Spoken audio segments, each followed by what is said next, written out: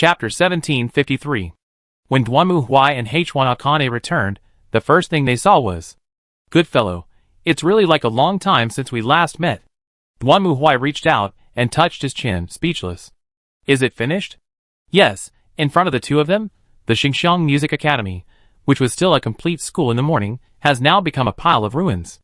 Not only that, traces of fighting can be seen everywhere, and there is also an ugly, messy, colorful tower that drilled out from under the surface, pointing to the sky like a bathhouse chimney. As for Tianyu Zhou and Feng Mingyi, they were lying on the ground, looking bruised and battered. Why do you two get beaten every time I see you two?" Duanmu Huai walked up to them without a care and greeted them. "These two are really unlucky. They finally recovered before, and now they have to go back to the hospital again. Woo! Be careful." But the two of them obviously didn't have the time to deal with Duanmu Huai's antics. Tianyu Zhou bit his lips tightly and looked pale. "Quick, stop her. Stop her." Duanmu Huai turned his head and looked at a woman with blonde hair wearing something strange like a golden armor standing under the colorful tower not far in front of him. Next to her was Shuiying Chris, who looked pale at the moment and was holding something like a spear. "I still don't understand what's going on. Who can explain it to me?" The atmosphere at the scene was obviously very tense, but Duanmu Huai acted as relaxed as if he was entering a party. When Tianyu Zhou and Feng Mingyi heard his inappropriate question, their expressions obviously became very strange. "Do you understand the situation? Anyway, stop her," Tianyu shouted. "She wants Chris to activate the Staff of Solomon." "Oh. Then what?" "Then, the treasure house of Babylonia will be opened." This time, it was not Tianyu who answered Duanmu Huai's question, but the blonde. She held the pale and trembling Chris Shuang with one hand, and looked at Duanmu Huai and Kurikawa Akane with pride. "Then, what's inside? Gold and silver treasures?" "No, it's countless noise." The blonde's eyes were red with excitement. "These are weapons that were once created to destroy mankind. But in the end, they were sealed in the treasure house. But it doesn't matter, as long as this treasure house can be opened, then noise will not appear occasionally like before. They will be completely liberated and completely destroy everything. And you?" As she spoke, the blonde pointed at Duanmu Huai. "This time, you can't stop me anymore." "Oh!" Hearing the blonde's roar, Duanmu Huai thought for a moment, then laughed. Shirai? How? Is it interesting to become a human?" Duanmu Huai had guessed before that, after being bombarded by his own singing and mental power, the concept of Star God had a physical body, but it was not Duanmu Huai's physical body, but Shirai's physical body. However, what Shirai looks like depends entirely on the audience's own ideas. After all, Shirai did not appear in the MV at that time. Now it seems. Duanmu Huai looked at the blonde in front of him and shook his head. The audience's imagination doesn't seem to be very good? Don't call me by that name. However, for the former star god, her performance at this moment is like a cat whose tail has been stepped on. Because it represents your stupidity and failure? Even though the blonde was so angry at the moment, Duanmu Huai still didn't take her seriously. "You couldn't be killed before, but now? It's the same now. You can't kill me." The blonde stared at Duanmu Huai with a smug look on her face. "I have engraved my soul into my genes. Even if you kill my body, my soul can be resurrected in other people's bodies. Because most of the humans in this world have my blood. If you want to kill me, then you have to kill everyone in this world. Can you do it?" "Huh?" Hearing the blonde's words, Duanmu Huai didn't react, but Kurikawa Akane was slightly startled. She had heard Duanmu Huai's analysis before, and knew that the star god already had a physical body, but she didn't expect that the other party would actually use this method. Indeed, the tribunal is to protect mankind, but Duanmu Huai will definitely eliminate those who threaten mankind. He also said that any existence that threatens mankind must be eliminated at all costs. Could it be that? Thinking of this, H1 Akane looked at Duanmu Huai with a worried look, and the latter seemed to be quite shocked, staring blankly at the blonde. After a moment, Duanmu Huai spoke. "You mean many humans in this world are your bloodline?" "Yes, that's it." The blonde proudly raised her chest and raised her head. Seeing Duanmu Huai showing such a surprised expression in front of her, she was extremely excited and proud. "I can finally control you." However, Duanmu Huai's face at this moment was very strange and colorful. This was not because this star god tied himself to humans, but, brothers, who knows, after this star god obtained the body, he actually gave birth to children with humans, and gave birth to so many children. What kind of star god is this? Even if the time flow rate of the two worlds is different, The star god obtained the body named Shirai Shili 1 or 2,000 years ago, so being able to spread blood all over the world means that this star god is equivalent to traveling and giving birth to children everywhere, isn't this? Thinking of this, Duanmu Huai looked at the blonde with an even weirder look. Even the smug blonde felt something was wrong, because she found that the look in Duanmu Huai's eyes when he looked at her was not anger, not hatred, but sympathy? Sorry, this is beyond my expectation. Duanmu Huai honestly apologized to the blonde. I just thought that you would be easier to deal with after you have a physical body, but I didn't expect you to become… What are you talking about? The blonde was also confused by Duanmu Huai. She thought that when she met Duanmu Huai again, he would hate her, and even kill her without saying a word. But what the hell is an apology? Not only the blonde, but also Tianyu Zhou and Feng Mingyi, who were lying on the ground, and H1 Akane next to them, didn't quite understand what Duanmu Huai wanted to say. Fortunately, Duanmu Huai explained it very quickly. Since many humans in this world are your descendants, that means you have given birth to many children. And of so many different races. How should I say, thank you for your contribution to the prosperity of mankind. Hearing this, the three girls immediately understood the meaning of Duanmu Huai's words, and fell silent instantly. What do you mean by giving birth to so many children of different races? This is such a dirty thing to say. If it were the previous star gods, they probably wouldn't react to Duanmu Huai's words. After all, star gods don't have gender. But the blonde is different. It has been hundreds and thousands of years since she got the body, and her own thinking form has changed from a star god to a human, so she just thought about it for a while, and immediately understood the meaning of Duanmu Huai's words. I'm going to kill you! She was anxious. Chris. The blonde stopped communicating with Duanmu Huai. She originally wanted Duanmu Huai to be cautious, but the other party broke her defense with just one sentence. So the blonde turned around decisively, and grabbed Yukai Chris, who was beside her. Activate the Staff of Solomon. Open the door to the Babylonian treasury. I want to completely revive noise, and completely destroy this world. No, I don't want to. Even though the blonde grabbed her throat, Yukai Chris still clenched her teeth. Mom and Dad died for humans. I won't let them die in vain. I also want to protect humans. Chris. Hearing Yukai Chris's answer, Tianyu Zhou and Feng Mingyi were moved to tears. Although this girl's personality is a bit awkward, they believe that she must be a good child, and now, they have proved that they were not wrong about Chris. She is still a kind and good child. However, at this moment, Duanmu Huai's voice sounded again. Just open it. Huh? It must be said that Duanmu Huai's ability to destroy the atmosphere of the scene is really first class. With just one sentence, the atmosphere of the scene, that was originally full of passionate determination, was completely broken. Not only was the blonde confused, but even Shui Chris, who was caught by the blonde and said that she would rather sacrifice her life than let her succeed, was also confused. According to her, all the noises are stored in that treasure house, so that means that as long as the treasure house and the noises are destroyed together, the threat to humans will disappear, right? Duanmu Huai shook his wrist and picked up the chainsaw sword. This is much more convenient than running around and hitting cockroaches, isn't it? Open the door, Chris. Let me get rid of all those disgusting jelly slimes. This.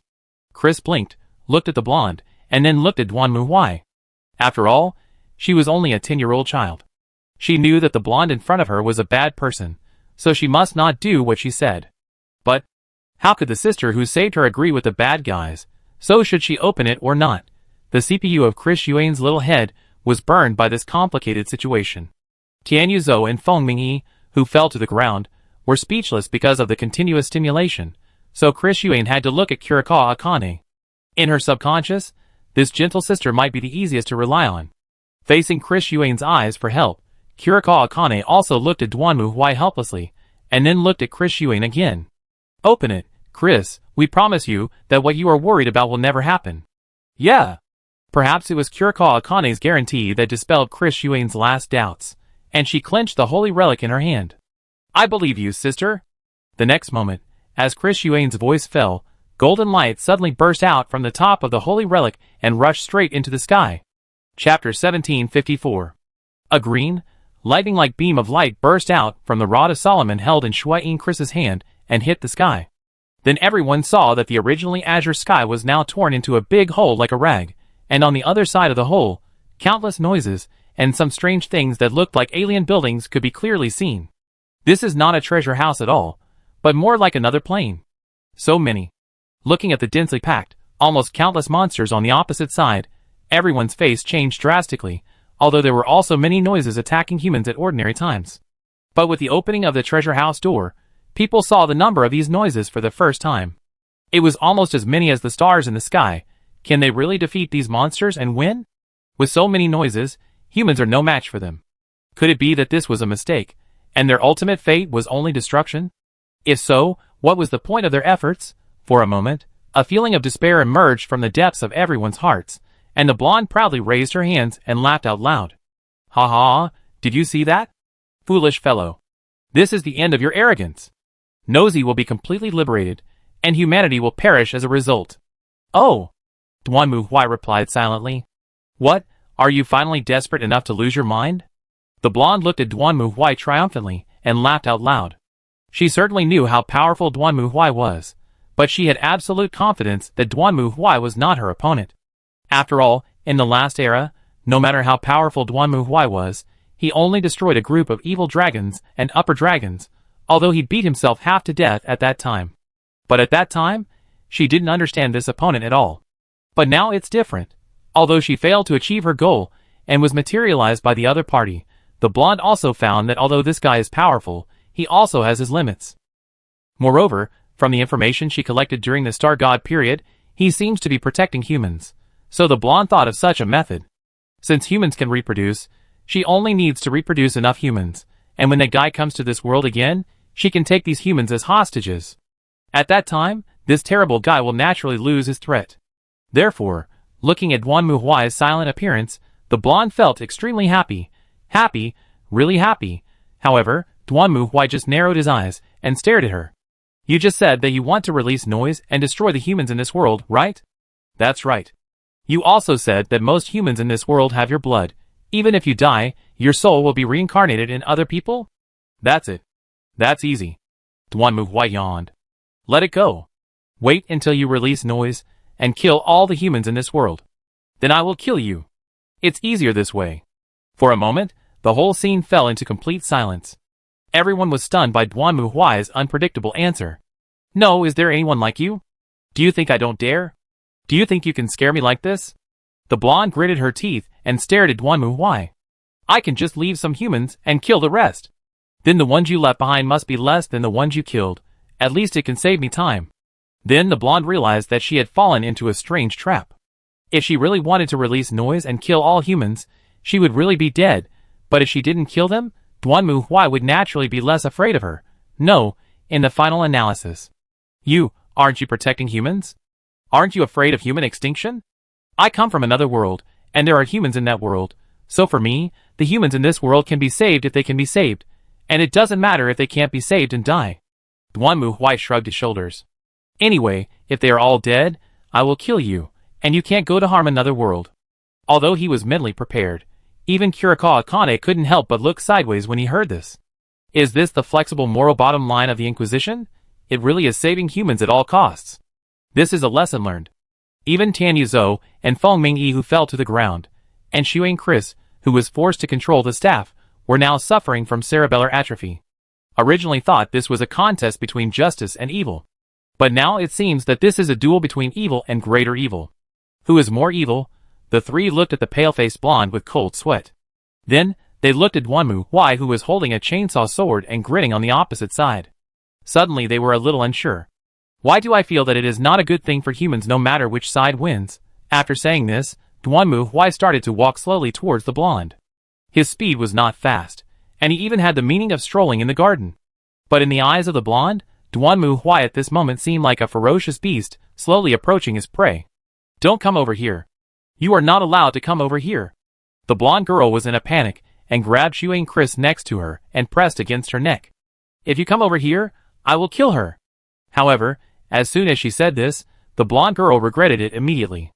The reason why she kept Xuan Chris alive was because only with her suitability could the door to the treasure house be opened. If she killed Xuan Chris, wouldn't it be the same as closing the door to the treasure house on her own initiative? Wouldn't that threaten Duanmu Huai even less? What was going on? Did she threaten him? Or did she threaten herself in turn? Is what she did right or wrong? I can't tell. I really can't tell. The blonde girl's brain was also in a mess at this moment. Reason told her that Duanmu Huai should be bluffing. He was just using this to disturb his thoughts.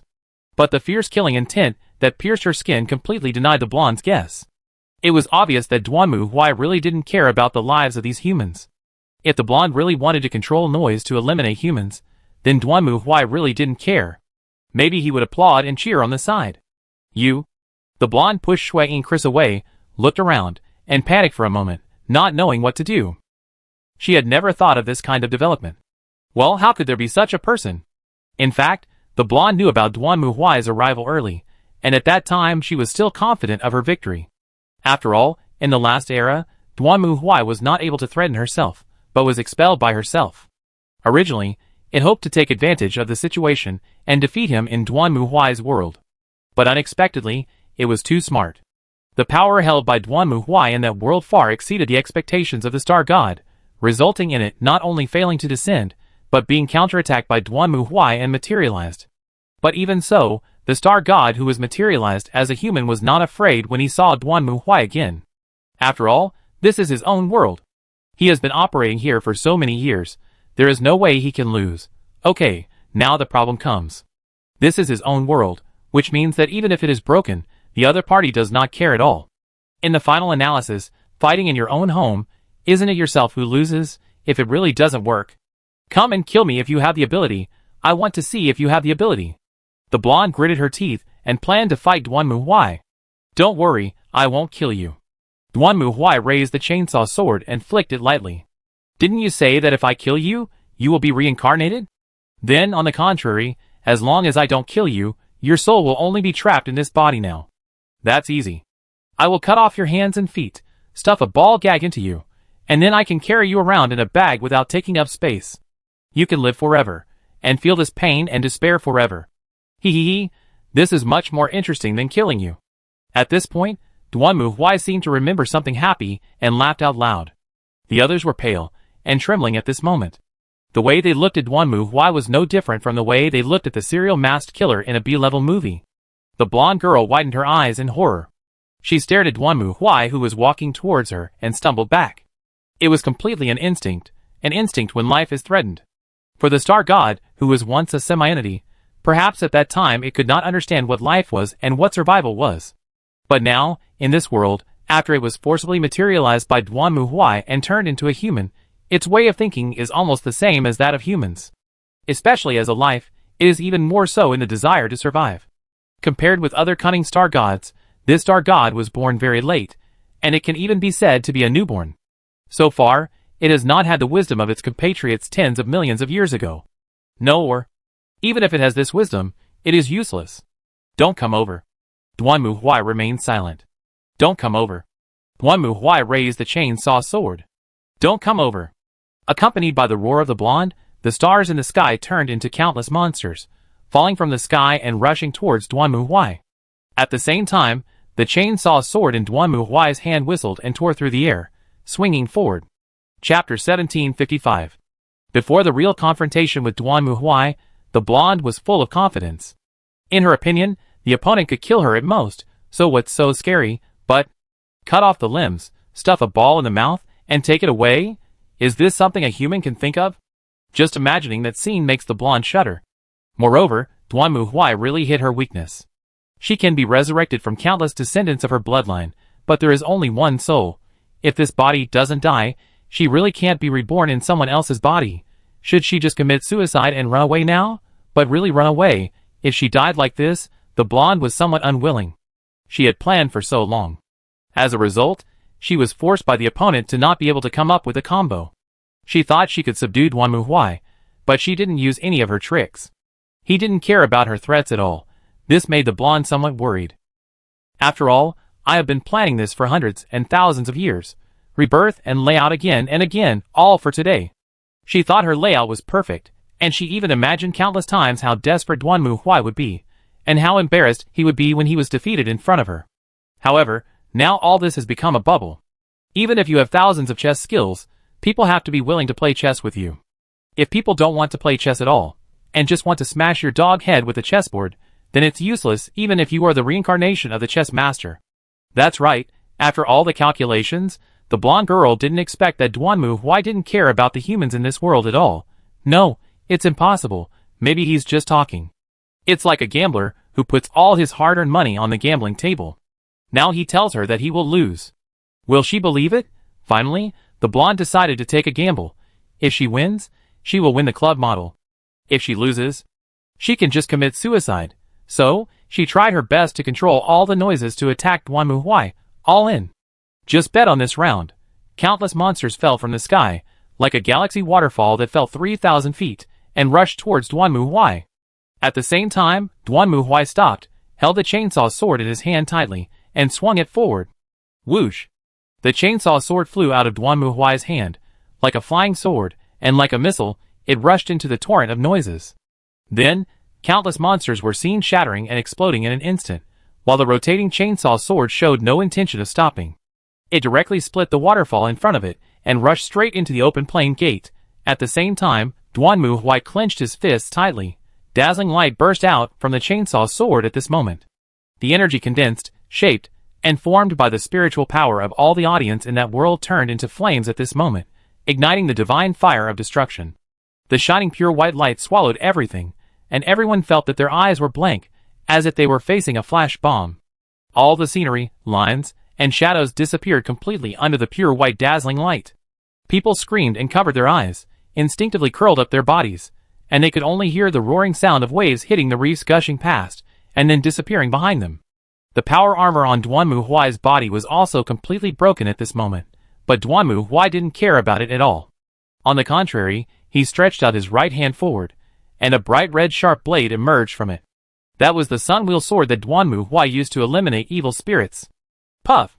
The muscles were pierced and torn, and the bright red, sharp blade pierced into the blonde's chest, and then came out from behind and pierced her heart. The blonde opened her eyes, and looked at Duanmu Huai in front of her, feeling the heart-wrenching pain from her heart. At this moment, she became more and more excited. I'm dead. This guy failed.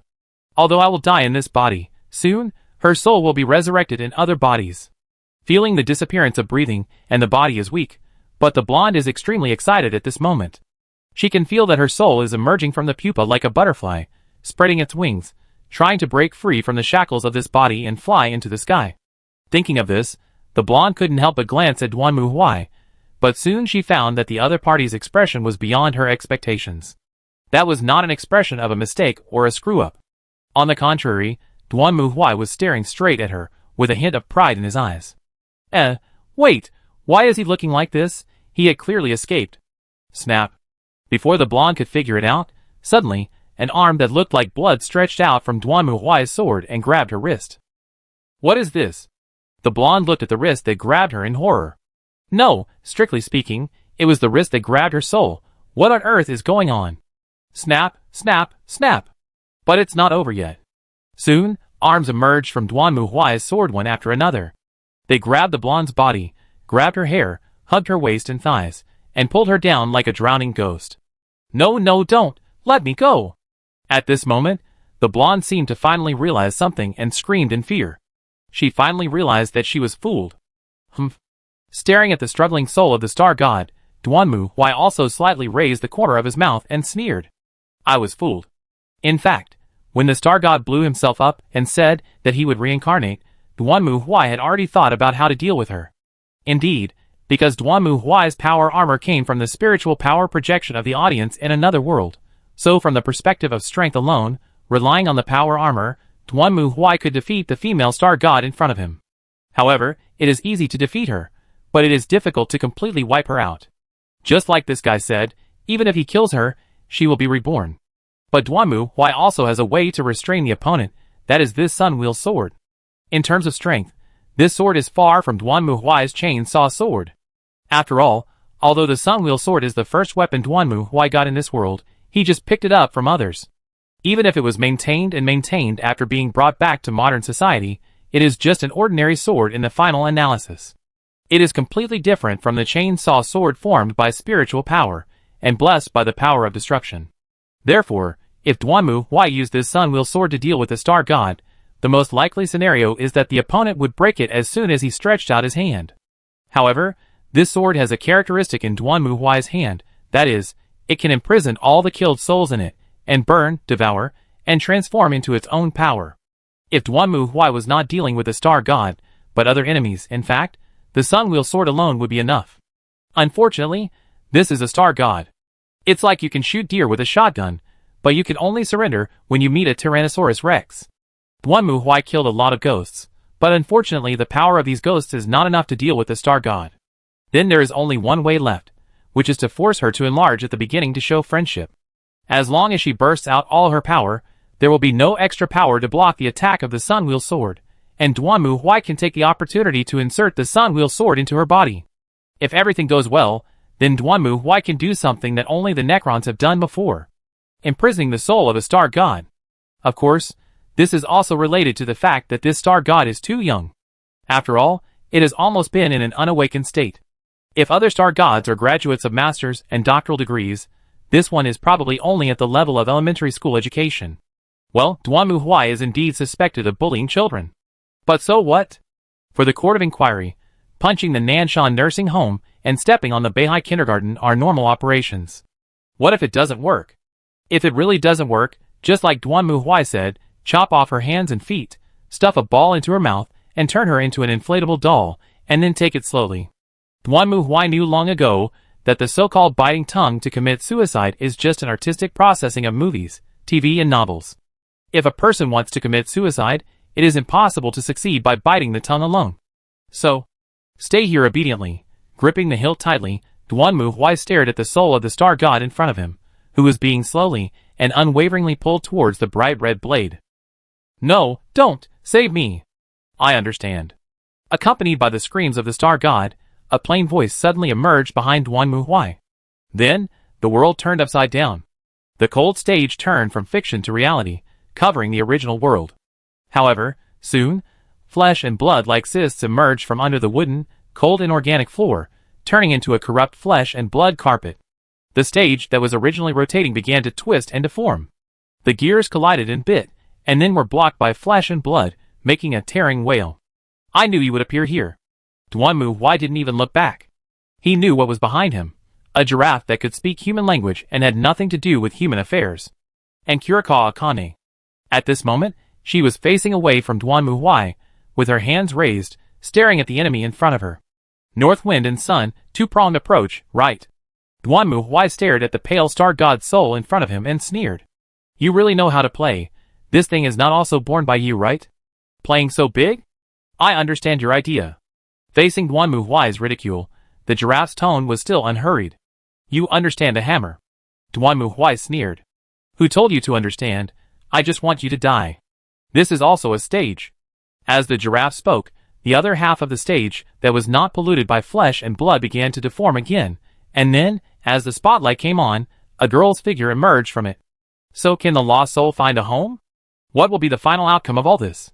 The giraffe's voice suddenly became high-pitched. Please enjoy the final stage, the review of destiny. It's about to begin. As the giraffe spoke, the girl rushed towards Duanmu Huai and Kurikawa Akane with a sharp blade in her hand. Chapter 1756. You know what to do. Duanmu Huai didn't even look back at Kurikawa Akane, but just spoke lightly. Because you know what I do. After saying this, Duanmu Huai once again grasped the hilt tightly. No! The soul of the star god was being gradually extracted and forcibly pulled into the Sunwheel Sword, but she did not give up struggling. Instead, she tried desperately to get rid of it. And now Duanmu Huai was also trying desperately to restrain her. The spiritual power obtained from the audience in another world had been completely consumed when it was used to destroy the plane where noise was stored just now. Duanmu Huai didn't even have time to change his clothes, but he didn't care about such a small matter. Although the sacrifice was a bit big, if you want to really draw out the power of the god of destruction, you must make a sacrifice. If Duanmu Huai was the original body, then using the power of destruction would be as easy as eating and drinking water. But unfortunately, this body is just a clone, just a fragile human body. If you want to bring out the power of destruction that is enough to destroy the entire space in an instant, you must sacrifice something. After all, the god of destruction is the god of destruction, and destruction is the core of the priesthood. And Duanmu Huai's practice of completely giving up and destroying those spiritual powers just fits the true meaning of the priesthood of destruction, which can bring out the power of the god of destruction and destroy the world where countless noises are stored. If not, then Duanmu Huai would at least lose his arms and legs and trigger the power through sacrifice. However, the consequence is that all the power bonus buffs that Duanmu Huai has obtained since he came to this world have disappeared, and now Duanmu Huai's strength has completely returned to the state before he filmed that science fiction movie. It's okay to deal with ordinary enemies, but it's not enough to deal with the Star God. Although the soul of the Star God has been captured by Duanmu Huai, it will take time to swallow and digest it. At this time, Duanmu Huai can't spare the energy to deal with the mysterious giraffe. But Duanmu Huai still has a backup. The premise is that his guess is correct. Looking at the phantom of the girl rushing towards her, Kurikawa Akane was also very nervous. She clenched her hands and cast magic to try to hinder the opponent's progress. However, the phantom of this girl seemed to have some resistance to those magics. No matter what kind of magic Kurikawa Akane used to attack her, she was not hurt at all. At the same time, the voice of the giraffe sounded again. "You want to defeat us, I understand." The giraffe stood in the audience at the back, looking at the stage in front of him. But unfortunately, this is a one-man show, which is formed by the shining condensation of countless stage girls. In their minds, the most perfect, most yearning, and most eager to reach the top star. And you don't have this pursuit, you are not a member of the stage. What is this giraffe talking about? Kurikawa Akane waved his right hand again, summoning an ice wall, temporarily blocking the girl's phantom. But the latter just swung forward with a sword and completely chopped the ice wall into pieces. At this moment, the girl has arrived in front of Kurikawa Akane, and the only thing she can do now is to dodge immediately. But can't retreat. Kurikawa Akane knew that Duanmu Huai was behind him, and it was obvious that Duanmu Huai was busy with the Star God over there, and only he could block the opponent's attack. But what to do? Just then, Duanmu Huai's voice came into H1 Akane's ears from behind. "You know what to do, because you know what I do." At this moment, H1 Akane seemed to understand something. Indeed, she had been following Xiaoi, watching how Xiaoi dealt with others, how she insisted on her identity as a judge, how she chose the actions of a judge, and how she faced her enemies. H1 Akane saw all of this, of course. She saw not only Duanmu Huai's appearance, but also his inner self. His thoughts, his ideas, his feelings. H1 Akane is a talented actor. She can completely integrate into the role, conduct in-depth research and investigation on the role she needs to play, and finally have a thorough understanding of it. Then she uses her natural sense of drama to express everything she has learned. She is that role, and that role is her. And this behavior also has another term in the religious world.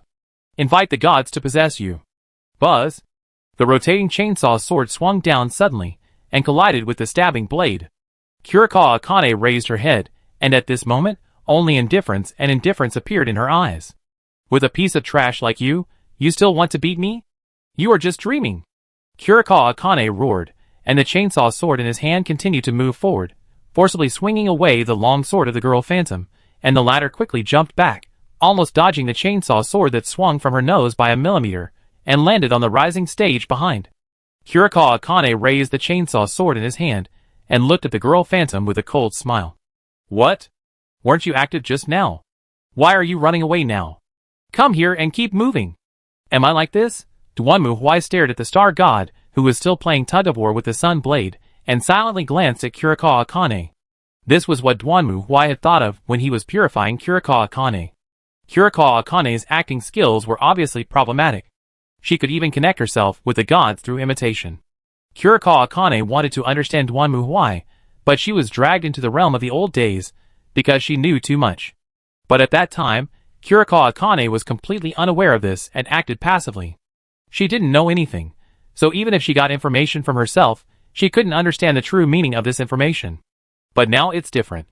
Duanmu Huai has kept Kurikawa Akane by his side for so long. Kurikawa Akane already knows his thoughts, his creed, including the work and responsibilities of the tribunal very well. If Kurikawa Akane had only obtained encrypted information from his original body that could not be decrypted before.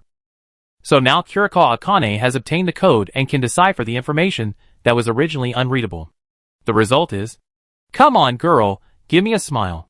Duanmu Huai was confused when he saw Kurikawa Akane holding up the chainsaw sword and chasing the girl's phantom. "Am I like this? It shouldn't be.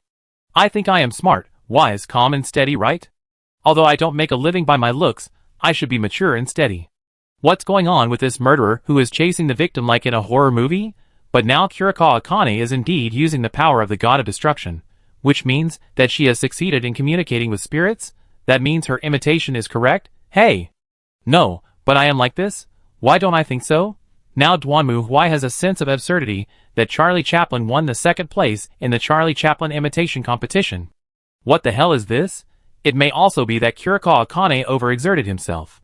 In the end, Duanmu Huai thought about it and made his own judgment. After all, artistic performances must be exaggerated. How could he be such a person who likes to shout "Girl, don't run and chase others"? But for performances, leaving an impression on the audience in a short time is the most important. After all, it is not easy for the audience to dig out his handsome inner self. Okay, just treat it as such. Duanmu Huai silently retracted his attention and stopped paying attention to the situation over there. I didn't see anything. At the same time, Kurikawa Akane was chasing the phantom girl. Oh no, she is not Kurikawa Akane now. She is Duanmu Ai, the chief judge of the tribunal. What she had to do was to completely destroy the monster filled with blasphemous psychic energy and its creator. Bang! The two swords intersected again, and this time the long sword in the hands of the phantom girl was directly cut off by the roaring chainsaw and broke into several pieces. Kurikawa Akane did not hesitate, grabbing the chainsaw sword and continued to chop at the girl. You want to kill her, I understand. At this moment, the voice of the giraffe sounded again. But is this good? What is gathered here is the brilliance of the stage girls. If you destroy her, then those stage girls will no longer be able to shine on the stage, they will lose their aura and talent, be lost in the crowd, and eventually disappear among the masses. Can you bear to see all this happen? If it was Kurikawa Akane, then she might indeed be confused by the giraffe's words. At least, as an actor, it is natural for her to hesitate. But unfortunately, Kurikawa Akane at this moment is not Kurikawa Akane. She is Duanmu Huai. What does this have to do with me? Go to hell, alien bastard. Accompanied by Kurikawa Akane's roar, the roaring chainsaw sword cut into the girl's phantom shoulder, and then went all the way down, directly splitting the girl's phantom diagonally. At the same time, the sword energy burst from the chainsaw sword also whistled across the entire stage, completely splitting the originally hard stage in the middle. Boom!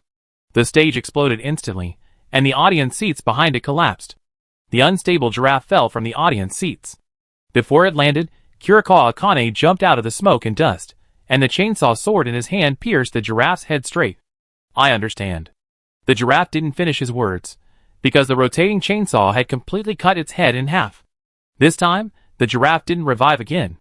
Instead, its body began to swell and twist, trying to reorganize. However, the tentacles that emerged from its body, like a collection of earthworms, stopped this process. Duanmu Huai's tireless erosion of the stage of fate in the past few days was not useless. I understand. Boom! The swollen tentacles completely exploded from the giraffe's body, turning it into fragments. No!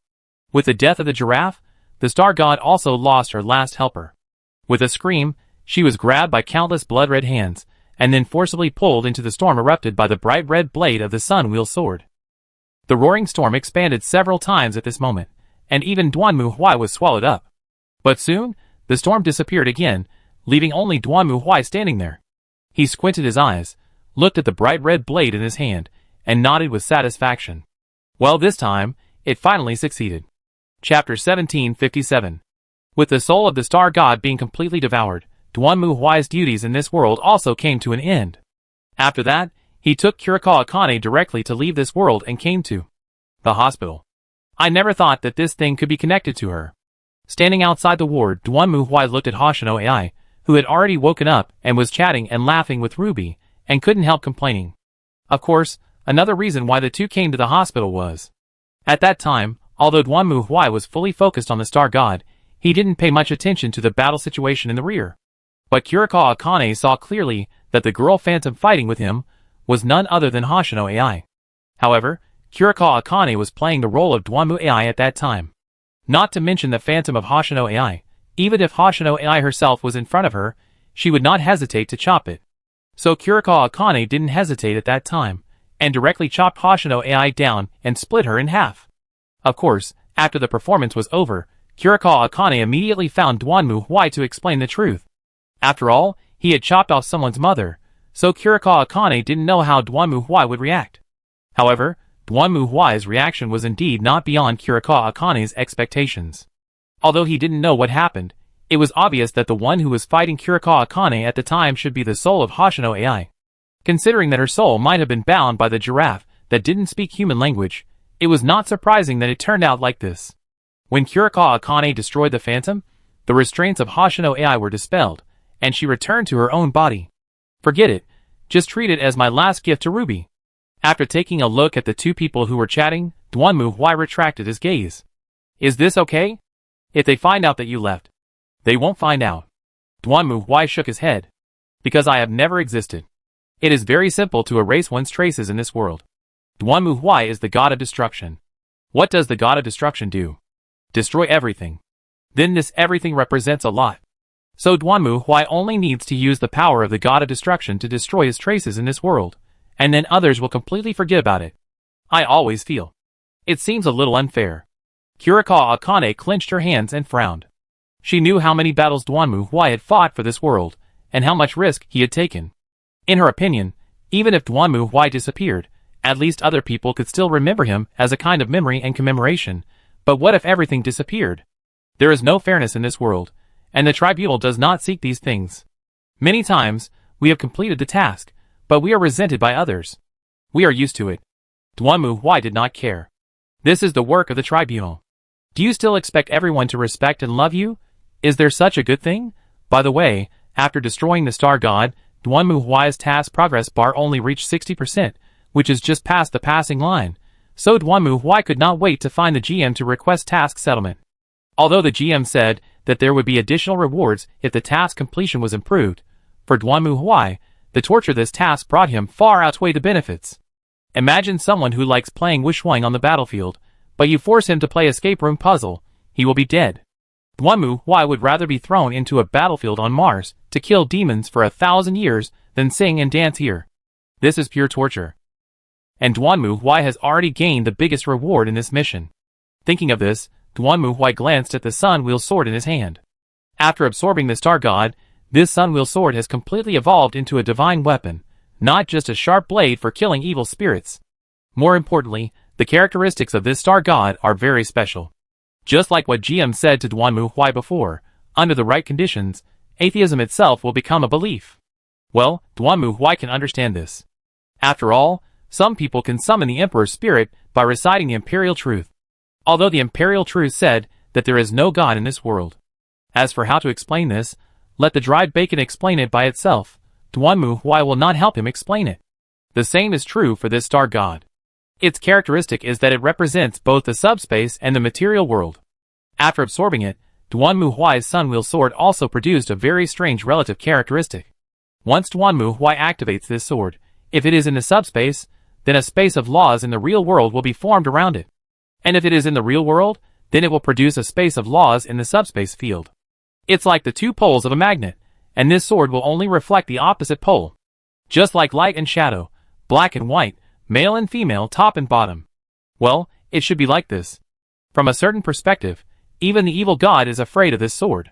After all, the star god is the embodiment of the physical laws of the real world.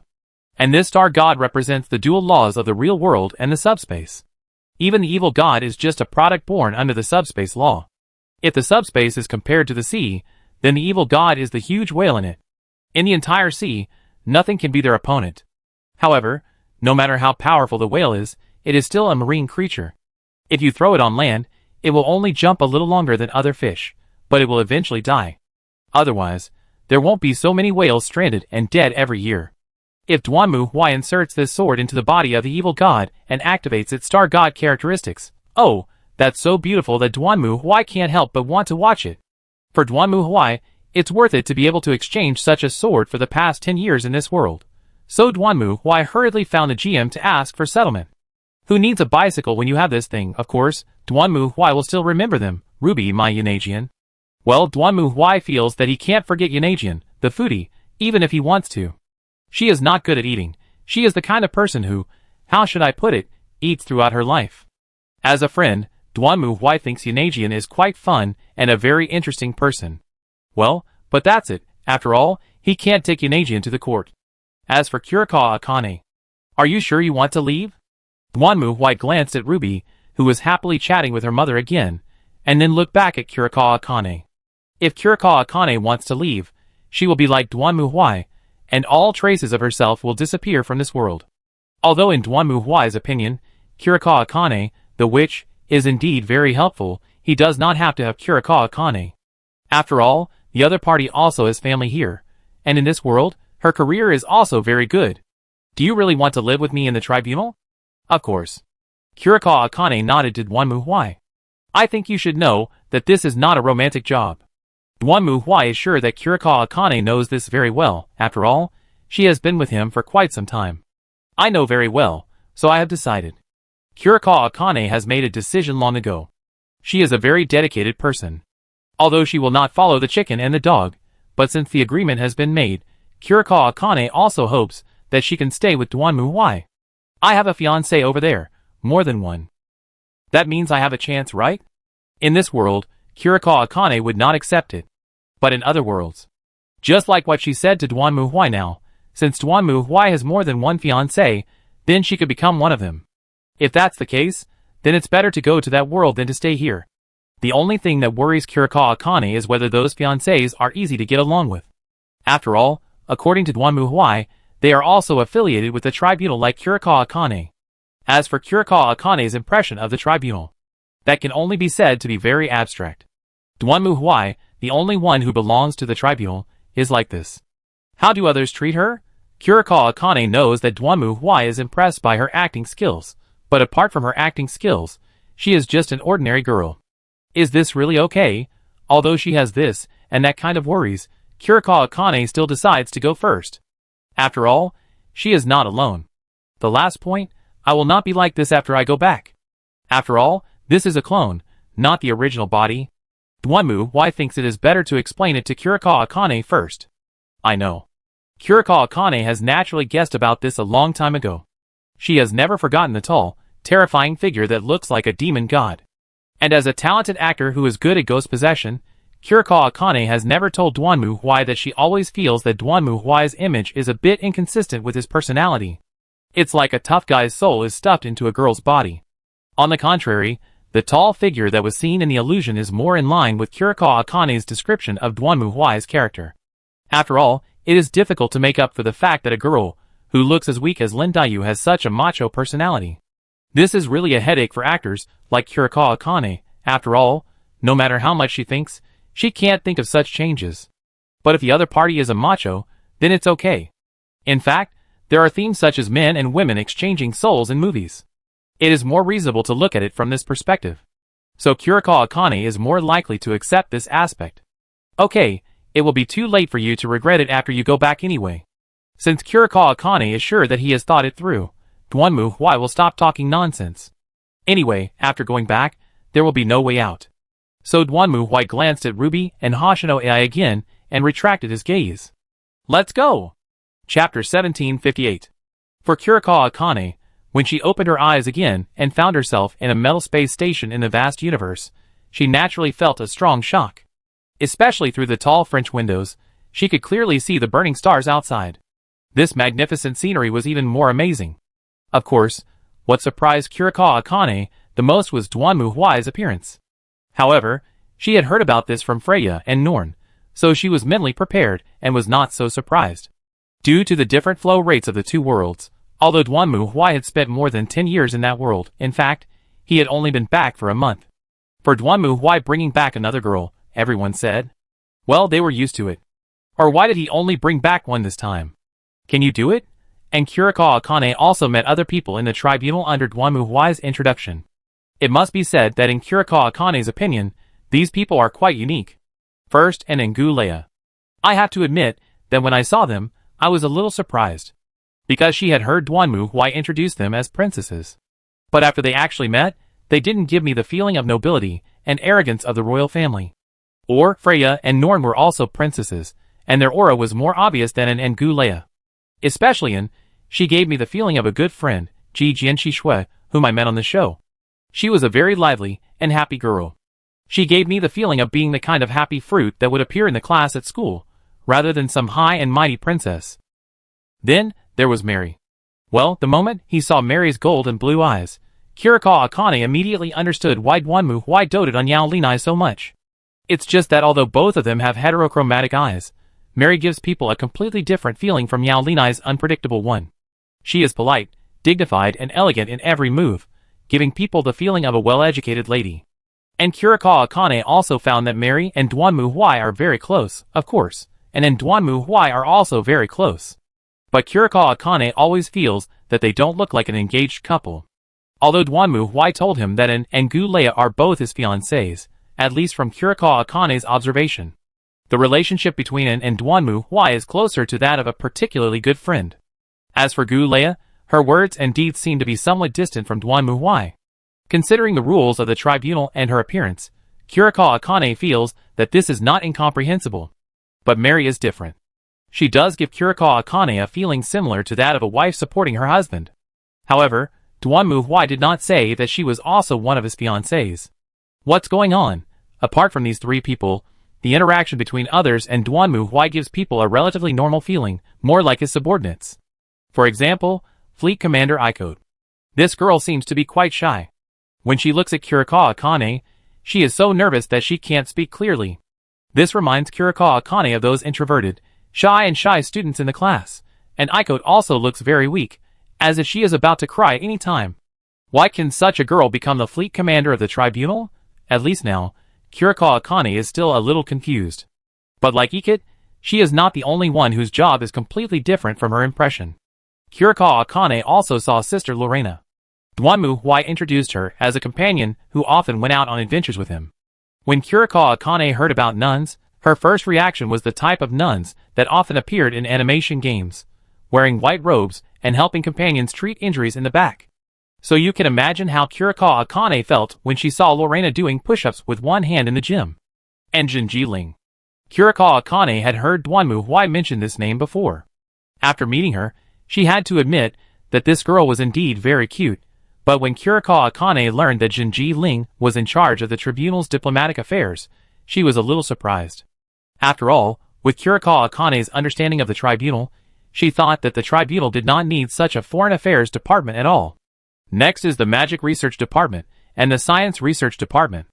Kurikawa Akane from the Science Research Department felt that she could understand it, but when she saw Maria, who was wearing a red robe, carrying several mechanical arms on her back, holding an incense burner and circling around a tank, praying machine spirit, please bless me, please don't make any bugs while turning around, Kurikawa Akane felt that her understanding of science seemed to need to be changed. Is this really not a ritual? Compared to Maria, whose abstract style made Kurikawa Akane a little uncomfortable, Lumiel, the girl, gave her a more sci-fi feeling.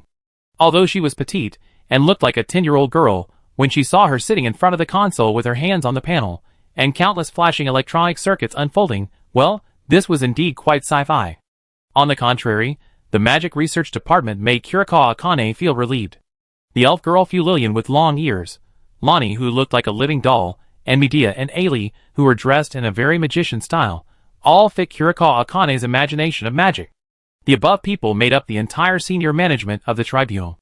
Of course, in addition to this, what impressed Kurikawa Akane the most was the combat effectiveness of the tribunal. The magnificent giant fleet and hundreds of millions of night guards, which fit Kurikawa Akane's impression of the tribunal. What impression? Fighting maniac. When seeing those girls with strong personalities before, Kurikawa Akane once doubted whether he had a certain stereotype of the tribunal because of the influence of Duanmu Huai. Now he is relieved. This is not a stereotype. In addition, there are also Neem Satori, Naruzmio, Maria, Suzu, Alicia. After turning a circle, Kurikawa Akane's only question is, why are there only girls in the upper echelons of this court of inquiry? When she asked Duanmu Huai curiously this question, Duanmu Huai just stared at her. Why do you think I will find a man who is more handsome than me? Kurikawa Akane immediately understood, this is indeed quite difficult. In general, Kurikawa Akane's debut in the court of inquiry was quite smooth.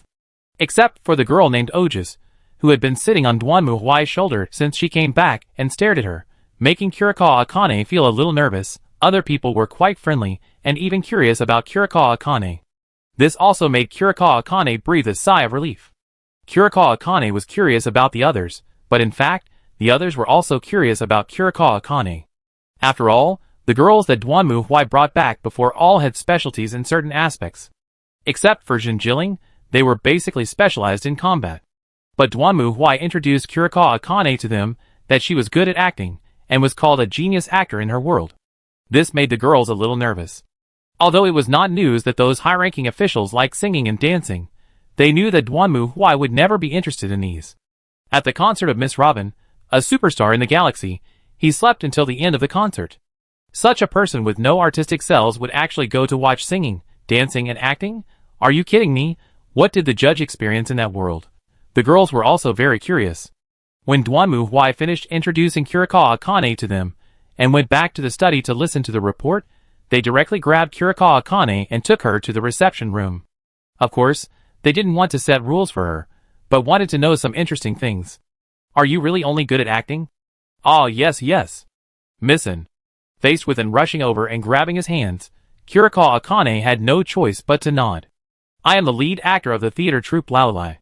By the way, Freya and Norin had already entered Kurikawa Akane's body and hid when they saw that things were not going well. Although they are spirits and ordinary people cannot see them, where are ordinary people in this place? How did you know Mr. Judge? We once acted in a movie together. Mr. Judge? Acting in a movie? Hearing this, not only did Anne's eyes light up with excitement, but others also came over in surprise. Really? You are kidding? Mr. Judge will act in a movie? Act as a murderer? No. Faced with everyone's questions, Kurikawa Akane waved his hands hastily. It's a romance movie, and Mr. Duanmu plays the protagonist. As soon as these words came out, everyone's brain froze. Mr. Duanmu plays a romance movie? Mary frowned, but no matter how she drove her world-class writer's mind, she couldn't imagine what it would be like for Duanmu Huai to play the protagonist of a romance movie. If he played a villain who stole someone's love, Mary felt that she could still imagine it. But the protagonist of a romance movie? Mary closed her eyes, and then this scene emerged in her mind. A 2.5-meter tall strongman, wearing a black suit that could show his muscles, biting a rose in his mouth. No, the rose was too small. With Mr. Duanmu's height, it could only be used as a toothpick for him. Then, a 2.5-meter tall strongman in a black suit, biting a sapling in his mouth, walked in front of the heroine. He lowered his head, stared at the heroine who closed her eyes in his shadow, and reached out to press the wall. Then, the wall collapsed. Mary opened her eyes and sighed. She really couldn't imagine this. Is the aesthetics of your world normal? Even Eclair couldn't help asking, but Mind Me Satora didn't know what he thought of, and laughed beside him with his belly in his arms. No one wants to know what she is thinking. Ah, that's not the case. Although Duanmu Huai has given her a gag order requiring Kurikawa Akane to never tell her appearance in that world. But Kurikawa Akane can still explain. Mr. Duanmu in that world is not what he looks like now. Oh. Hearing this, and Mugung both looked enlightened. They had seen Duanmu Huai's clone in the magical girl world before, so they naturally knew what that meant. But soon, they recalled the muscular magical girl form wearing a lace-edged white silk wedding dress. It was simply a nightmare. And trembled all over and hurriedly sealed this picture in the depths of his memory again. Just as everyone was curiously pulling Kurikawa Akane to ask questions, Duanmu Huai took Ojus back to his study and began to listen to Lumiel's report. All the materials for the ether phase engine have been prepared, and the operation of flushing the toilet on the Eye of Terror is also imminent. However, to Duanmu Huai's surprise, Lumiel brought him an unexpected news. According to the reconnaissance fleet's investigation of the Eye of Terror, they unexpectedly discovered that there was another planet on the edge of the Eye of Terror. It was not Cadia, but an unnamed planet. If it was just that, it would not affect Duanmu Huai's plan, but the problem was. According to the results of the collective research meeting of Lani, Medea, and Infulilian, they believe that the planet just happened to maintain a delicate balance between reality and subspace. If Duanmu Huai destroyed the planet, the Eye of Terror would expand rapidly. Similarly, if someone performed certain cult rituals on that planet, it would also affect the changes in the Eye of Terror. So, the Inquisition must occupy this planet? Yes, but according to the reconnaissance fleet report, there are already alien creatures on that planet. Oh! What alien creatures? According to the investigation, they seem to be called the Titanium Clan. Hearing this, Duanmu Huai couldn't hold it anymore. Are you sure? Yes. Very good. Duanmu Huai's face was as gloomy as water. Call Ikote, I want to discuss the next battle plan with her. Then he spoke. Chapter 1759. It is well known that Duanmu Huai is not good at shooting. Or rather, he always feels that if he had the time to shoot, he would have rushed to someone and chopped him into a pulp.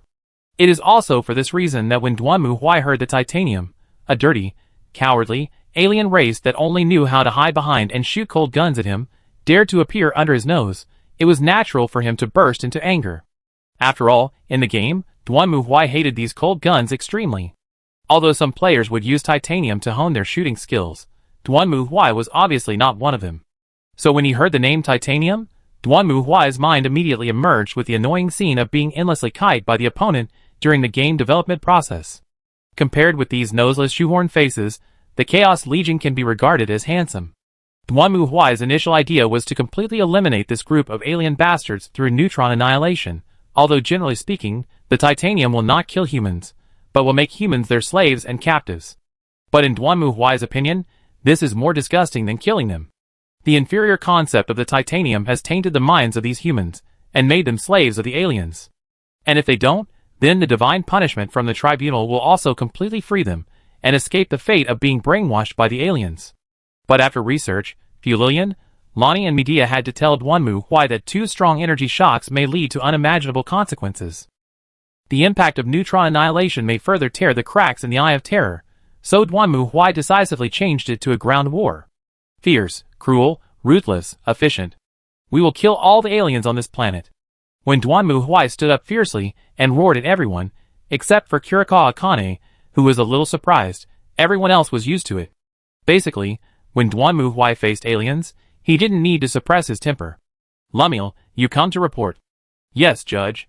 Lumiel nodded, then moved her little hand gently, and then in front of everyone, huge screens unfolded, showing the situation of the planet. According to the report of the reconnaissance fleet, this planet may have become a colony of the Titans several years ago, and it has already achieved initial results. At present, the Titans have established a fairly solid defense around this planet. Although it is not clear whether they use this place as a transit station or a frontline position, it is not easy to completely annihilate it. At this point, Lumiel paused. And considering the special characteristics of this planet, several people in the Magic Research Department believe that it is not appropriate to use neutron killing and extermination orders to avoid causing greater interference and impact on the cracks in the subspace. After listening to Lumiel's report, everyone stared at the screen in front of them and whispered to each other. Then after a while, Alicia raised her hand. Excuse me. What's the matter, Miss Alicia? I saw humans on the screen. At least they look like humans? They live with those aliens. Should these people be rescued? Lumiel did not answer Alicia's question, but turned to look at Duanmu Huai. In response, Duanmu Huai's answer was, kill them all, leaving no one behind. Since they live with these blasphemous and dirty aliens, it means that their minds have long been corrupted by the harmful beliefs of the aliens. They can no longer maintain the purity of humans. Only by completely destroying them can we avoid the disaster from happening again. You mean the greater good? Yes. But I think this idea is very good. When Lumiel introduced the titanium, he also introduced their beliefs. In Alicia's opinion, it is a very wonderful thing for all races to unite and strive for a better direction, isn't it? But for Duanmu Huai. But it is an alien idea, which is not good. Alicia raised her eyebrows and put down her hands. She knew what Duanmu Huai meant. As for the others, they didn't think the greater good was good. After all, they had seen humans and alien races form an alliance more than once with Duanmu Huai, and then they were stabbed in the back. So most people didn't care about this idea. So do you want to use poison gas? Maria raised her hand and asked the second question. Since the Colossus weapons and the extermination order could not be used, Maria thought that using poison gas bombs could also achieve the goal. No. Duanmu Huai shook his head, but this was obviously not out of humanitarian considerations. This place is too close to the cracks in the subspace. If poison gas is used, it will easily attract the attention of the evil god. Although it is a matter of time, it is better to delay it as much as possible. If it is the Inquisition killing the aliens, then Duanmu Huai can directly be included in it with his priesthood as the god of destruction. But once the poison gas bomb is used, it will inevitably attract the attention of a stinky big guy. Fortunately, Duanmu Huai has killed so many titans in the game that he vomited, and players have many solutions for the titans. I have already made a battle plan. Duanmu Huai waved his hand. Everything of the Tao tribe is built on their technology, warships, combat uniforms, and various weapons. What I have to do is very simple. I will take Lumiel and Ogis on a secret infiltration mission. We will sneak into the central command center of this group of noseless hybrid aliens on this planet, and then Lumiel will invade their control system and completely shut down the filthy machines of these damn aliens. Next, we will send a signal, and then Ecode can send warships to clean up the entire planet.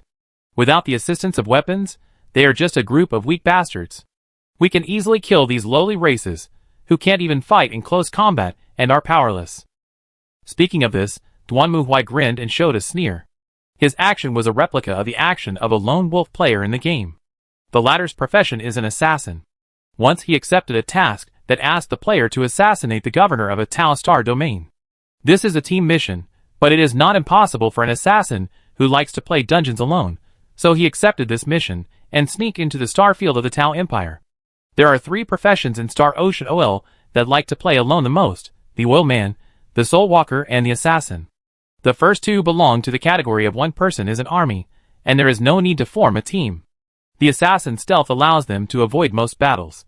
Many times in the same dungeon, when the team members are still desperately advancing the front line, the assassin has already quietly taken his position, eating hot pot and singing songs, waiting for the battle to start.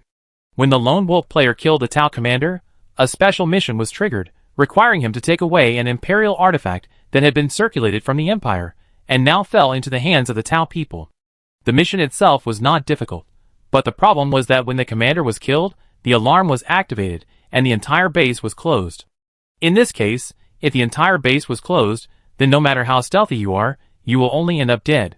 At that time, the player faced 2 choices: either pat your butt and run away before the blockade is completed, and get the basic reward, or grit your teeth and take a gamble, turn the bicycle into a motorcycle, and get additional rewards. So the player tried his best. He used the commander's authority to open the control center, then entered the Tau people's combat network, and issued self-destruction and lock commands all at once. The result was that all the weapons in the Tau base were locked, and their combat mechas were destroyed. Without combat uniforms, the Tau people who only relied on physical combat were certainly no match for the fully armed assassins. In the end, the player, as an assassin, actually killed his way out of the main gate and ran away with the things. After that, the player posted the video online, titled "See How Weak the Tau People Are Without Armor," which also caused quite a stir. After all, even the assassins who are known as the most fragile players can be invincible in front of the Tau people without combat uniforms, so if it were someone else, wouldn't it be a massacre? So after that, players had a new way to deal with the Tau people. They would send assassin players to sneak into the core defense system of the Tau Star, and then paralyze it. Then, they could slaughter and exterminate at will. Of course, this trick requires a lot from the assassins. After all, the Tau people also know the importance of the central control system. Therefore, it is not an easy task to reach and infiltrate the central control system under the heavy protection of the Tau people. But with Lumiel, it is another matter. When will the attack be launched? Get ready, I will set off in 2 hours. Ogus and Lumiel can go with me. Fleet allocation over there. You don't need to act. Duanmuhui shook his head. Remember, your mission is 3 planetary fortresses. They must not be lost. When the battle begins, I will let the 8th and 9th fleets of the Night Guard join the battlefield. Do we need to go out, sir? A girl wearing red glasses and a tight driving suit asked curiously. No, Grammar Iron Cavalry is on standby. Duanmuhui shook his head and looked at everyone. There is a high probability that a series of battles will take place next. I am not sure whether the Chaos in the Eye of Terror will join the party, but in any case, it is always better to be cautious. So I plan to complete the current assignment first. Regarding the command of the 3 planetary fortresses. At this point, Duanmuhui paused. Planetary Fortress 01, the commanders are in Ngulia. Understood, Mr. Knight.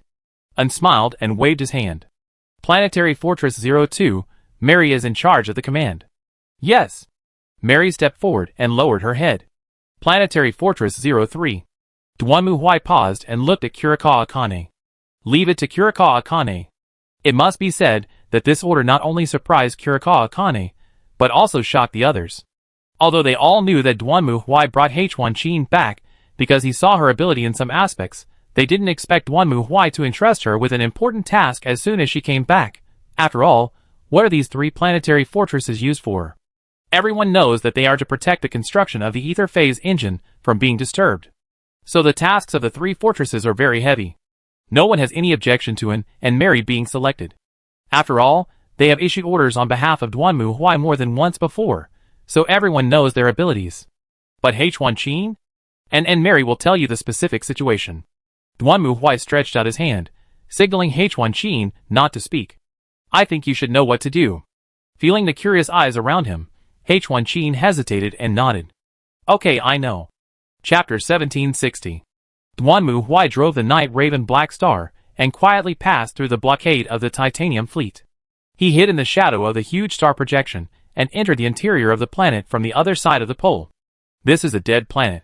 The entire planet is covered with thick ice and snow, and there is almost no trace of life. According to the scan of the reconnaissance fleet, the Titanium people live inside this planet, just like dwarves. Of course, the severe cold weather outside is obviously not suitable for them to stay here. But they still stay here. But this is not important. Duanmu Huai has only one thing to do. He asked Lemuel to simulate the signal of the Titanium fighter, easily past their air defense network, and then landed in a nearby automatic loading and unloading yard. The iron door frozen by ice and snow slowly opened, shaking off the thick ice and snow. What we have to do next is very simple. Duanmu Huai got off the fighter and looked around. The huge automatic loading and unloading yard was empty.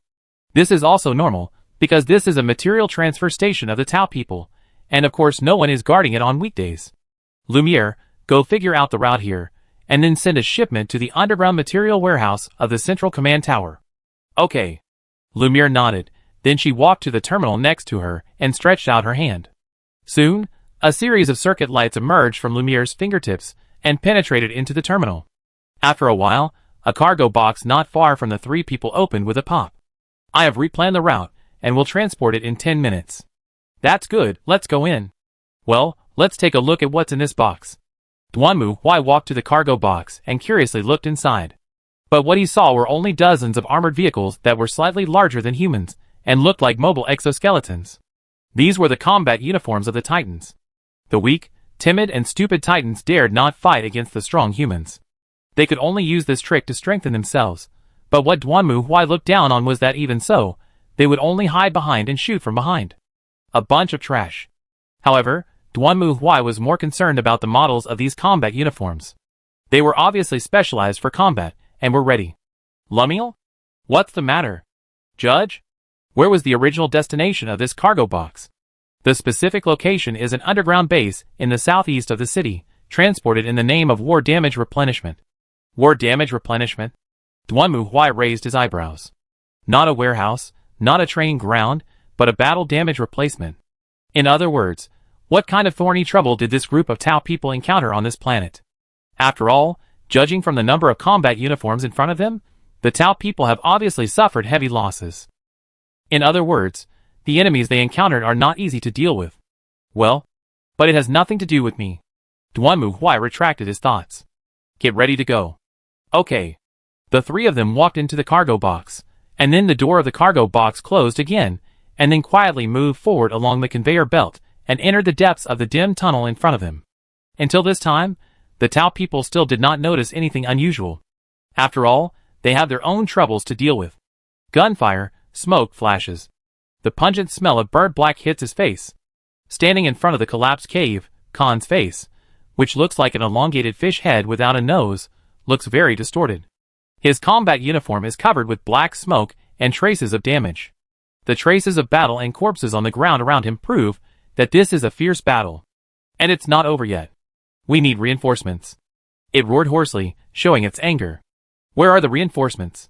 My brothers of the Fire Clan, where are they? They are ready to go. Another warrior came over, and the railgun on his back swayed with his movements.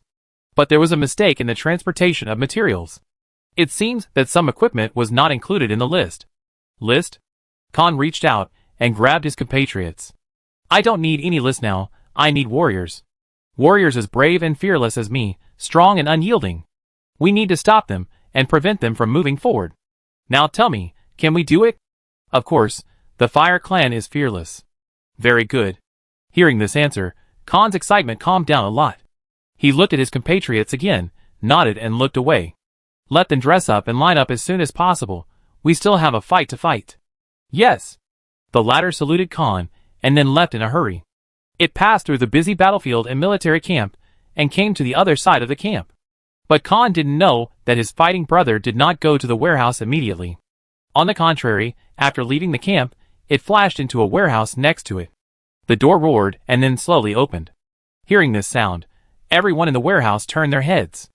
They were all Tao people, but now these Tao people were wrapped in cloaks and gathered in a circle, as if they were plotting something shameful. Seeing the arrival of this Fire Clan warrior, everyone's eyes first condensed, and then immediately relaxed. What's the matter? Everything went well with the plan, but some equipment was not delivered in time. How many? A total of 35. It didn't affect the plan. How is the battle situation? Not optimistic. The fire warrior shook his head. Commander Khan was very angry. He needed more soldiers, more reinforcements, and more artillery. The difficulty of the enemy was far beyond expectations. But this is what we need. The voice sounded, and then disappeared. Go, noble warrior, for us, for the greater good, stop the invaders. Yes.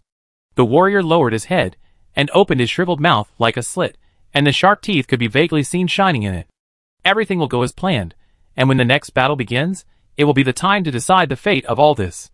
For Duanmu Huai, this is meaningless. At this moment, he is standing in a huge underground cave, looking at the dark, tall, pillar-like system core in front of him. There is nothing here, no one, and nothing. Because this is only a part of this giant system, there is no terminal, and there is nothing that can be used to control the central command system. So of course, there is no defense here.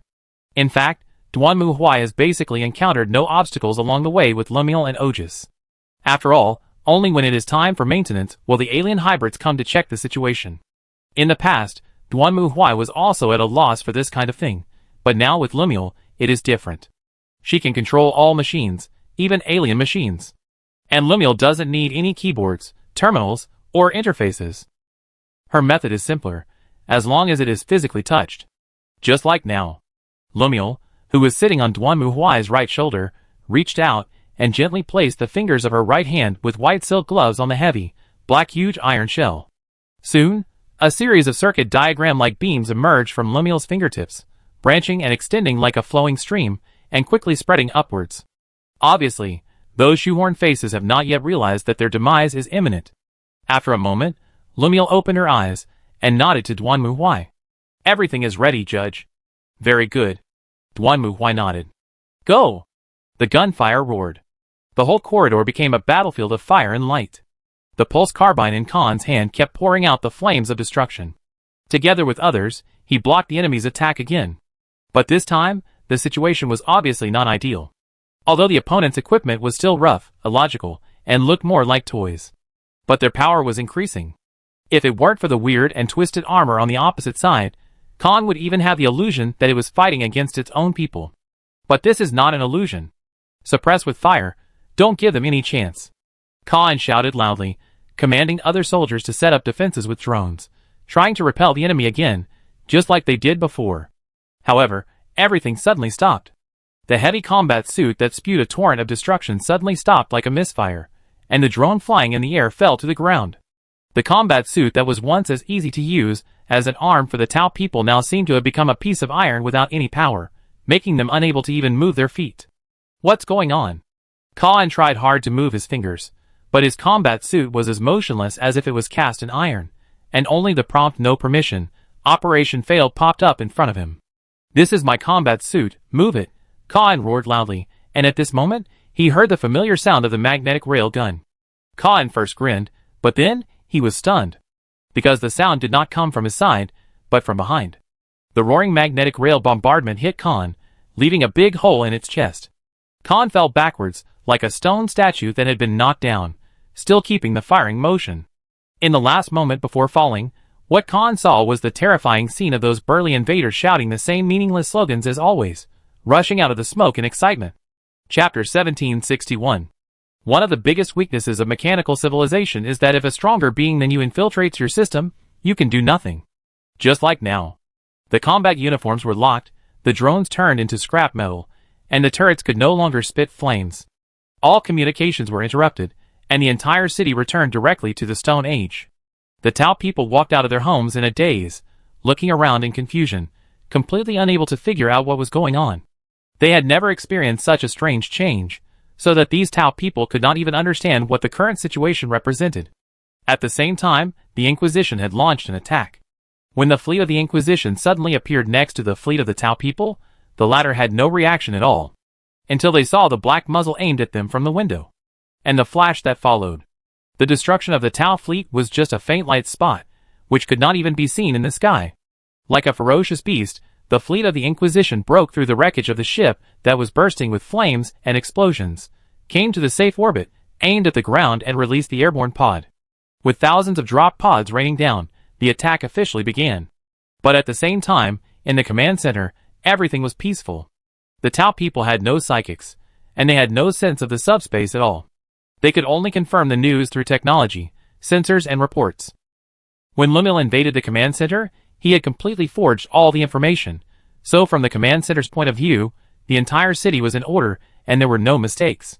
Therefore, when the dull roar of the explosion sounded, everyone in the command center was a little surprised. What happened? The commander of the Fire Clan turned his head and stared coldly at his subordinate next to him, who hurriedly checked and reported. Report, there is nothing unusual. No abnormality? The commander of the Fire Clan opened his eyes wide and stared at it fiercely. Do you think I'm deaf? Or are you deaf? Can't you hear? Boom! The explosion and roar that came again interrupted the commander's roar. The command center was dead silent at this moment. Everyone was silent and looked at each other. There was confusion, uneasiness, and a trace of fear in each other's eyes. Where is the patrol team? Contact. The contact is interrupted, and the patrol team cannot be contacted. Go find out what happened. The commander roared, watching a member of the Earth Clan leave his seat, and he paced back and forth dissatisfied. Although the instruments around him showed that everything was normal, this gave him a rather abnormal feeling. It was sure that something had happened, but the instruments they used to detect it did not respond at all. This was obviously a problem. Maybe they should sound the alarm, raise the protective shield, and guard against possible attacks? But who is the enemy? Puff, just then, the door opened again. How is it? What happened? The commander turned around and wanted to know the current situation. But all it saw was a black shadow smashing towards it, hitting the commander directly in the face. Only then did the commander see clearly that the one smashing towards it was the member of the Earth Clan who had just left. At this moment, it had become hideous and twisted into a corpse. Screams and wails were heard all around. Before the commander could figure out what was going on, a sharp claw pierced through its body. No one knew what was going on. Even Duanmu Huai was the same. What the hell is this? When Duanmu Huai left the Corps and came to the city, what greeted him was not the titanium army he had imagined. On the contrary, the scene in front of him made Duanmu Huai a little confused. The originally clean and tidy corridor was now in a mess, with blood spilled all over the ground, and destroyed machines and corpses everywhere. Has the Inquisition already attacked? Duanmu Huai looked at Otis with a confused look on his face. The latter closed her eyes slightly, opened them after a moment, and shook her head. Jiawei asked Ikit. She said Ikit had just annihilated the protection fleet and was preparing to land on the planet. Then what's going on? Duanmu Huai frowned and walked to the body of a titanium man to observe carefully. Its eyes were wide open, as if it had never expected to be attacked. The wounds on its body were obviously caused by weapons, and they were their own weapons. From the angle, it seemed that it was shot from behind by its own people while on patrol. Duanmu Huai strolled in the corridor, observing the traces around him, and then his mind quickly emerged with the situation at that time. A team of titanium people were patrolling. They seemed very professional and bored. But just when they patrolled here, their companions behind them suddenly opened fire on them. The titanium guards in front had never expected this, and most of them were killed. Although the few remaining people tried to fight back, the other side was outnumbered and eventually wiped out. But the titanium would actually have internal strife, although it cannot be said to be completely impossible. But what is the purpose? While thinking, Duanmu Huai had already walked to the other side of the corridor. And here, he also saw the body of the titanium man. However, judging from its position, the titanium man who was shot dead was not a victim, but an aggressor. Duanmu Huai reached out and took off the battle mask worn by the titanium man, then grabbed the other's head and lifted it up. It was a titanium man, but more than just a titanium man. Its head was elongated, and there was no hair on its bald head. In its slightly open mouth, you could see rows of teeth like chainsaws. Bang! Duanmu Huai raised his hand and threw the body out. The latter left a pool of disgusting blood on the pure white wall. Lemuel and Oja sat on Duanmu Huai's shoulders and watched this scene without saying a word. I'm really not surprised at all. Duan Muhui stared at the puddle of meat in front of him with a gloomy face. Ogus. Yes, master. Notify Ekit that the entire fleet enters alert mode. Ask Maria to speed up the model construction of the ether phase engine as quickly as possible. Yes. Soul cards have telepathy, which is much more convenient than communication. Ogus closed her eyes and passed the message to the others in the court of inquiry after a moment. So what should we do now? Judge? Do we need to change the battle plan? Lemuel sat on Duan Muhui's shoulder, a little nervous. It seems that what is happening in front of them is obviously different from what they expected before. But for Duan Muhui, it is obviously not much different. The battle continues. Kill all the aliens, not one is left. Duan Muhui raised his right hand, and the thunder hammer appeared out of thin air, falling heavily into Duan Muhui's hand. Feeling the familiar touch and weight, Duan Muhui nodded with satisfaction, and then strode forward. At the same time, the underground base of the Tao people was already in chaos. All the machines were out of control, which was a very serious situation in itself, but when their compatriots turned their guns and fired at them, every Tao person fell into extreme fear and confusion. The supreme good is the belief of the Tao people. For this belief, they are united and are willing to sacrifice themselves and everything for the better prosperity of the entire race. Things like betrayal are hard to imagine for the Tao people, especially when they are about to point their guns at their compatriots, which makes the Tao people feel terrified. However, their problems are obviously not just rebellion. Walk! The majestic figure broke through the shaky direction. The artillery that could once deal a heavy blow to it was now completely smashed into scrap metal. The big front teeth wore armor and broke through the blocked door. It saw the blue-skinned shrimp in front of it. The latter was not wearing canned skin like before, but trembling with an iron rod almost as big as itself, pointing at itself. The big front teeth knew what it was, the weapon of the blue-skinned shrimp. They shot very accurately, like poisonous bees, and could blind their eyes. But the blue-skinned shrimp in front of him couldn't do it. Their iron cans were broken. But his own was not broken. Walk! Big Fawn roared and rushed forward. The blue shrimp was startled and threw away the iron rod and turned to run. But Big Fawn caught up with it in 2 or 3 steps. Without the iron can, they were too weak and powerless, even worse than the fart spirit. Big Fong raised the gun in his hand? Or the hammer? How to use this thing? Big Fong scratched his head. He remembered what he had heard. How to use this thing. It seemed that he had to press something, and then he could launch the same bad beam as the opponent and smash the opponent to pieces? Is it like this? Or that? Forget it, it doesn't matter. Big Fong swung down the weapon in his hand and felt the vibration from the weapon. When he raised the weapon in his hand again, the blood dripping from it awakened Big Fong's memory. This is a hammer. Yes, that's it. Dakian Feng raised his head and looked forward. There was a whole city waiting for him to conquer. He and his tribe would practice the great WAGH cause, and make everything in this place even more WAGH. He couldn't wait to enjoy the battle there.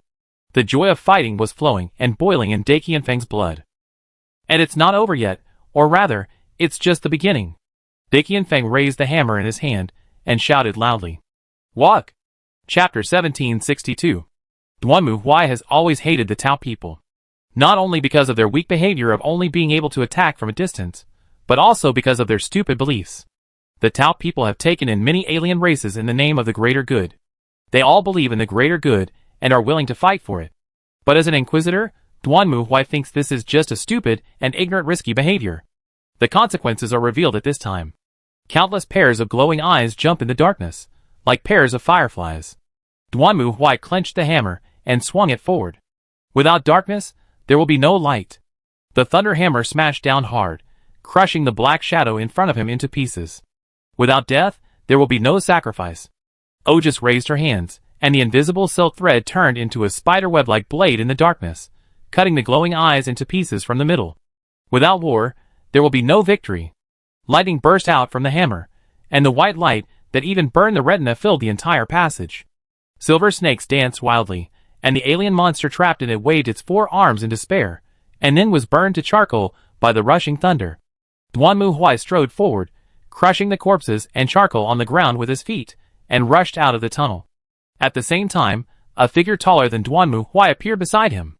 Walk! The green-skinned giant opened his bloody mouth and let out a deafening roar. It was wearing armor that seemed to be pieced together with steel plates, as chaotic and tattered as the building blocks played by children. In his hand, he held a huge battle axe, which tore through the air and smashed towards Duan Mu Huai. Duan Mu Huai turned around, and the warhammer in his hand swung a semicircle in the air, hitting the opponent's left ribs before the axe fell on his forehead. Then, the upper body of the green giant disappeared from Duan Mu Huai's sight like a hit golf ball, and it broke a hole in the wall next to it and disappeared. Its torn lower body shook for a while, and then fell to the ground. What a mess! Duan Mu Huai spat, then stepped on a titanium cub, who was trying to crawl out of the ruins, and rubbed its body on the ground like a bug. When Duan Mu Huai raised his legs and walked forward again, on the originally intact and cold ground, only a bloody and feces-like mixture remained. The whole city was in chaos at this time. The invasion of the orcs was beyond Duan Mu Huai's expectations, and the sudden attack of the Gene Stealers brought Duan Mu Huai an unexpected surprise. Facts have proved that the Titans, who are so reckless and seek the great fusion of the universe, will sooner or later bring disaster upon themselves, and it is only natural that they will have such an ending. It would be better if it were not now. When the night guards of the Inquisition fell from the sky and joined the war, the situation became even more chaotic. In this regard, Duan Mu Huai had only one order: kill all those damned alien bastards. In fact, other forces also thought so. The war cry of the greenskins, the neighing of the chickens, the roar of the Inquisition, and the wailing of the Titans were entangled, turning the city into a volcano that was almost ignited and erupted. Everywhere you look, there are battles, battles, and battles. Lumiel tightly grasped Duan Mu Huai's shoulders and curled up. Although it was almost impossible for her to be hurt under Duan Mu Huai's protection, the chaotic battlefield in front of her still made Lumiel feel dizzy. On the other side, Otis was the same as always. The silk threads, manipulated by her 10 fingers, turned into invisible sharp blades, spreading out like a spider web around Duan Mu Huai. If something tried to take advantage of the opportunity to attack, its body would soon become a pile of cut meat. As for Duan Mu Huai, he was like a raging bull. He just lowered his head, held the war hammer, and strode forward. No matter what was in front of him, it could not stop Duan Mu Huai's steps.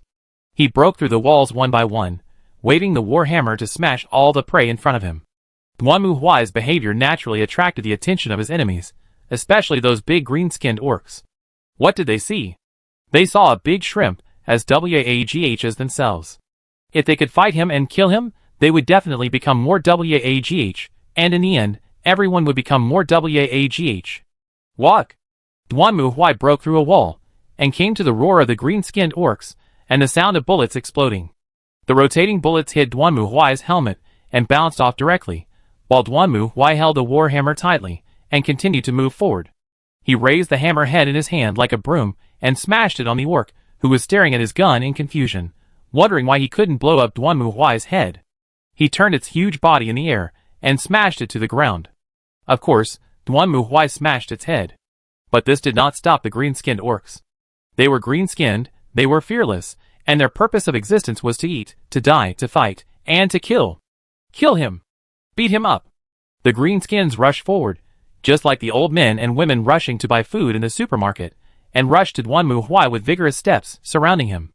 They jumped, shouted, and scrambled for the opportunity to fight this very WAGH enemy. They would even smash their companions' heads with weapons because they were in front of them, so that they could rush to the front on their bodies. Get out of the way, let me pass. I want to have a good fight with that shrimp with a sledgehammer. Dosfang jumped and shouted in the back, very annoyed. And Duan Mu Huai was also annoyed. He was not interested in being squeezed with a group of green giants, and it was okay for girls, but why should he be squeezed with this kind of thing? So Duan Mu Huai raised his war hammer and smashed it hard on the ground. Boom! The earth cracked. With Duan Mu Huai as the center, the ground within a radius of hundreds of meters suddenly exploded and cracked like a fragile cookie crust. The dark abyss swallowed up buildings, vehicles, and hundreds of orcs, titanium tribes, and chicken thieves. They wailed, struggled, screamed, and waved their arms in vain, trying to grab something. However, in response, there was only gravel and soil falling like raindrops. Bang! Duan Mu Huai fell heavily to the ground, and the recoil that followed made the petite bodies of Otis and Lumiel sitting on his shoulders tremble, especially Lumiel, who felt as if her internal organs were about to be thrown out by the previous blow. Woo! Judge, can you not be so anxious? I don't want to, but these damn bastards really make me very angry. Duan Mu Huai raised his head and looked at the empty hole above. The battle was still going on. Not far from him, The greenskins and chicken thieves who had survived the disaster also climbed up one after another. Although most of them were seriously injured, it was obvious that this did not make these alien hybrids afraid. On the contrary, their eyes were full of ferocity and murderous intent at this moment. Very good, I want to see how long you can live. Duan Muhuai's face changed slightly, and the halo of destruction full of fear and despair once again broke out with him as the sinner, and Duan Muhuai also raised his hands and clenched the war hammer. At this moment, light emerged. A series of dark green lights suddenly shone up, dispelling the darkness underground. Faced with this sudden change, everyone was slightly stunned. They subconsciously turned their heads and looked around, and then they could see the situation around them clearly. The metal statues stood on both sides, and the metal-like mausoleum silently emerged in it. Then, the door of the tomb opened silently, and guards holding spears and countless metal beetles poured out, rushing towards these uninvited guests, who disturbed the eternal sleep of the mausoleum. Damn! Seeing this scene, Duan Muhuai rolled his eyes. He now wanted to issue an extermination order for this planet. Seriously? At the same time, in the orbit above the planet, an equally chaotic battle was unfolding. It was not difficult for Ika to defeat the garrison fleet of the Tao people, but everything that happened next was a little beyond her expectations. A mixed fleet suddenly appeared from the direction of the Eye of Terror, and launched an attack on the fleet of the Inquisition. Although Ika was not familiar with them, just by looking at the blasphemous and ugly appearance of these warships, Ika could guess that they were the mortal enemies of the Inquisition, the eternal betrayers, and the fleets of the Chaos Legion that needed to be completely eliminated. Ika had no intention of guessing how the other party appeared here, but it was not important. She quickly issued an order to turn the fleet and launch an attack to resist the attack from the side. The other party was strong, but the equipment was poorly maintained. With the help of the power of the webway, Ika had mobilized the fleet more than once to avoid the opponent's attack and counterattack. She did not expose the remaining fleet of the Inquisition, because Ika felt that this was not a suitable time. Don't let the enemy get close to the planet, crossfire, and shoot intensively. Staring at the star map in front of her, Ika danced with both hands quickly, issuing one order after another like a pianist playing music, and controlling her fleet to push the enemy away as much as possible, to prevent them from bypassing the direction and attacking the planet behind. She deployed her troops carefully, trying her best not to let the other side notice her intentions. Out of her usual caution, Ika once again sent out several reconnaissance fleets to conduct large-scale searches and reconnaissance around. She had learned from Jia Wei about the latest developments of the war below. Ika had to admit that the situation this time might be very tricky. Chapter 1763. It's terrible. This was the first thought that came to Duan Muhuai's mind when he received Iko's report. The appearance of the Chaos Legion was not unexpected by Duan Muhuai. The Eye of Terror was the headquarters of Chaos. They would come out to see what happened outside the gate. But the current chaotic situation still made Duan Muhuai feel extremely confused and angry. These Tao people really know how to choose a place. They compete with the greenskins for territory, and there are thieves among their own people. They also built the city on the tomb of the Necrons. What else can't you do? If I had known that these Tao people were so stupid, I shouldn't have come. Let them kill themselves. But unfortunately, now the matter is done. It's like setting a fire in a powder keg. The entire powder keg has been completely detonated, and what happens next is completely out of control. Although so many accidents have happened, the situation has not changed. The greenskins are still WAGH, and want to destroy everything to make themselves even more WAGH. The chicken thieves also tried to kill all obstacles to achieve their goals. The Necrons were determined to wipe out all life. The Inquisition was also destroying all aliens. As for the Tao, well, they would only be killed by everything. Language was meaningless, communication was worthless, only the weapons in hand were the best negotiation. Win or lose, life or death. In this case, let's just make it more chaotic. Duan Muhuai, who had finally escaped from the melee, had an extremely gloomy face at the moment. He had just killed 80 orcs, then destroyed a phalanx of the Death Guard, and crushed 200 chicken thieves into pieces before barely returning to the city. Of course, Duan Muhuai didn't care to count how many Tao people were trampled to death on the way. You don't count how much bread you eat. Duan Muhuai reached out, took a long breath, and then raised his right hand. A soul card emerged in his hand, shone, and then disappeared. Profane sphere, boom boom boom. The earth roared and trembled, and a spiral tower with red and black interlace broke out of the ground, standing in the center of the city like a tower to the sky. The power of the divine seal began to vibrate, awakening the flesh and blood that had already died. They began to twist and deform, and their bones turned into sharp blades that pierced the flesh and blood, turning into machines that crave all killing and destruction. They joined the war and began to slaughter everything that moves. And they will not be killed, and cannot be killed, because they are already dead. At the same time, in the court of justice, everyone was confused by this sudden and complicated situation. Wow! After listening to the information that Jiawei got from Ojus through the mental connection, and couldn't help but sigh. This is the first time I have encountered such a chaotic and complicated scene. Me too. Mary nodded in agreement. They had been fighting with Duanmu Huai for quite some time, but this was the first time they had faced such a chaotic and complicated situation. Thinking about this extremely complicated melee gave them a headache. So what should we do now? Gu Lia asked anxiously. The original plan was for the tribunal to eliminate the Tao people in the shortest possible time and then occupy the planet. Then the tribunal would send all 3 planetary fortresses to the front of the Eye of Terror, and then start the construction of the ether phase engine. The problem now is that, as far as we can see, this planet may not be taken in a short time, and there is no way to use the extermination order. Not only that, the arrival of the Chaos Legion has further complicated things. This action is a large-scale coordinated action for the tribunal, and it can even be said to be the largest action since Duanmu Huai established the tribunal. Mary was silent for a moment, turned her head, and looked at Kurikawa Akane next to her. Miss Akane, what do you think? Hey! Me? Yes, in your opinion. What would Mr. Duanmu do? When Duanmu Huai went to attack the Titanium clan, Kurikawa Akane also showed her abilities to others. It must be said that her ability to summon the gods, and completely play the role of Duanmu Huai really amazed the girls. Obviously, the gender and appearance are different, but the momentum and personality are exactly the same as the Duanmu Huai they are familiar with. Now the girls also understand why Duanmu Huai put Kurikawa Akane in this position. According to Kurikawa Akane, she can imitate Duanmu Huai from his thinking mode to his preferences through this role-playing. In this way, when Duanmu Huai is not around, she can at least give suggestions on what Duanmu Huai would do, and combined with Anne and Mary's understanding of Duanmu Huai, the 3 of them can almost come up with a suitable proposal. Kurikawa Akane put her hand on her chin, thought for a moment, and then opened her eyes. May I ask, if that planet is destroyed, to what extent can the Eye of Terror expand? Let me ask. And quickly connected with Lonnie and Fulilian. After listening to Anne's question, they discussed it for a while, and then Fulilian gave the answer. It's hard to say.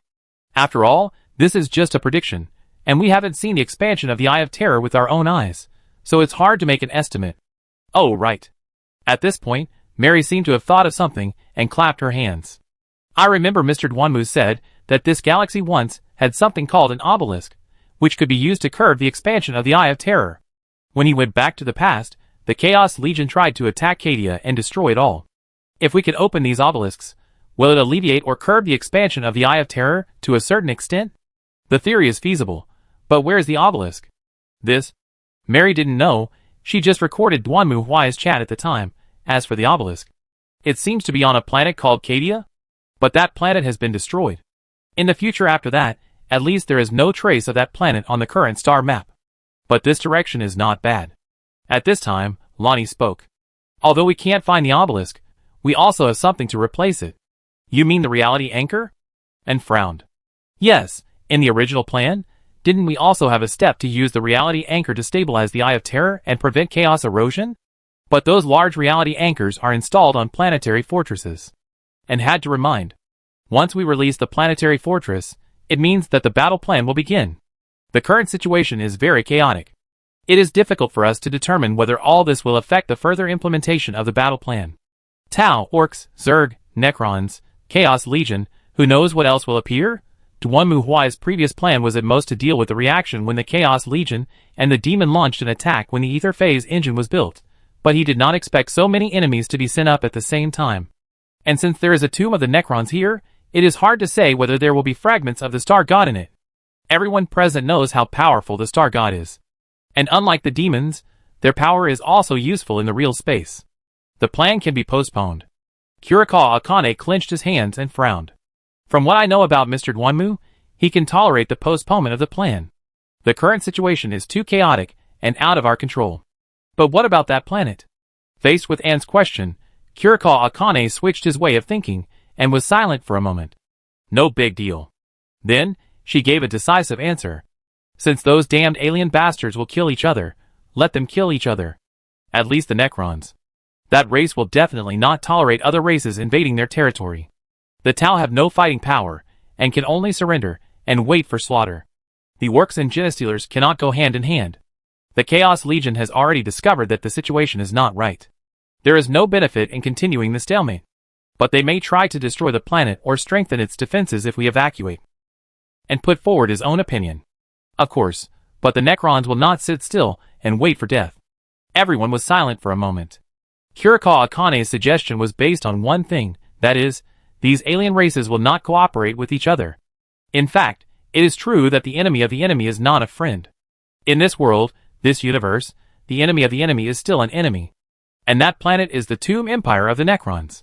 Even if the Chaos Legion wants to destroy that planet, it depends on whether the Necrons agree or not. I think this idea is good.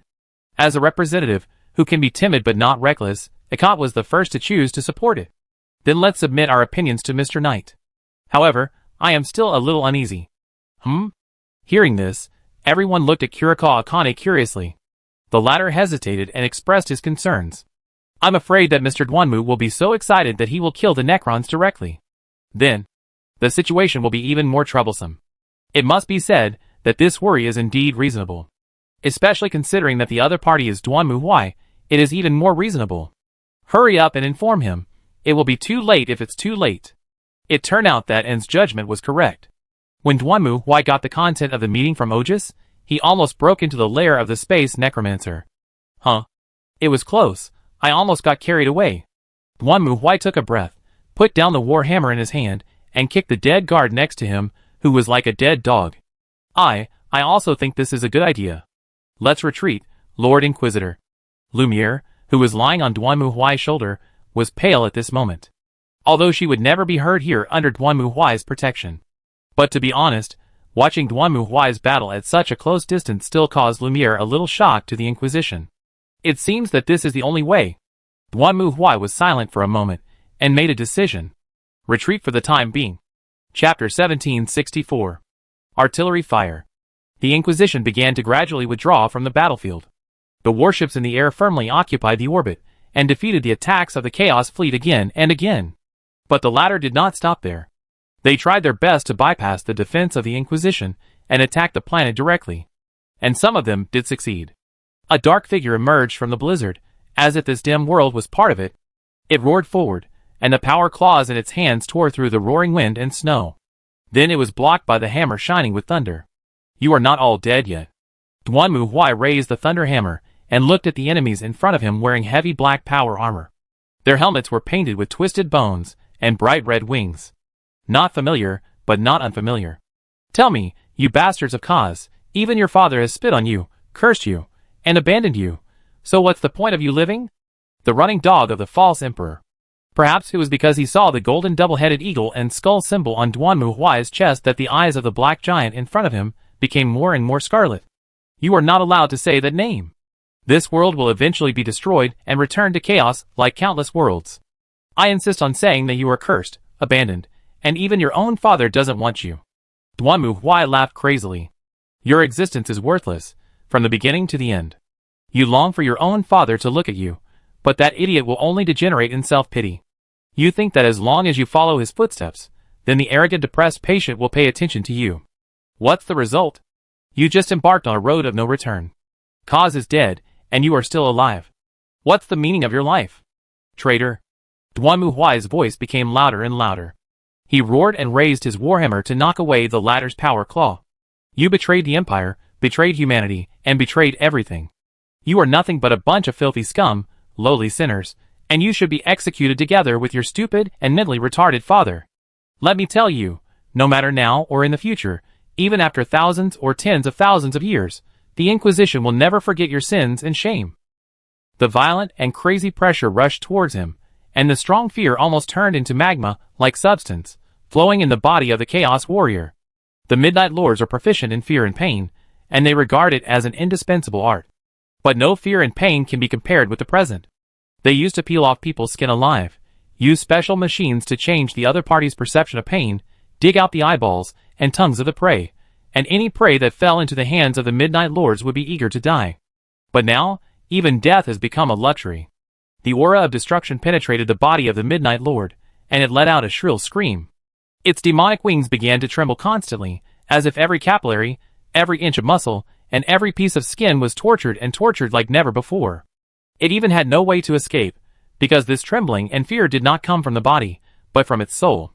That evil, corrupt, and filthy soul. At this moment, it was like a corrupted corpse, being ruthlessly blown by a violent hurricane. It did not need repentance or forgiveness, but judgment and destruction. The thunderhammer flew out with a roar, smashing the Midnight Lord's power claws into pieces.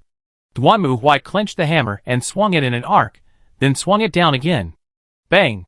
The tall, ugly, twisted body was smashed to the ground, marking the beginning of another battle. A battle that lasted for dozens of thousands of years. The war group that once raised the flag of rebellion, the guards who once defended the empire. Now, the empire has long been destroyed. Perhaps they are the last traces that represent the existence of the human empire, whether good or bad. But it doesn't matter, both sides have a mission, the same mission. That is to destroy each other. The macro cannon roared. The shining flames and the stars in the sky are intertwined, indistinguishable from each other. The two fleets are like two injured beasts, entangled tightly together, biting each other, and each bite can tear a piece of flesh from each other. But even so, neither side intends to give up the fight. It seems that only when the other side is completely dead, the battle will end. However, compared to the Chaos Fleet that had truly transformed into a ferocious beast, Ike was obviously much more relaxed. It was also because of this that she discovered in advance the huge shadow that appeared almost silently and covered the planet. A violent, terrifying, huge body emerged from the void. Ike commanded the Inquisition fleet to quickly disperse while firing a salvo. The Chaos Fleet, which had its back to them, obviously had no such good luck. Their dirty, corrupt, and ugly ships were attracted by the Leviathan in front of them before they could leave the subspace, and then were smashed into pieces. The swarm came, they responded to the call of the Genestealer, greedily devoured the biomass on this planet, and tried to merge it with themselves. We must retreat immediately. Uncle! Iko shouted to Duanmu Huai loudly. The Tyranids have arrived, and are trying to approach the planet. I can't stop them with the current fleet size. We be there soon. Duanmu Huai strode forward in the snowy forest, although it is reasonable to teleport through the webway here. But according to Duanmu Huai's experience, the closer to the subspace, the more unstable the teleportation thing. He didn't want to find himself surrounded by the four vendors when he opened his eyes. This possibility is not only possible, but also very high. The other night guards were responsible for the rear guard. They held bold guns and chainsaw swords, and ruthlessly annihilated all enemies who dared to rush over. Whether it was Chaos Warriors, Tau, Necrons, or Genestealers, it was the same. Of course, they will be killed, but for the Night Guards, they will not be killed. Once they are irreversibly damaged, the souls of the Night Guards will automatically return to the God of Destruction of Duanmu Huai, and then merge with another power armor through the spirit. Well, this is much more efficient than the Cursed Legion. A Night Crow Black Star fell from the sky, and Duanmu Huai rushed forward with Ogus and Lumiel, and even rushed up without waiting for the latter to land. Return to the warship immediately. With Duanmu Huai's order, the Night Crow Black Star instantly accelerated, left the planet at the fastest speed, and then disappeared in the vast sea of stars. And the battle continued. At least it was still the case when Duanmu Huai returned to the tribunal. This is really bad. Duanmu Huai, who returned to the combat command room, was obviously in a bad mood. The Eye of Terror had completely turned into a hodgepodge. Orcs, Necrons, Zerg, and Chaos Connection appeared, which was simply terrible. Duanmu Huai didn't like this kind of change that was beyond his control, but he had to admit that this kind of thing could only be said to be. His luck was too bad. Well, similar things have actually happened in the game, but for Duanmu Huai, this kind of chaos was the first time in such an emergency. The 7th and 8th fleets have been annihilated. Ikat also gave up the control at this moment, and reported helplessly.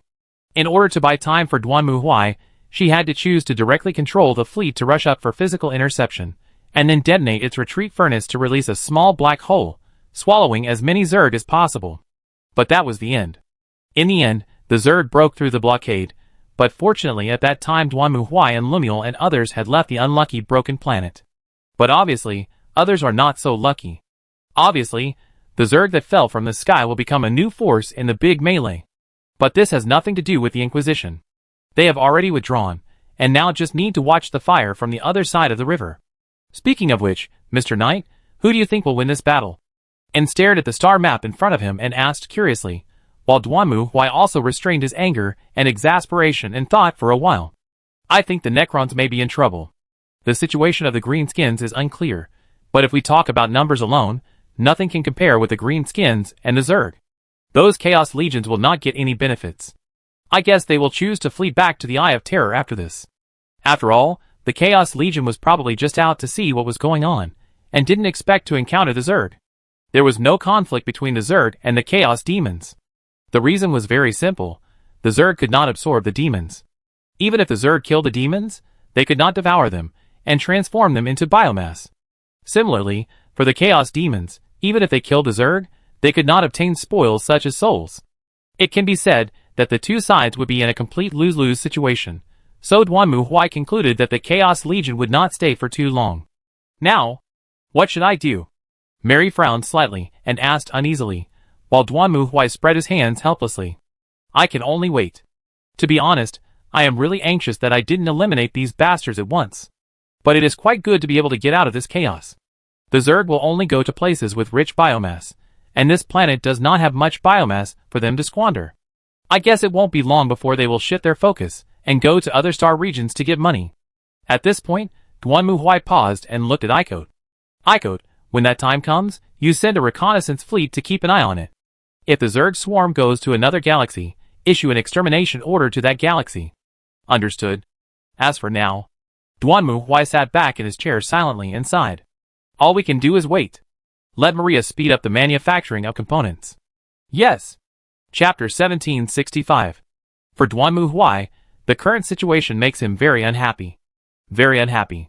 Imagine that when you have prepared everything for today's exam and are ready to work hard, it is suddenly announced that the exam will be postponed and the specific time is unknown. That kind of frustration and speechlessness is really speechless. What's more terrible is that now we need to replan the plan. In fact, Duanmu Huai also considered using the extermination order to destroy the planet directly, expand the scale of the Eye of Terror, and then pull the Zerg into the battle. But after thinking it over, he finally gave up. The Zerg cannot be replenished by killing demons, and there is no benefit even if the Zerg is forced to conflict with the subspace.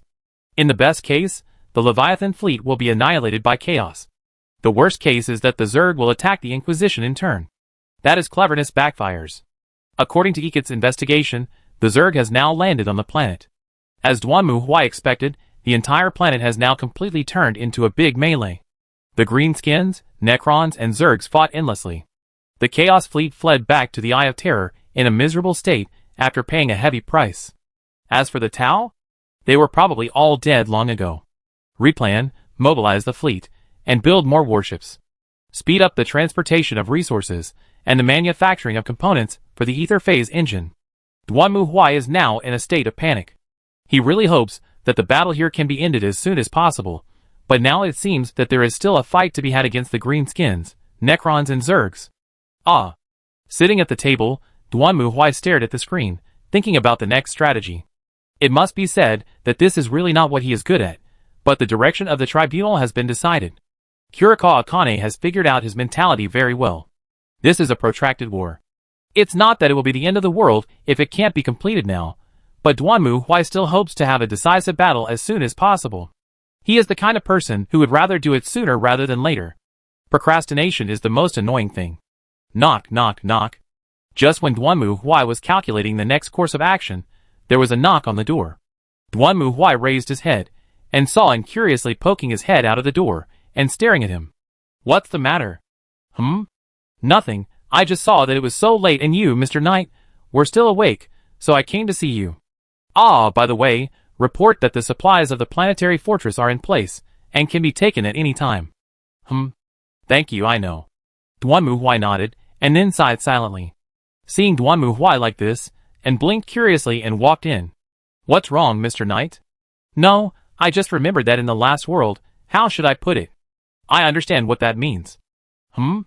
No, I mean, I originally planned to stay in that world for 1,000 years. 1,000 years? That long? Yeah. Duanmu Huai leaned back in his chair and sighed silently. He now understood why the GM had been hinting that it would be best for him to stay for 1,000 years. Because time is really a strategic resource for the gods.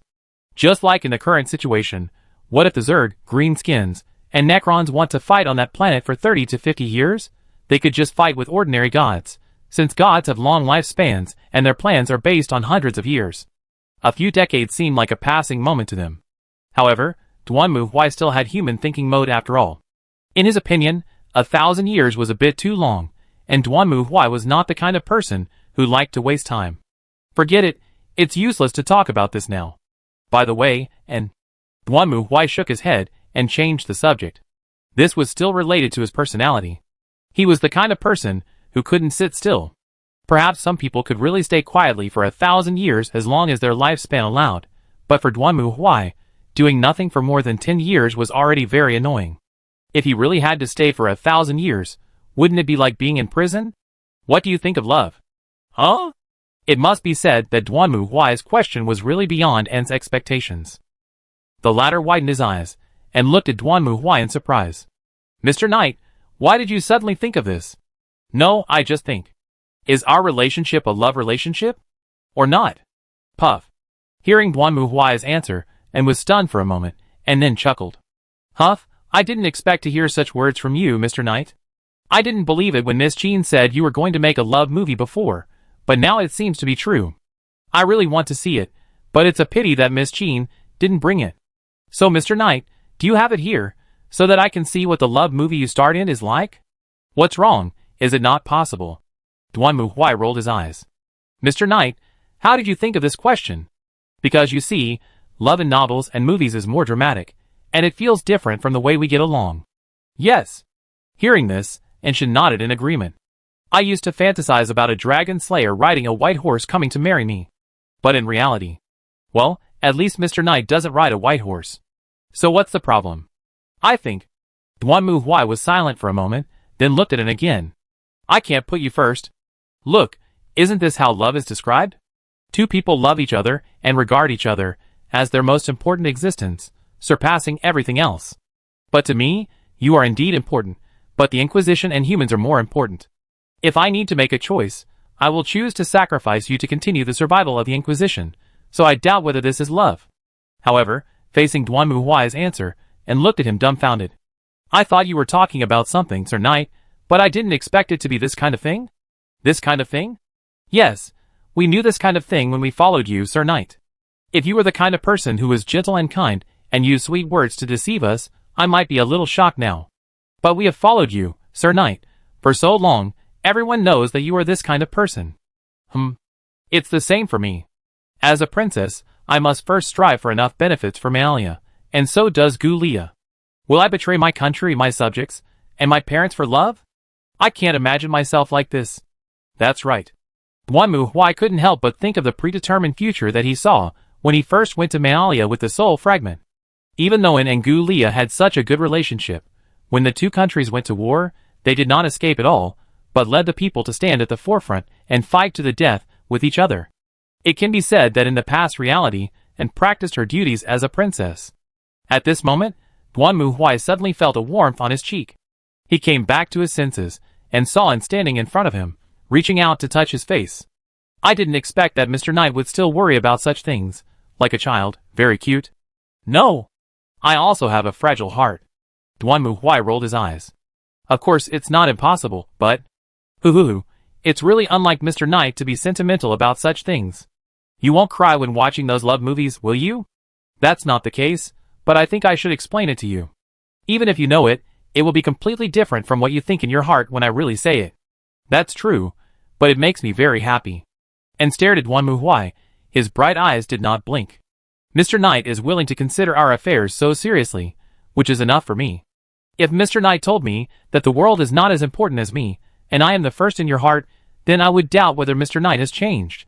This is not like the man I know who issued an extermination order at a disagreement. You said I was like a murderer. Duanmu Huai looked at him, and couldn't help but sigh. In his eyes, En has always been a cheerful, youthful, and lively girl. He didn't expect that she actually had such a mature side. So, I call Gu Lia now. Why do you call her? Let Mr. Knight do this to me, and also express his feelings to Gu Lia, Then I can take advantage of the situation to push her down. Wait a minute, shouldn't it be me? I push Goulet down. Mr. Knight pushes me down. Isn't it the same as Mr. Knight pushing Goulet down? And raised his little fist. Besides, Goulet must be very nervous when facing Mr. Knight. So I need to let her relax first, and then you, Mr. Knight, will take over. Why did you suddenly change the topic? Hey! Because isn't the atmosphere like this now? In general novels and movies, the hero and heroine will hug each other after confessing their feelings to confirm each other's feelings. Even in movies, there will be no scene where the heroine suddenly rushes out and pulls someone back to join in. Okay, I know what to do. I will try hard next time. What are you going to do next time? Looking at the smiling N, Duan Mu Huai was speechless, but his slightly depressed mood was relieved a lot. Then, do you want me to call Goulet over? Forget it today. Looking at N, who was laughing and staring at him in front of him, Duan Mu Huai shook his head. Just as N said just now, the atmosphere was indeed good before, but after N said that, Duan Mu Huai felt that it would be too weird if he called Goulet over now. I find time to explain it to her next time. It won't be 1,000 years later. Don't worry, at least it won't be that long. Chapter 1766. For Duan Mu Huai, what he is most concerned about right now is the current situation of the planet. The Zerg has landed, but the battle is not over yet. According to the report sent back by the reconnaissance fleet, the Zerg is fighting hard with the greenskins on the planet. The Necrons are also making trouble in the battle. As for the Chaos Fleet, it seems that they don't want to offend the Zerg and hide far away in the Eye of Terror. In addition to checking the latest battle situation over there, Duan Mu Huai goes to Maria to observe the progress over there every day. After all, for the moment, the most important thing is to complete the work of the ether phase engine. To achieve this, the best way for Duan Mu Huai is to divide the ether phase engine into several modules. Just like piecing together a model, first assemble the modules such as hands and feet, and then it will be much more convenient to assemble them together at the end. If you want to say who is the happiest about the extension of Duan Mu Huai's plan this time, it is naturally Maria.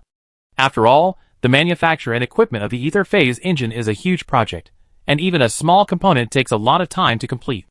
Even if puppets and servitors work around the clock, it's not an easy task. So how long will it take us? I'd say at least a year, Judge. Maria stared at Duan Mu Huai in front of her. You should know that making an ether phase engine is a big project, and we haven't tested it before. Frankly speaking, I'm not sure if we can really activate and use it even if it's assembled successfully. I still stick to my opinion. I think we should find a place to conduct a small, controlled test first, rather than using it directly on the final battlefield. Duan Mu Huai touched his chin and fell into deep thought. In the game, players have never tried to do this. Everyone just triggers the task, accepts the task, collects information, delivers it, and then waits for the ether phase engine to be successfully built, and then goes through the animation. But now if I want to build the ether phase engine myself, maybe as Maria said, a small test is necessary. But Duan Mu Huai also has his own concerns. Players in the game did not conduct experiments either. The reason is simple. The pumping of water from the subspace will inevitably attract the attention of the evil gods. They will definitely find ways to figure out what is going on here, especially the guy with the XX on his forehead. Duan Mu Huai is sure that it will definitely take the opportunity to make trouble. Moreover, where to conduct the experiment is also a problem. This is essentially equivalent to opening another eye of fear for the material world. Even if it is small scale and controllable, Duan Mu Huai is unwilling to do it. This is the difference between the ideas of the Inquisitor and the Oil Man. The Inquisition is ultimately concerned with eliminating the threat of the subspace, but researchers, like Maria, are more concerned with practice and experiments from a theoretical and practical perspective. No. Duan Mu Huai shook his head. It is very dangerous to conduct experiments, and where can I find the second Eye of Terror? If we can find it, we don't need to waste so much time. No. Indeed, there is no. Duan Mu Huai thought about it and nodded decisively, while Maria sighed. But I can't guarantee a 100% success rate this way. Nothing is 100%, do your best. Duan Mu Huai finally insisted on his decision, and Maria could only nod in agreement. At this moment, the communicator sounded an alarm. Duan Mu Huai opened the contact, and soon Aiko's voice came from the other side. Report to Uncle, something strange happened. I'll be there right away. Duan Mu Huai responded and looked at Maria again. I leave this to you. I don't seem to be able to refuse. The mechanical hand on Maria's body turned lightly and flexibly, making a spreading gesture. Duan Mu Huai looked at Maria, then reached out and lifted her robe. Wow, what are you doing, Judge? No, I just want to make sure that you didn't really put this thing into your body. Duanmu Huai stared at the mechanical arm on Maria's back and raised his eyebrows. Of course I won't pretend. I promise the judge and everyone. Just remember it, so that Shizuka won't come to trouble me. Duanmu Huai put down his cloak, let Maria stare at him with dissatisfaction, and turned away. When Duanmu Huai returned to the combat command room, he also learned new news from Ikit. One of the reconnaissance fleets found them in a galaxy closer to us. As he spoke, Ikit opened his hands, and then a picture appeared on the screen. In the vast universe, an extremely huge golden warship slowly moved forward. Its appearance looks elegant and simple. It is not full of colorful decorations like human warships, but more like a work of art. Next to it, countless warships are circling around it like swimming fish. The golden solar sails sparkled under the shining of the stars. The Eldar's Ark world? What are they doing here? Seeing this scene, Duanmu Huai frowned. The Eldar have no home planet. Or rather, their home planet had exploded long ago. When the obsession was born, it destroyed the entire Eldar, and only a very small number of Eldar barely escaped. Since then, the Eldar have been wandering around like gypsies, and their caravans are the Eldar Arkansas. And all along, the Eldar have tried to stay away from here as much as possible, rather than getting close. After all, this is the beginning and end of the Eldar's humiliating history. In the final analysis, if the Eldar had not bred and produced the obsession, and thus torn a wound between the material world and the subspace that would never heal, then the Eye of Terror would not exist. For the Eldar, the Eye of Terror itself represents the corruption and filth of their so-called noble history. Not only that, but more importantly, their blasphemous god, the obsession, is always hoping to take away the souls of these remaining Eldar. Therefore, for the Eldar, it is almost an instinct to stay away from the subspace to avoid a greedy demon rushing over to kill them. However, the current behavior of this group of Eldar seems to be a bit like seeking death. Wait. Could it be that? Staring at the Eldar fleet in front of him, Duanmu Huai narrowed his eyes, and suddenly remembered something. There has always been a prophecy among the Eldar, that is, when all the Eldar die, the souls of the entire Eldar will be collected into the infinite circuit, thereby condensing the power of the entire Eldar into the god of death, and then it will kill the evil of obsession. But there is a problem. There are very few Eldar, and they have almost no reproductive ability. Moreover, the condition for the awakening of the Eldar death god is that all Eldar are dead. Of course, the Eldar also have another way. It is said that they can revive it as long as they collect a few swords.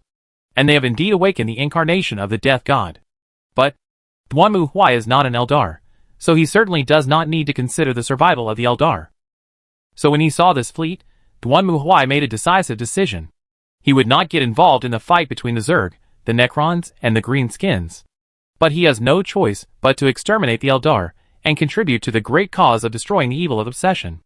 As an Inquisitor, he can destroy the Eldar at the same time, and it is possible to awaken the Death God and let him destroy the obsession, one of the 4 evil gods. Finally, he can kill the Eldar Death God. That can be said to be killing 3 birds with 1 stone. It is so cool, it is decided. Lock the location of this Eldar fleet. Duanmu Huai decisively issued an order. I will go to meet these white monkeys in person. As the saying goes, it is better to beat children on rainy days. I am idle anyway. If I am so idle, I will find an alien to play genocide. Wouldn't it be a waste? At the same time, in the vast starry sky, the Eldar Ark was also hesitating in the face of the darkness and chaos in front of it. Do we really want to do this? Morris sat in a chair, looking at the dark, corrupt, blasphemous and evil cosmic scar in front of him. It can feel the evil power and side of obsession flowing in it, greedily wanting to seize everything. Everything. Thinking of this, Morris smiled bitterly. The Eldar had also reached the end of their rope, and there were not many remnants left. Of course, what prompted the Eldar to make this decision was the demise of their compatriots, the spurned betrayers. The fall of the Dark Eldar. Those traitors who were obsessed with the past and hiding in the webway have been completely wiped out, and their souls have disappeared without a trace. The demise of the Eldar has therefore been put on the countdown. However, the biggest reason for them to come here is still due to a prophecy. The place of beginning and the place of ending. Where it starts, it will end there. So, they finally chose to come here. Maybe we shouldn't come. But we are here. Morris clenched his fists, and he heard the chants and hymns from the guide prophets. It was a remembrance of the glorious days of the past, and the sadness of powerlessness. The music that once happily praised the glorious history of the Eldar is now only a tragic memory. It needs to make a decision. Before reaching the final destination, it has one more chance. One more chance to turn around and leave here. In any case, what does it matter if the evil of obsession is eliminated? Other evil gods also exist, and should the sins of the Eldar be washed away, when all the Eldar are killed, what will happen even if they wash away their sins? Even the ancient saints have perished in the long river of time. Isn't it the same for the Eldar? How many lives now remember the glorious history of the Eldar when they ruled the galaxy? Is it really meaningful for them to sacrifice everything for this long gone and even forgotten history? Morris was undecided, and he felt restless. The determination he had made before seemed to disappear completely. But soon, he didn't need to make a decision. The webway slowly opened, and warships emerged from it. Those were not warships of the Eldar, but from their opponents, their enemies. Go to hell, you filthy alien bastard. Duanmu Huai stood on the bridge, staring at the Eldar ark in front of him, his eyes flashing with bloodthirsty ecstasy. For the sake of this universe, it's better for you to be exterminated. Then, he spoke coldly. Chapter 1767. In the game, if you rank the racial dislike of a player, the Eldar will definitely be at the top of the list. Duanmu Huai hates the Tau, more because he and the Tau do not have the same tactical compatibility. But the players hate the Eldar, but it is more of a racial dislike. In a word, humans and Eldar look down on each other. The Eldar think that they are the real civilized force in this galaxy, and other races are just barbarians without civilization. They especially hate humans. After all, humans have replaced the Eldar and become the rulers of the galaxy. In the eyes of the Eldar, this is as ridiculous as a monkey wearing human clothes and pretending to be a human.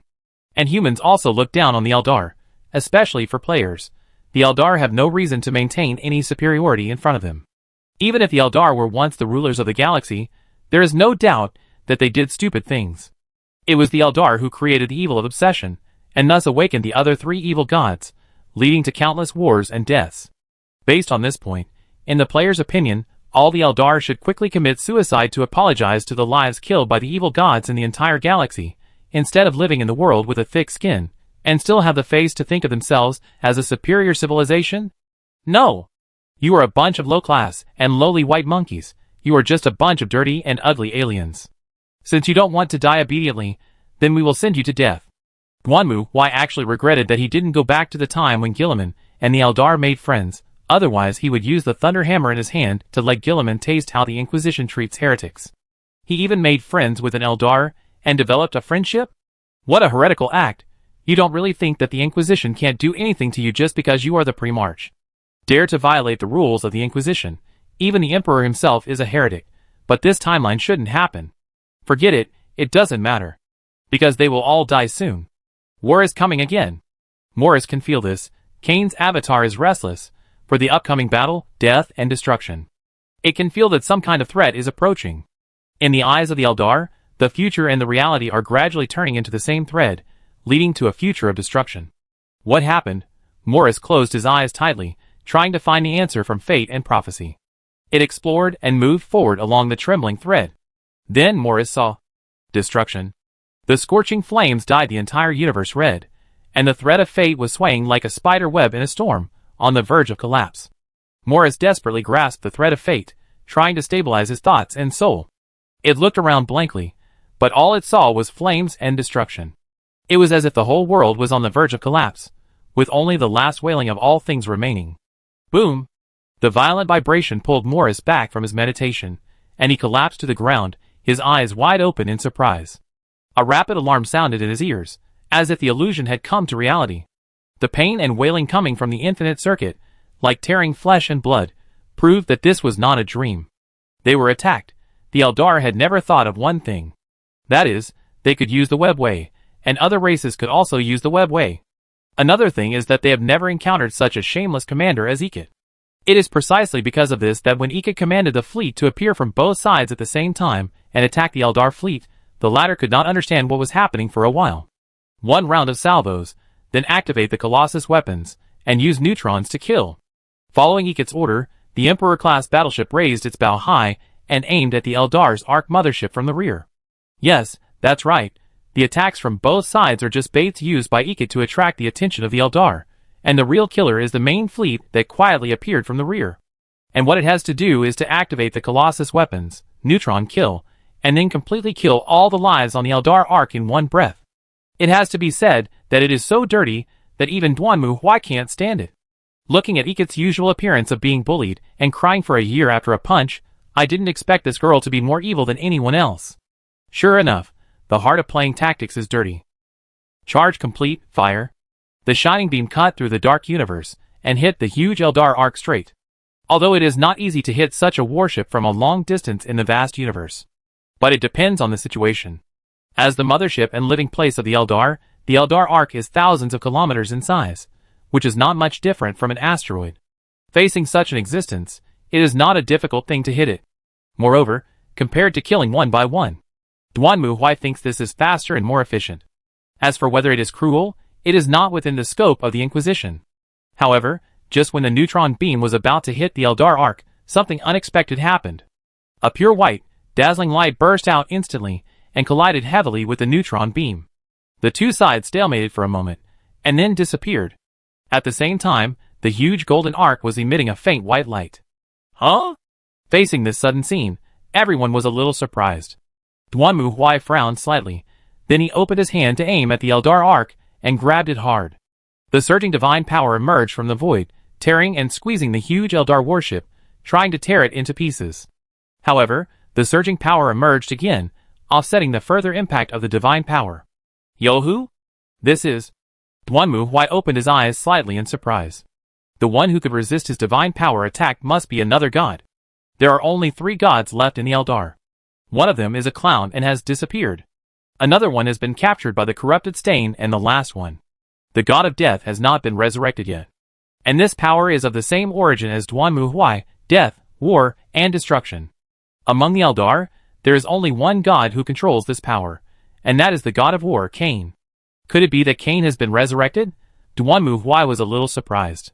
He knew that Cain was defeated by the evil of obsession, but after that, because the evil gods fought to snatch this trophy, Cain was finally broken into 1,000 fragments and fell into the material world. The Eldar can absorb Cain's fragments to become the god of war's clone and use his divine power. Well, in essence, it is no different from the priests in the continent of Faerun summoning gods to the lower world. However, as a cross-galaxy war god who once spanned the entire Milky Way, Cain's power is far greater than those of the indigenous gods, but Duanmu Huai can be sure that this is not the power of the incarnation. After all, no matter how powerful Cain's incarnation is, it is just an incarnation. Duanmu Huai is a true god, and the one who can block his attack must also be a true god. No wonder these white bean sprouts dared to run to such a close distance to the Eye of Terror to seek death. Don't they think that Cain has been resurrected? The sky is clear, and the rain has stopped, so they can do it again? What a joke. If you want to say whether it will work, it will definitely not work. Duanmu Huai thought for a moment and made a decisive decision. Ojas, Lorena, Mary, Flillian, follow me. Iket, prepare to send a landing fleet to the Eldar Ark. Since you don't plan to die obediently, don't blame me for being rude. Let you taste the tradition of the tribunal. As for how to deal with Cain, Duanmu Huai has already made a plan. It's very simple.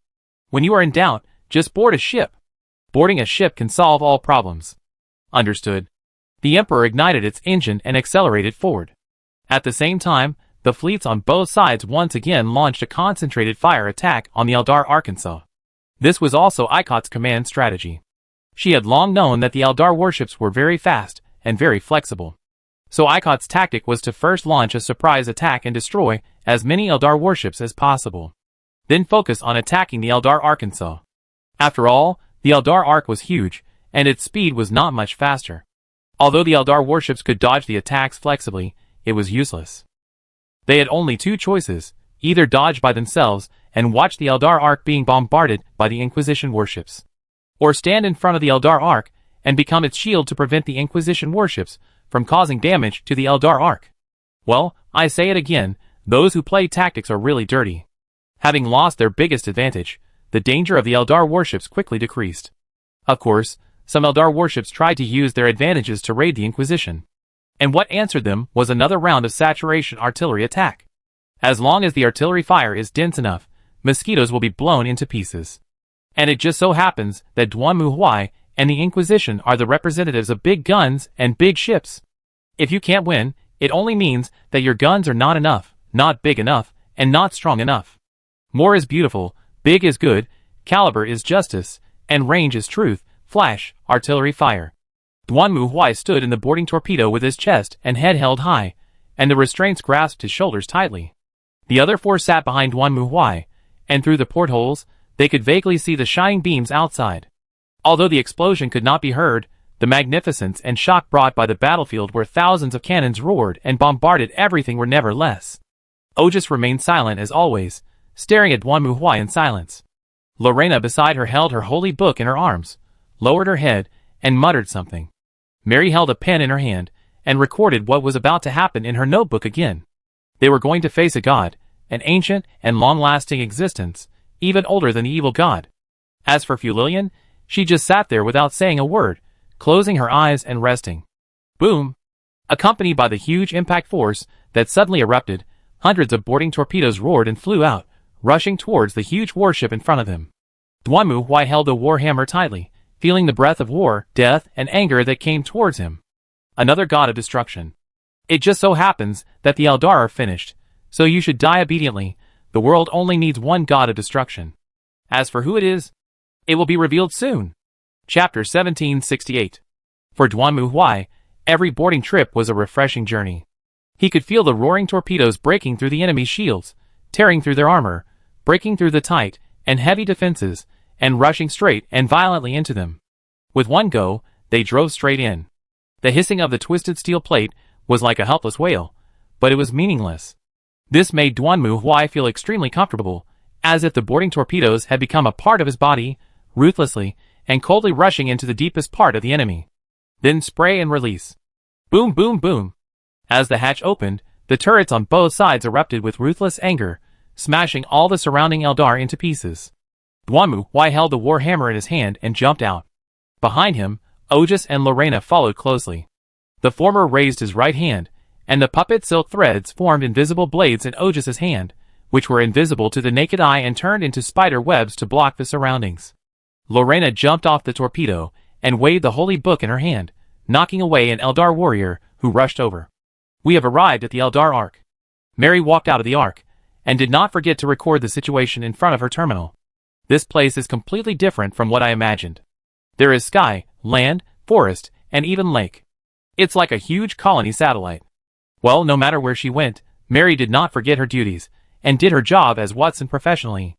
As Mary said, this Eldar Ark looks very beautiful, with tall towers standing in the forest, lake and grassland. She had seen similar buildings in Comoros. However, those fallen dark Eldar are more suitable to hide in darkness and blood. In comparison, the Eldar seem to give people a more peaceful feeling. But unfortunately, it is meaningless to the tribunal. The same is true for Fu Lilian. The petite elf wizard raised the staff in her hand, and strolled in the forest. Fu Lilian had no intention of showing mercy to these creatures with similar shapes to her. Magic beams burst out from her side, and scattered around. And each beam could accurately find the spirits hiding in the forest, and blow up their heads mercilessly. For Fu Lilian, she would not show mercy even to the demons, who look like humans, not to mention these completely different races. Duan Mu Huai chose a direction and continued to move forward. Although it was his first time here, it didn't matter, because he could feel the source of the divine power on the opposite side, just like himself, full of blood, violence, anger and death. That was the target he needed to find, and the enemy he had to eliminate. The same was true for Morris. It grabbed the spear in its hand, and its closed eyes trembled constantly. It could sense the terrifying existence that had come to the interior of the Ark, violent and brutal, like a violent hurricane, and like a flame that destroyed everything. The destruction and fear it brought to wherever it went even made the soul retreat. Not only him, but also other invaders. Although the aura of those invaders was not as fierce as this terrifying existence, they were also like small flames, spreading and raging in the Eldar Ark. Sparks spread all over the prairie. Morris suddenly opened his eyes, and stood up. It was meaningless to challenge and fight, because it was the god of war Cain. And the god of war Cain was it. It was not Cain's daughter, but Cain himself. Cain's divine power flowed in his body, and its incarnation merged with himself. Cain used to be fearless even when facing the Eldar god, not to mention these alien gods. They will never reach the height of the Eldar, and they don't understand what they are about to face. The anger and hatred of the Eldar will completely destroy these inferior invaders, and make them regret their choice, Morris began to order the guards to change direction, trying to stop the invaders. Even if it was just a few minutes, it would be able to slow down their further damage to the Ark. But unfortunately, Duanmu Huai didn't care about these at all. Burn this damn place to ashes. Duanmu Huai threw a hot melt bomb and watched it explode in the distance. Under the impact of the surging flames and air waves, an exquisite spiral tower collapsed. The screams and wails from below sounded like a beautiful symphony to Duanmu Huai, which made him very excited. Every death of an alien represents a better future for mankind. Swoosh, swoosh, swoosh. The shining spiritual light was like a meteor cutting through the air, rushing towards Duanmu Huai and others. Lillian raised her staff, and soon the ground began to shake. A huge stone turned into a humanoid golem and blocked everyone. Then it was pierced by the meteor, exploded, and turned into dust. Then, a huge mechanical humanoid holding a double blade strode over. Eldar Mecha. Duanmu Huai sneered, and the shadow under him began to boil like boiling spring water, and then the sticky shadow gushed out. Then, accompanied by a roar, the magnificent church soared into the sky and turned into a metal giant, holding a chainsaw sword and a flamethrower, rushing towards the enemy in front of him. The Eldar mech leaped up, and its huge body made a graceful and gorgeous turn in the air, enough to get full marks in a gymnastics competition. At the same time, the battle blade in its hand slashed down and chopped straight at the Titan's head. Unfortunately, this is not a gymnastics competition site, and there are no judges to score it. Under Duanmu Huai's control, the Titan stretched out his left hand, grabbed the battle blade of the Eldar mech, and pulled it down with force. Then the originally nimble and light mech fell to the ground like a meteorite, and then the rotating chainsaw sword whistled and cut open its head and chest, splitting it directly in half. When the Eldar mech was destroyed in the roar of the chainsaw sword, the war wizards in the distance also quickly lined up, and the wizard in the lead raised his staff, and the light of witchcraft began to flicker, trying to turn into surging energy to cause some small obstacles to the terrifying metal beast. Then, they saw the metal titan raised his head and glanced at them. In just a moment, the wizard's spirits collapsed as if they were hit by a hammer. They began to scream, wail, and staggered back. The incomparable fear and destruction penetrated the fragile mental defense of the Eldar, making them feel that every pore of their body was emitting a deafening scream. Their witchcraft could move mountains and seas and destroy an entire fully armed army. But now, under this indescribable and incomprehensible fear, they became fragile babies, letting fear and pain flow through every blood vessel in their bodies, and then died in endless torment. Duanmu Huai retracted his gaze and continued to move forward, while not forgetting to raise the flamethrower and set off another fire, turning the lush forest next to him into a sea of fire. Watching those beautiful towering ancient trees turn into black charcoal under the engulfment of the flames, Duanmu Huai nodded with satisfaction, and then controlled the Titan to move forward. The thread of fate has collapsed. The elders huddled in the round hall, trembling. The explosions, screams and roars outside were still clearly audible even through the heavy doors. But the problem did not only come from the inside. The Eldar fleet outside could no longer hold out for too long under the bombardment of the Inquisition. They were originally designed not to withstand enemy fire. Speed and flexibility are the foundation of the Eldar warships, and once they lose their advantages, their situation will be no better than fragile paper airplanes. But the Eldar did not have much to do. They couldn't even open the webway. The space around them became cold and silent. For the first time, the webway that was once as powerful as an arm did not respond to the call of the elves. No elves knew what was going on. They could no longer transmit through the webway. Of course, this was also Duanmu Huai's work. After all, Duanmu Huai, who had the webway beacon, had far more control over the webway than these thieves. Unlike the elves who claimed to be the heirs, the webway beacon in Duanmu Huai's hand was a genuine product of the ancient saints. You, a prince without the right of inheritance, still want to compete with the crown prince for priority? Dream on. There is only one way now. The elders knew very well that if they continued, they would be completely destroyed. In any case, they had to escape from here first, and this required an opportunity, a variable. The elders looked at each other and made a decision. This method was risky, but they had no other choice. When Morris arrived at the battlefield, it was already a mess. The jet in the Titan's hand sprayed flames mercilessly, completely igniting everything around. The once beautiful home of the Eldar was now burning, which made Morris extremely angry. Humans, these dirty, primitive, and barbaric creatures will only foolishly destroy everything. They can't understand the essence of this universe at all. Wake up! At this moment, Morris made a decision. Its body began to glow, and then gradually expanded and grew larger. Gradually, a huge figure emerged from it and swallowed Morris. Its palm was as big as an ordinary Eldar, and its whole body was made up of white-hot flames. The armor on its body even emitted a bright red glow. A helmet like an emperor covered the face of the figure, and a huge spear appeared out of thin air and fell into his hand. That was the weapon of the Wailing Doom, the god of war Cain. It sang a crazy ballad, igniting the blood and passion of all the Eldar warriors. They stopped running and picked up the weapons they had thrown from the ground again. They looked at the tall figure, their eyes full of fanaticism and excitement. Duanmu Huai released his titan form. He landed heavily on the ground, raised the thunder hammer in his hand again, and stared at the Eldar war god in front of him. In the name of the Inquisition, heretic! Duanmu Huai raised his hammer and pointed at Cain. The latter also raised his spear and pointed at Duanmu Huai. The god of war and the god of destruction, they appeared here expecting the same thing. Fight, kill, destroy, die. Go to hell. Along with Duanmu Huai's roar, Cain also let out an angry howl, and then both sides raised their weapons and rushed straight towards each other. Chapter 1769. For Duanmu Huai, this was the most important battle he had encountered since crossing over. His enemy was the Eldar god of war, a god who existed even longer than the Chaos god. Especially considering the history of this god of war. According to the player's excavation, the history of this god of war is very interesting. Take one very important thing for example. When the Eldar were still the overlord of the universe, and at the peak of their power, the god of prophecy Lilith was idle and observed the sky at night, and then told Cain that she foresaw that the Eldar would kill him one day. As a god of war, Cain's reaction after hearing the news was also very god of war. Since the Eldar will kill him one day, he might as well kill them first. Well, this is why Duanmu Huai never approached any prophecy. Because when you hear this prophecy, you have already fallen into its logical loop. Like this prophecy, if Cain ignores this prophecy, he will regret it when he is really killed by the Eldar one day.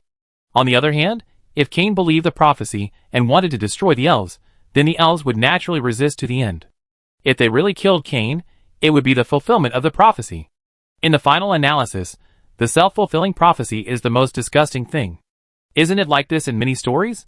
The ruler learned the prophecy that a certain hero would destroy his country. So he sent people to eliminate the threat, but the other party ran away, and then the other party really became a hero and came back to fight for revenge. This is a very, very disgusting thing. So if someone dared to approach Duanmu Huai and say something about the prophecy, he would slap him directly without explaining. The mother goddess of the Eldar, Aisha, obviously did not want to see her children being killed, so she expressed her opposition. Cain was naturally unhappy about this. The prophecy said that the Eldar would kill me, but you actually stopped me from killing them. So by analogy, does it mean that you want to kill me? Aisha said, are you mentally ill? Then the two gods quarreled. The quarrel between the two sides naturally alarmed the other Eldar gods. In the end, the main god of the elves, Asurion, decided to create a barrier to permanently separate mortals from gods. This would prevent the Eldar from being killed by Cain, and also prevent Cain from being killed by the Eldar. Cain thought this was good, but Aisha was very dissatisfied because she could not see her children. So she secretly asked someone to make a soul stone, which was what the Eldar would use to preserve their souls in the future, so that they could communicate with the Eldar. After Cain found out about this, Cain was naturally furious. So you still want me to die, right? The two sides quarreled again in front of Asurion, and Asurion was speechless. After all, Aisha violated the regulations, so he could only hand her and her husband over to Cain for handling. Cain also chose to lock the two up, intending to give them a good beating. At this time, Val, the god of craftsmen, could not stand it anymore, and stood up to speak a fair word. He made an agreement with Cain that Val would make Cain 100 magic weapons, and Cain would let Aisha and the others go. Cain thought that these weapons were free and didn't cost money, so he agreed. However, Val boasted a lot, but unfortunately he had no ability. When the time came, he only made 99 magic weapons, one less. Then Val suddenly had a surprising wisdom. Hey, I mix in a blank weapon. Anyway, Cain, a reckless man, has muscles in his head, and you can't see it. Cain didn't see it, and went back with his weapons to release Aisha and the others. But the truth cannot be hidden. Cain didn't see it at the time. When he counted them one by one at home, he finally found something wrong. This naturally made Cain very angry. Well, Duanmu Huai understood this. If it were him, he would also be furious. You idiot! Do you really think I have no brains? So Cain beat up Val and tied him up. The matter was brought to the heaven again. At this time, Asuyan was like the Jade Emperor, who listened to Sun Wukong's troubles every day. He was tired of such boring disputes, and directly said that he didn't care. You can do whatever you want. Asuyan didn't express his opinion, and the gods of the Eldar below naturally took their own sides. Some people thought that Cain did nothing wrong and Val deserved to be beaten. Some people also thought that it was not right to make such a fuss over such a trivial matter. It would be over if they calmed down and took a step back. Cain said, "The more I think about it, the angrier I get. I can't retreat at all." The Eldar at that time were a bit like the god system of the Faerun world. Naturally, there were factions among the Eldar that believed in different gods, and the ideas of the boss above were naturally their ideas. So soon, the followers of the god of war Cain grabbed the followers of the craftsman Val and started to beat them up. The followers of other gods either chose to stand on Cain's side with their boss or help the followers of Val, starting a protracted conflict. The Eldar leader at that time saw that this was not going to work. How could our Eldar empire be torn apart while you gods were having conflicts above? So as the nominal leader of all the Eldar, it went to Cain to challenge him, and had a duel. Of course, no matter how powerful the Eldar warriors are, they are still mortals, so they were naturally beaten to death by Cain. At this time, Asuyan also jumped out. After all, Cain killed a mortal, and he was the Eldar's own champion warrior. This was not politically correct, so Asuyan said that the matter was over, and at the same time gave Cain a little lesson, and the matter was considered over. By the way, when the obsessive evil was born in the subspace, Cain, as a god of war, naturally fought with it, but was finally defeated by the obsessive evil and was broken into pieces. And because the obsessive evil was born from the indulgence of the entire Eldar Empire, theoretically speaking, this is indeed considered that the Eldar killed Cain. So you see, prophecy is such a stupid thing, whoever believes it is stupid. Although Duanmu Huai has never really dealt with Cain, he is not so afraid of Cain. The reason is very simple, because according to the player's research, Cain is a good fighter, but his record is really shameful. According to player survey records, Cain's incarnation has appeared several times in history, but he lost every time. According to incomplete statistics, this guy has lost to the Zerg, Chaos, Pre-March, Orcs, and Natives. He was even blown up by his own people for testing new weapons. As a god, to be honest, Duanmu Huai thinks it is really too embarrassing. He is also a god of war. He keeps fighting after repeated defeats, and keeps losing after repeated defeats, right? Then Duanmu Huai doesn't mind adding his own stroke to the glorious deeds of this god of war. If Cain knew what Duanmu Huai was thinking at this moment, he would be so angry that he would jump up and down. But unfortunately, Cain naturally didn't know what Duanmu Huai was thinking, and these thoughts only turned in Duanmu Huai's mind for a moment, and then the two sides collided with each other. In terms of size, Cain is bigger than Duanmu Huai, but when the two collided, Duanmu Huai's size had become the same as Cain's. They were like super transformed heroes and monsters fighting each other in special effects movies, fighting on a sandbox composed of jungles, towers, and cities. The spear in Cain's hand let out a wail, and heat like the coming of the end of the world. This piercing scream aroused the blood and passion of the surrounding Eldar warriors, and they cheered and rushed forward, trying to fight with the god of war they believe in, and destroy the enemy, who is wantonly destroying their homes. However, Duanmu Huai is not a vegetarian either. The warriors of the Spear of the Burning Sun rushed forward. Their steps were light and fast as the wind. But Ojus in front of them did not react at all. The latter stepped back and took out a huge suitcase out of thin air. As the lid of the suitcase flipped up, a black puppet jumped out of it, opened its claws, and pounced on the enemy in front. The elf warriors disdained such tricks, until their bodies were entangled with silk threads and nailed to the spot like statues. They realized that something was wrong. However, at this moment, the puppet's claws had already ruthlessly torn open their throats, letting their blood and life gush out, turning them into cold corpses.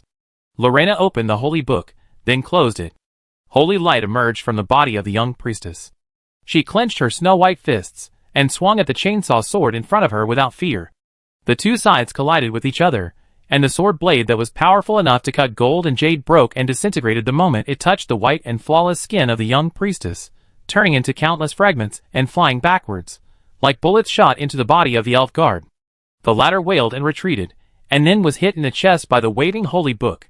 The tall, thin body was immediately hit with a huge dent in the chest, and it flew backwards, like the ammunition of a catapult. The guardians in the back raised their star dart launchers, which were elegant and unique weapons. They could use gravity accelerators to fire sharp ammunition that was sharp enough to cut off limbs and armor. Even the heavy armor of the Zerg pales in comparison. But they didn't have a chance to shoot. Bang! The revolver in Mary's hand made a deafening sound, and a golden flash flashed by, hitting the head of one of the guardians, breaking it into pieces like a watermelon, and splitting into several small beams of light that flew to the side. The tight formation of the guardians was instantly disrupted, and they immediately changed their targets and tried to eliminate this sudden enemy. However, the guardians were surprised to find that their usual attacks were useless against the human girl in front of them. She was able to gracefully dodge the Eldar's accurate shooting, and even the surprise attack from the back could not scare her at all. On the contrary, under the gaze of those golden eyes, the lurking and raiding that the Eldar always prided themselves on were meaningless. Mary didn't need to aim and attack at all. Every time she fired, there would be Eldar who would actively bump into the muzzle of the gun. It was as if the girl already knew where they would appear. The Prophet and the War Witch on the other side were also in a bad situation. Hugh Lillian was suspended in the air, and the staff in her hand quietly waved, and beams of light turned into a rainstorm and ruthlessly bombarded their positions. The latter couldn't even fight back. The Eldar's self-righteous psychic witchcraft was destroyed before it could be deployed. The latter's all-round 360-degree protective shield also prevented the Eldar from further attacking the enemy. Next appeared hundreds of Dark Knight guards, wearing heavy armor and holding chainsaw guns. They were silent and cold as always. Soon, the fierce and heavy sound of bombs became the main theme of the battlefield, and they began to further suppress and slaughter the Eldar. Even if they had the protection of the God of War, it was meaningless. Not to mention, the God of War now has no time to protect his believers. Chapter 1770. The fierce battle never stops. Dwanmu White held the warhammer and collided with Cain again and again. The spear flew up and down, like a dragon passing through the gap between the sword shadows, and stabbed Dwanmu Huai's body. From the perspective of combat skills alone, Cain lived up to the name of the God of War. And his amazing spear skills were even more dazzling. Dwanmu Huai did not choose to fight the opponent head-on in combat skills. On the contrary, he chose a simpler and more direct method. Blood exchange. Dang! The spear passed through the swinging warhammer and pierced Dwanmu Huai's heavy shoulder armor, tearing a crack on it. The sharp spear tip penetrated into it like the sting of a poisonous bee.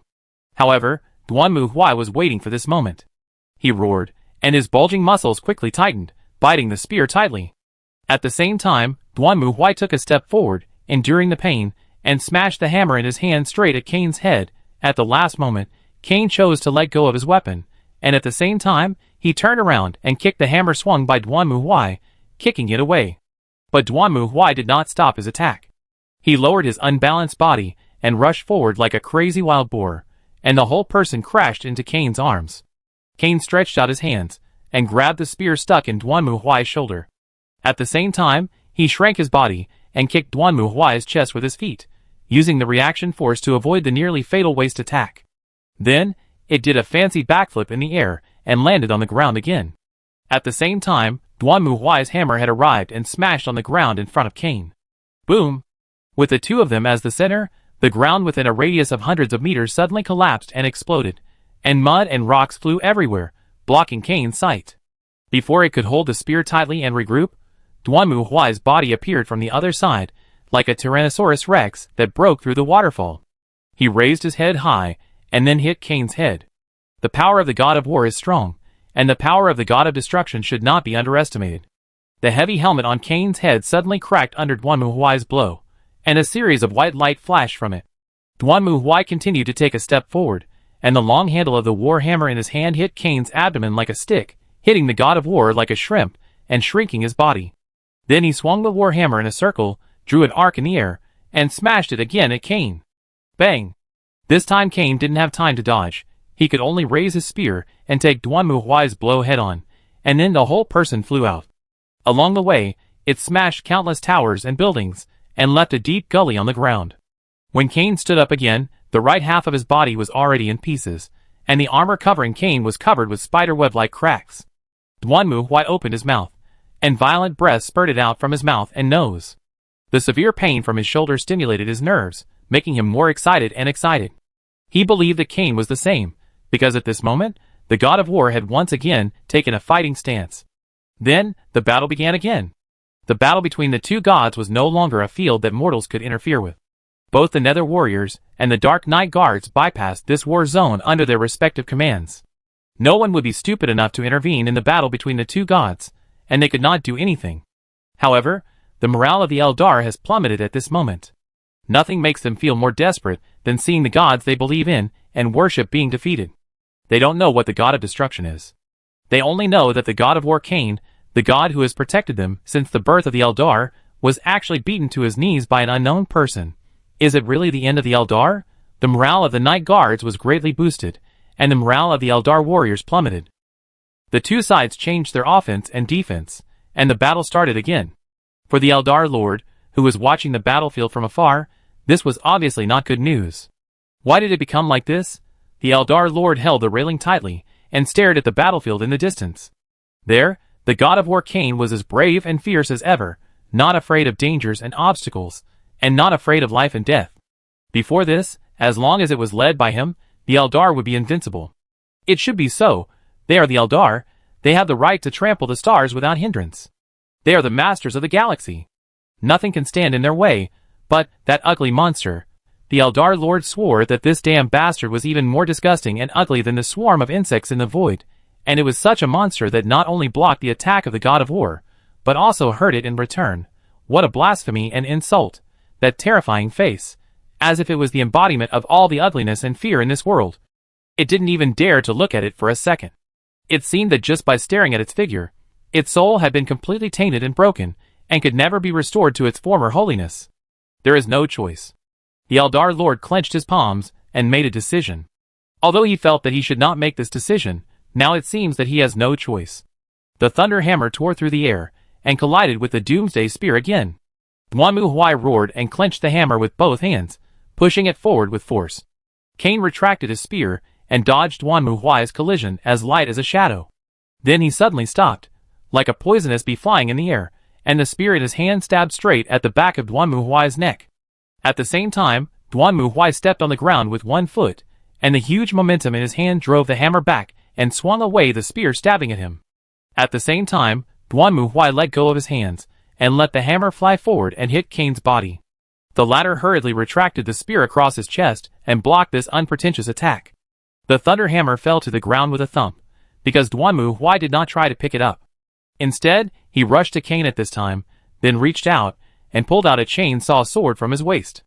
The rotating and roaring blade tore Cain's body, and Duanmu Huai held the hilt tightly and chopped it down hard. The beast-like teeth bit Cain's shoulder tightly, and the latter reached out to grab Duanmu Huai's wrist to prevent him from giving him the final death and destruction. But Duanmu Huai obviously would not stop there. Go to hell! He roared and hit Cain's head again. The already broken helmet burst directly, revealing the head condensed by the burning high-temperature flames inside. At the same time, Duanmu Huai let go of the hilt and opened his hands to grab Cain's head. Next, Duanmu Huai only needs one strike to completely destroy this old guy. At this moment, an ancient, cold, and cruel will suddenly appeared, and the surging psychic energy almost turned into a raging wave, rushing straight towards Duanmu Huai and Cain. Nothing is more shocking than the appearance of the tyrannid swarm. Under the brilliance of the stars, countless insects gathered into a river that even covered the stars, and broke into the battlefield in front of them without any signs. The huge tentacles formed by the condensation of hundreds of millions of insects began to ruthlessly attack the prey in front of them. What they want is very simple, that is, to devour everything and transform everything. Damn! Duanmu Huai shook his head and blocked the psychic roar from the will of the hive. At the same time, the tall and smooth dome of the ark broke, and countless void beasts fell from the sky and joined the battlefield in front of them. It's really endless, isn't it? Duanmu Huai felt that everything he did after coming back this time had not gone smoothly. When fighting a Tau, he encountered a group of green skins, space Necrons, and chicken thieves. Now he came to fight an Eldar, and the damn Zerd mind also got involved? The question is, what should we do now? Duanmu Huai and Cain looked at each other and fell into silence. After a moment, heal you first. Duanmu Huai thought about it, and decided to get rid of Cain in front of him first, and then deal with the Zerd mind. As for the Zerd, he believed that others could handle it, but the Eldar must die. Thinking of this, Duanmu Huai reached out, picked up the warhammer that fell beside him, and rushed towards Cain again. At the same time that Duanmu Huai and Cain started the second round of competition, the battle in the universe had turned into a mess. Although Ike discovered the arrival of the Tyranid army at the first time, she had to fall into a dilemma. Either give up the encirclement of the Eldar and turn to deal with Tyranid, or first kill the Eldar fleet with heavy losses, and then turn around to deal with Tyranid. Ike wanted to contact Duanmu Huai, but Duanmu Huai and Cain were fighting to the death. There was almost no signal that could be transmitted under the collision of the divine power of both sides. Fortunately, just when Ike was extremely anxious and embarrassed, Allah came to H1 Akane, who thought about it and gave his opinion. Destroy the Eldar first. No matter what, the Eldar must not run away. It's not too late to deal with the Zerg after the Eldar are destroyed. But this will cause heavy losses to the fleet. For the Inquisition, destroying the aliens is always the first priority. Hearing this, Ike no longer hesitated and made a decision. In contrast, Ogus, Mary and others, who were fighting in the Ark obviously had no such choice. They had no choice at all about who to fight, and who not to fight. After all, the Zerg that fell from the sky would not care about the difference between humans and Eldar. For the Zerg, all life was biomass for hunting, so it didn't matter what race it was. In the end, they would all be absorbed, assimilated, and then become part of the Zerg's will. Well, from this point of view, the Zerg was the most in line with the concept of the great unification of the universe. But whether others were willing or not was another matter. What should we do now? Leading the Night Guard, the girls used a certain Eldar building as a base and temporarily resisted the attack of the insect swarm. But this is obviously not enough. If it continues, it is hard to say what will happen. They can't help Duanmu Huai at all. The level is too different. Although Duanmu Huai and Cain are punching and kicking like street hooligans, as long as they are involved, even the wind of the fist is enough to crush them into meat paste. This is the real battle between gods. Even as Duanmu Huai's followers, they can't intervene. Hold on here, and wait for Mr. Duanmu to defeat the god of war before taking action? Mary put forward a safe suggestion. After all, they can't do anything if they are not safe now. Ogus didn't say anything. She didn't care about the plan and rarely put forward a plan. She was like a puppet. Oh, she was a puppet. That's fine. Lorena is not good at this either. She is good at using her little fists to blast the enemy into pieces. Then the rest is keep going. Lillian's expression was very calm, and it was hard to tell that she was the one who had just killed hundreds of Zerg with a magic. The Zerg will destroy everything, and the Eldar will obviously escape. We encountered a similar situation when we were exterminating the demons. Letting the demons escape would cause endless trouble. In comparison, the Zerg is much easier to deal with. As long as the Inquisitor destroys the god of war and frees up his hands, it will only take time to defeat the Zerg. On the contrary, if the Eldar take this opportunity to escape, it will be difficult to catch them again. But where should we start? Lillian thought for a moment, then pointed to the tower complex not far away. Let's start there first. Chapter 1771. The God of War has fallen. The Lord stood on the balcony, watching the huge body of the God of War being subdued by the evil and barbaric figure, and the whole person collapsed to the ground as if he had lost his strength. What came to his ears was the burning of trees, the wailing of the tribesmen, and the screams of the insect swarm. We made a wrong choice, the Lord thought. It was incited by Morris's powerful speech and believed that this was the end of the Eldar. They had no way out. Only by sacrificing themselves and awakening the god of death could they end the curse and suffering of the Eldar that had spread for countless thousands of years. However, is this really what he wanted? The Lord lowered his head, and all he could feel now was endless pain and sorrow. Their faith, their guiding light, had fallen at this moment. So can they really complete their mission? No, you can't. A gentle voice appeared in the Lord's ears, making him shudder all over. The fate of the Eldar has been determined. Why not try to accept it? No, we shouldn't do this. You used to do this. Recall that history, a history full of joy, indulgence and pride. That is your history, and it has created everything now. You are just lost, children. The voice is as gentle as the soft arms of a girl, caressing the Lord's neck and breathing in its ears. You should come back and face your fate. You will not be destroyed, you will be with me. No! The Lord's voice became louder, it wanted to show its strength, but in this empty room, it sounded more like a bluffing wail. We will never surrender. This is not surrender. The voice did not fluctuate at all, calm and gentle, as if telling an established fact. This is just your fate. You regard it as depravity, eternal pain, but is it really so? Don't you want to regain the glory of the past? The days when the Eldar once ruled everything in the universe? Back to that time, Everything was under control. The Lord did not speak, and the glorious past emerged in his mind. The Eldar once conquered the stars, and became the masters of the Milky Way. Their thoughts are the supreme scriptures, their worships cover the sky, and they are the masters of this world. They indulge in enjoyment and desire pleasure. Pleasure. Recalling those days of debauchery, the Lord trembled suddenly. But that's normal, isn't it? They have ruled everything, so what they seek is naturally supreme happiness. Because this is their power as the rulers of the galaxy, they have the qualifications and the power to enjoy it all. Yes, that's it. The whispers reappeared, calm, gentle, and calm. This is just the law and the rule. Everything is like this. The desire to enjoy, the desire for pleasure, the desire for happiness. You have done nothing wrong. You have touched the further path to the end. But your rigid minds are not ready to accept it. So we ran away. The Lord bowed his head and cried softly. It felt like an old stubborn. The voice did not accuse him. It was just comforting himself. But it made the Lord feel more painful. Indeed, the Eldar have always longed to return to their former glory and blamed all disasters on the Lord of Joy. But is this really right? Did we make the wrong choice from the beginning? Come back, my child. It is calling it. You are the last survivors. I will not hurt you. I have the same goal as you. We will once again recast the glory of the Eldar and spread it to every corner of this universe. Accompanied by this voice, scenes appeared in the Lord's mind.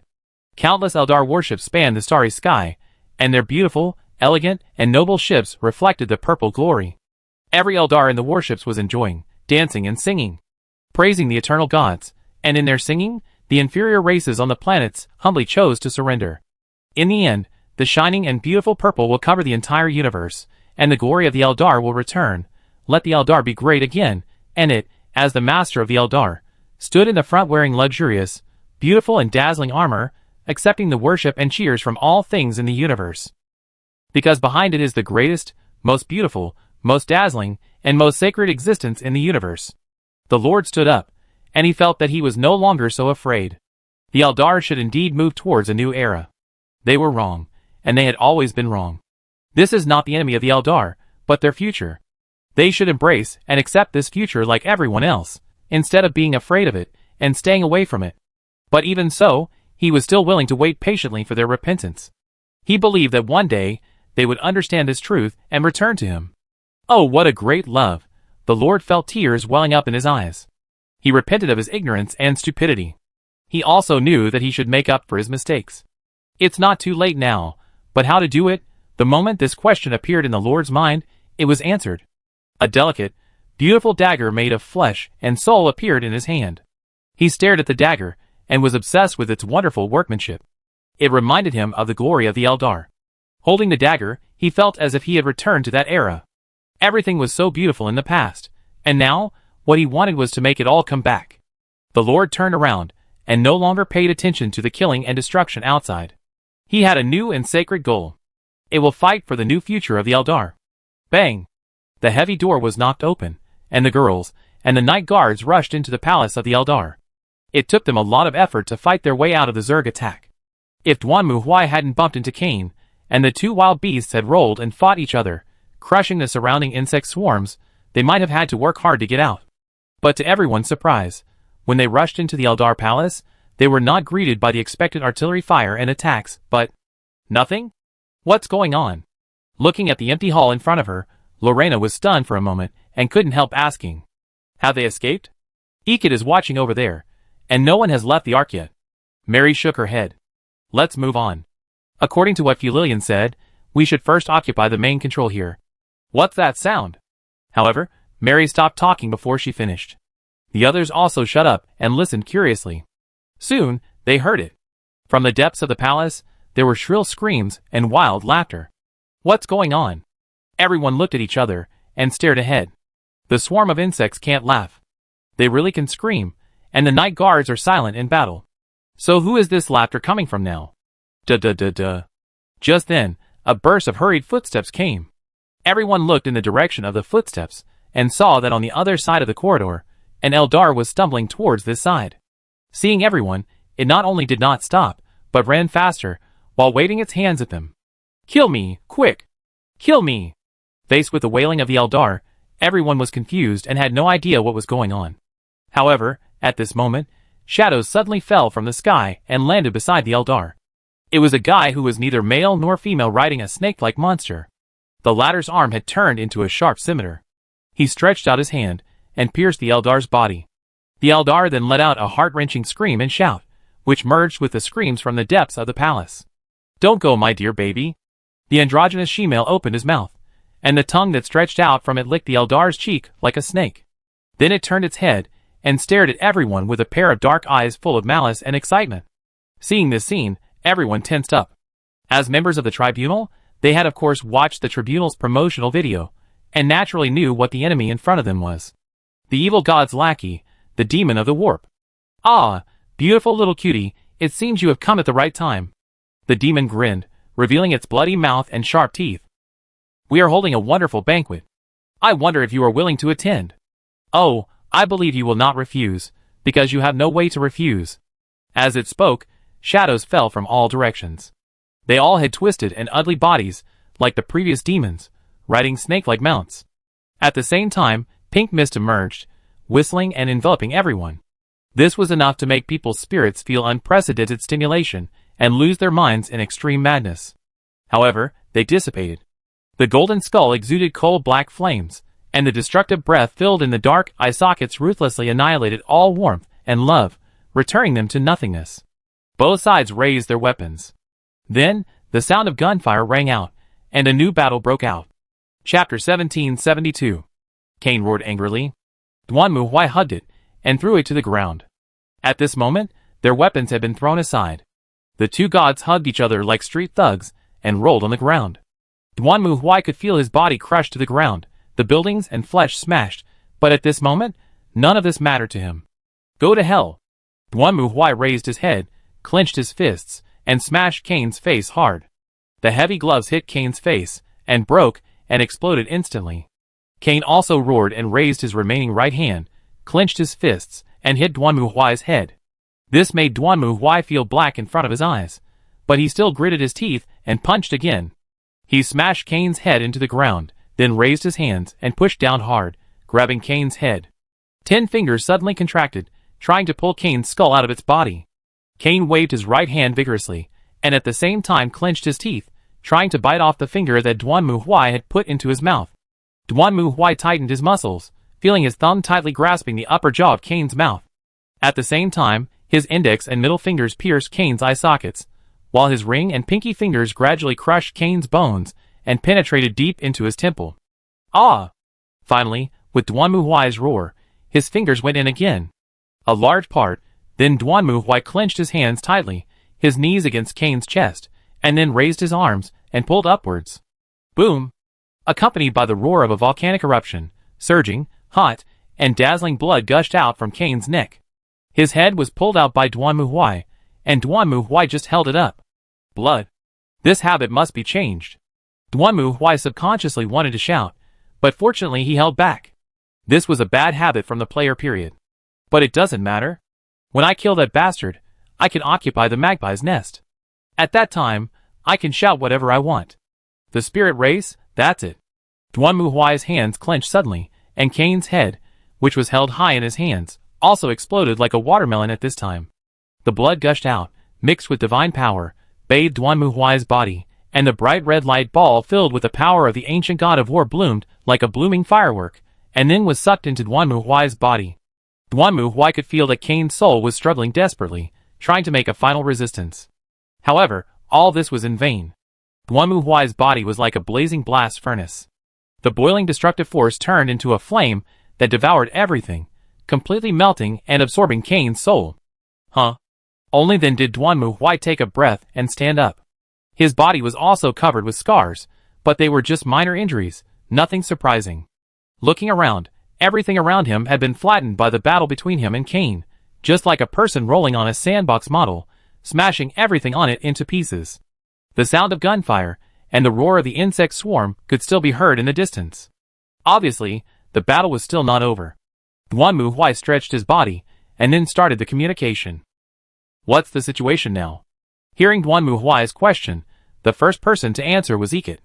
"Uncle, the Eldar fleet has been completely destroyed, but our fleet suffered heavy losses under the attack of the Zerg swarm. However, Before Ikit finished speaking, Mary hurriedly interrupted. Mr. Duanmu, we encountered a demon. Demon? Hearing this, Duanmu Huai frowned immediately. Yes, a group of naked people very indecent. It was really difficult for Mary to try her best to describe the other party's appearance as elegantly as possible, but even if Mary didn't say it, Duanmu Huai had already guessed who it was.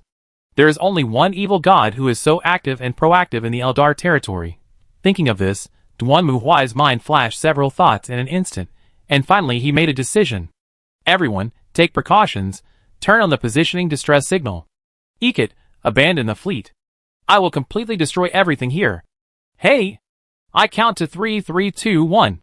Duanmu Huai shouted, raised his right hand, and clenched his fist, then slammed it hard on the ground. It was a shocking scene like a star explosion.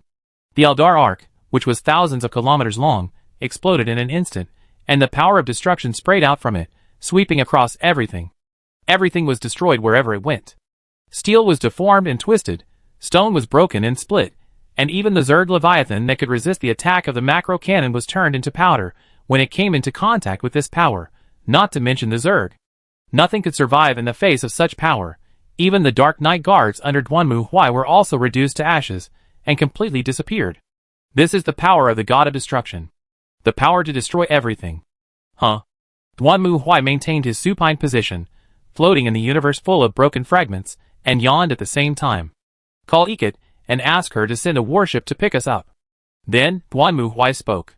When Mary, Lorena and others, with pale faces, returned to the mothership of the tribunal again, it was already an hour later. I really thought I would die.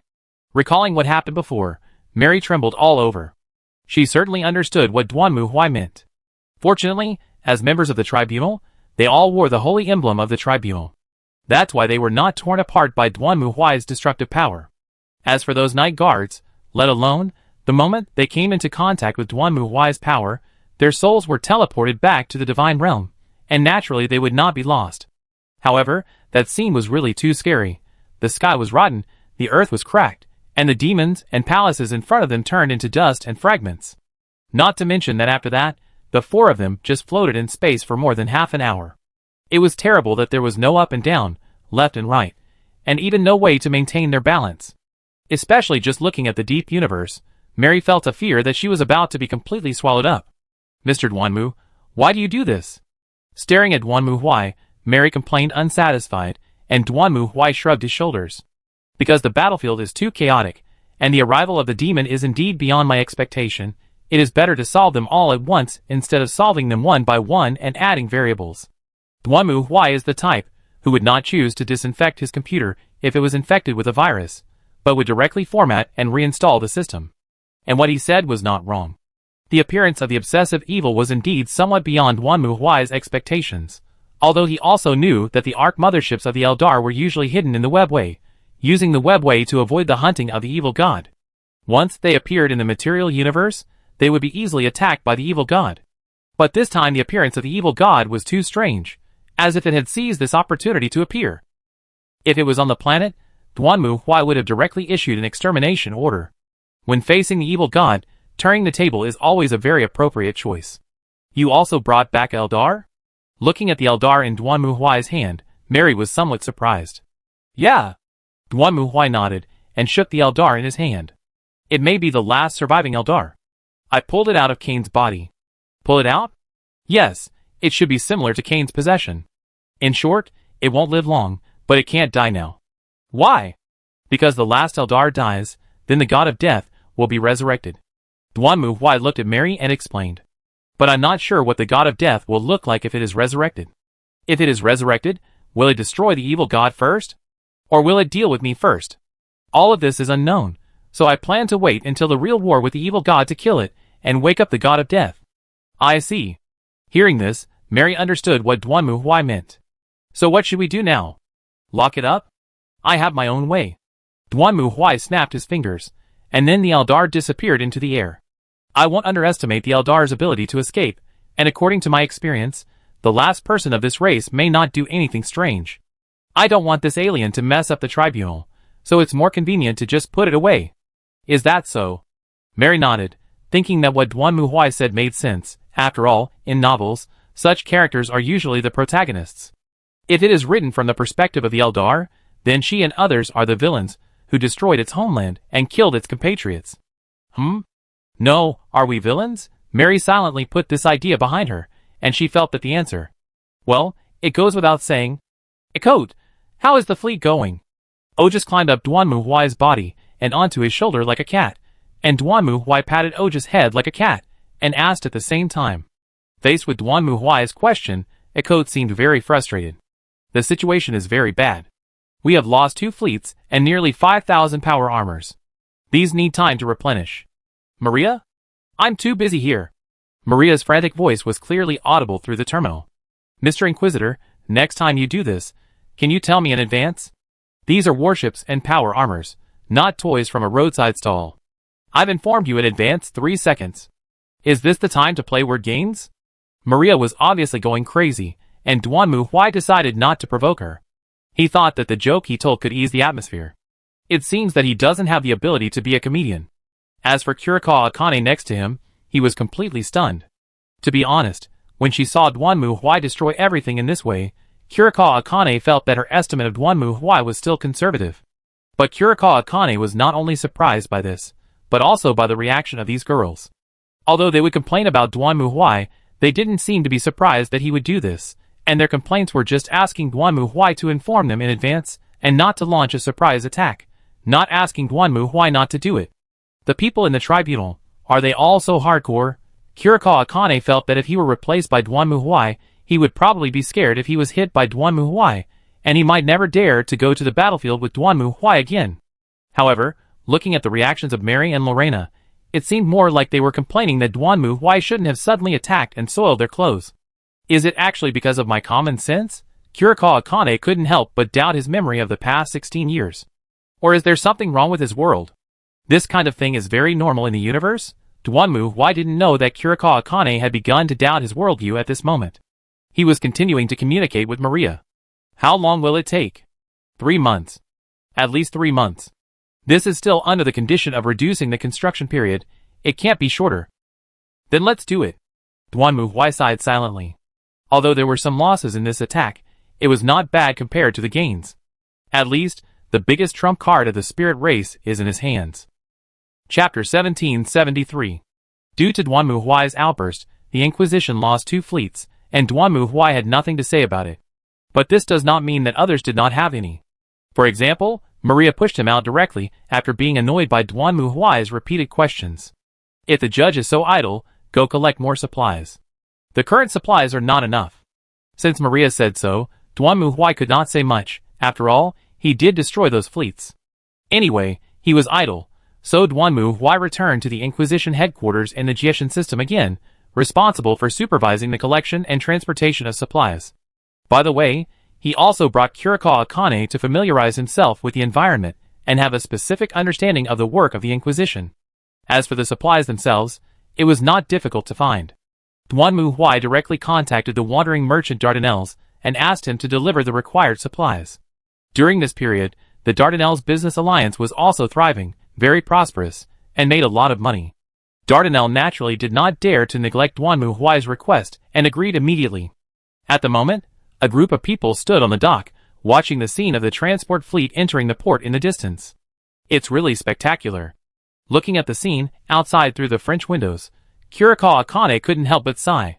Transport ships are generally large in size. Although they are not as powerful as warships, their size alone is shocking enough. This is also normal. After all, many ocean-going freighters are not much worse than aircraft carriers in terms of size alone, but it does not mean that they can compete with destroyers in terms of combat effectiveness. But it's really big. Watching the transport ships enter the port and unload the goods, Kurikawa Akane was also amazed. You must have spent a lot of money to buy so many goods. No, not a penny. Hey! Don't you need to spend money? Yes, this is used to offset taxes. Duanmu Huai nodded. Are you kidding? Let the tribunal spend money. What kind of dream is this? The tribunal is not a commercial organization, and does not print money itself. Tax offset? Tithe tax, you could understand it as protection fee if you want. Hearing Duanmu Huai's answer, Kurikawa Akane's expression was a little complicated. Is it the kind of fee that gangsters collect from stores and TV dramas? Yes. Are they willing to pay? They have received the protection of the tribunal, so they have to pay a price. Duanmu Huai snorted coldly. We are not an organization that is easy to mess with. If they don't give it to me, I don't mind letting them have a taste of the power of the Inquisition. Kurikawa Akane looked at Duanmu Huai with a complicated expression, and then looked at An and Mary standing next to him. The latter shook his head without saying a word, while An smiled bitterly. Actually, you don't need to think so complicated, Miss Kurikawa. Really? Yes, just like national taxes, the country has to collect taxes from the people. If you don't want to pay taxes, you will be punished or even imprisoned.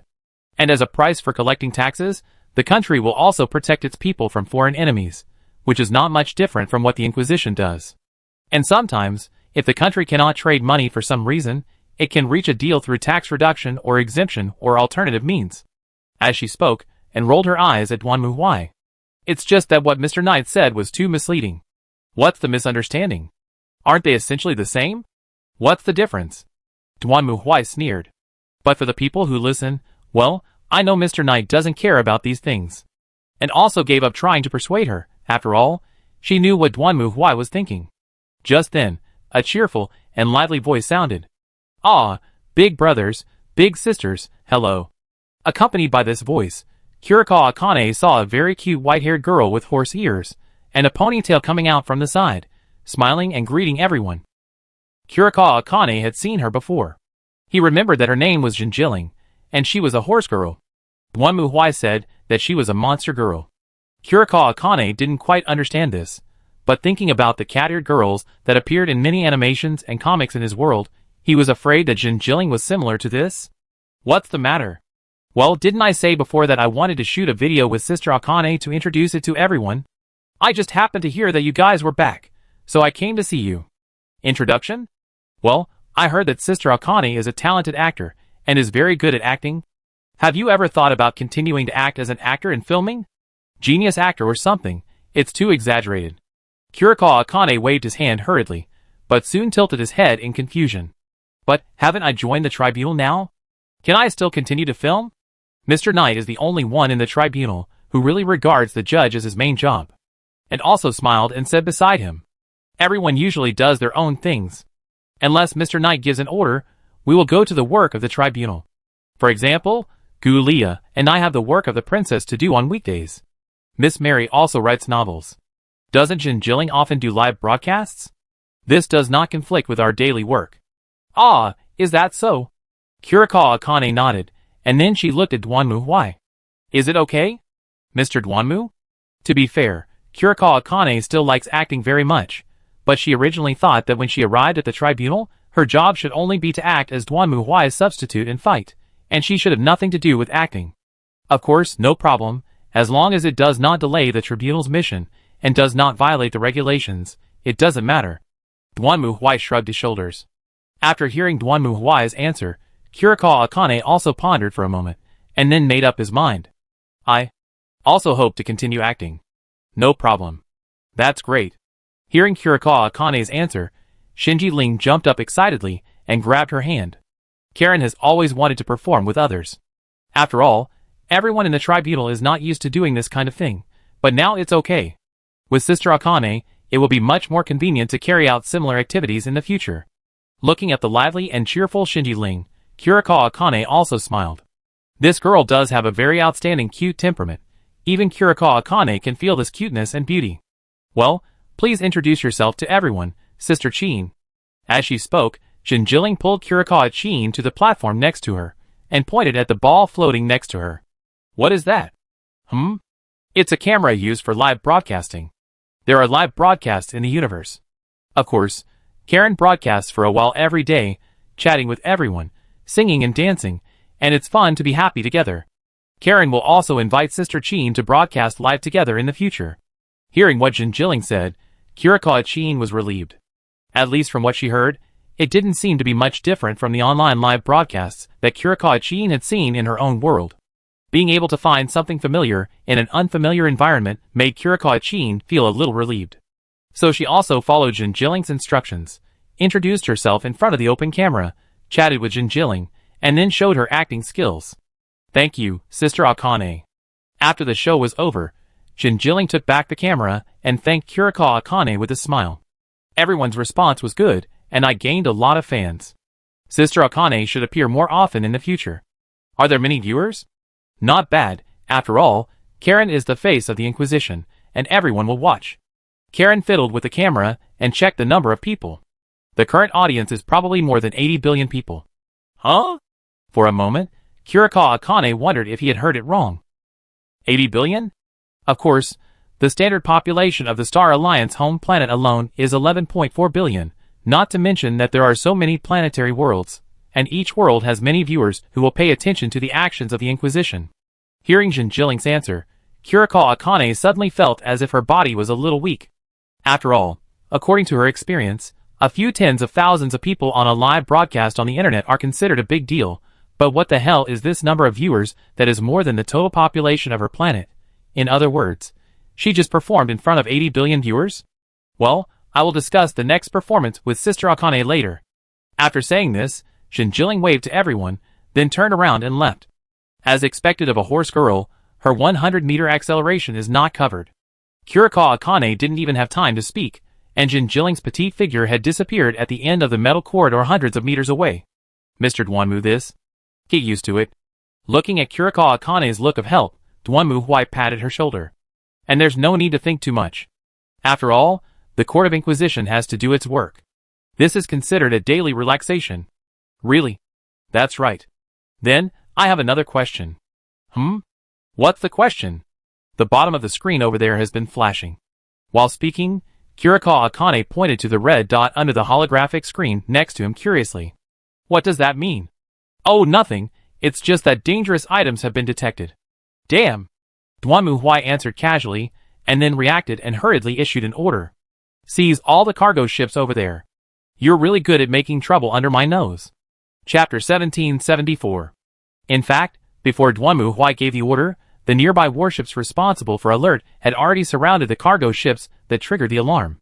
After all, the headquarters of the Inquisition is not just a base, it is also the extension of Duanmu Huai's divine domain in reality. Simply put, it is like an eye of fear that is fused with the subspace and controlled by the evil god.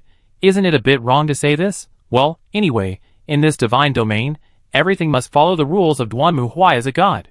Therefore, any item that is not Duanmu Huai's divine domain, but has divine power will trigger an alarm when entering this domain. This cannot be said to be neurotic. After all, divine power is like a soldier to a god. What do you want to do by sending a team of soldiers to sneak into my divine domain without saying a word? Give me a surprise party? Duanmu Huai quickly opened the communication and connected to the Dark Knight Guard, who was responsible for the inspection on the front line. What's the situation? Sir. Hearing Duanmu Huai's inquiry, the captain of the Dark Knight Guard on the opposite side also hurriedly answered. We are investigating the cargo ship, but no dangerous goods have been found so far. Where did the alarm come from? From the cargo hold, but we have searched the cargo hold carefully. There are only a lot of materials here, and nothing else. The captain and crew did not have any abnormal behavior. They insisted that they were only transporting materials according to the orders of the wandering trader, and were only responsible for loading and transporting goods. I go and see. Duanmu Huai made a decisive decision. He was not used to throwing things to others, especially when it came to this kind of problem. If the alarm was triggered by Faerun, Duanmu Huai would consider whether it was a god who wanted to communicate with him.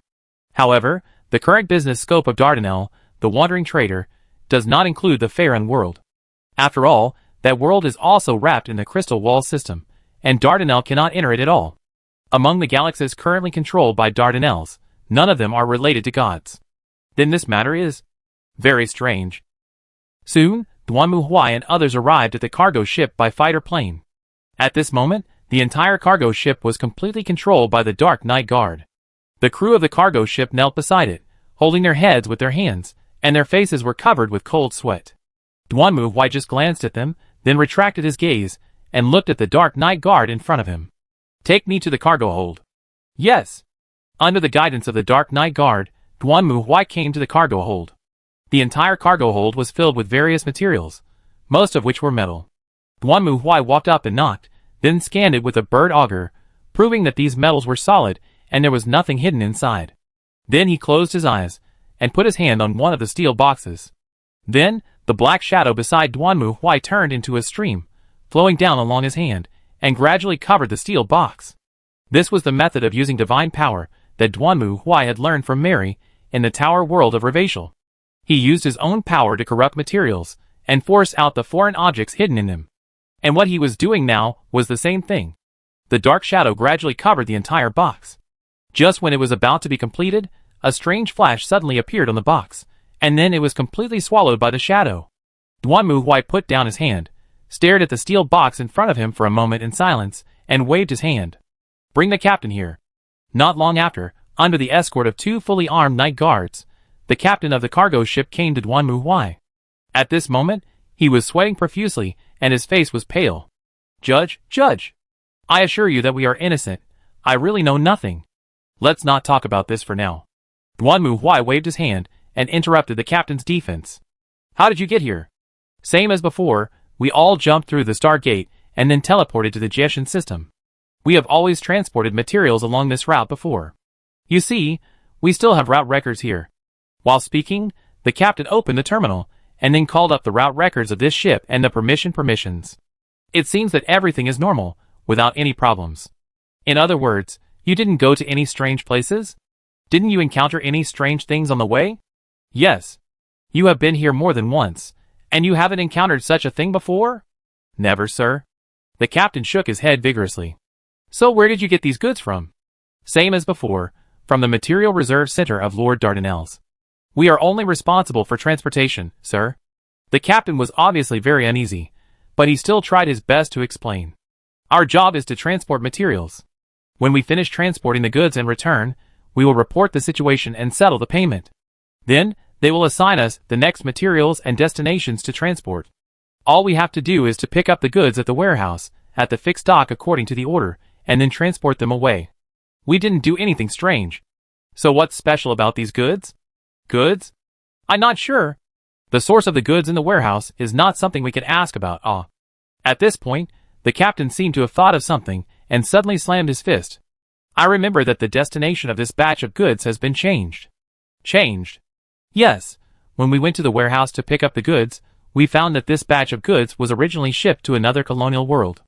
But later it was changed to your court of inquiry, and I also asked what happened.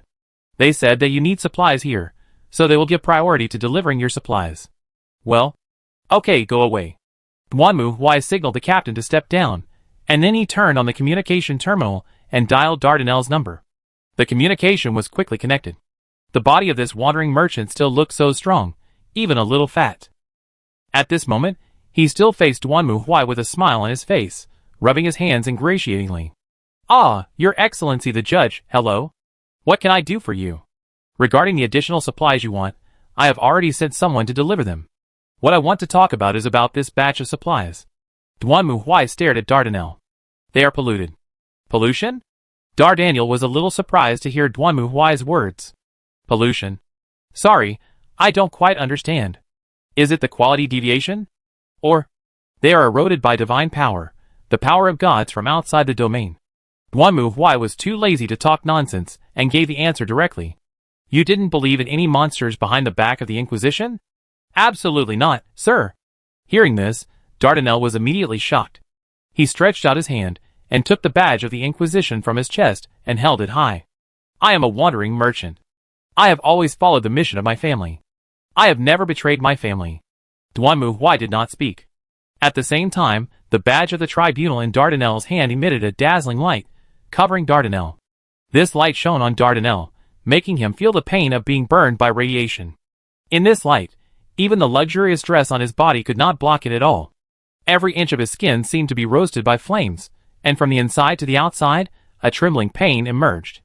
But Dardanelle just gritted his teeth, held the holy emblem high, and did not move.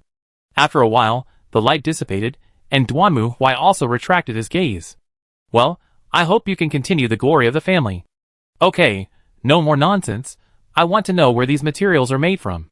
And how are they transported?" "Ah, yes, please wait, I go now." "Hurry up, you idiots. I have something very important. Go and find all the process lists of the batch of materials I urgently allocated before. Go. I only give you 5 minutes. 1 second late, and you will be executed." I don't know if Dardanel's threat worked. After 5 minutes, those lists were immediately handed over. Dardanel was also wiping a cold sweat, flipping through the list, and reporting to Duanmu Huai. Your Excellency the Judge, it has been found out that these materials come from the Avius Nebula A3 planet, which is an ore planet. According to the initial exploration, we found a large number of metal deposits there. Therefore, we built a smelting plant on that planet to process the mined ore and transport it back. Are there other civilized races on it? It's a dead planet, sir. It doesn't even have an atmosphere, and there is no life at all. Then what?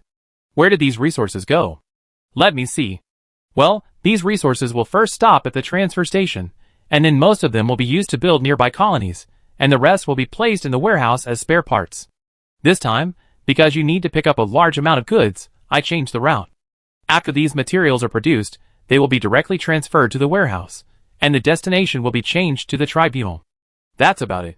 At this point, Dardanel stared at Duanmu Huai with some uneasiness. Your Excellency the Judge, please forgive me for being rude. I don't quite understand what it means to be eroded by divine power. Do you mean that it will cause harm to the human body like radiation? It's not that simple. Duanmu Huai snorted coldly. Divine power will affect human spirit and thinking, and make people subconsciously approach each other, and become fanatical believers of each other without reason. If there are a few gifted idiots who can absorb divine power, then they may even become some kind of spokesperson, and then find a way to summon those damn evil gods. I don't know what your current situation is, but it seems that your territory is also very unstable. Is there such a thing? Hearing this, Dardanel was stunned, and then he trembled all over. Sir, most of these materials have been used for the construction of the colony. If these materials have such harm, then the residents of that colony. I will go to investigate. Anyway, I have nothing to do, but all the materials there must be abolished. Okay, I will abolish those materials immediately. Everything will be done according to the instructions of the judge. I will also send my own troops and follow the orders of the judge. Then it's decided. Duanmu Huai didn't waste any words, and at the same time glanced at Kurikawa Akane, who was standing next to him curiously. Originally, Duanmu Huai didn't need to go out directly for such a matter. But he thought that it was time to let H1 Akane experience the work process of the tribunal firsthand. Well, the previous incident with the Titanium clan was a special case, and cannot be counted. That kind of chaotic situation should not happen for the third time, right? Chapter 1775. The colony is located on the planet Alpha V in the Avius constellation. This is a newly developed colony. Its members come from the technological planet that Dardanels originally controlled, which was overloaded with people. Their purpose here is simple: to further transform the environment and climate of this planet, and lay a good foundation for later generations. Most of the minerals mined from Planet 3 will be sent here for further processing and assembly after smelting, to expand the colony in front of them. According to the information provided by Dardanels, there are currently 500,000 residents here. They are all pioneers sent here from the mother planet by transport ships. But for Duanmu Huai, none of this matters. Night Crow Blackstar slowly landed on the platform. Duanmu Huai strode out of the cabin, and Oja sat on his shoulder, silently scanning the surroundings. Kurikawa Akane stood on the other side, looking at the huge metal spire in front of him with a bit of curiosity and nervousness. Workers were everywhere around the platform, doing their work in silence. No one cared about these outsiders, and they didn't even react to Kurikawa Akane's probing gaze. Everyone wrapped themselves tightly in work clothes, wearing gloves, boots, and helmets. Silent and calm. A group of very good slaves. The roar of the machines echoed only on the entire apron. No one spoke or shouted. Duanmu Huai glanced around and continued to walk forward. Just as he walked off the apron, a group of people appeared in front of him. On behalf of the Cruford family, I welcome you to Steel Star, dear guests. The leading man showed a flattering smile and bowed to Duanmu Huai. We have prepared guest rooms and delicious food for you so that you can wash away the fatigue and dust of the journey. I am not here for vacation. Duanmu Huai did not even look at the other party, and spoke directly. Take me to the governor's mansion. The governor is busy at the moment. The man's expression was still flattering, but his tone was firm. He can't spare time to greet you for the time being. I know that you are the distinguished guest sent by Lord Dardanel, but we have our own. The man's words stopped here, because the next moment, accompanied by the sound of bombs, the man's head and his upper body were directly blown apart, and his internal organs and blood were sprayed out, staining the surrounding ground and the servants next to him. Even the workers who worked silently stopped at this moment. They stood up and stared at Duan Muhui and his group. The air was filled with tension, but Duan Muhui didn't care about it. He didn't even look at the workers, as if they didn't exist at all. He just stared at the people in front of him, and continued to speak. The Inquisition does not accept rejection, no matter what form it takes. I am sure that I have made a clear request through Dardanelles to let the supreme ruler of your planet come to see me in person. I don't care if he is a mud-legged man rolling in the mud in the countryside, and I don't care how much his pitiful self-esteem is worth. I only know that he rejected the request of the Inquisition, and this is intolerable behavior. Duan Muhui's voice was not loud, and was very calm, but his voice was clearly heard by everyone, as if a heavy hammer hit their hearts. Now, I repeat again, take me to see the governor, otherwise, I will kill you and then find someone willing to take me there. Although the Empire has perished, the Inquisition is still alive, and Duan Muhui doesn't mind personally teaching these country bumpkins what kind of respect to pay to the Inquisition. If they can't learn, then teach them with blood and corpses. The latter raised their heads, they mustered up their courage and stared at Duan Muhui. Then, another person reached out, and wiped the blood off his face. He gritted his teeth, looked angry, and stared at Duan Muhui. You can do this, but you will never get what you want with violence. This is not the mother planet. Don't think you can intimidate us and make us obedient. Duan Muhui didn't speak. What he wanted to say, he had just said. So naturally there was no need to repeat it to the dead. A thunderous sound suddenly erupted, waking Ross from his sleep. Damn it, what happened? Ross complained as he sat up from the bed, and put on his clothes. He had never heard such a sound before. Was the governor planning to blast the mountains and the land again? Couldn't he let people sleep peacefully for a while? Since being sent here to do hard labor, Ross hadn't had a comfortable sleep for a long time. He was required to move on time with other workers. He was not one of those damn freaks. The sound stopped. Ross stood up and planned to see what happened. Today, the bastard supervisor did not come to trouble him. But this was not good news for Ross. Maybe they thought of a new way to torture him. The door opened, but it was not his co-worker who came in. Ross looked at a guy who was as tall as a bear, and wearing heavy armor in horror.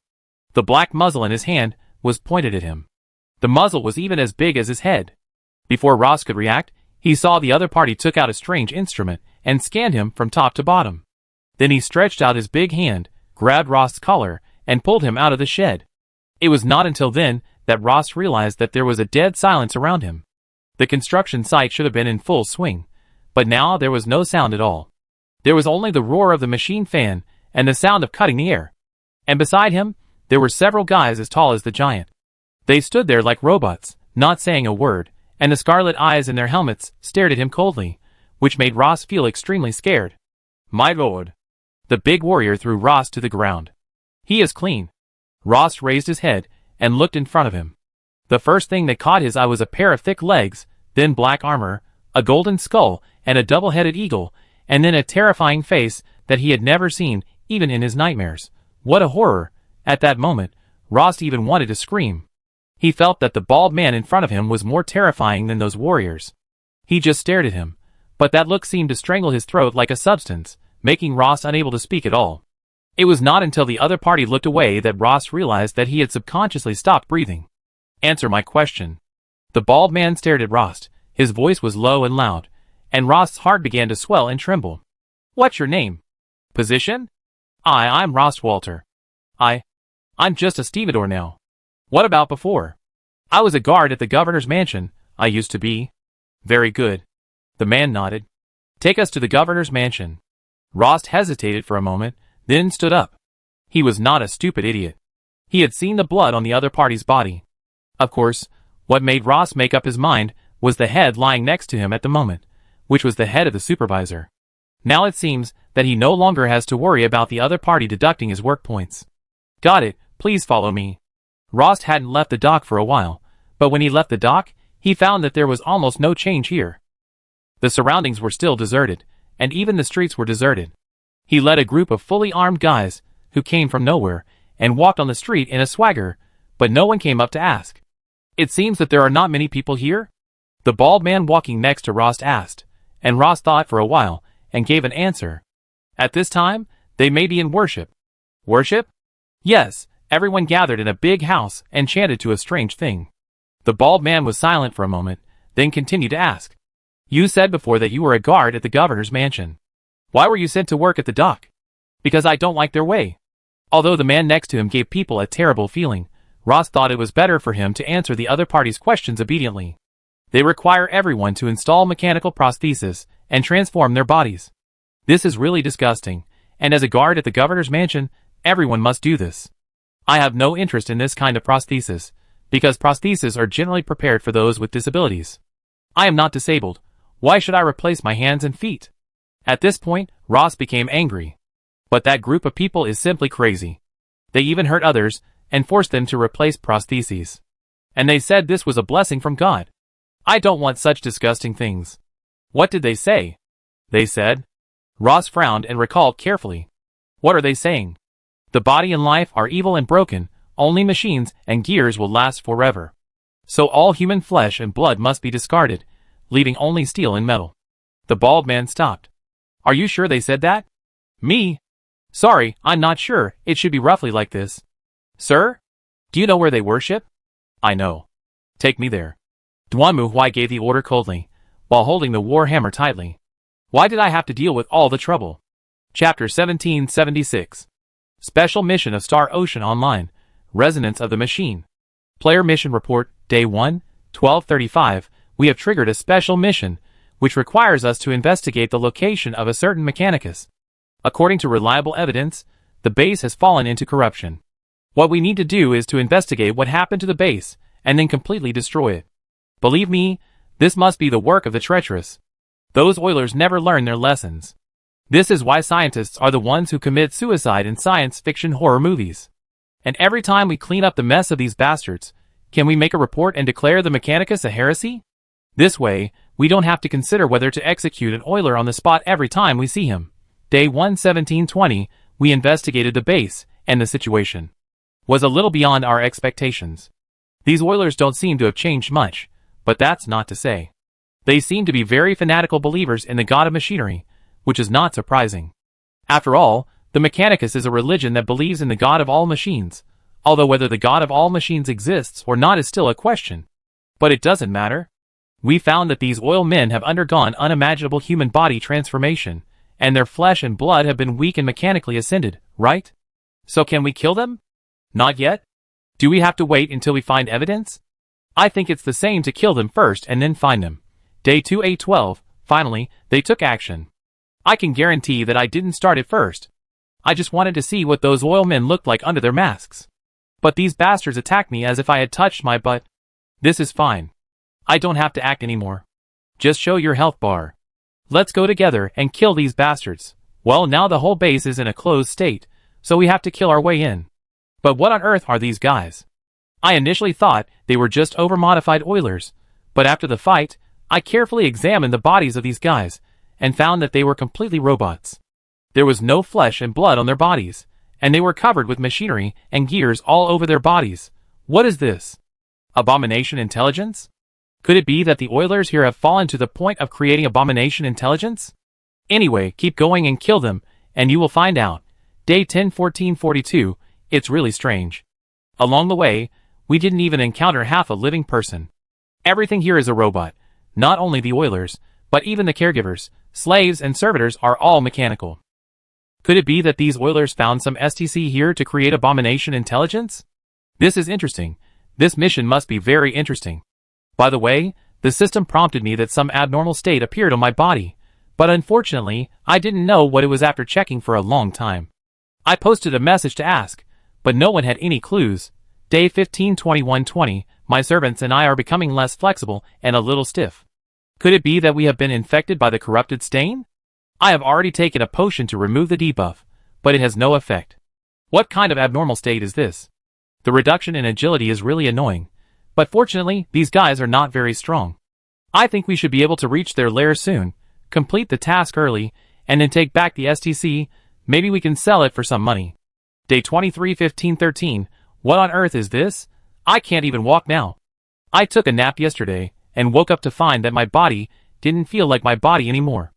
I could hear ticking sounds coming from my ears, like the sound of gears and clockwork. And it seemed that everything under my skin had turned into metal. How is this possible? My followers also had this symptom.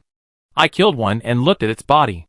Well, there was no flesh and blood or internal organs in its body, but dense gears and clockwork everywhere. The evil god doesn't have this kind of power. Does the god of all machines really exist? Impossible. But how can this be explained? I'm so unlucky. This mission has failed, but fortunately, I have recorded the situation of this mission, and will go back to review it. Forget it, I just commit suicide and quit the game. Note, mission failed, no reward. Note 2. This lousy production team did it on purpose. This is another large-scale mission branch. How could I open it? Note 3. I found the players there and communicated with them, and finally figured out what was going on. This is hashtag spoiler, data deleted. If you don't have the ability, don't fight it. If you encounter it, run away as soon as possible and issue an extermination order. Note 4. Fortunately, I am not in that world, otherwise, whoever is in that universe will be doomed with this ghost. Attached information, hashtag. This is a virus with no treatment, and a 100% infection rate. It can infect all organisms, and spread through touch or contact with body fluids. Hashtag will change the biochemical mechanism of biological tissues, causing organic matter to recombine into some kind of organic metal. The body of the infected person will gradually transform into a complex composed of gears and clockwork devices, and the original biological functions will also be taken over by these complex machines. For example, the heart is replaced by gears and small pipes, the joints become a transmission structure network, and the eyes are transformed into a primitive hand-cranked camera. Under naked eye observation, the infected part appears to be a metal texture composed mainly of brass, steel, and other materials.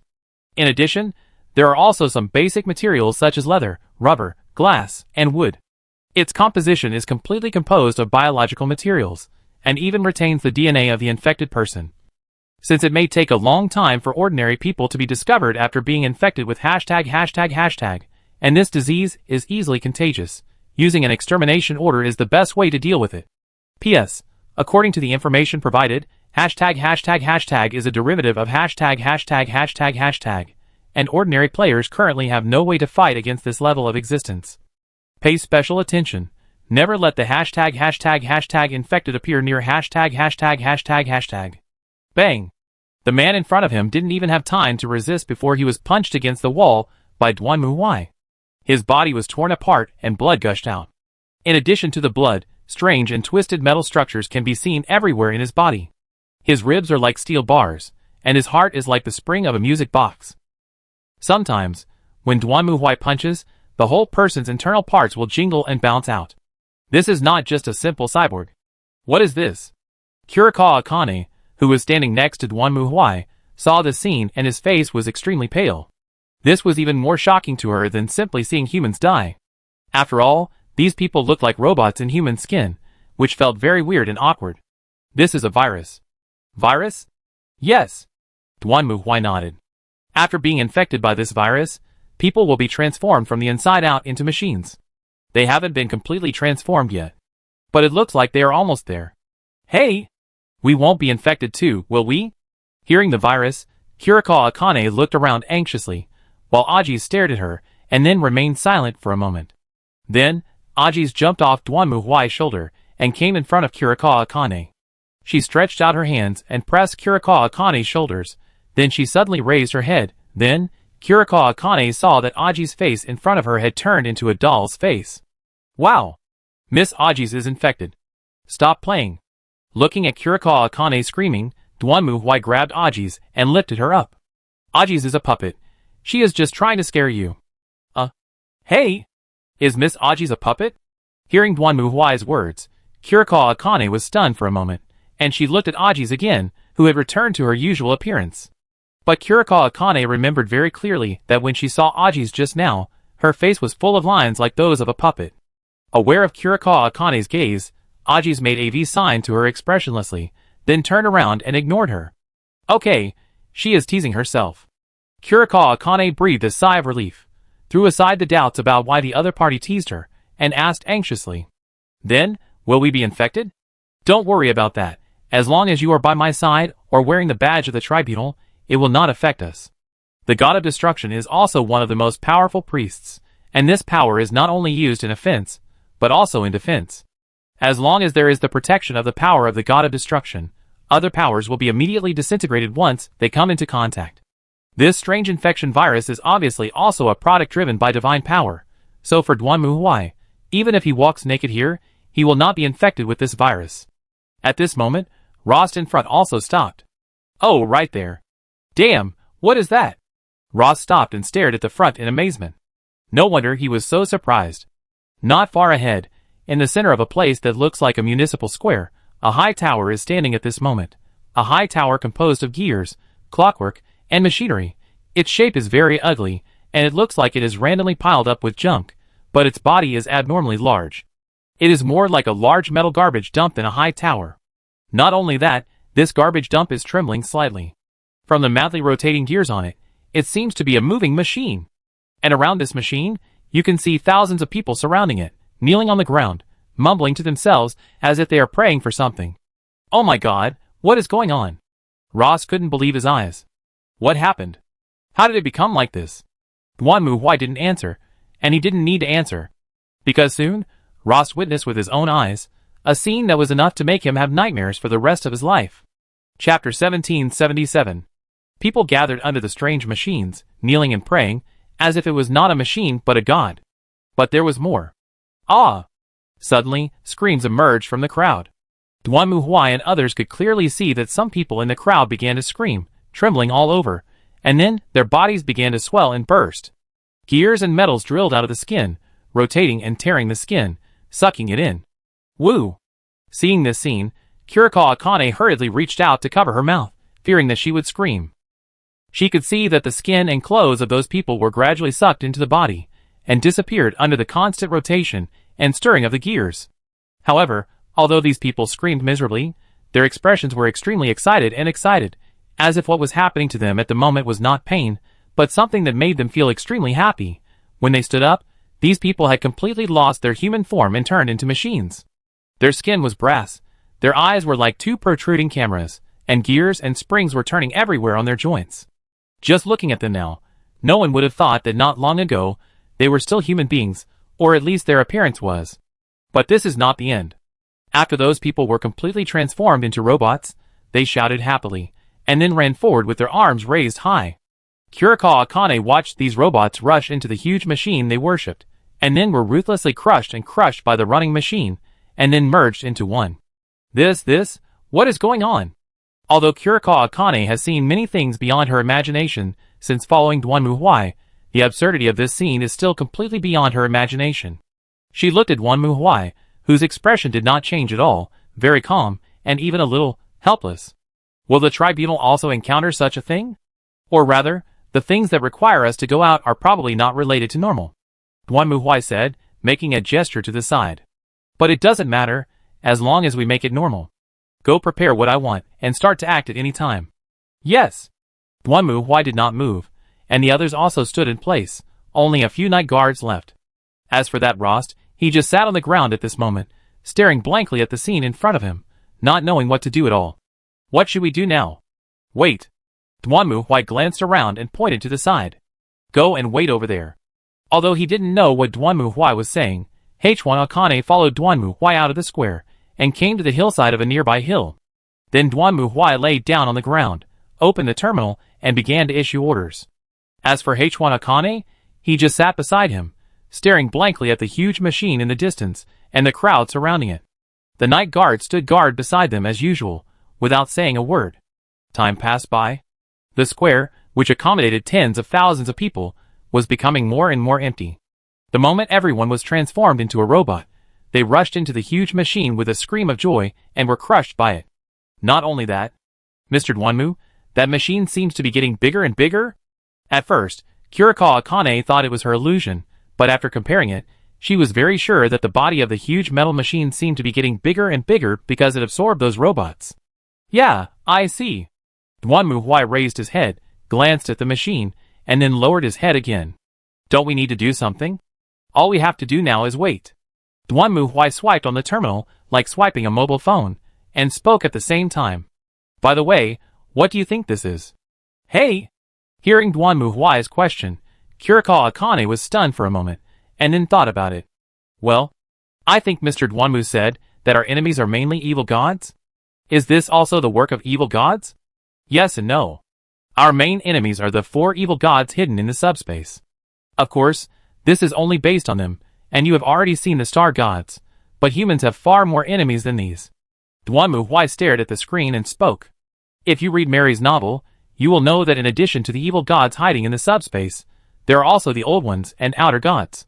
They are not just centered in the Milky Way, but are terrifying monsters that roam the entire universe. There are so many? Yes. Why do they want to deal with humans? No reason. Duanmu Huai shrugged. Look, when you wipe a table, open up a piece of land, or build a road, do you have any ill toward stones, sand, insects, or teams? Of course not. You may not even know they exist. But when you trample on them, they will also die. This is the relationship between humans and evil gods. Many times, it is not about what humans have done, or what evil gods want to do to humans. It is just that humans are unlucky, just like this thing. Duanmu Huai pointed at the huge metal machine. It is not specially made for humans. Any life that touches it will be infected and then transformed. It's that simple.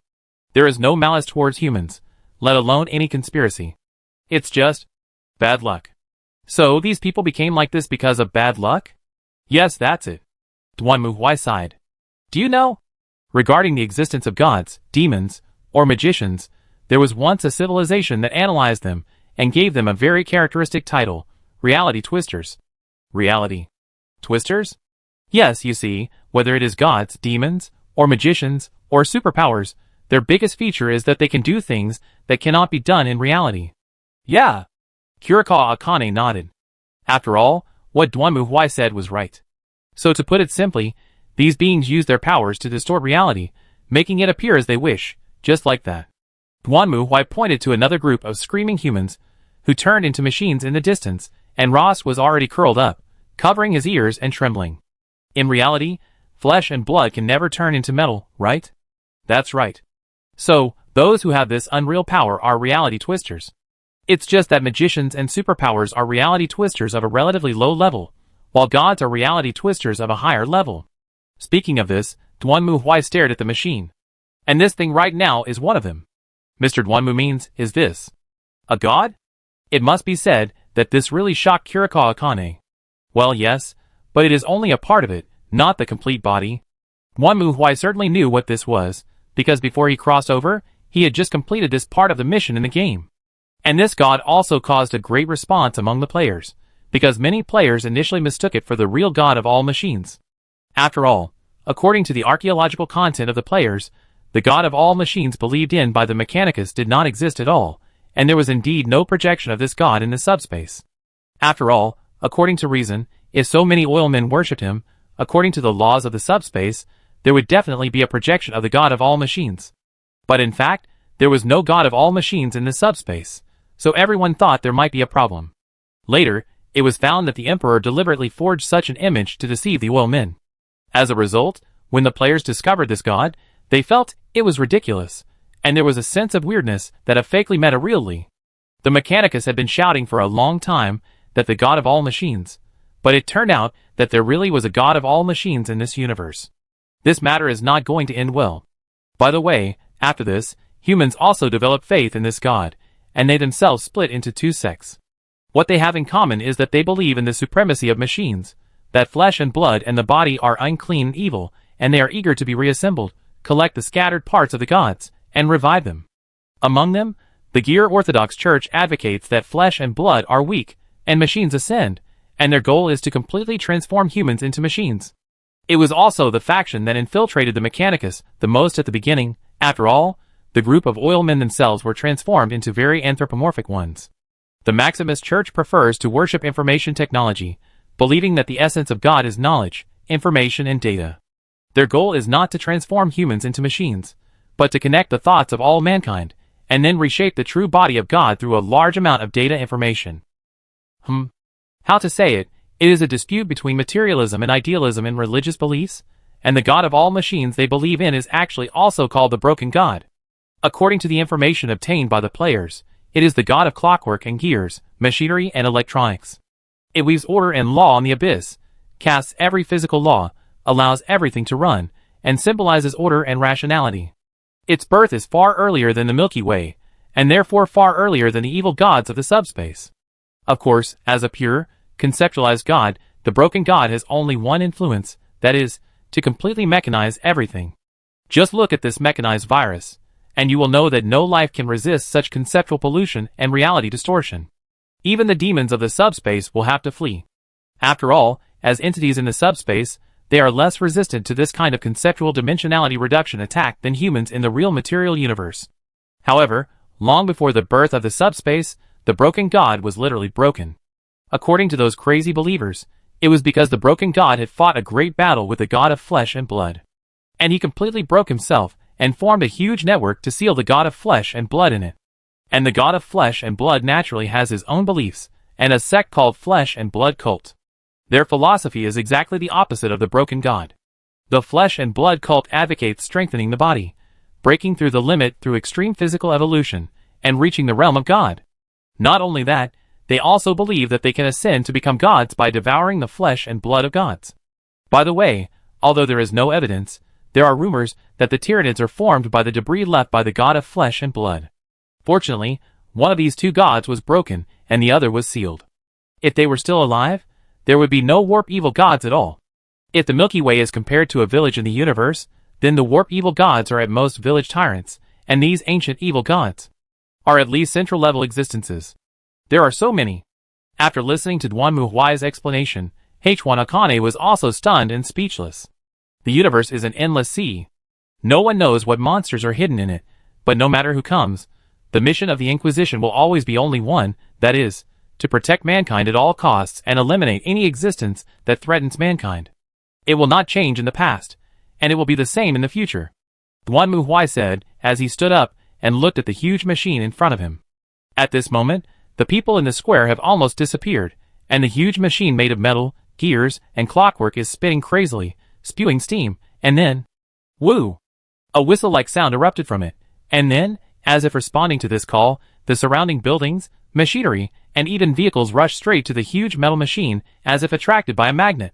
They rushed up, and then were crushed and absorbed by the gears and chainsaws rotating on the surface. Gradually, the metal machine became bigger and bigger. In the blink of an eye, it even turned into a mountain. Mr. Duanmu. What should we do now? Looking at the behemoth in front of him, Kurikawa Akane also clenched his hands nervously, while Duanmu Huai shook his head. Don't be nervous, Akane. Do you remember what I said before? Whether it is a god, a demon, or a magician, they are all reality twisters. Do you remember what this means? Is a distortion of reality? Does it mean that this huge monster in front of you is also caused by the distortion of reality? That's right. Duanmu Huai snapped his fingers. Since they have distorted reality, then what we have to do is very simple. Just reshape reality. As he spoke, Duanmu Huai gave a faint order. Activate the reality stabilization anchor. Chapter 1778. With Duanmu Huai's order, several night crow black stars descended from the sky and surrounded the entire huge machine. At the same time, the huge machine seemed to have noticed something, and the metal parts on it quickly ejected and flew towards the surrounding night crow black stars. However, immediately afterwards, a surprising scene happened. Before those parts that were like raindrops from the sky hit the night crow black star, they suddenly stopped in the air as if they encountered some obstacles, and then dripped and scattered on the ground. Hey! What is this? I've already said it before. Duanmu Huai snapped his fingers. Reality twisters, their ability is to twist reality. So similarly, as long as reality is reshaped, their ability can be offset and reality can be restored to its original state. However, this thing is really difficult to make. If possible, I really want to make a few big ones to use. Speaking of this, Duanmu Huai sighed silently in his heart. Reality anchors are good things. If possible, Duanmu Huai really wants to make them as big as interstellar space stations. It would be best if one can be placed in each galaxy. After all, reality anchors can stabilize reality. As long as they are activated within this range, no matter what super-realistic power, even the erosion of the subspace will be dissipated. This is also why Duanmu Huai made a large number of reality anchors on the 3 fortress planets, just to suppress the Eye of Terror with reality anchors when the ether phase engine is built. Unfortunately, the production of reality anchors requires energy to be extracted from the Deus Ex Machina card, and the energy output of this card is limited, so Duanmu Huai cannot activate this card. At present, the Ex Machina card is still lying obediently in the Court of Inquisition, like her sleeping beauty. As for when she will wake up, and how she will wake up, Duanmu Huai has no idea. Although Duanmu Huai also thought about smashing the broken coffin with a hammer, but it can't be broken, this thing is really weird. So there is no way, Duanmu Huai can only find a way to save enough energy, and then create a reality anchor with as large a range as possible. As for when this card can be used, well, he can't say for sure. But at least, the reality anchor is quite useful now. As the reality anchor expands, the huge metal machine also begins to gradually collapse, and the parts that make up it begin to lose power and fall rapidly. At the same time, Duanmu Huai also decisively issued an order. Attack! Soon, a beam of light fell from the sky and hit the core of the huge machine directly. The best thing about the reality anchor is that it can repair unreal products, but it will not affect real products. Therefore, when the unreal mechanical god descends, it will be greeted by the merciless blow from the reality light spear. Boom! The hot air rushed towards her, and Kurikawa Akane raised her hand to block it, watching the huge metal machine gradually melt and break under the bombardment of the hot beam. She finally understood now why Duanmu Huai had been watching from the side instead of directly destroying the monster. Obviously, in Duanmu Huai's view, these humans infected by the mechanized virus were hopeless, and there was no need to waste time on them. Just let them be completely sacrificed, and then wait for the god of machinery to appear before taking action. Wait, then that person. Bang. Just when Akane turned this thought over and looked to the side, he saw Ross falling to the ground. His eyes were round, and he seemed to have not yet reacted to what happened. Behind him, a night guard silently put down the gun with smoke coming out of the muzzle. How should I put it? It was not beyond Chi Yin's expectation at all. Although this person has not shown any signs of being infected yet, it is obvious that the Inquisition will not let go of any suspicious person, even if he is a survivor. Boom, boom, boom. In the beam, a deafening roar sounded, which sounded like the sound of a steam train spewing smoke. Then, a huge black shadow emerged from it.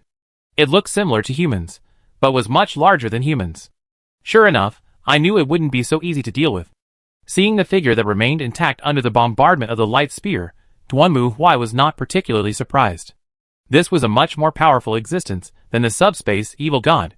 Although it was just a clone, it could not be killed by the reality stabilization anchor alone. In fact, even if it was the evil god of the subspace, the reality stabilization anchor could only weaken it but not kill it. Get out of the way, leave the rest to me.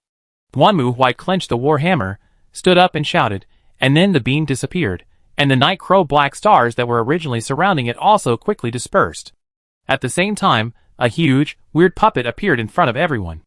It looked like a huge puppet made of steel and gears, as tall as a 5-story building, and held a war hammer in its hand, which was also made of metal and levers. At this moment, the metal giant raised his head and looked in the direction of Duanmu Huai. Feeling its gaze, Duanmu Huai also trembled slightly and tightened the hammer in his hand. It was a completely different experience. The confrontation with the evil god came more from the spiritual and soul realm, but this guy was completely different. Just by being watched by it, Duanmu Huai felt that the power armor on his body seemed to be gradually disintegrating, twisting, and deforming. Because everything has its original form, and as a mechanical god, everything is as it wishes, and will be presented to everyone again in the form it expects. However, Duanmu Huai rejected this process. The power of destruction continued to erupt, completely decomposing the ensuing divine power erosion. Duanmu Huai had never been so glad that he had chosen to be the god of destruction. If he did not have this priesthood now, it would not be so easy to fight against the broken god clone in front of him. Damn, this is even just a small projection. The supreme god is indeed much more difficult to deal with than the subspace evil god. If Duanmu Huai were to rank the enemies in terms of power, then it should be the subspace evil god, outer god, supreme god, but the latter two would not care too much about the remote places like the Milky Way. For Duanmu Huai, it is still necessary to stabilize the country before fighting against foreign enemies. After killing the subspace evil god, consider how to deal with these human threats. But now, it's time to take action. Ha! Duanmu Huai roared, jumped up, flew towards the metal giant, and at the same time clenched the thunder hammer in his hand and swung it hard. The metal giant also raised the war hammer in his hand and blasted it out, smashing into the war hammer swung by Duanmu Huai. Boom! The moment the two sides came into contact, the ground suddenly cracked and sank, and with the explosion of the power of the broken god, everything around, even the soil, turned into metal at this moment. The flying stones and soil solidified into the appearance of brass, and the ground was like steel with a cold reflection. However, This only lasted for a moment. The next moment, the breath of destruction suddenly erupted, completely sweeping and destroying the earth transformed by the power of the broken god. Duanmu Huai's war hammer in his hand blasted down again, accompanied by a loud bang, smashing the hammer in the metal puppet's hand into pieces. Then he landed heavily on the ground, gripped the warhammer again, and swung it hard at the metal puppet's legs. Bang! The metal puppet's legs completely broke under the full force of the destructive power, and then it could no longer maintain its balance and could only fall backwards. At the same time, Duanmu Huai's warhammer had been swung again, hitting the head of the metal puppet that was falling towards him. This time, the metal puppet did not recover. On the contrary, its entire body was smashed to pieces by the hammer, completely scattered into countless parts, and then fell to the ground, no longer moving. Huh? Duanmu Huai stood up and sighed, then he looked around. Get ready to leave here, I want to completely purify this planet. Then, Duanmu Huai spoke. Chapter 1779. After destroying the false incarnation of the broken god, the next thing became much easier. Duanmu Huai issued an extermination order for this planet, and the planet that produced materials, and then reported the matter to Dardanelle. The latter also had a very complicated expression when he heard Duanmu Huai's report. Evil god. Is it the evil god again? That's right. Your Excellency the Judge, it's not that I have any opinions or dissatisfaction with you, but this is how to open up the universe. Duanmu Huai knew what Dardanelle wanted to say. You arrive at a new planet and want to occupy it and get everything there. But you should also understand that there are not only humans in the universe. There is no reason why other aliens will not like the planet you like. Yes, that's the reason. Humans need air, water, plants, and minerals. But the same is true for other races. All cosmic civilizations are developed through similar means. There is no reason why what humans like is garbage for other races. So whenever you arrive on such a planet, you may face such a situation, the dormant empire of the dead spirits, the unknown alien civilization, which is actually not bad.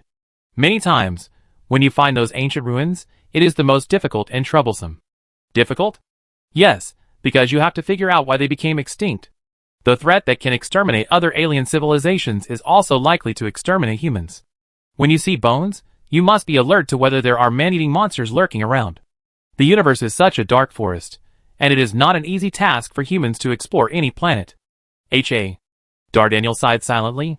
I used to think that being able to inherit the will of our ancestors, expand territory, and conquer the Milky Way is a very noble cause. Whether it is noble or not is not the point, but the danger does exist, so the wandering merchants enjoy a high status in the empire. Because they are the pioneers of the empire, they encounter the enemies of the empire before anyone else, and encounter danger and loss before anyone else. Duanmu Huai paused here. I will send someone to send you 5 reality anchors, which should solve some of your worries.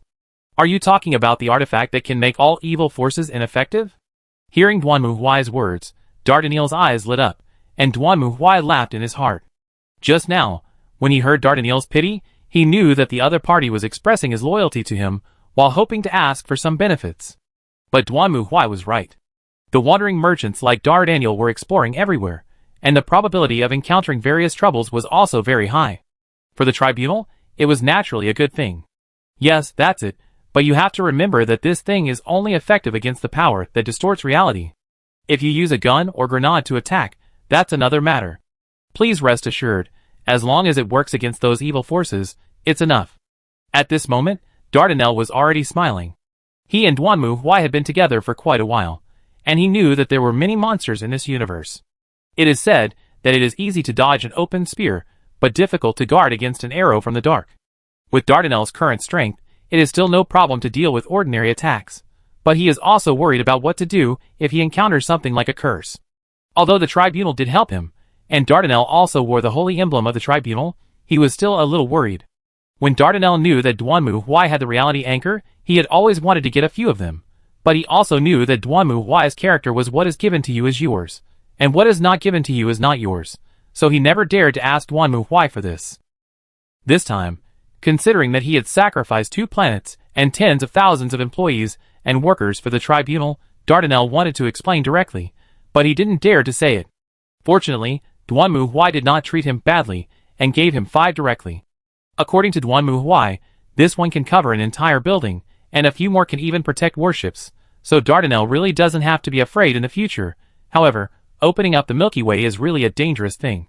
Fortunately, Dardanelle is now rich, so most of the time, he doesn't need to appear in person. Originally, Dardanelle wanted to complete Duanmu Huai's request as soon as possible, but after this happened, he had to be vigilant. Duanmu Huai also said that he would send a team of the tribunal to Dardanelle's territory for an investigation. Well, after this situation, Duanmu Huai found that Dardanelle's men did not seem to have a clear understanding of the tribunal, and would not cooperate with them well. Therefore, he did not mind using blood and fire to let those guys know that the tribunal was not easy to mess with. Dardanelle naturally agreed to this.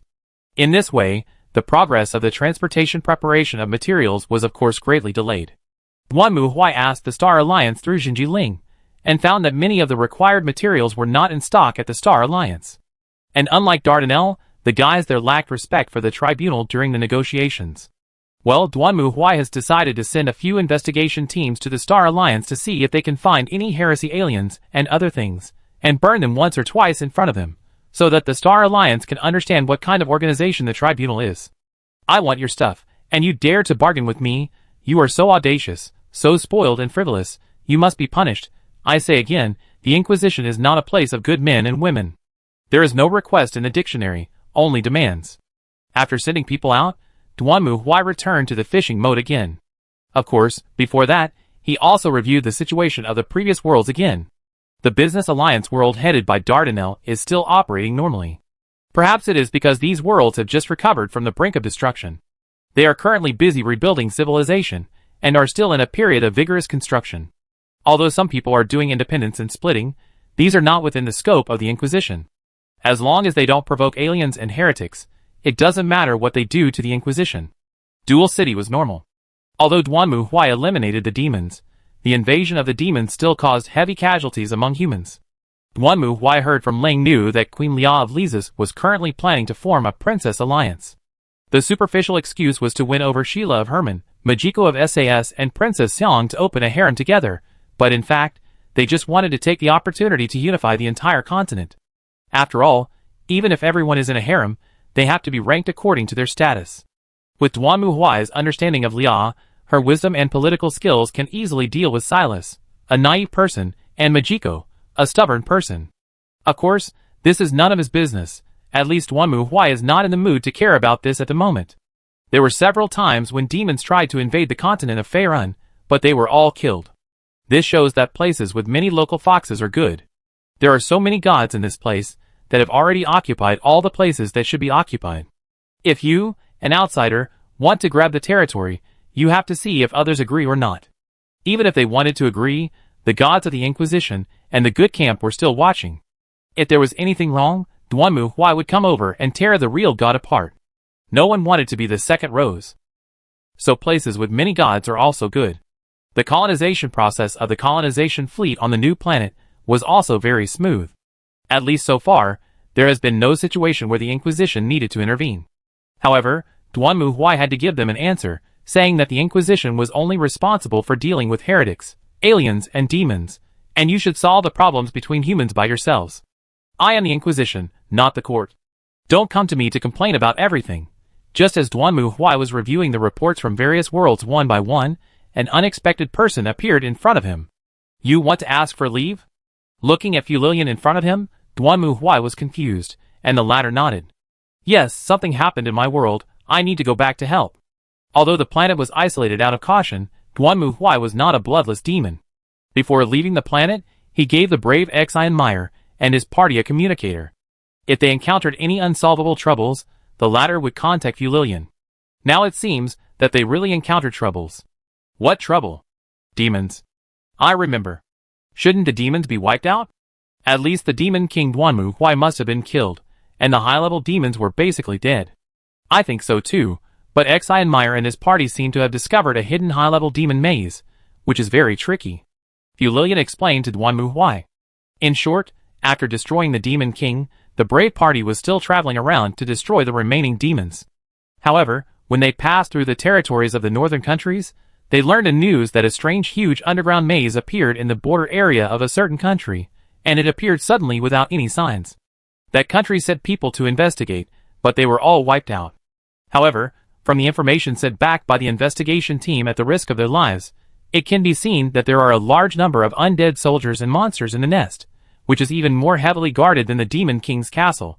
After learning about this, the brave men also went there to investigate, and then fought with the Guardian, who claimed to be the first layer there. Although Xi and Meyer successfully killed the Guardian of the first layer, the other side then came with several strong enemies. As a brave man, Xi and Meyer was not without thinking. The enemy was strong and I was weak, so he just said you give it to Luda. Because the other side also had a very powerful magician, Xi and Meyer contacted Fulilian through the communicator, hoping that she could help. This group of demons is really tough. They haven't died yet. Maybe I should send the night guard to clean up there. I have no objection. Then let's do this. Duanmu Huai thought about it. I dispatch a reconnaissance fleet to flatten that damn place. It's annoying to think of an underground maze. It's better to just blow it to pieces. Hearing Duanmu Huai's complaints, Fulilian raised her eyebrows. That's what I was thinking. This is the best way. Then she spoke. Chapter 1780. Fulilian asked for leave, which was not surprising to Duanmu Huai. As for whether there would be any problems there, Duanmu Huai thought that there would be no problems. After all, he approved a reconnaissance fleet and a regiment of night guards for Fulilian. In Duanmu Huai's opinion, this was enough to deal with the demons on that planet from beginning to end. But I still hoped to gain some experience. Duanmu Huai frowned and sighed silently. What he wanted now was not his own experience, but to let all members of the tribunal grow up as soon as possible. However, the human world on the verge of destruction is not so easy to appear. At present, the power of the tribunal is basically crushing in most places. Only in a multiracial symbiotic world like Furin will it give other gods a little face. Of course, it's not much. Although a reconnaissance fleet was also sent, the universe is too big after all. Duanmu Huai sighed silently and stood up. However, at this moment, a prompt suddenly popped up in the system in front of Duanmu Huai. Alarm. Call for support detected. Connect? Call for support? Who? Where? Looking at the unclear system prompt in front of him, Duanmu Huai frowned. But he thought about it. Anyway, he was free recently. It would be nice to go and have a look. Thinking of this, Duanmu Huai put on his equipment, then reached out and clicked to confirm. The next moment, Duanmu Huai's figure disappeared from the desk. When Duanmu Huai opened his eyes again, he was standing in a pure white space, and in front of him was a blonde woman. The latter's lips were pale, her face was ashen, and she stared at Duanmu Huai with wide eyes in horror. Hey woman, where is this place? Who are you? Duanmu Huai stared at the woman and asked in a low voice, while releasing a trace of pressure. Ah! Feeling Duanmu Huai's pressure, the woman screamed in fear, then she quickly covered her mouth and whispered in a voice that sounded like she was about to cry.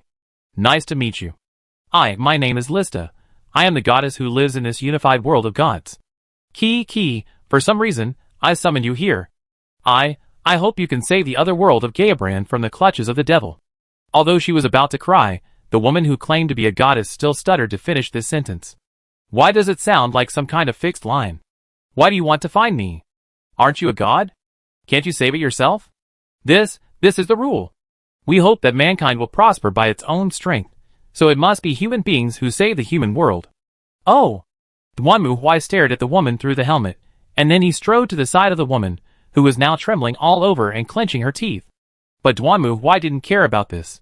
He pressed the woman's shoulders and stared at her. After a moment, he retracted his gaze.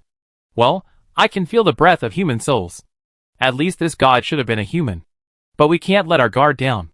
After all, we don't know what the current situation is. Tell me the details one by one. Yes. After that, with the explanation of this woman named Lucididai, Duanmu Huai figured out the situation of this world. This is a world called the Unified God Realm, where all the gods live. Listarte is one of them. She was born in the God Realm 100 years ago. The work of the gods in this world is very simple, that is, to summon heroes and save the human world in crisis. Of course, the danger level of each world is different. Listarte is just a newcomer. Before this, she only had 5 experiences of summoning heroes to save the world. And this time, because she took on the task of saving the world with a difficulty of S level, she wanted to choose a strong summoning object. As a result, Duanmu Huai was summoned. Oh! After listening to the woman's introduction, Duanmu Huai's eyes lit up. I want to ask, are the worlds you are talking about saving human worlds? Of course. Then, how do you know that these worlds are in crisis of salvation? How do you determine the difficulty? I am not very clear about this, but every time a human world encounters a crisis, we will notice it. This place is good, I want it. Hearing this, Duanmu Huai's eyes suddenly shone. He was still worried about how the tribunal could find other human worlds as quickly as possible. Now it's all right. If he can occupy this unified divine world and let them work for the tribunal, then he can get the news and alarm about the crisis in the human world in the first place. But before that, he also needs to figure out how this world works. Then, consider cooperating with them, or directly occupying them. If this ability comes from this world itself, then Duanmu Huai also considers directly destroying these gods and completely annexing this world. For the sake of humanity, what Aussie, the Inquisition will do anything. And although these guys are gods, they don't seem to be very powerful. At least in Duanmu Huai's opinion, the ability of this woman in front of him is not as good as his own family. So what should we do first? Staring at the woman in front of him, Duanmu Huai fell into deep thought. Just as Duanmu Huai was thinking, the woman in front of him, the goddess Lizi Dadai, was trembling in fear. So terrible, so terrible, so terrible, so terrible. She was just a baby, who was born only 100 years ago. Suddenly, Lizi Dadai was sent to save the world of S-level difficulty, which made Lizi Dadai very uneasy. So she also tried her best to find a brave man, with a higher value to cooperate with her. I don't know if it was a prank of the gods, but Lizi Dadai found Duanmu Huai in the large amount of information. To be honest, when she saw the information for the first time, Lizi Dadai even thought she had seen it wrong, because the other party's number was even higher than the gods of the unified divine world. Could it be that there is some kind of bug or loophole in the system of the god realm? With this thought in mind, Listarte checked the information of other candidates, and none of them had such a situation. Although she felt that the possibility of the information being wrong was relatively high, with the mentality of trying her best, Listarte still chose to summon this man. Result? Is this a human? This is simply the Demon King. Looking at the tall man in front of her, wearing a dark and terrifying armor, and a skull helmet, Listarte almost collapsed to the ground. Why is there such a human? Is this really a human? Could it be that she summoned the Demon King? After all, the aura of destruction entangled with this man is so strong that even Listarte, a goddess, dare not approach him. According to the procedure, she should say something to boost the morale of the warriors, but Listarte had exhausted all her strength just standing there, and she couldn't move at all. She could only stand there like a mouse seeing a cat, waiting for the final judgment. Just when Listarte was about to faint, the low voice sounded in her ears again. Okay, take me to kill the devil. Hey! What's wrong? Didn't you say that there is a world where humans are suffering from disasters and need to eliminate the devil? Wouldn't it be better to take me to kill the devil? Wait, wait, wait! Hearing this, Listarte hurriedly raised her hand to stop him. It's not like this. The procedure is not like this. Procedure? What procedure is needed? Of course, as a god, as a guide, I should take you to the appropriate area first, and the power of the gods cannot be directly transmitted to the devil. This is part of the rules, just like we can't defeat the devil. Rules? Duanmu Huai's voice suddenly sank. In my opinion, this is just a game of house. If humans are really in danger, shouldn't we eliminate the existence that threatens humans at all costs? And you still care about the rules? Even if you say so. Facing Duanmu Huai's questioning, Lizi Dadai gritted her teeth. I can't do anything, because gods who violate the rules will be punished. And after arriving in the human world, our divine power will not be able to work. Unless we apply for permission from the gods, it will be prohibited. What a hassle. Hearing this, Duanmu Huai frowned. He didn't expect that there were so many unexpected rules in this god realm. It seems that he needs to sort them out in the future. But now? Forget it, take me to that world first. Hearing Duanmu Huai's request, Lizi Dadai was stunned for a moment. After all, according to her previous experience, even if the summoned people from another world have quality, they don't have much combat experience. Generally speaking, the gods will take such people to places that are not too dangerous first, starting from destroying low-level monsters to gain experience, step by step to improve the level and strength, and finally destroy the Demon King. But the man in front of her, Lizi Dadai looked at him, and felt that even if he went directly to the Demon King city, he would let the Demon King roll down, and then sit on it himself. And why is his armor so weird? With skulls everywhere, he doesn't look like a serious person no matter how you look at it. Did I really choose the right summon this time? Although Lizi Dadai wanted to return the goods, unfortunately, she did not have the authority to do so. What she had to do now was to take the summoned hero to save that world as soon as possible. Once the Demon King was eliminated, and the crisis of that world was resolved, the hero would return to his own world, and Lizzie Dadai's mission would be completed. But I won't bring out a stronger Demon King again. What are you waiting for? Just as Lizzie Dadai looked at Duanmu Huai uneasily, the latter also stared at her coldly, scaring Lizzie Dadai to tremble. But soon, she took a deep breath and forced herself to calm down. No problem, please follow me. As she spoke, Lizzie Dadai pointed with her hand, and then a circular portal opened. As long as you pass through this portal, you can reach.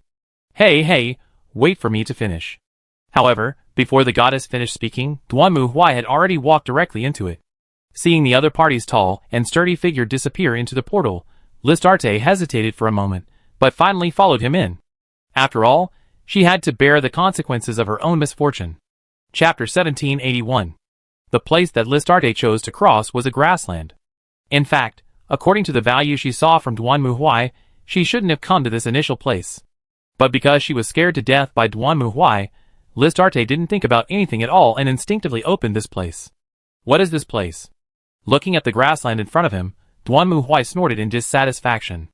Although you said that you can't teleport directly to the Demon King, you can at least teleport to the Demon King city, right?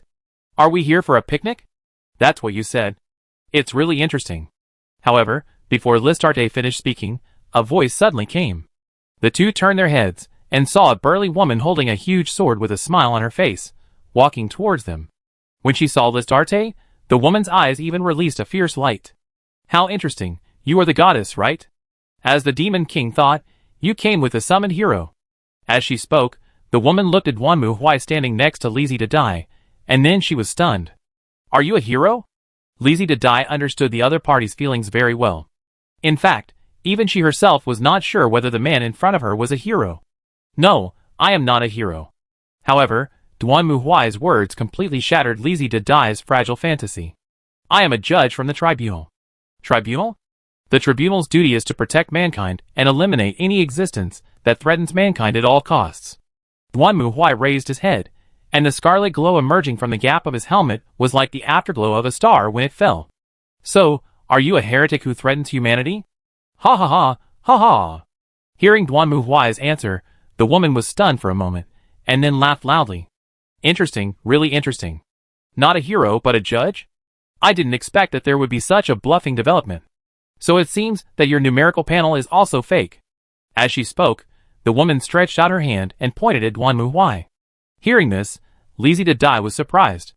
The numerical panel is fake? That's right. This value is even higher than that of the Demon King. It's ridiculous. If you have such power, there is no need to run to such a weak area, right? Humph, I have seen through everything. Indeed, the Demon King's army is a power supremacist, but you think you can scare me away by relying on this fake value? That's wishful thinking. At this point, the woman clenched the giant sword and stared at Duanmu Huai. But it's fun for fun. In that case, let me show you the true power of me, Chaos, one of the four heavenly kings, and let you know what is completely and overwhelmingly powerful. As the woman spoke, she turned the giant sword in her hand and inserted it directly into her body. Ah! Seeing this scene, Lycidad screamed in surprise, while Duanmu Huai just stood there without saying a word, watching motionlessly. Then, the two saw the wound on the woman's stomach being torn open with force, and a pair of huge, dark arms stretched out from it. After a while, a monster with two horns on its head, a tail and wings, and a body even bigger than Duanmu Huai, crawled out of the woman's body. That's evil. Filthy and filthy demon. The explosive roar interrupted Lizzie Dadai's words. Duanmu Huai suddenly accelerated, raised his hands, and rushed straight towards the demon in front of him. A dirty and lowly existence, like you should not exist in the world. Cry, shout, and then die. Stupid human. Facing Duanmu Huai rushing towards him, the demon obviously disdained him. Your bluff is useless.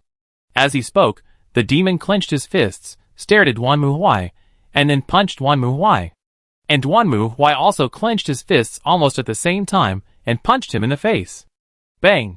The fists of the two collided with each other, and then something happened that was beyond Lizzie Dadai's imagination. The demon's arm, which was as thick as Duanmu Huai's body, swelled instantly, then exploded and shattered, and the demon himself screamed and flew backwards. It hit the ground heavily, leaving a deep gully. Before the demon could stand up, Duanmu Huai fell from the sky and smashed into the demon's chest, instantly crushing its huge body. Ah! The demon screamed in pain, but Duanmu Huai turned a deaf ear to it. He reached out and grabbed the two sharp horns on the demon's head, then used force to cut off the horns on the demon's head. No! Let me go! The demon screamed loudly, opened its mouth, and tried to scream for mercy. However, the next moment, the two sharp horns in Duanmu Huai's hand pierced into the demon's mouth and eye sockets like a dagger, completely piercing its head. The demon's body swelled with a shrill scream, and then exploded instantly, and a huge fireball completely swallowed up Duanmu Huai's figure. Lizzie Dadae just sat on the ground, staring blankly at the scene in front of her. As a goddess, she could see the level of the demon, which was the level 66 demon for Heavenly Kings. If it were the brave men that Lizzie Dadae had guided before, they would have died if they didn't fight desperately in the face of such an enemy. But now, the 4 Heavenly Kings were killed so easily by Duanmu Huai. Could it be that? At this time, an absurd idea emerged in Lizzie Dadae's mind. Those values are not some kind of errors and bugs, but true? Does this man really have this power? Dong, dong, dong. Accompanied by heavy footsteps, the dark, tall figure slowly walked out of the burning flames. The double-headed eagle and skull embedded in the armor reflected the dazzling light of the flames. He raised his head, and the scarlet light emanating from the pitch-black helmet was full of blood and murderous intent. Listarte stared blankly at him as he walked in front of her and lowered her head. Take me to the Demon King now, immediately. I know. Facing Duanmu Huai's cold eyes, Listarte swallowed her saliva and nodded cautiously. According to Lady Isis's investigation, there are companions in Samur Town who are waiting to act with the hero. No need. Huh? I'm not a hero, but a judge. Duanmu Huai reiterated his identity again. But, it's just a different way of saying it, right? Different duties. But didn't you say that the Inquisition also fights to protect humanity? That's right. Then there's no difference between them and the heroes. Maybe so, but it's different from the heroes in your mind. What do you mean? Hearing Duanmu Huai's answer, Lizzie Dadae couldn't help but feel a little uneasy, and Duanmu Huai stretched out his hand and pointed at the nearby village. For example, if the devil took the people of that village as hostages and asked us to surrender, otherwise he would kill the people of that village, what would the hero do? Lizzie Dadae thought for a moment. I will definitely find a way to rescue the villagers, and then fight the devil. Yes, that's what the hero does. Isn't he the Inquisitor? Of course. Duanmu Huai glanced at Lizzie Dadae. My answer is, if the demon wants to kill, let it kill. Huh? The Inquisition does not accept any threats. As long as we can eliminate the demons, all sacrifices are worth it. Even if those people are killed by the demons to threaten us, it does not mean that we need to care about their lives. The Inquisition protects the entire human race, not a certain ethnic group. Although from a moral point of view, saving the people in this village may soothe your conscience. But if the demon runs away, the latter may even cause the death of a city of people. So in comparison, only a few dozen villagers died to eliminate a demon that may cause thousands of casualties to humans. It is a very cost-effective action. Stupefied, speechless, Lizzie Dadae stared blankly at Duanmu Huai standing in front of her. Although she was a novice goddess, she had seen several heroes, but it was the first time she saw someone as cold and ruthless as Duanmu Huai. Are you really a hero? I said, I'm not a hero, I'm a judge. Duanmu Huai turned around. I don't need you to understand my behavior and thoughts, because this is the duty of the court of inquiry. For the judge, protecting mankind is not a passionate romance, nor is it a voluntary labor driven by a sense of morality, but a job that requires risking one's life. It's that simple. Faced with Duanmu Huai's answer, Lizzie Dadae was speechless. She wanted to say something, but she didn't know what to say. Indeed, as Duanmu Huai said, other heroes are completely different from him. Those heroes save humanity for humanity. And Duanmu Huai saves humanity for humanity, but his perspective on the problem is completely different. Now, open the door and take me to find other demons. I want to kill all these low-level, lowly, filthy creatures. Lizzie trembled, then reached out to open the portal. She had a bad feeling that she seemed to have summoned a very powerful guy this time. Chapter 1782. The next battlefield that Lizzie Dadae led Duanmu Huai to was a border city. When they arrived here, the residents of this city were in a state of panic. According to them, one of the 4 heavenly kings was manipulating the undead army under his command to move here. They had previously attacked another city, and now they already had an army of tens of thousands of dead. But things were not that simple. When Duanmu Huai and Li Zidai came to the city wall and saw the army of undead, they found that the situation was far worse than they had imagined. Among this group of undead spirits, there were also a large number of living people. They were tied up like prisoners, and then pulled in the hands of those undead spirits like pets. Among them were men and women, old and young. They cried, screamed, and begged. Just like that, they were caught in the army of undead spirits and moved forward. The guards responsible for protecting the city stood on the wall, watching this scene at a loss. Ha ha ha. Behind the army of undead spirits, a three-eyed demon was laughing loudly. What are you going to do now? Foolish human. It's time for you to make a choice. Do you want to kill your compatriots with your own hands, or do you want to be killed? Come on, make a choice. The demon stood in the distance, mocking the stupid humans, and it made a harsh snicker. At this moment, the morale of the soldiers on the city wall had already plummeted. Looking at the undead creatures is one thing, but seeing. But for Duanmu Huai, this is not a problem. Do you have a way to purify these undead spirits? Me? Aren't you a goddess? Duanmu Huai stared at Listarte as if he was looking at a useless waste, which made Listarte very unhappy. Of course I am, but the power I can use in this world is limited. Then there is nothing I can do. Duanmu Huai said nothing more. He withdrew his gaze from Listarte, then reached out and took out a small piece of iron from his arms. Listarte didn't see clearly what it was, because the next moment, Duanmu Huai raised the iron block and threw it out. The latter whizzed through the air, and then disappeared in the army of tens of thousands of undead spirits and the living. Then the next moment, a dazzling light burst out instantly. The hot, shining, and even the retina-burning light stung Listarte's eyes. She screamed and raised her hands to block her face. She only felt a scorching wind rushing towards her. Even as a goddess, Listarte had to instinctively curl up and hide behind the city wall. After a long while, she opened her eyes and looked outside. Then, Listarte was completely stunned. The tens of thousands of undead spirits and the humans captured by them on the grassland had disappeared, and only the originally green grass had turned into black charcoal. Duanmu Huai, who was standing next to her, disappeared without a trace. Listarte blinked her eyes and looked into the distance, only to see Duanmu Huai standing at the back of the battlefield, and next to him was a pool of bloody debris. Even if she didn't see it, Listarte could guess that Duanmu Huai must have used the light just now to attack and kill the four heavenly kings. But, you are going too far. After reuniting, Listarte stared at Duanmu Huai with dissatisfaction and complaints. You didn't see the look in those people's eyes. They almost regarded you as a monster. Although I know that the decision you made is justifiable, I hope you can think about it. Duanmu Huai stopped, and Listarte couldn't dodge and bumped into him. The hard steel shell hit Listarte and almost cried. I asked you. Duanmu Huai stared at Listarte. I asked you if you had any way to deal with undead creatures, and you clearly said no. No, after all, this is the rule. Then there is no way. This is the best way. Duanmu Huai continued to move forward. Look at the bright side. Their souls have returned to peace, instead of being tortured in eternal evil.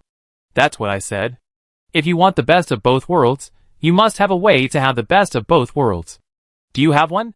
Li Zidai stopped talking. She admitted that she didn't have one. She also admitted that Duanmu Huai had asked her. But she didn't have any way. Obviously, Duanmu Huai didn't have any way either, so he decisively chose this way. This made Li Zidai a little disappointed. Before this, she had never encountered such a thing. At that time, the heroes would accept her statement that the gods could not interfere with other worlds at will, and could only rely on their own strength. Li Zidai didn't think there was anything wrong. Until now. She began to think seriously about whether everything she did was right. Of course, Li Zidai also knew that this was the rule. The gods could not interfere in the world, but if that was the case, why should the gods guide the heroes? Because the gods could not defeat the devil, the heroes were needed to defeat the devil. That is to say, the heroes are just pawns and tools of God. Forget it, let's not talk nonsense. Duanmu Huai obviously didn't know what Listarte was thinking, and he didn't have much patience for it. How much do you know about the geography of this world? Of course I know it well. Well, I ask you a few questions now, and you answer them one by one. Although she didn't know what questions Duanmu Huai wanted to ask, Listarte could only bite the bullet and answer them. Fortunately, Duanmu Huai didn't ask her questions like height, weight, and measurements as Listarte thought. He just asked some information, including which kingdom the city belonged to, the location of the kingdom in this world, and the route the undead creatures had attacked the city before. This knowledge was not a secret information for Listarte, a goddess. In fact, this was the information she should introduce to the brave as a guiding goddess. It's just that Duanmu Huai's performance was so surprising before that Listarte forgot to introduce these basic knowledge to Duanmu Huai. In short, it's not possible here. Listarte looked around. The two of them were standing on the street. The residents and guards of the city were watching him quietly, not daring to come forward. Logically speaking, as a hero who saved the city, Duanmu Huai should be cheered and thanked by everyone. This is also the scene that Listarte has always seen when she guides the brave to victory. But now the situation is completely different. There is a dead silence all around. Those people looked at Duanmu Huai not as if they were looking at a hero, but more like looking at a murderer who has committed many crimes. Those soldiers held their spears tightly, and Duanmu Huai's expression was more nervous and uneasy than when they faced those undead creatures just now. Anyway, let's go somewhere else first. This place is not suitable for chatting. This was the first time that Lizzie Dada encountered such a thing, which made her feel uncomfortable. Obviously, the city did not seem to welcome them, so there was no point for them to stay here. So Lizzie Dada opened the portal again and set the location. Let's go back to the grassland village we went to at the beginning. The people there should not have any bad feelings towards you, nor will they care about your appearance. I don't care. I care. Hurry up, let's go! Lizzie Dada pushed Duanmu Huai hard, then walked into the portal, and then the scenery flashed in front of them, and then the two appeared in the original grassland again. It's just that this time Lizzie Dada set the location in the village, but when the two walked out of the portal again, the scene in front of them surprised Lizzie Dada. The originally peaceful village was now completely engulfed by flames, and the streets were full of corpses of villagers. The whole village has been completely destroyed. How is it possible? Seeing this scene, Lizzie Dada was puzzled. The Demon King's army is still far away from here. Why was this village attacked? You have already given the answer. Compared to Lizzie Dada, Duanmu Huai's voice was still so calm, even cold. This village was attacked by the Demon King's army. How is it possible? Why is it impossible? When we first came here, didn't some 4 kings attack us on the grassland? Then the demons came here and attacked this village later. Isn't it normal? Ha ha ha, you are worthy of being a brave man. However, at this moment, an old man appeared not far away. He was covered in blood and smiled, looking at Duanmu Huai and Lizzie Dada in front of him. Sure enough, I knew you would come back. But unfortunately, it's too late. Too late? That's right. The old man made a gesture, and then saw a huge turtle with flames all over its body appearing behind him. Then the turtle opened its mouth and spit out a pile of scrap metal. That is? You came here for it, the legendary armor. The armor made of diamond, the hardest material in G-Brand, is also known as the diamond armor. It is a divine weapon that can even block the attack of His Majesty the Demon King. But unfortunately, long before you arrived, my summoner Cherkable, the staff officer of the Demon King's army, and one of the 4 heavenly kings, had completely destroyed it. Originally, I wanted to find a place to do a side quest, but I accidentally triggered the main storyline. What happened? I want to say that we didn't know about the legendary armor. Do you believe it? Huh? Forget it, it doesn't matter. Duanmu Huai silently clenched his fists and stared at the old man in front of him. Since you took the initiative to come out and give it to me, then go and die. Chapter 1783. When players play games, they always encounter such things.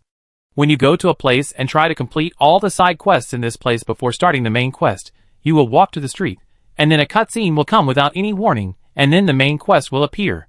Well, this is very annoying. But for Duanmu Huai, it is not bad. He has no interest in most of those side quests. Do you think you can defeat me by summoning this big turtle? No, of course not. The old man smiled and shook his head, then he made a gesture, and then the big turtle disappeared. Seeing this scene, Duanmu Huai raised his eyebrows, and Lizzie Dada also showed a surprised expression. But soon, the old man continued to speak. In fact, I have been collecting information about the hero through the Demon King's army in various places. I know that 2 of the 4 heavenly kings have died in your hands, so of course, I will not be your opponent. From you, I feel a powerful force beyond theory, which is the same as the Demon King, an irresistible force. So, as he spoke, the old man took out a bundle and opened it. Seeing the contents of the bundle, Lestart's face turned pale. The reason was very simple. The bundle contained nothing else but 2 human heads. These are the heads of my wife and children. I must use the heads of my beloved family and the lives of all the villagers in this village as a medium to cast my most powerful summoning magic and defeat the hero." The old man's voice stopped here, because the next moment, the warhammer in Duanmu Huai's hand flew out with a whistle and smashed towards the old man. The latter laughed harshly and raised his hands. "Come on, show up from another dimension."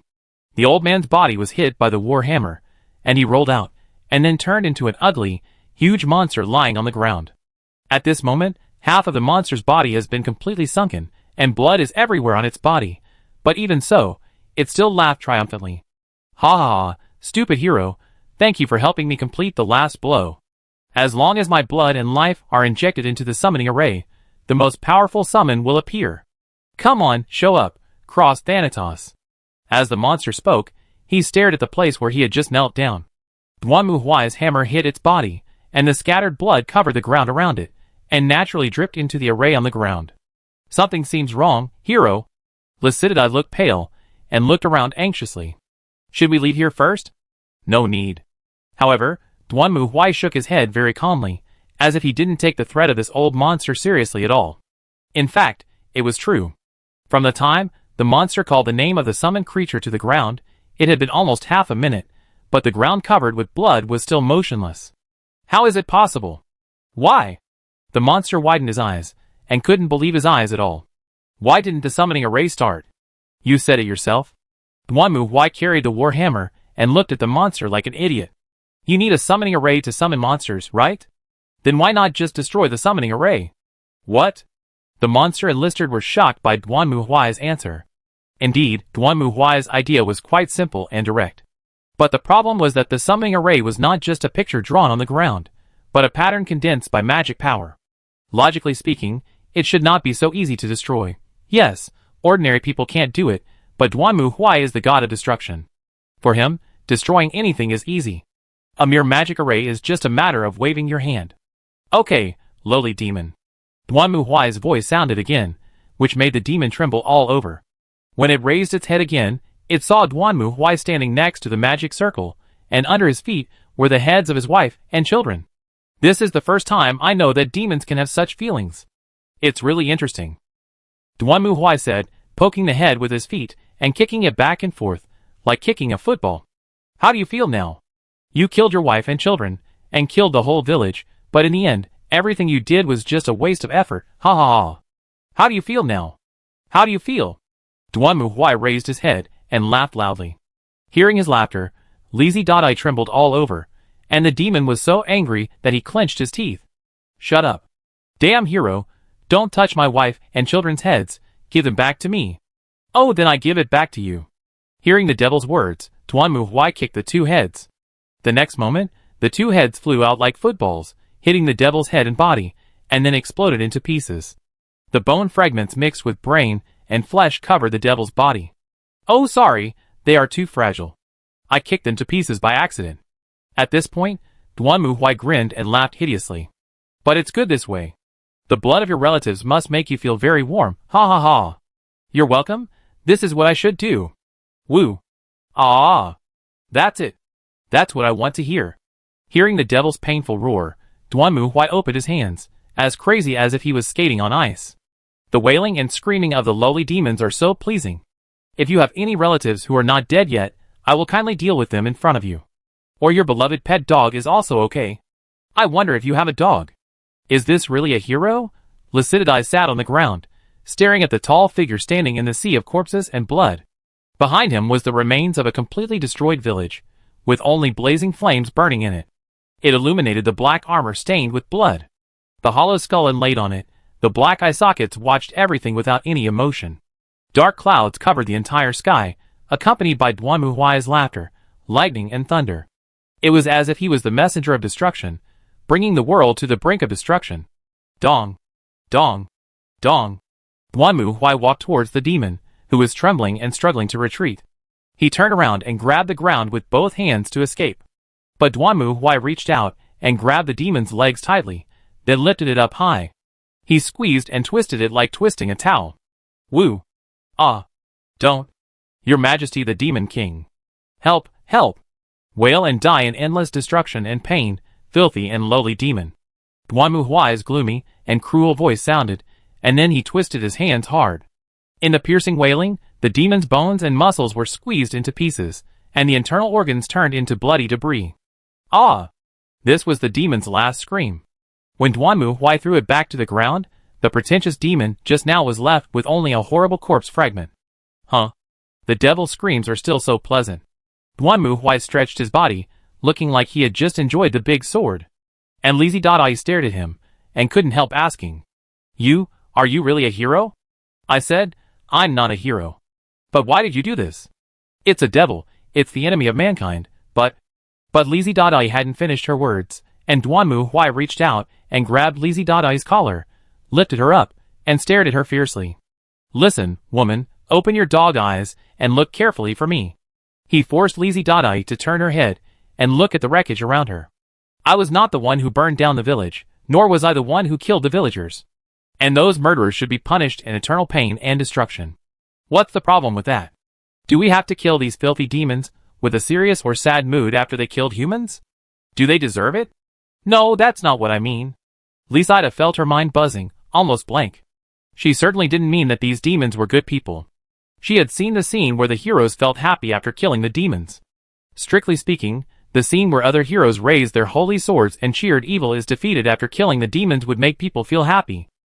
But Duanmu Huai's scene of crying, shouting, and then dying in despair and pain, I don't think it's right no matter how I look at it. Although there are some gods in the unified divine world who are not mentally normal, there don't seem to be many who are at this point, right? It's just... Staring at Duanmu Huai in front of her, she felt his cold eyes, as if he treated her like garbage. Lycidad felt extremely humiliated. She was a goddess. The heroes had respected her before, but now this hero seemed to ignore her, and even regarded her as a useless waste. This was so humiliating, but why, just by feeling this kind of gaze, she felt her body trembling, her heart beating violently, and her whole body was hot. The other party didn't treat her as a goddess or even a woman, but treated her like a rough trash. But why did she become more and more dependent on him? Well, of course, it's better to be killed like a demon. Listarte glanced at the miserable corpse of the demon not far away and trembled. Duanmu Huai didn't know what Listarte was thinking, and he didn't care. He threw Listarte to the ground and stared at her. Okay, now answer my previous question. Oh, okay.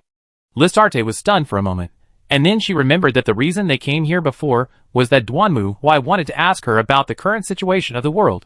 It's just that because so many things happened along the way, Listarte forgot. Although Listarte felt that this was not a good place to talk about this topic, since Duanmu Huai said so, she could only bite the bullet and explain it to Duanmu Huai. Including the ruler of this country is called Zhandi, who is a very outstanding leader and strong man. It is precisely because of his protection that the Demon King's army was stopped. After listening to Li Zidai's explanation, Duanmu Huai stared at the map on the ground, pondered for a moment, and then stood up. Take us to the capital. Hey! Why? Although it is true that we should go to the capital to seek help from the king, perhaps this war emperor will have the knowledge and experience needed to destroy the Demon King, but... Li Zidai looked at Duanmu Huai, somewhat puzzled. After all, in Li Zidai's view before, Duanmu Huai didn't seem like the kind of guy who would call friends. On the contrary, he seemed to prefer to act alone. Li Zidai had said before that she wanted to find teammates for Duanmu Huai, but he directly refused. Why did he suddenly want to find the king now? Although she was a little confused, Li Zidai still opened the portal to the royal city according to Duanmu Huai's request. As soon as she stepped through the portal, she saw traces of a battle outside the royal city, and everyone had a happy expression on their faces. Seeing this scene, Li Zidai asked them in doubt, but the news she got surprised Li Zidai. You don't know yet. One of the 4 kings led the Demon King's army to attack the royal city, but was killed by the war emperor. Huh? It must be said that this news was indeed beyond Li Zidai's expectations, but it also made her quite happy. Now it seems that this war emperor is still the stabilizing force. As long as he helps, it will be no problem to eliminate the Demon King. With such expectations, Li Zidai followed Duanmu Huai to the front of the royal city and reported to the guards that she hoped to meet the king. After listening to Li Zidai's request, the guard looked at Duanmu Huai in doubt, and then ran in quickly with fear and trepidation. The other guard standing by the side had a livid face, standing there nervously, staring at Duanmu Huai. It looked like he had seen some terrible demon. Alas! Although this outfit is also a problem. Why don't you change your clothes? It's better than this. Are you teaching me how to do things? No, no. Ah, he looked at me like trash again. I don't know why this heart-wrenching feeling is really good. Just when Lycidad was immersed in this twisted happiness, the guard hurried out. Your Majesty, please come in. Then he spoke.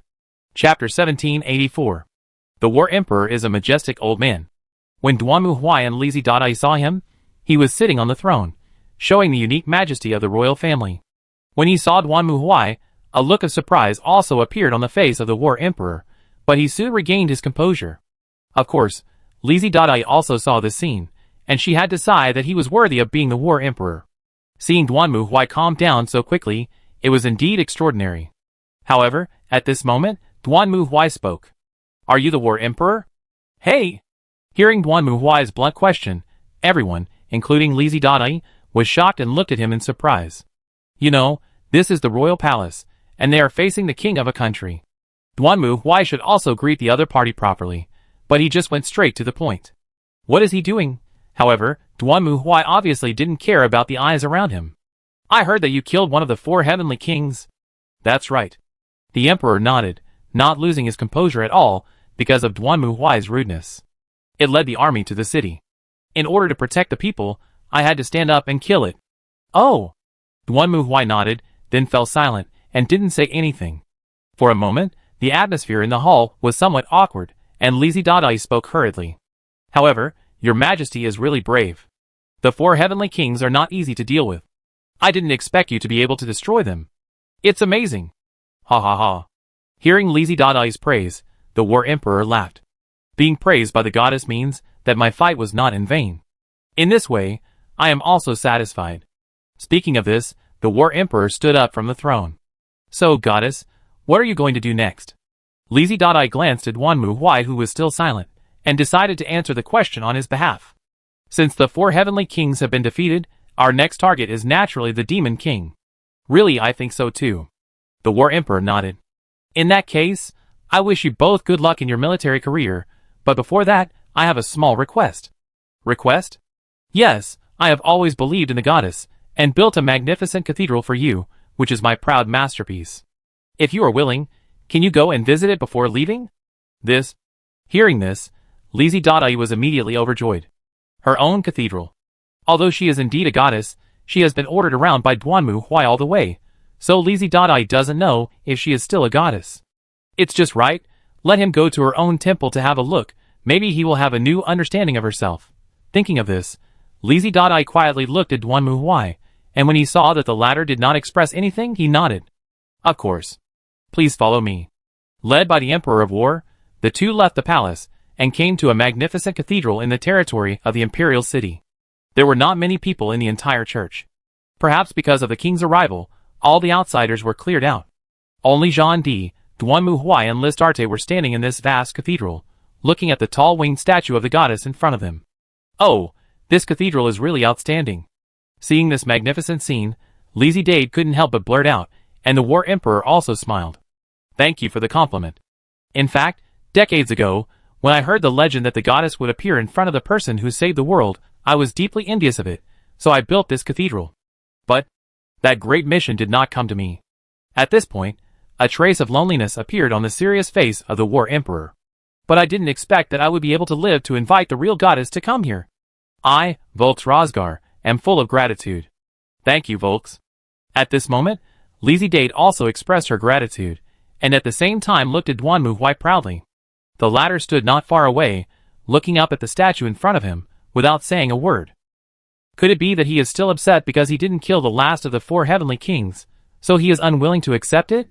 I didn't expect that although this brave man looks fierce, he still has a childish side deep in his heart. By the way, goddess. At this moment, the voice of the War Emperor sounded again.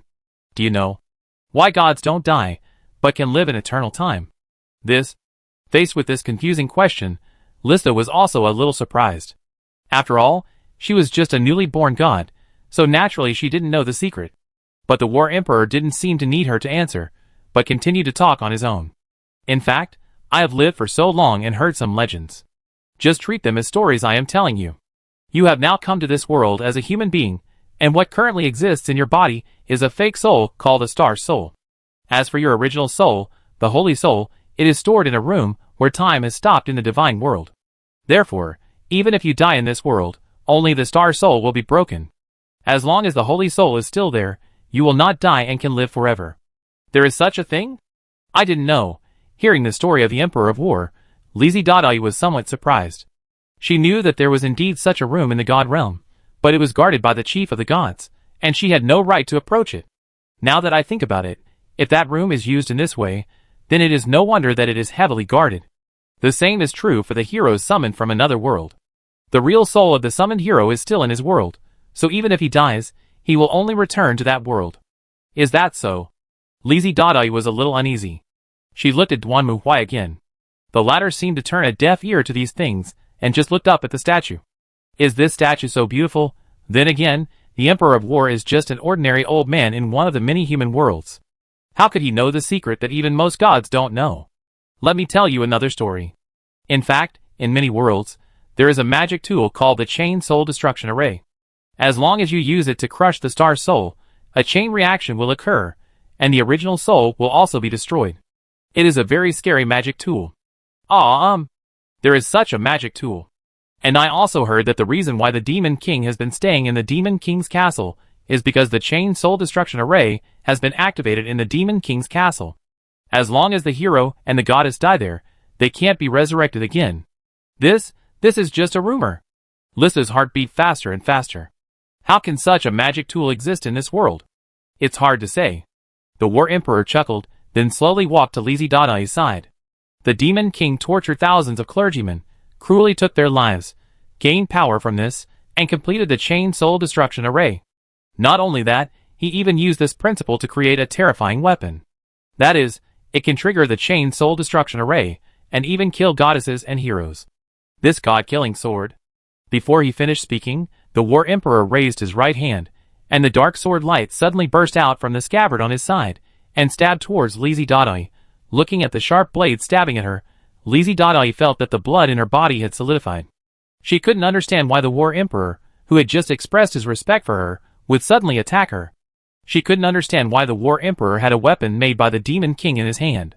But it was too late, because at this moment, the black sword in the War Emperor's hand had stabbed Lizzie Dottie's chest, and then suddenly withdrew and blocked her chest.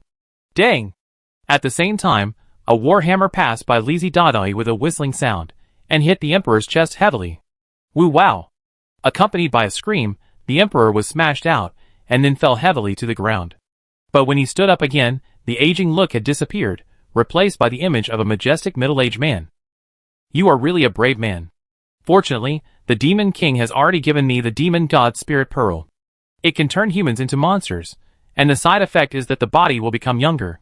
But for me, this is perfect. Why? Looking at the high-spirited Emperor of War in front of her, Lizzie Dottie couldn't understand at all. You can't understand, the immortal goddess. The Emperor of War stared at Lizzie Dottie. Aging is a painful thing. The originally iron-like body and clear mind will become weak and slow. In fact, long before this, I had been to the Demon King's city. I wanted to prove my strength. Prove that even without the protection of the goddess, I can save the world and become a hero. But I failed. In front of the overwhelming power of the Demon King, I had no room to resist. The Demon King saw through everything about me, including my deepest wishes, so he gave me the sword of God killing. And I will kill you and the hero here. Stupid logic. Just as Lizzie Dottie was shocked by the words of the Emperor of War, Duanmu Huai threw out a sentence coldly. I can't understand your idiotic logic at all. What did you say? I said you are idiotic, a heretic. Duanmu Huai stretched out his hand and pointed at John D. According to what you said, you think you can kill us now, right? Yes, that's right. I can destroy the Demon King. Duanmu Huai pointed at himself. And you want to kill me who can destroy the Demon King? If you have the ability, why don't you kill the Demon King yourself? If you can't even beat the Demon King, then where do you get the confidence that you can deal with me, who can destroy the Demon King? For a moment, the whole church fell into a strange silence. Lizzie Dottie blinked, and had to admit. This logic is really logical. Shut up. You can't understand the power of the Demon King at all. However, John D. was obviously anxious. You are just a kid who thinks you are strong. In front of the devil, you are nothing. Humans have no way to defeat the devil. Enough. Duanmu Huai roared, interrupting the War Emperor. I have heard enough of your filthy words. You are just a coward who betrayed humanity, a stupid heretic. Then as an inquisitor, I have only one thing to do. Duanmu Huai stared at the War Emperor and walked forward. Prepare to die? Your soul will wail in the wrath of the court until it is reduced to ashes. Chapter 1785. Foolish hero, you are no match for me at all. Facing Duanmu Huai in front of him, the War Emperor raised the god-killing sword in his hand high. The Demon King once told me that the heroes summoned here all come from a peaceful world without war. Let me tell you what a real battle with blood and flesh flying everywhere is. The War Emperor roared and raised his long sword, swinging it hard at Duanmu Huai. Dark light sword. The sharp blade in the War Emperor's hand burst out with a dark beam of light, which made people feel extremely palpitating just by looking at it. The slashing looked more like it was going to split Duanmu Huai in two. However, Duanmu Huai didn't even dodge. He just walked forward, and then saw the dark light sword falling from the sky, hitting Duanmu Huai's armor and then bouncing off. Hey! Bang! This scene was obviously beyond the War Emperor's expectations. Before he even reacted, Duanmu Huai reached out and grabbed his head. Why? You are not wearing the diamond armor. I should have asked other demons to get rid of that thing. And you haven't got the holy sword yet, why? Didn't I say that just now? Duanmu Huai grabbed the head of the War Emperor and lifted him up high. You can't even beat the Demon King. What makes you think you can kill me who can destroy the Demon King? But that sword. Maybe that sword can really kill me, but there is a prerequisite. What prerequisite? You have to be able to break the defense first, idiot. Duanmu Huai roared, grabbed the head of the War Emperor, and then smashed it hard on the base of the statue. With a bang, the head of the War Emperor was smashed into pieces, and his body was deeply buried in the concave pit of the base. His body began to tremble like crazy under Duanmu Huai's ruthless blow, and then blood gushed out. You don't need to look to know that the War Emperor is dead at this moment. Staring blankly at the scene, Lizzie Dadae was completely speechless. Her brain was working rapidly. She could understand a little but also a little. First, according to the War Emperor, he knew the location of the brave armor, so he sold this information to the demons. In the eyes of the War Emperor, as long as the brave did not have the armor to resist the attack of the Demon King, he could kill him with the sword of God Slayer. This logic seemed smooth, and even Lizzie Dadae did not think there was any problem.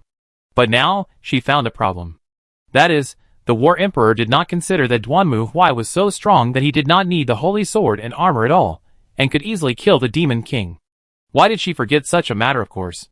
Obviously, along the way, this brave did not conform to common sense at all, right? Bang! Just as Lizzie Dadae was looking at the scene in front of her in a daze, the door, that was originally closed, suddenly opened, and then a group of soldiers rushed in quickly. What's wrong? What happened? Goddess. Hero. Where's His Majesty? This. Hearing the guards' questions, Lizzie Dadae came back to her senses, and immediately cried out in her heart that something was wrong. There was no one here before, and she didn't think there was anything wrong at the time. But now it seems that this might also be the War Emperor's plan.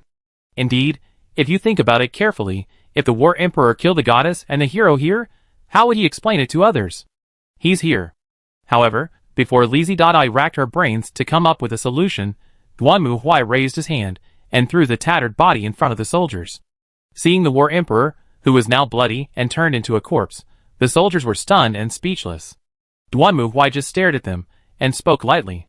This heretic betrayed humanity, colluded with the devil, and even tried to attack us, so I have executed him on the spot. Wait, you don't need to be so direct. Hearing this, Lizzie Dadae hurriedly stood up and ran to Duanmu Huai's side, trying to stop him. What? Am I not telling the truth? Although it is the truth, we can't say it more tactfully. This will only fall into the trap of the War Emperor. Trap? Yes. Kill your Majesty's thieves. Just when Lizzie Dadae was about to say something else, the soldiers roared and raised their weapons at the two.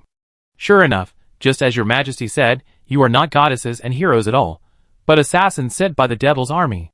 Damn bastards. Sure enough. Listarte tapped her head. She was thinking, after all, the king invited them here in public. Once the hero and goddess were found missing, someone would definitely ask. At least people would want to know where the goddess and hero, who were personally entertained by the king, went. Then the king could answer. They are not real heroes and goddesses, but assassins sent by the Demon King's army to assassinate me. Everyone, come together, we want to avenge your Majesty. The soldiers of the guards had already surrounded them with murderous intent, and Listarte also hurriedly summoned the portal and grabbed Duanmu Huai's hand. Let's go, let's leave here quickly. Leave? Why leave? Because they now regard us as the murderers of your majesty? We can only leave here, right? Do you still want to? At this point, Listarte stopped and looked at Duanmu Huai in disbelief. A bad idea came to her mind, and then her idea was verified. The accomplice of the heretic is also a heretic. The Inquisition will never let go of any traitor. I can't be sure how many people in this royal city have surrendered to the devil like that heretic, so for the sake of safety, I will completely purify these people. Duanmu Huai said, as he stretched out his hand, and then the war hammer next to him whistled and flew over and landed in his hand. In the name of the Inquisition, kill without mercy. Are you serious? Do you really want to kill everyone in the royal city? At this moment, Listarte was completely speechless. Who is the devil? Although Listarte wanted to stop Duanmu Huai obviously didn't care about Listarte's thoughts. The violent fear burst out from his body and instantly spread to the surroundings. And this majestic, gorgeous, and spectacular temple exploded and shattered like a hurricane. The soldiers were also trembling under the pressure of fear, but at the same time, they were even more courageous and angry. Sure enough, this is not a hero at all. It's the devil. Everyone, the devil has appeared. Let's go together and destroy the devil to avenge his majesty. It's over. When Listarte, who was hiding behind Duanmu Huai, heard this, she couldn't help but reach out her hand to cover her face and sighed in a low voice. Duanmu Huai's appearance was easy to be misunderstood, and now he was regarded as a devil. He was even regarded as the murderer who killed the war emperor. In this way, he and Wang Cheng would have to fight to the death, right? This won't work. Listarte hugged Duanmu Huai's arm and shouted desperately. Calm down. We are here to save the human beings of this world. There are only 1,000 people in this royal city, which is insignificant compared to the number of humans in the whole world. If they die, they die. Anyone who stops the judge will die, even humans. I said that the court will act at all costs. Duanmu Huai's voice was flat and indifferent, without the previous anger, but this made Listarte more frightened. This shows that Duanmu Huai really doesn't take these people seriously from the bottom of his heart, and will kill them all without hesitation. Listarte wanted to say something else, but Duanmu Huai had already raised his hand and threw her out. Then he clenched the war hammer and strode forward. Then, Listarte saw an extremely brutal and bloody battle. The guards raised their weapons and roared at Duanmu Huai, who swung his warhammer and mercilessly smashed all the soldiers, who rushed over into meat paste. Seeing the scene, the magicians in the back also released magic, and the explosions of lightning and fire flew everywhere, swallowing Duanmu Huai. But the next moment, the beast-like figure jumped out of the flames, and Duanmu Huai swung the warhammer in his hand into the air. The violent airflow rose from the ground, rolled the magicians and archers high into the sky, and then fell to the ground. Soon, the cavalry around also rushed up. They shouted the slogan of courage and victory, dedicated their lives to this country, and rushed towards Duanmu Huai with long spears in their hands. Then the hard knight spears in their hands twisted, broke, and burst the moment they touched Duanmu Huai's armor. Then Duanmu Huai raised the warhammer and smashed it down hard. Bang! The heavy pressure fell from the sky, directly crushing the fully armed knights and their horses. The knights' flesh and blood mixed with the horses to form a disgusting blood plasma. When everything was over, it was already dusk. The bloody setting sun shone on the ruins of the dilapidated church. Duanmu Huai stood on the ruins with a war hammer in his hand. The bright red sunlight painted a thick blood color on his dark armor. Under his feet were countless corpses and blood, and behind him was a gushing flame. At this moment, no one would doubt that he was the devil. Why do you do this? Lizzie Dadae knelt beside Duanmu Huai and whispered. We can obviously leave here directly. There is no need to do this.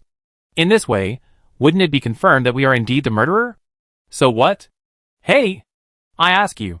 Duanmu Huai turned his head and glanced at Lizzie Dadae. Suppose we escape, what will happen to these people? They will still hunt us down as the murderers who killed the king. That's right. Since it's the same, I'm happy to make this accusation justified. Whether they are loyal subordinates of the heretic, or deceived and manipulated by the heretic, their fate is doomed when they dare to attack the Inquisition. But as long as we defeat the devil, they will understand that they have wronged us before. So what? Won't we leave this world after defeating the devil? What does it have to do with us whether they repent or not? Similarly, since they are all leaving, whether they hate us or not is none of our business. Duanmu Huai snorted. In that case, I don't mind letting them know the true power of the Inquisition. Your so-called power is to slaughter these people? That's right. Fear and destruction are the easiest to understand. Duanmu grabbed Lizzie to die again and stared at her. What do you think of saving humanity? A game of playing house? Do you think that as long as everyone shouts friendship, bond and other things and rushes forward, everything will be fine? Wake up, look at the War Emperor, don't you understand yet? Humanity is a whole, but not a whole. Everyone has their own ideas. You should know why the War Emperor surrendered to the Demon King. Do you still need me to teach you? You have been a goddess for 100 years, and you are treating it like a dog? Lizzie Dai clenched her fists and gritted her teeth. This Demon King is very treacherous. He will use all kinds of conspiracies and tricks, as you have seen before. Moreover, according to your way, we can indeed leave here. Then what? Do you think the Demon King will send people to secretly instigate and let the people of this country hunt us down? Will we flee like a stray dog at that time? At least they now understand that if they dare to go against me, they will only die. No one will foolishly try to hinder us again.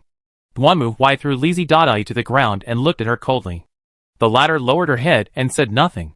She admitted that Duanmu was right, but Lizzie Dai could not accept such a cold, cruel and cold idea at all. Obviously, when she was saving the world before, her ideas were not wrong.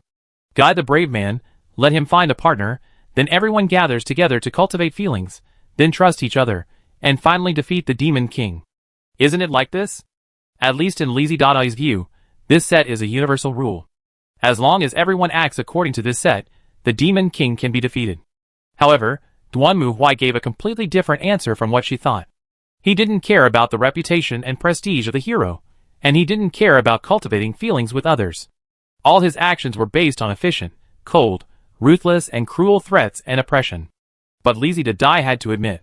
For most people, this trick is indeed more useful than talking nicely. After all, she also knew that some people couldn't understand what was said. But they could not understand the meaning of the sword on their necks. At this moment, Duanmu's voice sounded again. Open the door. Let's go to the Demon King's territory. Chapter 1786. How are you going to deal with the Demon King? Although Lizzie Dai successfully teleported Duanmu to the Demon King's territory according to the coordinates, she was not able to teleport to the front of the Demon King's castle, because Lizzie Dai found that the Demon King was even cautious enough to set up an anti-magic field in his castle, which meant that all magic could not be used. Moreover, this castle is located on a high mountain, with only one road. The entire castle is heavily guarded, and there are probably no less than 10,000 demons defending here. Although Lizzie Dai felt that Duanmu could be attacked directly, she was still a little uneasy. After all, there was only one Duanmu, and the other side had many people. Not only that, there was a city at the foot of this mountain, and it seemed that there should be many demons living in it, at least from the direction that Lizzie Dai could see. The scale of this city is not much smaller than the previous royal city, and it is guarding the only road leading to the castle on the top of the mountain. In other words, if you want to go up the mountain along this road, you must pass through this city. The tens of thousands of demons inside are not vegetarians. But if we don't take this road, we can only climb the steep cliffs around us. This made Lizzie Dai somewhat uneasy. You don't need to worry about this. Duanmu stared at the silhouette of the castle in the distance and pondered for a moment. How big is this mountain? Hey! Can you figure out how big this mountain is? That's not difficult. I have a map. Lizzie Dai took out the map and explained it carefully to Duanmu. In short, this place is easy to defend and difficult to attack, and the terrain around is steep, and there are countless demons patrolling in the air and on the ground. Although Lizzie Dai can also fly into the air, 2 fists cannot beat 4 hands. In other words, when this happened, either the hero would use his personal charm to call on everyone to attack the Demon King, or the hero would use the power of the team to sneak into the Demon King's city to decapitate. But now, in Lizzie Dai's opinion, neither of these can be done. After all, Duanmu obviously doesn't plan to have any teammates, and as for using power, well, now the people in that country are already trembling with fear just by seeing him. So what does Duanmu plan to do? Under Lizzie Dai's gaze, Duanmu stared at the map and pondered for a moment, then stood up. Do as I say. He only said this.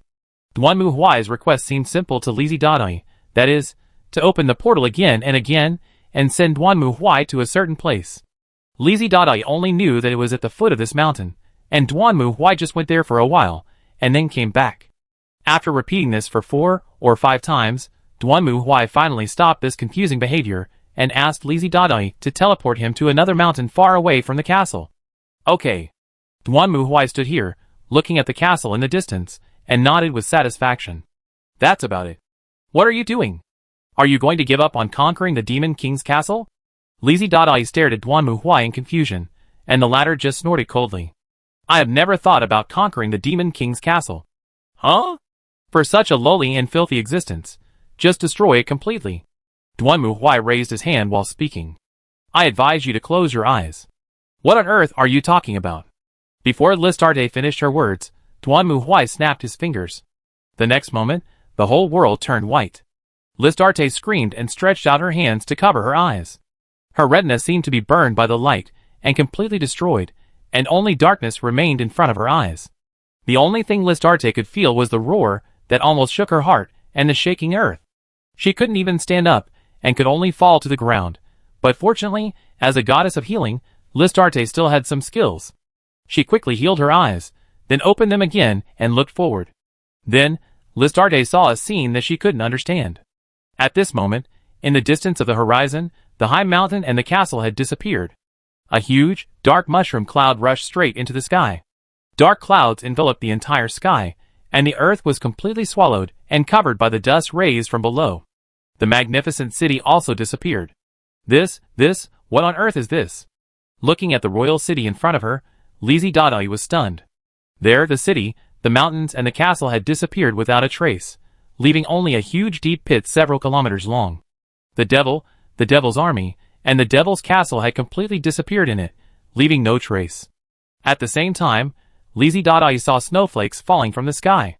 She subconsciously reached out to catch them, only to find that it didn't seem to be snowflakes, but more like some kind of snow-white dust. Why would such a thing float down from the sky? Are you sure that the Demon King has been destroyed? It was not until Duanmu Huai's voice sounded in Lizzie's ears that she came back to her senses and looked at Duanmu Huai. I don't know. What are you good for? Forget it, at least you can teleport. Woo woo woo. Lizzie wanted to cry. She would rather the other party say that she was a waste. Now this feeling of seeing that she was a waste, but having to helplessly admit that she was not a waste was even worse. This feeling of being ignored when you can still be of some use is really annoying. Can anyone be sure of this? If it's Lady Ishastar, there should be a way. Where is she? Unified God Realm. Then let's go back. Duanmu Huai didn't even bother to look at this side, and gave the order directly. Although Lizzie was a little confused, she also obediently followed Duanmu Huai's order to open the portal again, and then return to the Unified God Realm. Then, Listarta brought Duanmu Huai to the location of Ashista, the highest goddess in the unified divine world. Although she is known as the highest goddess, Ashista looks more like a kind and amiable old lady. When Listarta and Duanmu Huai walked into the room, the latter was sitting in an easy chair, rocking and knitting, looking more comfortable than a retired old cadre. When she learned that Listarta needed to confirm whether the Demon King was eliminated, Ashista showed a surprised expression. What a surprise! Didn't you see the Demon King being eliminated with your own eyes? Should I say I saw it, or didn't see it? Listarte didn't know how to answer the question of the great goddess. If she said she saw it, she did see the Demon King's castle, and she also saw that the Demon King's castle was completely destroyed. But if she said she didn't see it, from an objective point of view, she didn't see the Demon King being destroyed. Thinking of this, Listarte couldn't help but stare at Duanmu Huai anxiously. Why did he use this method to destroy the Demon King? Can't he fight the Demon King openly like other heroes? Let me see. Ishista closed her eyes, was silent for a moment, and then showed a surprised expression. It's really surprising. The shadow of the Demon King that shrouded that world has gradually retreated, and the Demon King has indeed been destroyed. Is this really possible? Although she had been mentally prepared before, Listarte was also surprised to hear the confirmation of the great goddess herself. And the great goddess also smiled at Listarte and nodded to her. You did a great job this time, Listarte. You were able to achieve this level in your first S-level world rescue. You are really outstanding. Thank you, Lady Isista. Although there were many things that were difficult to talk about, Listarte decided to thank the goddess first. As for what happened in that world, she decided to talk to Lady Isista later. In fact, Listarte also had many questions and concerns during this mission to save the world. She also hoped to get answers from Lady Isista. However, at this moment, Duan Mu Huai came over. In that case, I just have something to discuss with you. What is it? A brave man? Ishishita was not frightened by Duan Mu Huai's dress, but stared at him calmly with a calm face. I heard that your world of gods can detect disasters and crises encountered by other human worlds, and send gods to summon brave men to save these worlds. That's right. Then, I have a suggestion. Proposal? That's right. As Duan Mu Huai spoke, he stretched out his hand to Ishishita. Let me introduce myself. I am Duan Mu Huai, the chief judge from the tribunal. The tribunal's duty is to protect humanity at all costs and eliminate all threats to humanity. Compared to those weak warriors, we are professional in saving humanity, so have you ever considered cooperating with us? Huh? Hearing this, Isister did not speak, but Listarte turned her head to look at Duan Mu Huai in amazement, with a look of horror. She didn't hear it wrong. This man is actually serious? Wait, could the entire tribunal be full of guys like this man? If so, is it really saving the world? Thinking of what she had seen and heard along the way with Duan Mu Huai, Listarte suddenly shuddered. She always felt that this didn't seem to be a good idea. Chapter 1787. Faced with Duan Mu Huai's words, Ishishita did not answer immediately. She looked Duan Mu Huai up and down before speaking. I am really surprised. I never knew there was such an existence. May I ask why you do this? Of course, to let humans rule the world. Duan Mu Huai answered without hesitation. These countless worlds once belonged to humans, and they will belong to humans again. We will use blood, death, and destruction to destroy the aliens, heretics, and demons who try to block us. There is no existence that can prevent humans from becoming the rulers of all this, and fighting for humans is the goal of the Inquisition. Lestarde's eyes were spinning around at this moment, and she looked confused. She knew that Duan Mu Huai said that the goal of the Inquisition was to protect humans, but she didn't know why she did this. However, at the moment, Listarte got an answer from Duan Mu Huai that stunned her. He is not just trying to protect humans. The Inquisition wants humans to rule everything and destroy everything that stands in their way. This is no different from the Demon King. Thinking of this, Listarte couldn't help but complain, and Duan Mu Huai glanced at her. Of course, because the Demon King is not on the side of humans, but we are on the side of humans, and only on the side of humans. Lady Ishishtar, I don't think this is a good idea. Although Duan Mu Huai gave her a strong sense of oppression, Listarte still had to bite the bullet and put forward her own opinions. Ishishta glanced at Listarte and did not answer immediately, but looked at Duan Mu Huai again. We need to think about it.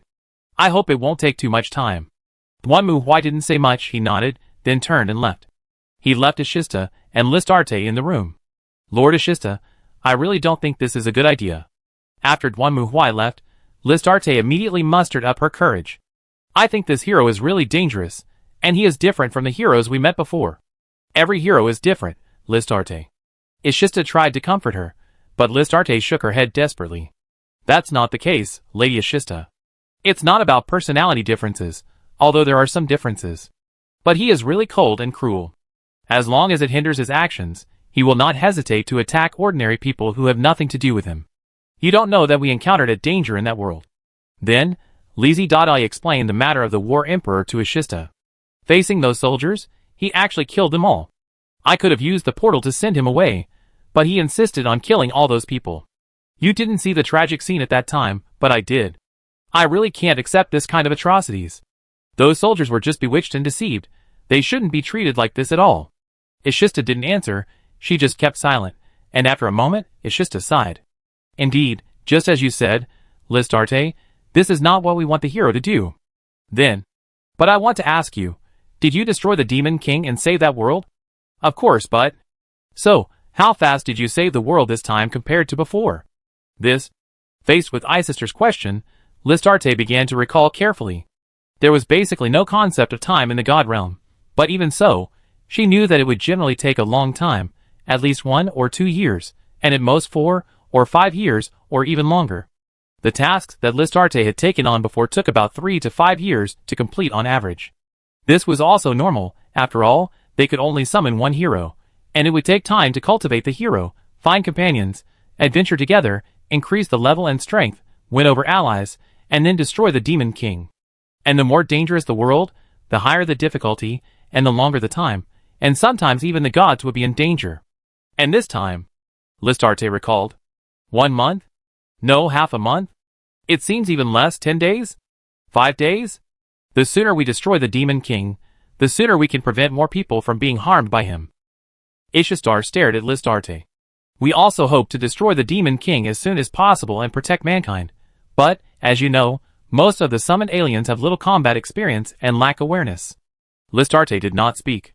She remembered that the War Emperor also said that those heroes lived in a gentle and peaceful world before they came, and were not good at dealing with pain and death, and... I don't understand, Lady Ishtar. Listarte spoke again. Why do we have to let people from another world save these worlds? Obviously, compared to people from another world, can't we let people from that world save the world? The incident with the War Emperor shocked Listarte greatly. She thought about it afterwards, and felt that this system was indeed a bit strange. Obviously, there are many warriors in that world who are willing to sacrifice their lives to protect their own world, but why do we have to let outsiders do this? To take a step back, even if we have to let the Traversers save the world, can we make an exchange? For example, summon the heroes from 2 worlds that have suffered disasters to each other's worlds. Wouldn't that be okay? Why do we have to choose ordinary people from peaceful worlds? They didn't even hold weapons before they came here, and they didn't even kill chickens. Listarte has also seen several heroes who were full of energy when they came here, but they felt very uncomfortable after killing monsters, as if they couldn't accept the act of taking lives. It took me a long time to get them over this obstacle. Besides, do you think we can refuse him? No. Of course, we can refuse if we want, but didn't you notice one thing? Generally speaking, after destroying the Demon King, the hero will leave this world and return to his hometown. Ah! Hearing this, Listarte finally realized that indeed, after all, the rules stipulated this. After the hero destroyed the Demon King, they would only stay in this world for a short time, and then leave this world. But Duanmu Huai has stayed here until now. Wait. Why didn't he leave? Because he didn't want to leave. This answer was worse than what Lizzie Dadae had imagined. For example, why did Duanmu Huai not want to leave? Considering everything Duanmu Huai had done before, if he didn't want to, it meant that something bad was likely to happen. This is the unified God realm. You should have seen his ability value. Yes, that's true. How could it be? Lizzie Dadae's faint hope was completely defeated by Ashista, and her legs softened and she sat on the ground. Could it be that no one in the unified God realm is his opponent? Yes, I have never seen such a powerful existence. But isn't he immortal? Maybe not, it doesn't matter. Ashista sighed tiredly. The important thing is that we have no choice. Lizzie Dadae trembled all over. She had a bad feeling in her heart. She had never thought that a simple mission to summon a hero to save the world would end up like this. Even the great goddess of the unified God realm said that she was no match for the other party. What was the origin of that man? In short, I have made a decision. Ashista stood up from the armchair and walked towards the door. Lizzie Dadae could only follow her uneasily. When the two walked out of the house, Duanmu Huai was still standing there. Looking at his tall and distinctive figure, Lizzie Dadae was a little disappointed. She originally thought that Duanmu Huai just stayed a little longer than other heroes and now disappeared. But it seems that the other party did not mean that. What's your decision? Seeing Ashista coming out, Duanmu Huai stared at her and asked, while the latter was silent for a moment. I admit that your proposal is very attractive, but I can't just agree to it. What are the conditions? Duanmu Huai's answer to Ashista was quite calm, which made Lizzie Dadae relieved. She originally thought that Duanmu Huai would immediately turn hostile and kill people as soon as he heard Ashista's answer. I hope you can save a world. Hearing this, Duanmu Huai frowned in dissatisfaction, but did not speak, while Ashista continued to speak. The difficulty of saving the world in this world used to be only B-level, but... The heroes and goddesses who were summoned to save that world were killed by the Demon King of that world. Now that world has been completely occupied by the Demon King and orcs. The difficulty of saving the world has been raised to SS level. How could it be? Listarte was shocked. She had been to several worlds with B-level difficulty, but she had never thought that a hero, with the guidance of a goddess, would die in that world with a goddess, and the mission would fail. If it was a world with S-level difficulty like before, it would not be incomprehensible that the hero would be killed, but a world with B-level difficulty. No, although the danger level is not linked to the level, but... Are there still humans in that world? I don't know about this. In short, I hope to see the actions of the Inquisition. If you can save this world, then I agree to work with you. Is it that easy? With what Lizzie Dadae knows about Duanmu Huai, it's not difficult at all. He can just find the Demon King city again, and blow it up like before, right? This time is different from before. Ishida obviously seemed to have thought of this. The human civilization of that world is on the verge of collapse, so this time, your mission is not only to destroy the Demon King, but also to make the human civilization of that world prosper again. You know what I mean? This is really difficult. Lizzie Dadae was also secretly amazed at this moment. Before, those heroes only needed to consider destroying the Demon King. But this time, not only to destroy the Demon King, but also to help the humans of that world prosper again. Although Lizzie Dadae also knew that if she only destroyed the Demon King, it might not allow humans to survive. But can Duanmu Huai do such a thing?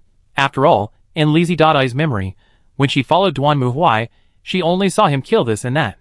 Even when he met humans, he just killed and killed. I understand. Duanmu Huai nodded and snapped his fingers. The next moment, a portal opened behind him. Then, Isis Dada and Listarte stared in amazement as several soldiers wearing armor and holding weapons, like Duanmu Huai, strode out of it. Okay, now tell me where that place is. Chapter 1788. Exphoria, a world that has been completely occupied by the Demon King. This is the destination that Ishista told Duanmu Huai. Not only that, she also gave a special reminder. I think you must be wondering why we can only summon heroes instead of using our own power to destroy the Demon King. In fact, the reason is very simple.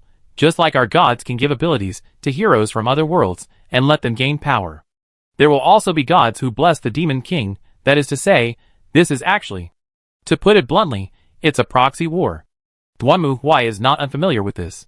It is obvious that the unified divine world is on the side of humans, and the gods over there are on the side of demons. The two sides may have had a head-on conflict before, or they may not. But no matter what, things have developed to this point. It can be said that it is a proxy competition between the two sides. Yes, that's right. I wanted to help you more, but whenever I think about that world, my mind seems to be shrouded in fog and I can't predict it at all. Although the Demon King in the previous world also had similar power, this time it is more serious. At this point, Isis Dada's expression became more and more solemn. Moreover, the Demon King who defeats the hero and destroys the world will receive the favor of the evil dimension. Not only the Demon King, but even the monsters will become extremely powerful. It is far beyond the standard of your previous world. Even so, do you want to go? Of course. Duanmu Huai summoned 100 night guards this time, followed by Mary and Kurikawa Akane. Mary is mainly a clerk, and Kurikawa Akane, she doesn't have any job like others, so she is idle. So Duanmu Huai brought her here to experience this trip to the court of justice together. After hearing Duanmu Huai's answer, Ishida didn't say much, but nodded to the side, and then another red-haired goddess came out. Compared with Listarte, who usually looks silly, this red-haired goddess looks very calm, even a little melancholy. This time, I will open the portal for everyone. Why? Hey! Why you? Not Listarte? Duanmu Huai stared at the red-haired goddess. Although she was more reliable than Listarte in any aspect, Duanmu Huai still wanted to ask clearly. After hearing Duanmu Huai's question, the red-haired goddess hesitated for a moment, then lowered her head. Because I was responsible for summoning the hero to that world to destroy the Demon King before, and I failed in the end. Oh, that's it. The reason why she was chosen was because she knew more about the situation there. After all, she had adventured in that world once. Although game over in the end. The red-haired goddess didn't seem to want to mention this matter, and quickly changed the subject. Although I left, I have been observing the situation in that world since then. It can be said that the situation has been very miserable since then. The entire continent has been ruled by the devil subordinates, and humans have become slaves, livestock, and even regarded as playthings or food. Hearing this, Lizzie Dadae looked at Duanmu Huai nervously, as if she was worried that he would get angry. However, to Lizzie Dadae's surprise, Duanmu Huai seemed quite indifferent and calm, as if he had not heard anything. The blonde and black-haired girls beside him behaved completely differently. The former held a notebook and seemed to be recording what the red-haired goddess said. The latter reached out to cover her mouth, revealing a hint of uneasiness and nervousness. This time, you will be transferred to a town called Garbano, which is now basically a place where docile slaves are produced and exported in large quantities, so the lives of local humans are not bad. Even so, they are just free from being toys and food. At this point, the red-haired goddess took a deep breath, looked at Duanmu Huai again, and lowered her head. Maybe I shouldn't say this, but it is precisely because of my failure that all this happened. So, please, save that world. This is the duty of the tribunal. Duanmu Huai didn't care about the red-haired goddess's request.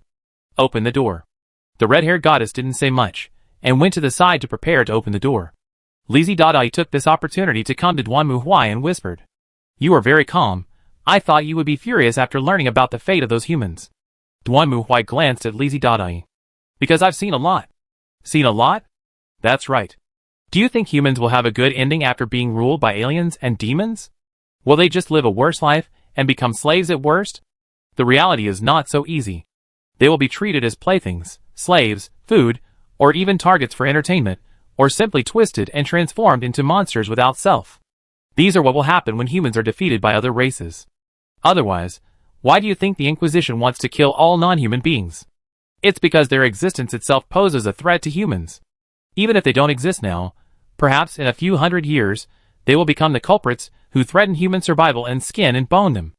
Therefore, in order to prevent all this from happening, they must be killed completely. As long as they are exterminated, there is no need to worry about them causing any harm to humans in the future." Lizzie Dada was stunned, not saying a word. She stared at Duanmu Huai blankly, not knowing what to say. If she had heard Duanmu Huai say this before, Lizzie Dada would have thought that he was simply delusional or too alarmist. But now? However, Duanmu Huai was obviously in no mood to explain to Lizzie Dada. He turned around and looked at Kurikawa Akane next to him. "Akane, you have to watch and learn well this time and accumulate experience. Do you understand?" "Ah, yes, I understand." Kurikawa Akane also nodded nervously. Although she had not yet gone to that world, she felt unimaginable and unacceptable just by hearing what the red-haired goddess said. However, what should be done should be done. As the portal opened, a group of people crossed the portal and came to the world on the other side. This place is like the demon world in the literal sense. The purple sky was full of collapsed building debris, and the turbid air was so pungent that it even made people feel extremely nauseous. Kurikawa Akane and Lista both quickly reached out their hands to cover their mouths and noses, and Mary also frowned slightly, but soon she focused her attention on the surrounding buildings. This is the starting town. Even in the game, there is no such terrible start. I think there are quite a few games that start in ruins when you open your eyes. Duanmu Huai looked around and quickly locked the target. "There is a sound ahead. Let's go and take a look." After saying that, he took the others and walked forward along the street. Turning the corner of the street, Lista saw a surprising scene. There was a park not far away, which should have been a place for people in this city to relax and have fun. And now, this park is still for leisure and entertainment, but the objects they serve have changed. In the park, a group of orcs with different looks were chatting there, looking happy. They all held chains in their hands, and the other end of the chain was tied to naked humans. The latter were lying on the ground with their hands and feet, looking like pets. The topics discussed by the orcs were the same. "Oh, your pet is still so ugly. It's better than the shabby bugs in your house. By the way, have you fed them well? They will starve to death if they continue like this. If they starve to death, just buy new ones. Hey, look over there." Just as the orcs were talking, they looked over here and obviously saw Duanmu Huai and his party. This immediately scared Lizzie Dada, who thought they would attack immediately. Unexpectedly, the orcs were not on guard, but greeted them curiously. "Hey, who are you? Are you new here? Is that the pet you just bought? It looks pretty good." Hearing the orc's words, Lista showed a subtle expression, and turned her head to look at Duanmu Huai beside her, and the iron warriors behind him, who were dressed in the same way. Well, they really don't look like humans at all. But Duanmu Huai obviously didn't intend to talk nonsense with them. He just made a gesture. "Kill them." As Duanmu Huai's voice fell, the iron warriors raised their guns and aimed forward. What happened next was naturally a massacre. The unarmed and defenseless orcs were of course no match for the night guards. After just one round of volleys, dozens of orcs gathered in the park were beaten into a pulp. Only those humans who were treated as pets were now holding their heads in their hands, trembling and curled up in a ball. They seemed to have completely lost their human consciousness. Even when the night guards walked over to pull them up, they used their hands and feet to try to dodge, or wailed for mercy. It's really too much. How can they do this to humans? Seeing this, Kurikawa Akane was also very angry, and Listarte nodded. However, Duanmu Huai just glanced at them.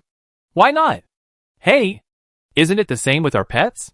Some people raise pets as sons, some people raise pets as sandbags, and there are humans who abuse pets everywhere." "That's what I said, but they are human. Humans are also one of the species.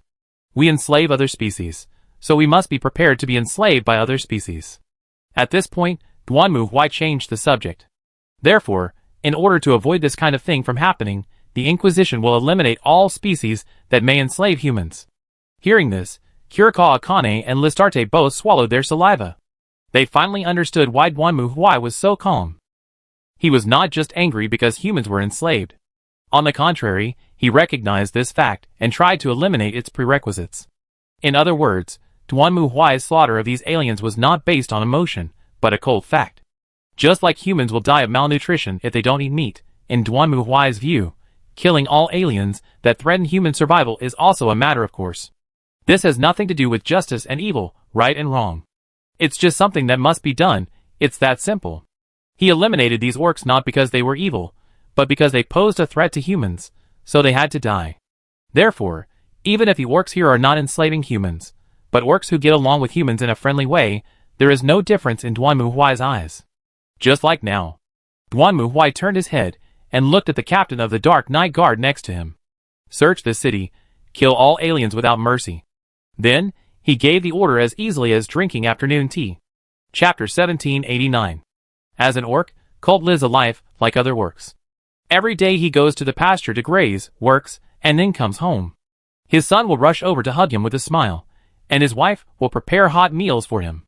This kind of life is peaceful, and even a little boring, but Colt enjoys it.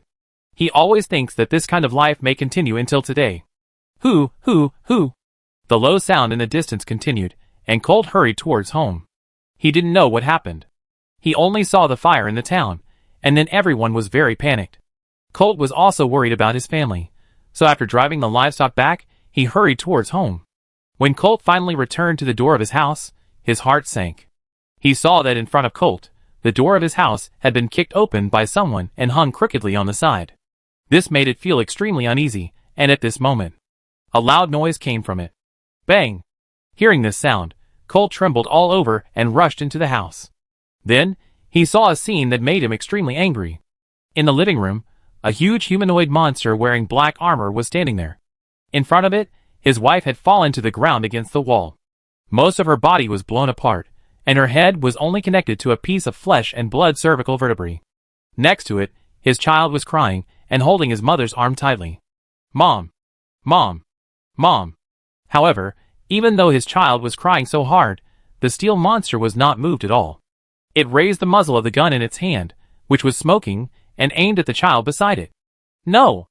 Seeing this scene, Colt screamed loudly and raised his hands in despair. Fortunately, it was too late. Bang! The bomb spun into the child's small head, twisting and exploding its face full of cute fur, and smashing it into a pile of mincemeat.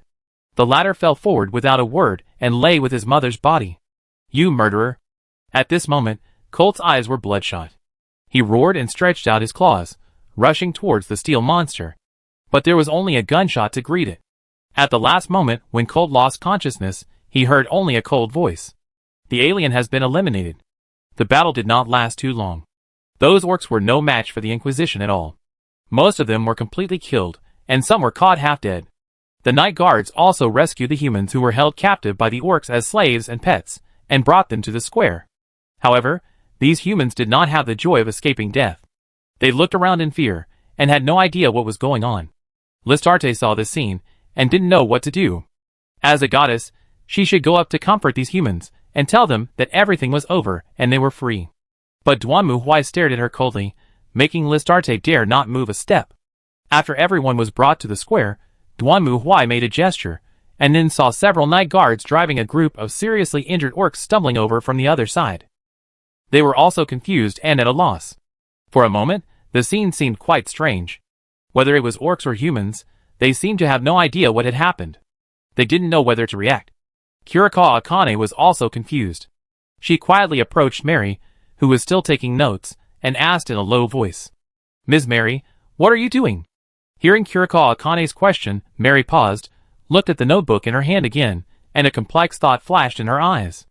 I think Mr. Duanmu should be judging whether they are still qualified to be human.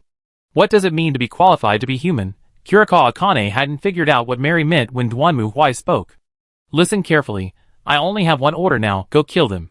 Duanmu Huai stretched out his hand, and pointed at the orcs escorted by the night guards.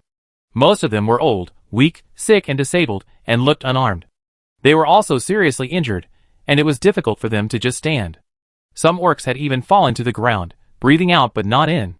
The crowd was in an uproar when they heard Duanmu Huai's words, but Duanmu Huai didn't seem to intend to explain, just staring at them coldly. After a while, a thin young man came out. His body was covered with whip marks. But this thin young man didn't care. He walked up to the orcs and stared at them intently. Then a moment later, the young man picked up a stone from the ground and threw it hard at the orc in front of him. Bang! The stone was small, and the young man's strength was also weak. The orc's head didn't even move. But it seemed to be a signal. Soon, several people came out of the crowd, picked up stones, and threw them at the orcs. The body that originally looked extremely thin, at this moment, burst out with unprecedented strength. Gradually most people joined in, and stones rained down on the orcs' heads and bodies, and the latter had no ability to resist at this moment. They could only hold their heads, sob and wail, curled up and fell to the ground. But this did not stop people. On the contrary, more and more stones were thrown.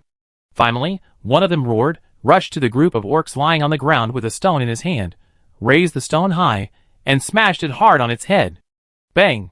The blood splashed out, as if it was a flame that completely ignited the others.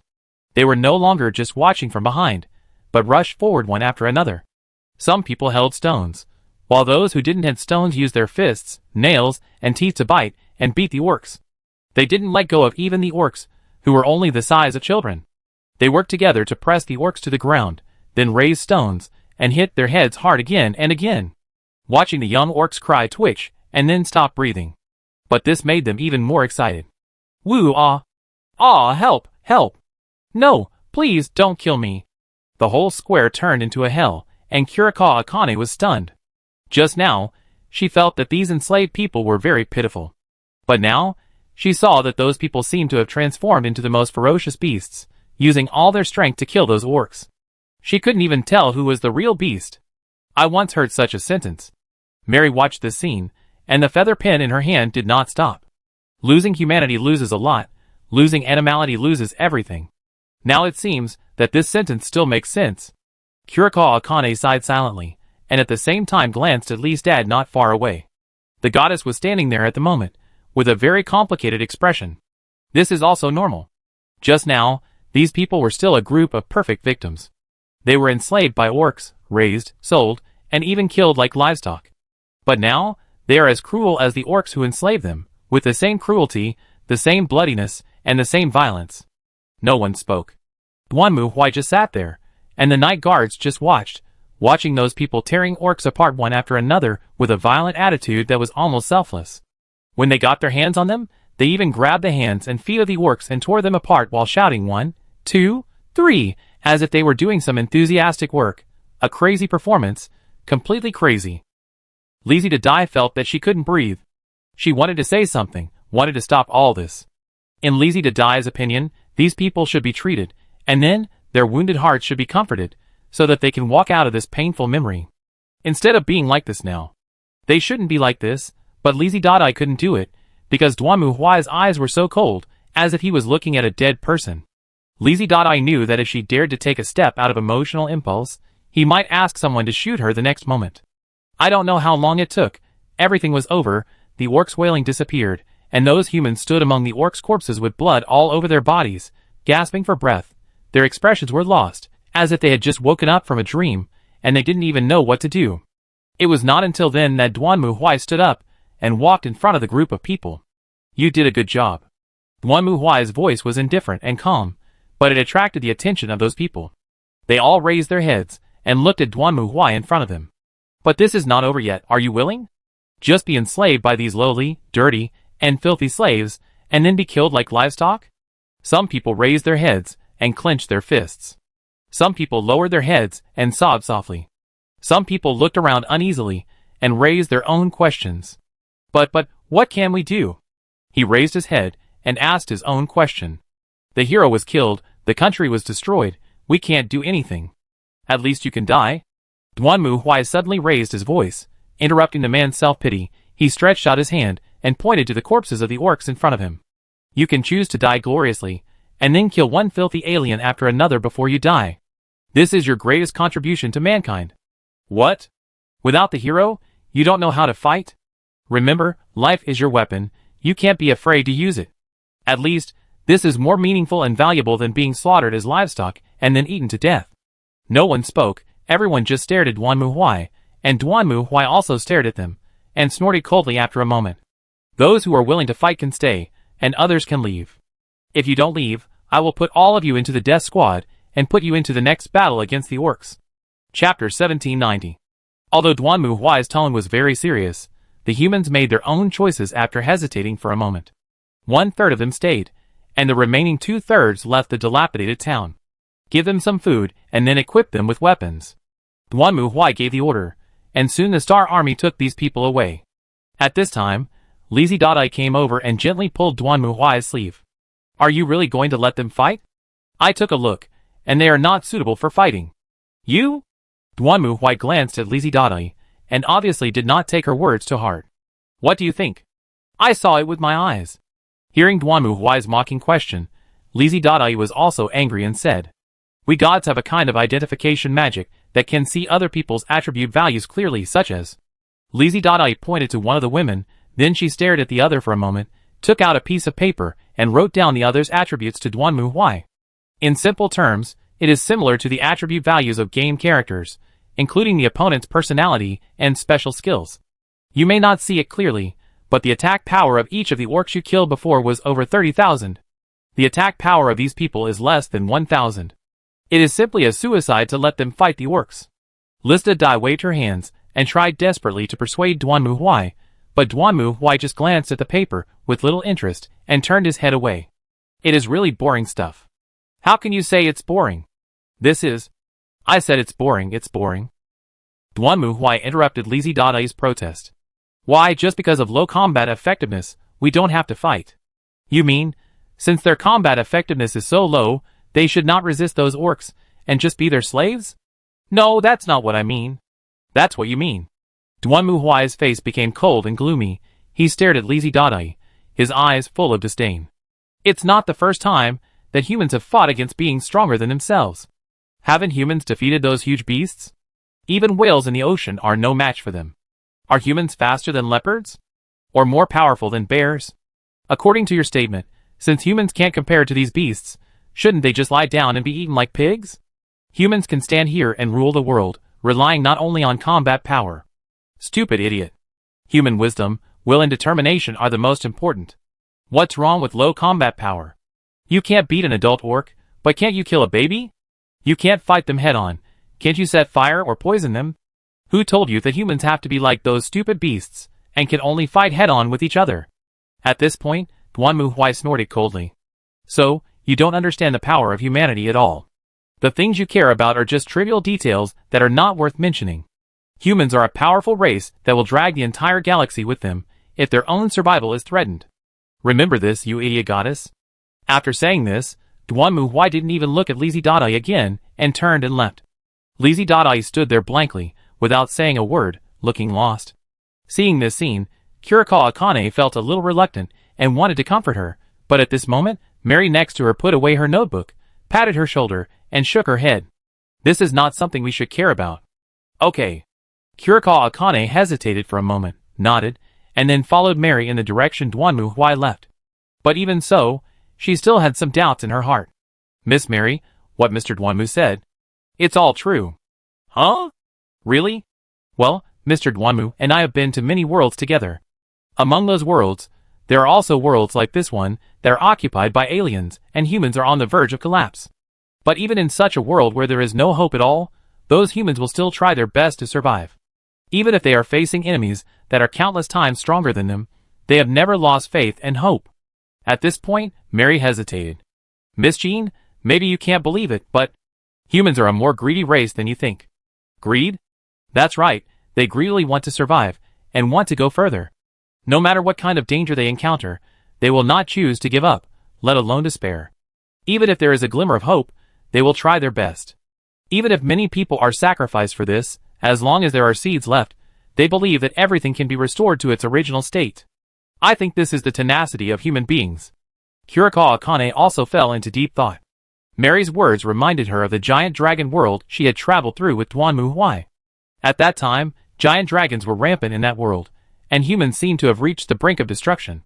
Even the dragon hunters could only use melee weapons such as silver swords to fight those monsters with huge bodies that could even spit fire and ice.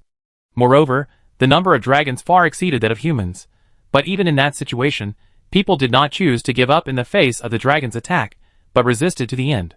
Even after that, when they arrived in the world 2,000 years later, the giant dragons that once ravaged the world had completely disappeared and became creatures in myths and legends. Although Duan Mu Huai caused considerable damage to the dragon god at that time, it was obvious that the dragon groups in that world at that time were not only the ones they encountered. However, 2,000 years later, all those dragon groups were extinct. That was the victory gained by those dragon hunters holding silver swords and fighting again and again. Thinking of this, Kurikawa Akane felt that he seemed to understand what Duan Mu Huai meant. But Kurikawa Akane turned her head and looked at Lista, who still had a distraught expression. As a senior actress, Kurikawa Akane seemed to understand her thoughts. This goddess has always guided the heroes to defeat and destroy the devil. Perhaps in her opinion, this chessboard rule of king versus king, general versus general, and soldier versus soldier is the normal battle mode. But Duan Mu Huai obviously didn't think so. By the way, I think those who left may not be able to live until tomorrow morning. Mary changed the subject. Really? Well, this continent is very dangerous, and Mr. Duan Mu did it on purpose. I think they know this too. Mary sighed. As a girl whose main job is a writer, she has something in common with Kurikawa Akane in terms of sensibility. They just want to take a gamble. After all, anyone with a discerning eye can see that the orcs will definitely find out everything here and attack us. And Mr. Duan Mu also said that if they stay, they will be incorporated into the death squad. They are very afraid of the orcs, and I'm afraid they have never thought of fighting them. In their opinion, fighting with the orcs is a dead end. But as long as they leave here and hide in those caves, there may be a chance to survive. Kurikawa Akane did not speak either. After all this is too shocking for her. But soon Kurikawa Akane found that there was something even more shocking to come. First of all, food. Duan Mu Huai naturally had an inventory, and brought a lot of food, but he obviously would not share the food with those people.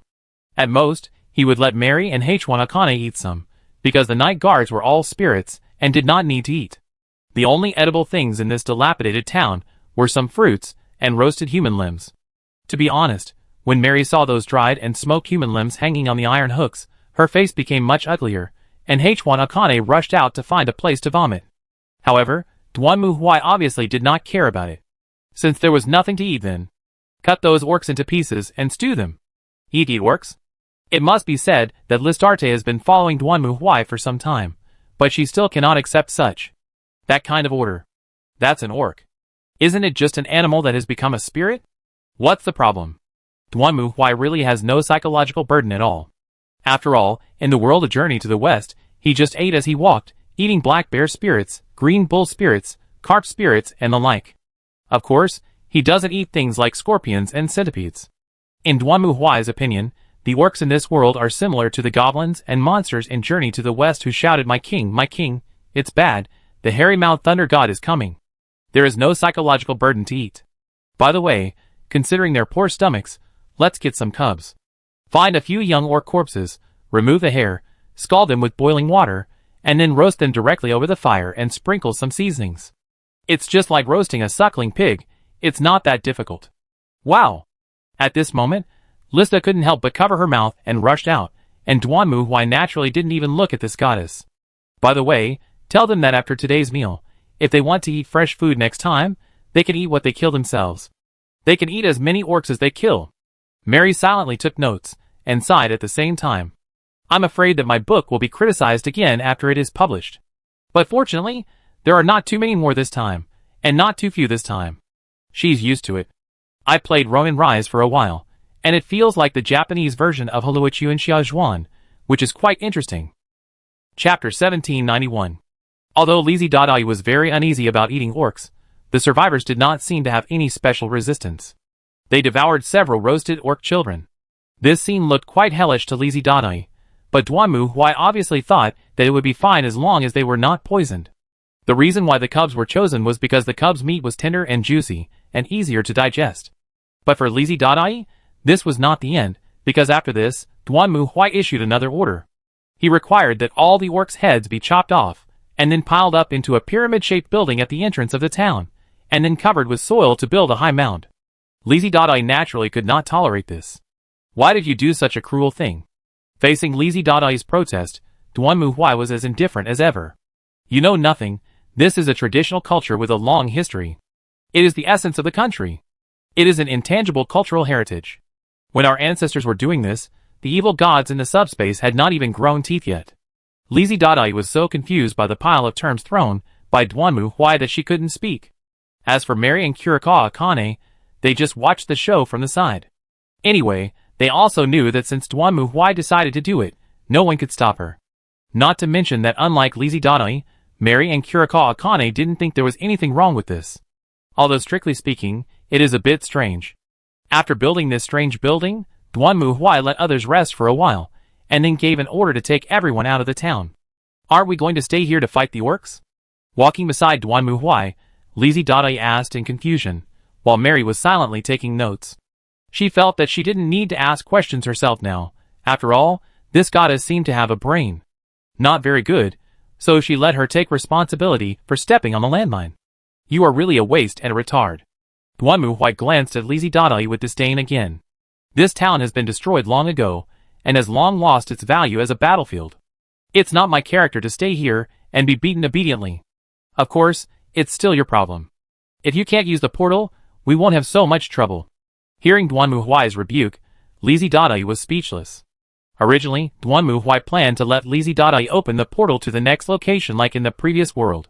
As a result, Lizzie Dottai found that the portal was completely blocked and there was no way to open it, let alone teleport. Later, one of the slaves told them that the reason for this was that the Orc King Bunogios, who ruled this continent, had a magic tool called the Cursed Sphere in his hand, which could block all space transmissions. Even humans can't leave this continent, otherwise they will trigger the effect of the magic tool and be killed. That's why Duanmu Huai led everyone to march quickly. Of course, his attitude towards Lizzie Dottai, who is useless and talks a lot, is naturally not very good. A goddess's teleportation spell was blocked by such a magic tool. It's really funny to tell others about it. She is really a complete waste. What should we do now? Lizzie Dottai didn't say anything back. She knew that there was no benefit in doing so, so she changed the subject. Do what we should do. Duanmu Huai snorted coldly, but still patiently explained to Lizzie Dottai. These survivors have been living here, and they are more familiar with this place than anyone else. I have asked them, and this place is currently in the rear. Its main function is to provide various logistical resources to the Demon King and the Orc Army, including food, supplies, and other things. And because of this, the defenses of the nearby towns are relatively weak. So I plan to start from here. You mean to say those slaves?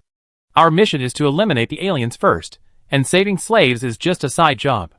Duanmu Huai forcibly changed Lizzie Dottai's order. Besides, this time it's not us who are doing the action. What do you mean? What do you think I left those people for? Just to eat? Duanmu Huai glanced at the ragged humans following behind them. This time, they will be the first to launch the attack. Huh? Lisida didn't understand what Duanmu Huai meant. In her opinion, these unarmed people with low levels and attributes would only die if they met those orcs. But soon, she would understand what Duanmu Huai meant. For the rancher, the orc's day was still the same as before. It waved its whip and drove all the skinny humans back to the barn, and then planned to leave with its 2 guards. Its son was watching its work not far away, and his eyes were shining. It still remembered what its son said, that it would inherit its ranch and become the largest rancher here, grazing the most humans. This is not an easy task. The rancher warned his son that humans are difficult to discipline and very fragile. If they eat less, they are likely to die, and if they eat more, they are likely to run away. And once they get sick, it is easy to spread. If you want to take care of them, you need a long time of learning and repeated practice. This is not an easy job. It is very relieved that its son is very strong. Although it is still young, it seems that it may take less time than it thinks to pass the ranch to it. Just when the rancher was about to leave with his son, a voice suddenly entered its ears. It turned its head and saw a ragged woman appearing on the other side of the bushes. Damn, a runaway slave, the rancher frowned. Damn, how could she run over there? Why didn't the other guards notice her escape? But it doesn't matter, just catch her back. You go and catch her back. Give her a snack tonight. I'm going to eat her in front of the other slaves, so they know the price of running away." The rancher gave the order, and soon, the 2 guards nodded and chased after her quickly. They were as fast as wolves. When the 2 guards rushed into the woods, the slave's figure only had time to flash in the shadows of the woods.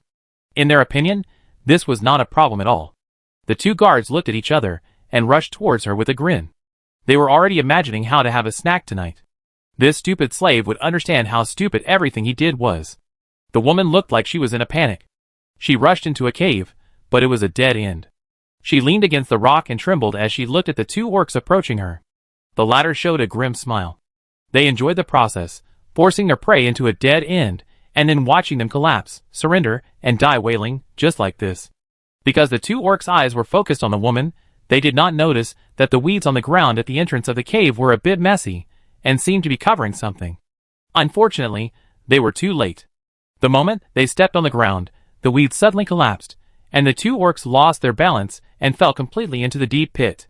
They didn't even have time to react, and the thick and sharp wooden spears pierced their bodies from below, turning the 2 orcs into bloody skewers. Look, it's very simple. Duan Muhui stood on the hillside not far away, watching this scene and commenting. In the final analysis, this is no different from dealing with tigers and bears. As long as they foolishly step into the trap, then we can leave it to nature to solve the problem. The woman came out of the cave and bowed respectfully to Duan Muhui, and Duan Muhui waved his hand.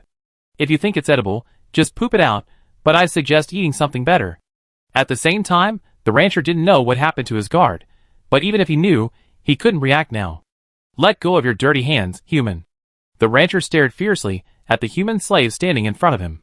He came from the other side. At that time, the rancher thought that the other party was just an ordinary slave who wanted to go back to the barn, but he didn't expect that the next moment he took out a knife and put it on his son's neck. The latter is still livid, trembling, and about to cry. "I refuse." The man stood there, staring at the rancher. The rancher suddenly felt that the man's eyes were a little strange. His eyes were not as numb or fearful as those of other slaves. Instead, they were like a ball of ignited flame, burning fiercely. His eyes were full of calmness, and even a touch of greedy desire, which made the rancher feel cold all over. "Is this your child? You shouldn't bring it here. What do you want?" "Nothing, you just have to wait there. If you dare to get close." The man's blade pressed against the little orc's neck. "I cut its neck." "Okay." The rancher thought for a moment and decided to do what the man said for the time being, but he soon regretted it. Because the rancher saw that in the wheat field near the man, several more figures came out. They looked no different from ordinary working slaves, but each of them held a strange iron pipe in his hand. Then, the rancher saw a black shadow taller than anyone else appear from behind them. "Raise your guns, aim at the enemy, and put them into the crosshairs." The low voice of the night guard sounded, and those people raised their laser weapons in their hands according to his orders. This was given to them by Duan Muhui. After all, he couldn't really let these people go to the battlefield unarmed. But of course, Duan Muhui would not teach them how to shoot. Remember, don't shoot the head. Although it is very deadly, for ordinary enemies, the torso is a bigger target and easier to aim and hit. "Okay, now shoot." The gunshot rang out. Several red beams shot at the rancher, who trembled suddenly, and then jumped up quickly, trying to avoid these attacks, but the speed of the beams was much faster than the rancher thought. It had just left the ground when the scorching high-temperature laser penetrated its body, and knocked it to the ground. "Practice more." The night guard nodded. "Your reaction was good this time. Now keep the formation, and clean up the entire ranch." "Yes." "What should we do with this cub, sir?" Facing the man's question, the night guard was silent for a moment. "The judge said that it will taste better after bleeding." At this moment, the little orc stared at his father's body with wide eyes, tears in his eyes, and he opened his mouth to cry, but at the same time, the dagger had cut his throat and trachea, and cold air poured in from the outside, mixed with blood and water to fill his lungs. He opened his mouth, but no sound came out, and the spurting blood gushed out like a spring. Soon, the little orc lost his strength and fell to the ground. "What are you going to do?" "Cook it. It was burnt last time, and it's hard to control the heat." "That's it." This was the last voice the little orc heard before he died. Chapter 1792. Beast King Butagios is a huge half-orc. As one of the most powerful warriors under the Demon King, he never liked the stable job in front of him. Raising human slaves in the rear seems more like a retirement job. But Byakuya also knows that there is really nothing to do at the moment. After all, the heroes of this world have been defeated, and humans have become slaves. What can he do? But now, Byakuya has a new interest. Not long ago, Byakuya received a report saying that a small town was attacked by unidentified people, and all the orcs in the town had been killed. Not only that, the orcs in the town were beheaded, and a tower made of these heads was placed in the center of the town. Byakuya, who became interested in this matter, sent a search team and captured some human slaves in the wilderness. From them, Byakuya learned that a group of strange people attacked the town, liberated all the slaves, and killed the orcs there. This is interesting. Byakuya was immediately in high spirits, which made the warrior blood in his body begin to boil. He never expected that at this time, there was still a group of humans who did not give up resistance and continued to fight against the Demon King's army. It was so interesting. He must find the other party and see who they were. At the beginning, Byakuya was indeed in high spirits, but gradually he found that the opponent who appeared this time seemed different from before. The first impression they gave to Byakuya was that they would do anything to achieve their goals. After that, Byakuya received several reports of villages and towns being attacked, but without exception, they were all discovered after the fact. And Byakuya also personally led people to check. According to his experience, these attackers did not attack the target openly, but would use various means. For example, they once poisoned the lake, poisoning the orc village by the lake and the fish in the entire lake. They also used a fragrance that could make people lose consciousness to cover the entire town, and then killed all the orcs in it. There was even a town located in the forest, which was originally easy to defend and difficult to attack, but the enemy actually set a fire around the forest. The entire forest burned for a full 10 days, and the fire has not stopped yet. Moreover, as long as the villages and towns were attacked, the orcs in them would be killed, and then their heads would be chopped off and piled up into a platform. Cold, cruel, ruthless, despicable, and unscrupulous. Now the orcs in this area are in a panic, and Byakuya is naturally not in a good mood. He originally wanted to find these attackers as soon as possible and have a good fight with them. But the other party is like a ghost that appears and disappears. No matter how Byakuya tracks them, it is difficult to track these attackers. But Byakuya is very confident. After all, he has laid a net in this area, and the checkpoints and fortresses are heavily guarded. There will be no problem. Next, as long as he leads his people to conduct a carpet search, he will definitely be able to find those damn bastards, however. The following news almost drove Byakuya crazy. Those bastards actually blew up the dam and forced the water to flood the entire fortress. When Byakuya and his men hurried to the fortress, all they saw was a fortress that had been flooded with only the roof left, and a tall tower made of orc heads neatly stacked on the roadside. I will never let these bastards go. I must kill them all. At this moment, Byakuya was finally furious. Convey my order, all troops must assemble, except for the local garrison troops, all other troops must assemble. But sir, where are we going to search? Are you an idiot? We have to search every road. They must have taken this opportunity to leave here. They even tried to use this method to stop our pursuit. But it's useless. We will definitely catch them. Soon, under the leadership of Byakuya, a large number of troops passed through the flooded fortress and marched at the fastest speed, heading deep into the hinterland. And this scene was naturally seen by Duanmu standing on the top of the mountain. Well, these idiots finally left, which is not beyond my expectation. Duanmu nodded with satisfaction, and then retracted his gaze. After all, they are just a group of lowly aliens. So we don't plan to leave here? Of course. Li's dad looked very incredible, but Duanmu was quite calm. The biggest target here has not been removed. How can we leave? The biggest goal? Yes. Duanmu nodded. When we attacked those alien gathering places before, you should have heard that there is a school here that is specially used to train orc children. Ah, it seems to be the case. That's our goal. Huh? It must be said that this answer really surprised and shocked Listard. Wait, why attack there? Because if you want to completely exterminate a race, the best way is to first eliminate their cubs. Duanmu's tone was as calm as if he was talking about today's weather, which made people shudder. I have asked, these aliens have extremely low fertility because of their own strength. This is also normal.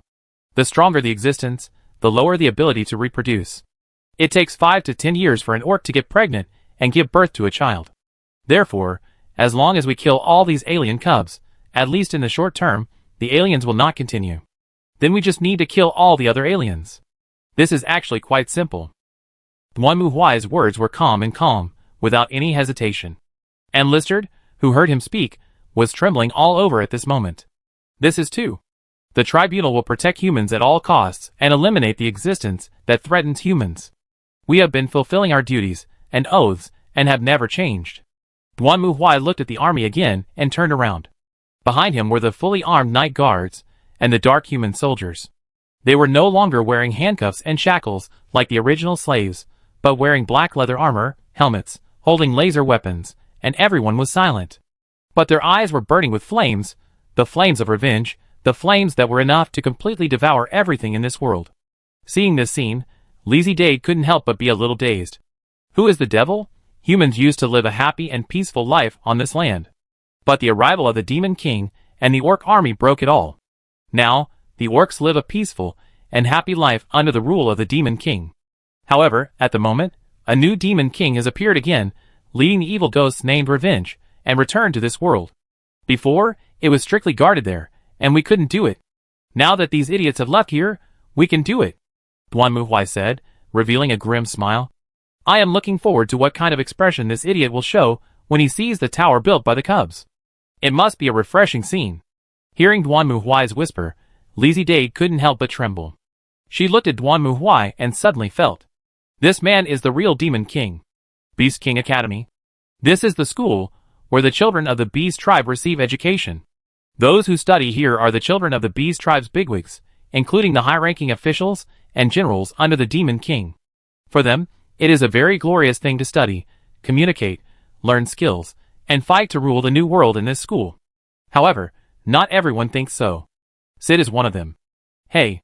Looking at the lively square below, Sid sighed silently, and at this moment, a crisp voice came. Sid, what are you thinking about? Hearing this voice, Sid turned his head and saw an orc girl standing there staring at him curiously, and Sid also knelt down hurriedly. Miss. Get up, although you are my servant, I always think of you as my friend. Yes. Sid nodded and stood up. Unlike the orc girl in front of him, Sid is a human and a slave. For Sid, he has been a slave since birth and has been used by the orcs. This is a matter of course for Sid, although his grandfather, who is also a slave, said that before this world was still a human world. But for Sid, he can't imagine such a world. After all, orcs are so much stronger than humans. How can humans be the masters of the world? And here, Sid learned about the past history. Humans treated orcs as slaves and treated them cruelly. But although the orcs at that time had great power, they endured it again and were unwilling to conflict with humans for this. But humans were not satisfied and pressed all the way. In the end, the orcs, led by the devil, fought back, defeated the cruel rule of humans, and created a new world that belonged to them. Hearing this, Sid felt that he couldn't raise his head. He even hated why he was a human being, a cowardly, mean, cruel and greedy race. He could feel that the other orcs looked at him with contempt and anger. Only his eldest lady treated him kindly as always. That happened in the past. Sid was not born at that time. I don't think it's your fault. Sid was redeemed from this sentence, and now he has become a loyal servant of the eldest lady. I will definitely protect the eldest lady. Staring at the orc girl in front of him, Sid swore silently. Even if it means sacrificing this life, it is worth it. Chapter 1793. Everything is ready. The Beast King Academy seemed very peaceful under the night, and even the number of soldiers who were originally on guard here was much less. This was understandable. After all, the Beast King took away most of the soldiers, leaving only a few guards. The current security level of the academy was even lower than usual. But for the students here, they didn't think there was anything wrong. After all, it has always been peaceful here, and there have never been any problems. That's why everyone was startled when the thunderous roar broke out. What's wrong? What happened? Sid jumped up from the floor, ran to the window regardless of his aching body, and looked around. At the same time, the lights in the academy dormitory, which had been in deep sleep, gradually lit up, and many orcs poked their heads out to look outside in confusion, but found nothing. Hello? What's going on? I don't know. Where's the guard? What happened? More and more students woke up from their sleep, and some shouted for the guards to investigate. However, just as Sid was about to go find the eldest lady, he suddenly heard a roar not far away, and felt the ground seemed to be shaking slightly under his feet. What's going on? Is it an earthquake? Sid looked outside again, and then he opened his eyes wide in surprise. Under the moonlight, Sid saw a huge rock rolling down the hillside behind the academy. It looked like a small house. Although it looked slow, it was actually incredibly fast. Sid didn't even have time to shout and remind everyone to pay attention, and the huge rock hit the dormitory building on the other side of the academy. No! Miss! Seeing this, Sid screamed, and at the same time, other people around him also exclaimed and screamed. Sid turned his head and rushed out of the barn where he was, and rushed to the dormitory building that was hit at the fastest speed. The original 3-story house has now collapsed for the most part. When Sid arrived, he could hear wailing, roaring, and shouting from all around. The big stone was stuck in the middle, and the whole building was smashed crooked.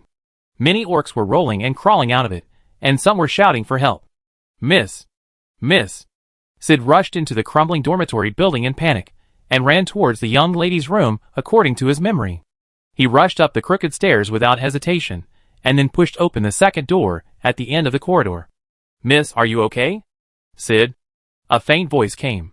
Hearing this voice, Sid looked over hurriedly, and saw that the young lady was being crushed under the collapsed bookshelf. It raised its head, and stared at Sid, looking uneasy. Miss? Are you okay? I'm fine, but I can't get out. Can you help me? Of course, please wait a moment. Sid stretched out his hand and supported it hard, trying to lift the heavy bookshelf, but it was not an easy task for him. But even so, the boy still gritted his teeth. He put his shoulders against the bookshelf and pushed it up with force. However, the bookshelf was so heavy that even if Sid tried his best, it was difficult to move it. Sid, go call for help. You can't do it alone. No, there's no time, miss. This place is about to collapse. Sid could sense that the cracks in the walls were widening, although he also thought that calling other orcs for help was the best option. But now it seemed that it would be too late for him to leave here. I will definitely save you. Ah! Accompanied by a roar, Sid exerted force again, and this time the heavy bookshelf was gradually lifted up, revealing a gap. The young lady also hurriedly used her hands and feet to climb out of the gap. Seeing that the young lady was safe and sound, Sid only felt that the little strength that had been condensed in his body also dissipated. He breathed a sigh of relief and collapsed backwards, and the heavy bookshelf fell towards Sid again. Sid. At this moment, Sid heard the young lady's cry, and then he felt that he was grabbed and picked up by someone. The sound of wind whistled past his ears, accompanied by the sound of glass breaking. At this moment, Sid realized that the young lady had already smashed the glass with him, jumped out of the building, and landed steadily on the ground. Almost at the same time, behind them, the 3-story house that could not bear the weight made a loud noise and collapsed completely.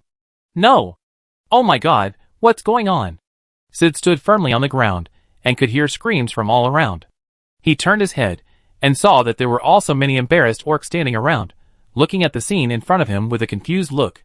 In fact, no one knew what happened, why the stone suddenly rolled down from the mountain, and why it hit the dormitory building of the academy. There was no sign of all this, so Sid's head is still buzzing. Are you okay, Sid? The gentle voice of the young lady in his ears made Sid regain some of his sanity. He looked at the furry, familiar and cute face in front of him and said, It's okay, young lady. A flash of red light passed by. Sid had no idea what was going on.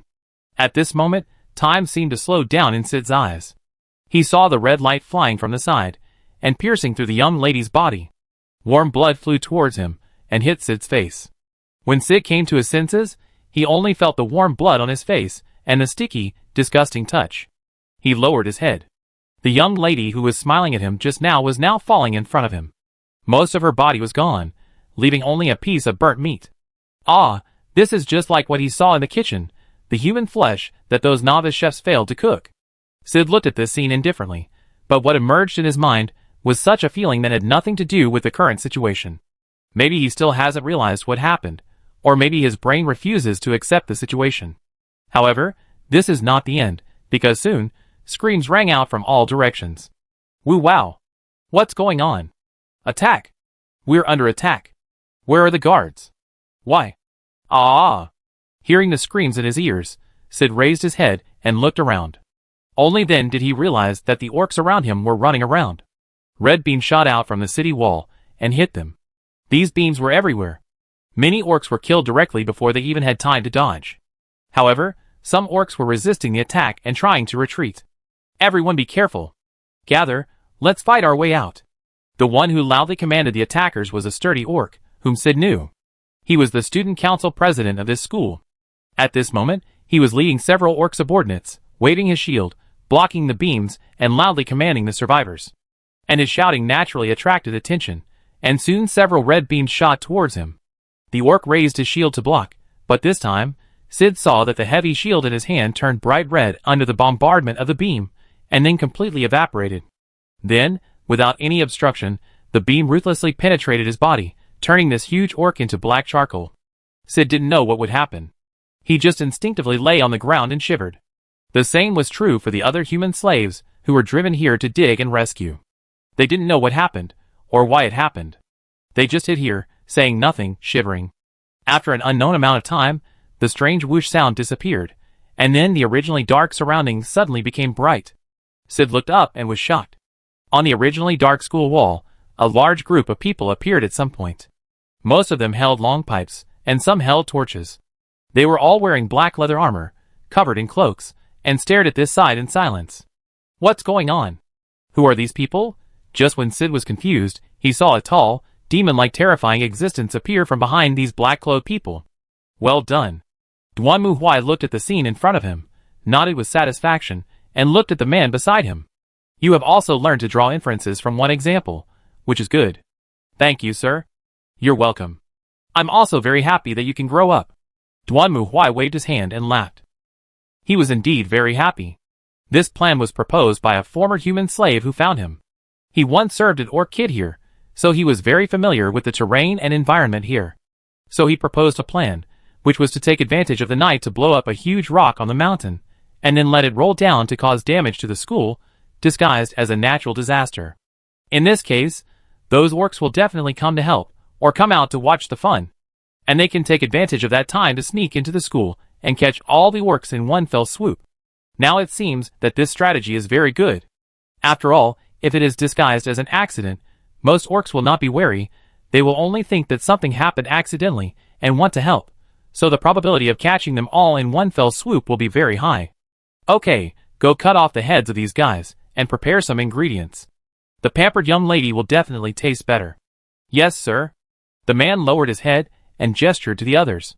Soon, those people quickly came down from the city wall, and then began to shoot the fallen orcs, and then cut off their heads. As for the human slaves, they were driven aside. I didn't expect them to do this.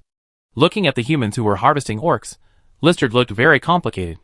She used to think that these people were just poor, enslaved ordinary people. But what about now? What are they now? They are warriors. Duan Mu Huai seemed to have guessed the question in Lista's heart. Humans don't need any heroes. Humans will fight for themselves as long as someone can tell them this. Kneeling down in despair, and praying for the arrival of heroes when encountering danger is just a fool's act. A real warrior should fight for the victory of mankind. Huh? Just then, there was a sudden noise not far away.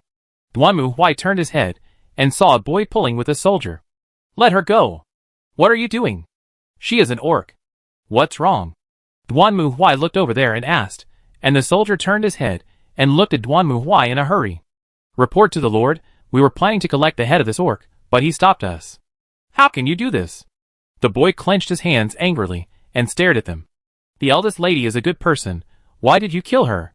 She has always cared about me, and taken care of me. Why, what are you going to do? Hearing this, the soldiers turned their heads to look at the young man, who was in tears. The eldest lady has always hoped to improve the relationship between humans and orcs, and she has always worked hard for this.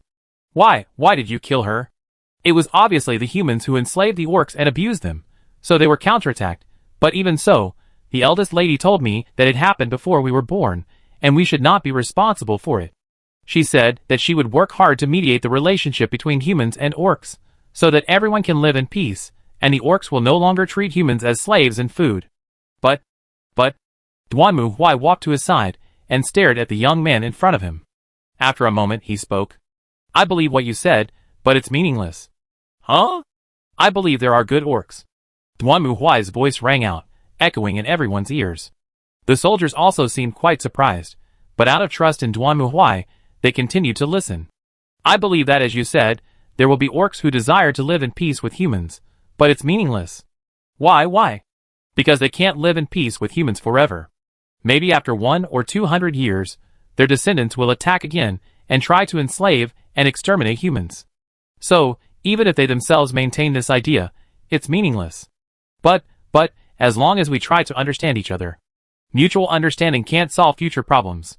Duanmu Huai interrupted the boys' defense. But completely eliminating the orcs can completely solve this problem. Duanmu Huai didn't look at the distraught boy again, but turned around and gave orders to the soldiers around him. Sympathy for the heresy of aliens is not allowed. Execute him. Yes. Chapter 1794. Lizzie Dadai's mood was quite complicated. On the one hand, she had to admit that Duanmu Huai was indeed saving humanity. He rescued many imprisoned human slaves and killed many orcs. But on the other hand, it was difficult for Lizzie Dadai to be happy about this from the bottom of her heart. Because the method used by Duanmu Huai was too cold, cruel, and ruthless. It was not at all like what a brave man should do. Lizzie Dadai had hoped that Mary or Kurikawa Akane, who were close to Duanmu Huai, would persuade him, at least to let Duanmu Huai restrain his behavior a little, but I am just Mr. Duanmu's secretary. Mary smiled gently and politely, and firmly rejected Lizzie Dadai's request. My duty is to record the details of every activity of the tribunal. It is not my duty to interfere with the mission. As for Kurikawa Akane, I'm sorry, I don't quite understand the tribunal style of doing things, so Mr. Duanmu brought me here. I think it's not appropriate to intervene before I have a thorough understanding. She also did not intend to persuade Duanmu Huai to change his actions. But, can you just sit back and watch? Those innocent children were also brutally killed. Faced with Lizzie Dadai's question, the two also gave different answers. I don't quite understand, but I believe Mr. Duanmu must have his reasons for doing this. This is Kurikawa Akane's answer. However, Mary's answer was relatively more serious. Believe me, Miss Listarta, age is not a reason for tolerance. They are aliens, they were born to be hostile to us, and they have been like this ever since. At least they got a clean and merciful death, instead of falling into the hands of Mr. Duanmu. You don't want to know how the Inquisition treats its enemies. Any young seed may become the murderer of countless humans, and the Inquisition never takes risks. The fate of mankind must be in the hands of mankind itself, rather than allowing those alien races to arbitrarily decide our survival. Listarte found that she could not communicate with them at all. The human supremacy of the tribunal was beyond Listarte's imagination. They did not even simply believe that humans were the noblest race, but believed that all civilized races other than humans should die. This bloody, terrifying, and brutal creed made Listarte tremble and speechless. So much so that after that, she could only drag her weak steps and follow the team. Duanmu Huai didn't care about this at all. Anyway, he asked Kurikawa Akane and Mary to stop that stupid woman and stop wasting their time. In Duanmu Huai's opinion, even if he just watched ants moving to kill time, it was better than communicating with that low-energy goddess. If he had known before this departure, he should have asked for a different guiding goddess, at least a reliable one, not an idiot who treated saving humans as a game of house. Compared with the dejected Listarte, the Beast King Bunogios was completely angry at this moment. The search outside had yielded nothing, which had already made him extremely angry. So when the news of the attack on the academy came at full speed, Bruno Gayos was so angry that he even flipped the table in front of him. How dare they do this, these bastards? How dare they do this? Bruno Gayos was very angry, and at the same time, he was also afraid. You know, the students in the Beast King Academy are from various high-level members of the Demon King's army. Obviously, they would never be happy to hear the bad news that their children were killed. But now Bruno Gayos has no time to consider what consequences this will bring. He issued an order at the fastest speed, and then rushed to the Beast King Academy. Unfortunately, when Bunagius led his army back in a fierce manner, all he saw were the remains of the academy that had been burned to charcoal, and the towers built with orc heads piled on the roadside as usual. I must kill those bastards, I must. Bunagius was almost mad with anger, and if he knew that the team led by Duanmu Huai had just passed by him less than an hour before he passed through the checkpoint fortress again, he would definitely be so angry that he would vomit blood. But now, what he will face is the thundering wrath of the Demon King and the high-level officials. When Bunagius learned about the attack on the academy, the news was naturally sent to the high-level officials of the Demon King city, and they were also mad with anger when they heard the news. This is simply outrageous. We should kill these humans completely. Keeping them alive is a disaster. We should immediately send troops to protect all important places to avoid being attacked again. This is only a temporary solution. What we need to do now is to search for the attackers immediately and catch these bastards completely. The people have begun to panic, especially in the territory of Bunogios. The orcs in many places have even chosen to stay indoors. The problem now is not just that. Another orc high-level concern is more specific. We don't have enough supplies. Now the food on the market has begun to be in short supply. Many orcs have even started to kill their slaves for food, but this will not last long. Duanmu Huai adopted the tactic of fortifying the city and clearing the countryside. Every time he attacked a place, he would directly set fire to all the food that could not be taken away. Anyway, the food Duanmu Huai had was enough for him, Mary, and Kurikawa Akane to enjoy. As for the night guards, they did not need to eat. As for the human soldiers, the orcs running around were obviously more to their liking. And there were more of them, so there was no need to worry about eating them all. If you want to eat, just kill one and eat it. Orcs can eat humans, but the number of humans is not enough to sustain 3 meals a day. Some of the other food reserves were burned, and the remaining part was still there. But the problem is that because of the fear of those elusive attackers, most orcs dare not go out to work, so that the flow of materials in the entire Demon King territory has encountered great obstacles. Right now, prices are soaring everywhere, and many orcs are complaining. This is not our problem. I don't care about this. I just want those bastards to die. That's nice to say. Can you find where they are?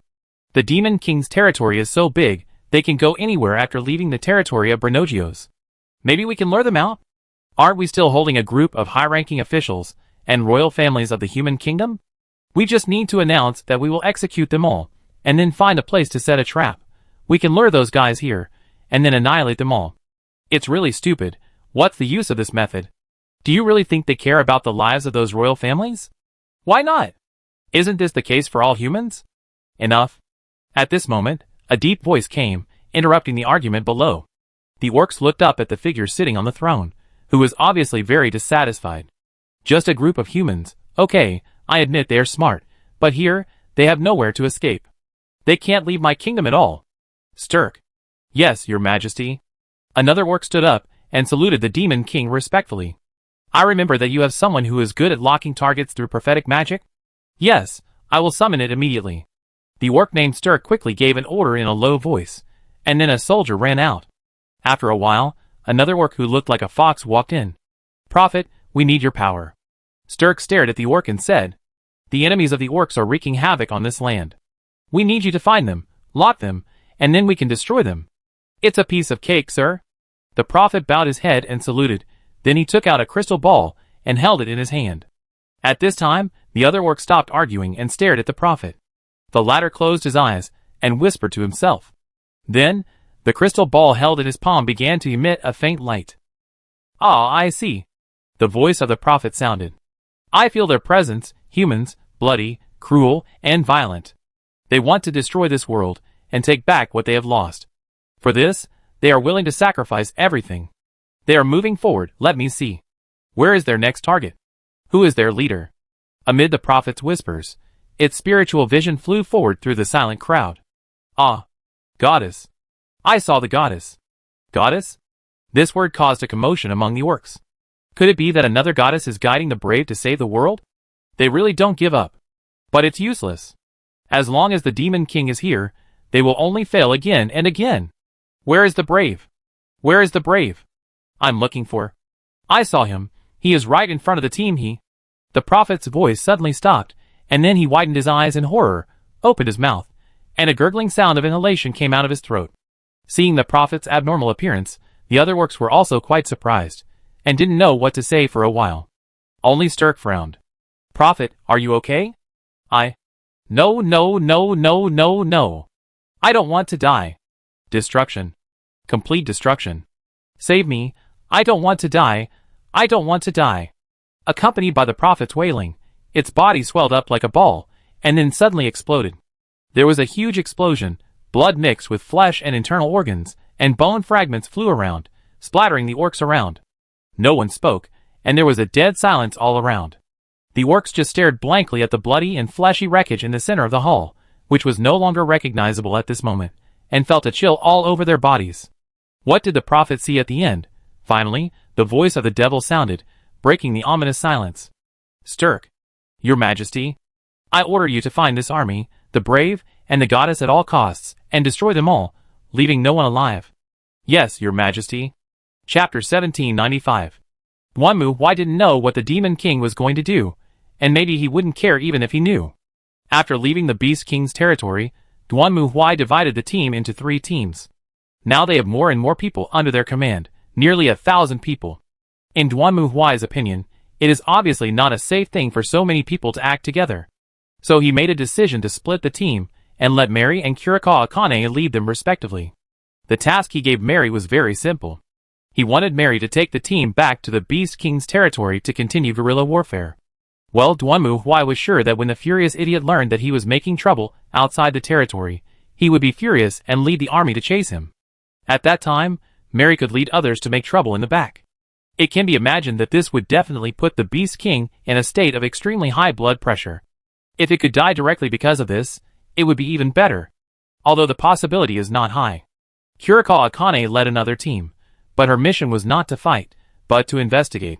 As for Duanmu Huai, he still played the role of the elephant, walking around everywhere, and then smashing everything that dared to stand in his way into pieces. Although Lizzie Dadae volunteered to help him, she was stopped by Duanmu Huai. Why? I just want to help. It's useless for you to go there. It's better to stay here. Really? Hearing Duanmu Huai's answer, Lizzie Dadae's eyes showed a hint of surprise and joy. You mean, I'm still useful? This goddess didn't seem to realize that she now defined her existence value as a little bit useful. Only a little bit, better than no use. Duanmu Huai didn't lie. The goddess's identification skills were still somewhat useful. Of course, it wasn't the numbers, which were irrelevant to Duanmu Huai. But the goddess's identification would come with special skills and techniques that those people would use, which was very helpful. Duanmu Huai just let the goddess go around and confirm all the skills of all humans, and then let Mary and Kurikawa Akane take away the people they needed. After all, when you act, it is also important to know whether your teammates are good at lurking or assaulting. To be on the safe side, Duanmu Huai also assigned 10 night guards to each of them, which was enough to protect their safety. Mary was not worried, mainly Kurikawa Akane. After all, this was her first time acting alone. Liz Dadae didn't say anything. She now knew that facing Duanmu Huai, it was useless for her to say anything. She could only wait quietly, and then she finally chose to leave. I feel that it might be better to talk to those people in the back than to stare at Duanmu Huai here. Duanmu Huai didn't care about Lizzie Dadae's departure. He was staring at the map in his hand, thinking about what to do next. Lizzie Dadae hoped to defeat those high-level officials one by one, and then destroy the Demon King. But in Duanmu Huai's opinion, this is meaningless. He hopes to kill all the enemies at once. The tug of war with the Beast King is more like a game, just like fishing. You obviously have a powerful machine to pull it out directly, but you still let it struggle in the water. This is not to exhaust its strength, but to catch a bigger fish. Now those stupid aliens must think that they are a group of cunning, but not strong enough enemies, otherwise they would not avoid the Beast King. It will make them make bolder decisions and actions, and it will also make it easier for Duanmu Huai to catch all these aliens. Of course, before that, he needs to do more. Let the mark of the tribunal take root in this world. Let those humans become believers of the tribunal, and their souls will also serve the tribunal after their death.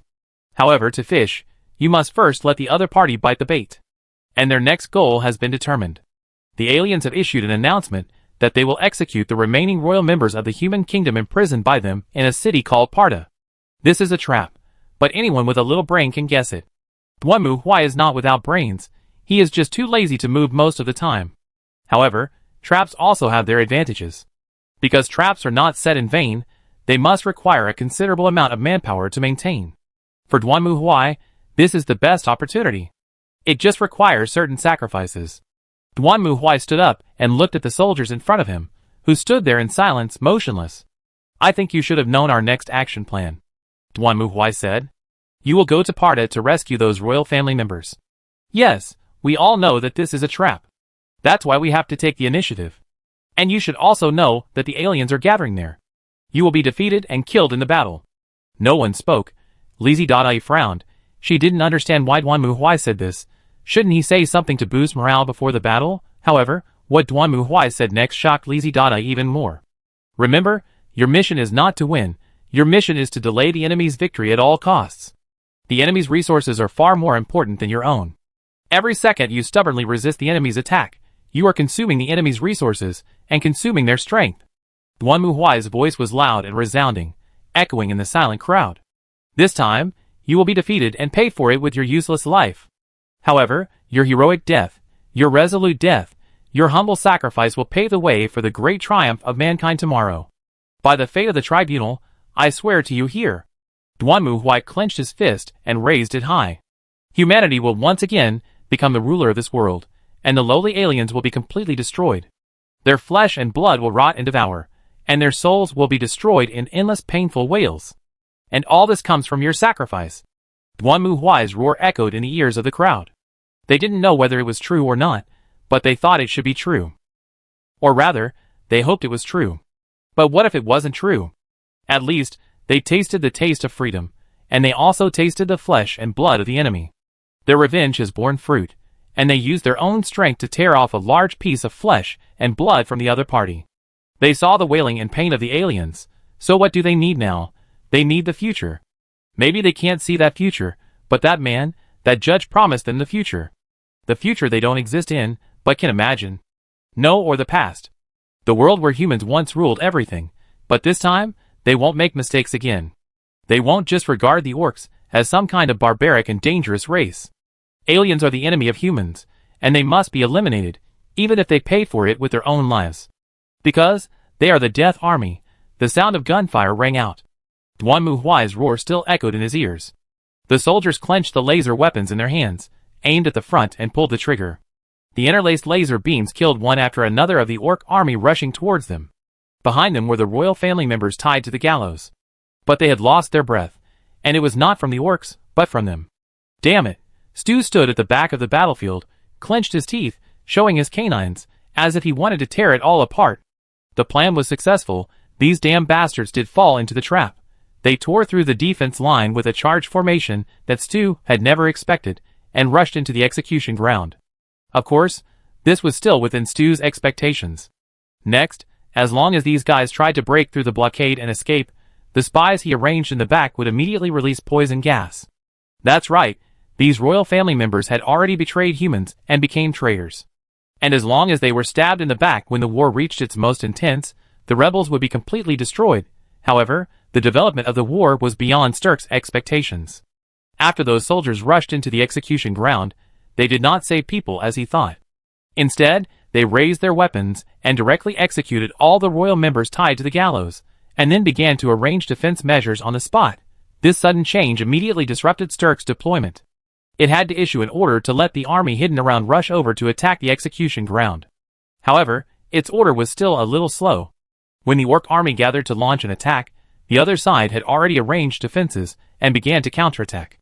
The weapons used by those humans were quite strange, with a range similar to that of bows and arrows, and they were quite powerful. The armor worn by ordinary orcs could not resist these red rays at all. Even if some powerful orcs tried to break through the defense line with their strong bodies, those warriors standing behind the human soldiers, wearing steel armor all over their bodies, would use their weapons that were comparable to cannons to blow them into pieces. In the first round of attacks, the orc army was defeated, and Sturk also learned from his mistakes and chose to surround but not attack. After all, there was no water or food in the execution ground. As long as they were trapped inside, these fragile humans would have no way out. Next, those humans seemed to have noticed Sturk's idea and launched a wave of attacks to break through, but were then beaten back by Sturk. It was originally very proud, but soon Sturk discovered that the reason these human soldiers launched the attack was not to break through, but to capture the orcs. That's right, they broke the hands and feet of several orcs, and then dragged them back to the position. Then, under Sturk's shocked eyes, they actually cut the throats of these orcs alive, drank their blood, and roasted their meat. Sturk had to admit that when he saw this scene, he felt cold all over. Is this a human? Is this a weak, incompetent, and vulnerable human? Not only did Sturk think so, but even other orcs were greatly frightened. After all, although humans would attack orcs in the past, they would not eat them. However, now these humans not only attack them, but also eat them, and in front of them, the orcs' offensive inevitably slowed down. They felt a kind of fear when facing humans for the first time. Not facing the brave, but facing those weak humans, who roasted their own bodies in front of the campfire, drank blood, and used their skulls as wine glasses. Is this a human? What should I do? Lord Demon? Sturk ordered a charge several times, but failed again and again, which made these orcs feel terrified. They were obviously stronger and more numerous than humans, but now, they have lost the courage to gallop on the battlefield in the past, and only uneasiness and fear remain. If I report what happened here, I will be in big trouble. Stir gritted his teeth. Perhaps, as the devil's confidant, he had to take the risk and do it himself. The water suddenly ran out yesterday, and then I looked at the water meter and found that the 200 yuan water I bought 10 days ago was only 9 yuan left. However, I searched for a long time, but couldn't find where the water was leaking. Today, I called the property management to check it out. It turned out that the water discharge pipe of the water purifier was not equipped with a valve, and it was leaking into the sewer. I was speechless. Chapter 1796. Bang! Duanmu Huai kicked open the heavy door and walked into the hall of the Demon King's castle. On the throne in front of him, the Demon King was sitting there, staring at Duanmu Huai with a calm and cold gaze. Sure enough, you are here, brave. Although I also guessed it, but you actually did it. Hey! What do you mean? Listade, who was hiding behind Duanmu Huai, heard the Demon King's words and couldn't help but ask, and the Demon King glanced at her. I have long guessed that the hero is making a feint to the east and attacking in the west. Even if they are members of the royal family, the people of this world have no reason to save them. After all, before I ruled this world, these rubbish had already lost the trust of the people they ruled. And the reason why those humans appeared was just to attract and contain the troops of the Demon King city. But I didn't expect that you would come here like this, with only a goddess by your side. It was really a bit unexpected. Is there such a thing? It's not important. Duanmu Huai interrupted the ineffective communication between the two indifferently, and looked at the Demon King again.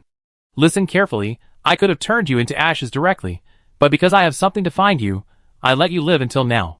So, you'd better answer my questions obediently. What's the question? I heard that you got the power of the evil god. That's right.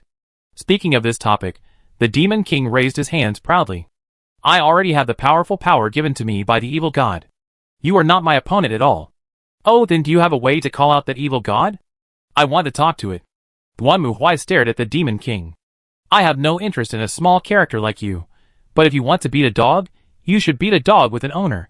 I heard that you got the power of the evil god after killing the hero. So how did you get in touch with the evil god and let it give you power? Huh? Hearing this, Lizi Dadai was also surprised and looked at Duanmu Huai.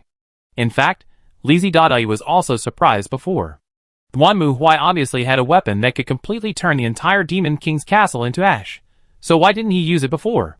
She thought at the time that Duanmu Huai thought it might not work on the Demon King, but unexpectedly, Duanmu Huai actually had another purpose. Why do you want to know this? Because the root cause must be treated to cure the disease. Duanmu Huai snorted coldly. What are you? You're just a pet dog. Call your master over. He's my opponent. You're not worthy. Wow. Although she knew Duanmu Huai's arrogance, she still felt sweaty when she said you're not worthy to the Demon King who saved the SS-level world. The Demon King's face darkened, and his face turned pale with anger. He stared at Duanmu Huai coldly, and the smug look just now disappeared. You're so stupid and arrogant. This is the first time I've seen a brave man like you. In this case, I show you the power of the evil god. As he spoke, the Demon King raised his hands. I dedicate my life to the evil god. The beginning of evil magic. Magic limited attack area. As the Demon King spoke, the light around him suddenly dimmed, and then the Demon King lowered his head, looked at Duanmu Huai, and showed a smug smile. Only magic works on me now. Come on, brave man, let me see your magic. Facing the words of the Demon King, Duanmu Huai clenched his fists, then walked forward, then he ran, rushed to the front of the Demon King in 2 or 3 steps, and punched the Demon King. Ha ha ha, it's useless. Only magic can hurt me now. Your fist. However, the Demon King did not finish his words, because at this time, Duanmu Huai hit him directly in the face with a beautiful right hook, and then knocked him to the ground. For a moment, the air seemed to freeze. Why? The Demon King covered his swollen cheeks with an incredible look. The blessing of the evil god should have taken effect. Why is this happening? Didn't you say that only magic can hurt you? That's right. Then how do you know my fist is not magic? Duanmu Huai's words directly caused the cerebellums of both the Demon King and Lizi Dadai to shrink. No, a fist is a physical attack, not magic at all. Then I will dedicate my 2 lives to the evil god. Evil magic. Physical attack is limited to the field. Now all magic is ineffective against me. Wow! Duanmu Huai kicked the devil in the abdomen, kicking it to bend over like a shrimp and fly backwards. After crashing the throne, it fell heavily on the broken steps. The devil covered his abdomen, widened his eyes, and looked at Duanmu Huai who walked in front of him again. Why? I kicked you with my foot, it must be a physical attack, are you sane? But damn it, then I will. This time, the Demon King did not finish his words, because Duanmu Huai had kicked him in the face again, interrupting the Demon King's words and breaking his teeth. The teeth stained with the Demon King's blood spurted out of his mouth, and the Demon King also spun into the air. At the same time, Duanmu Huai had clenched his fists. Ola ola ola ola ola ola. The storm-like fists blasted out, hitting the Demon King without any pause, and the Demon King was like a puppet being attacked by Duanmu Huai in the air, and he couldn't even get down to the ground. Good, so powerful. Seeing this scene, Lizzie Dada trembled in fear. She knew that Duanmu Huai was very powerful, but she didn't have a specific understanding of Duanmu Huai's strength. After all, when he saved the world last time, Duanmu Huai obviously used some props to blow up the Demon King. But now, the Demon King in front of him is the strongest Demon King in the SS difficulty world, and according to the results of Lizzie Dadai's identification technique, its level has exceeded the limit, and its attack power is as high as millions. Even in the unified divine world, only a few gods can deal with such a Demon King. However, Duanmu Huai can even grab it and beat it up, not even giving it a chance to fight back. Yes. At this time, Lizzie Dadai also remembered that the Demon King seemed to have to shout something about dedicating his life to the evil god before he could exert the power of the evil god. And now under Duanmu Huai's continuous beating, it has no time to speak. Will it be beaten to death by Duanmu Huai like this? Just when Lizzie Dadai was worried, Duanmu Huai had stopped and grabbed the Demon King, who was beaten beyond recognition, although he was not originally human. Okay, now tell me, where's the evil god? Call it. Ha ha ha, ha ha ha.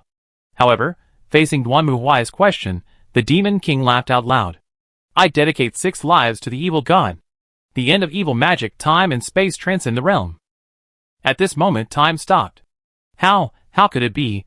Realizing that she couldn't even move, Lizzie Dadai widened her eyes in horror. This Demon King actually mastered the time manipulation that only the highest gods in the unified divine world could master. How is this possible? Is the power of the evil god so strong, however? Bang! With a loud bang, the invisible force that bound Lizzie Dadai disappeared. Turning around, she saw that the Demon King had been punched to the ground by Duanmu Huai again. At this moment, it was covering its face and staring at Duanmu Huai with wide eyes. Why is the power of the evil god ineffective against you? I said, you are just a dog. Duanmu Huai grabbed the Demon King and stared at it coldly. Now tell me, where is your master? How to call him out? Wait a minute. Feeling that Duanmu Huai's hand holding his head was exerting force, the Demon King's face suddenly changed. I don't know. I really don't know. I just heard a voice suddenly after killing the hero. It said it was the evil god, and because I destroyed the world, it gave me power as a reward. Then power appeared in my body, and there was a way to use them. It's true, I have never seen the evil god. Then how did you become the Demon King? How did you know about the hero? I don't know why Duanmu Huai asked this question, but the Demon King still answered obediently. I don't know either. I only know that I was a Demon King when I was conscious, and I also know that my mission is to conquer the world, so I gave those orcs power and ordered them to attack humans. The evil god also told me about the hero and the goddess. It said that on my way to conquer the world, there will be goddesses to guide the heroes to hinder me, and I can gain powerful power as long as I kill them. Ah. Hearing this, Duanmu Huai sighed silently. Not even as good as a pet dog, it's just a stray dog. What are you talking about? Puff. Duanmu Huai clenched his hands tightly, instantly crushing the Demon King's head into pieces, and then he clenched his fists and smashed the Demon King's body lying on the ground. Bang! The next moment, the Demon King's body was reduced to ashes under Duanmu Huai's fist. At this time, Lista came over cautiously. Hey, we should leave. We sneaked in before, but now you and the devil are fighting so fiercely, we have been discovered long ago. If we don't leave now, we will not be able to leave. Although most of the troops were sent to the execution ground, resulting in the lack of security in the Devil's City, they were able to sneak in, but the fight just now was like this. Even if Duanmu Huai secretly killed the guards nearby before, the orc soldiers should have noticed that something was wrong now. What a trouble. Duanmu Huai frowned, sighed silently, and then reached out and took out an iron lump from his arms. Forget it, I'm here now, I can't come in vain. As he said, Duanmu Huai threw the thing to the ground, then turned and walked towards the balcony of the Devil's City. Below was a dense forest and lake. Wait, what are you going to do? Either jump down or die, your choice. After saying this, Duanmu Huai jumped off the balcony and disappeared into the lake. Seeing this, Listarte gritted her teeth and then jumped suddenly. Boom! As Listarte jumped off the balcony, the Demon King's castle behind her was completely engulfed by the explosion of fire. Chapter 1797. Why is this happening? Sturk stared blankly at the flames that erupted in the distance, trembling all over and unable to speak. Of course, he knew where that was. That was the Demon King's city. He had never thought that this would happen. The Demon King's city was actually attacked. This is a trap. At this moment, Sturk also understood that the other party attacked the execution ground not because they really wanted to rescue those royal family members, but deliberately. As long as it was shown that they had fallen into the trap, then he would definitely mobilize most of his troops to this side. At that time, the defense of the Demon King city would inevitably become empty. In other words, he had fallen into the other party's conspiracy. Lord Sturk. Attack, attack immediately. Hearing the call of his subordinates, Sturk shuddered and hurriedly issued an order. These humans must be completely annihilated. Charge. Quick! Soon, the Demon King's army launched another attack under Sturk's order, but they were repelled again. After all, everyone is not blind. They can see what Sturk can see. Similarly, the humans can see it too. Long live the brave man. Damn orcs, your Demon King is finished. They hid behind the bunkers, shooting and roaring at this side. Hearing the roars of these humans, the soldiers of the Demon King's army also wavered. The orcs are not fools. Combined with the actions of this group of humans before, and the fire that broke out in the direction of the Demon King's city, how could they not know what happened? Don't listen to their nonsense. Seeing that the morale of the army was unstable, Sturk also roared loudly. This is all human conspiracy. The Demon King is not so easy to be defeated by the hero. Think about it, he is the Demon King who killed the hero and the goddess. Ha ha, so what?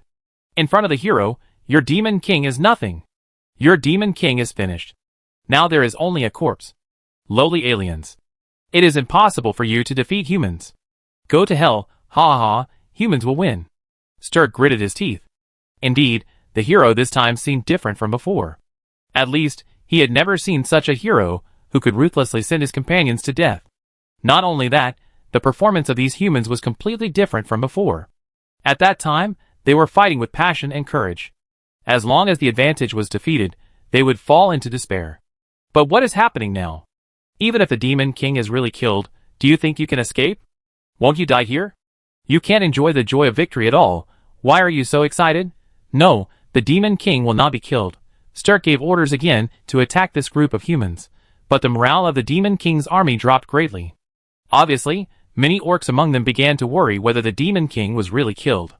In this case, the attack has no effect at all. No, not only has it no effect, but the opponent even took the opportunity to break through. Sturk widened his eyes in surprise and looked at the battlefield in front of him. Just now, the Demon King's army was repelled again. Originally, everyone was used to this kind of tug-of-war, and even a little numb. However, to the surprise of the Demon King's army, this time the humans did not choose to retreat and defend, but rushed out while they were defeated and retreated. Oh, go to hell. You lowly aliens. There is no place for you in this world. You will only die. Perhaps because they thought the Demon King had been killed, the morale of the humans who were suppressed before increased greatly, while the morale of the Demon King's army dropped greatly, not to mention that they never expected that the other side would actually rush out and be killed by this group of humans by surprise. They even collapsed directly. These bastards. Looking at the collapsed formation, Sturk was so angry that he jumped up and down. He didn't expect that this group of humans were so treacherous and despicable that they actually took this opportunity to run out. Even though the Demon King's army had more people, they were still killed by this group of humans. In the end, they could only watch them go away. Although Sturk gave the order to pursue, but, looking at the eyes of the Demon King's army around, it knew that now was not the time to pursue the enemy. After all, for the Demon King's army, it is more important to confirm the safety of the Demon King at the moment. It can only be like this. Sturk sighed. Although the loss was heavy this time, as long as the Demon King was fine, he could come again. By then, these soldiers should not be as distraught as they are now. In short, clean up the battlefield first, and bring those human corpses to investigate. Although the other party broke through the blockade, it was impossible to leave with the corpses of their companions. The Demon King's army had also killed some humans before. Their corpses were still at the execution ground. Bringing these corpses back should be able to boost morale a little. This time, the orcs did not object to Sturk's order. Obviously, in their opinion, it was safer to clean up the battlefield than to chase the terrifying humans. Well, Sturk thought so too.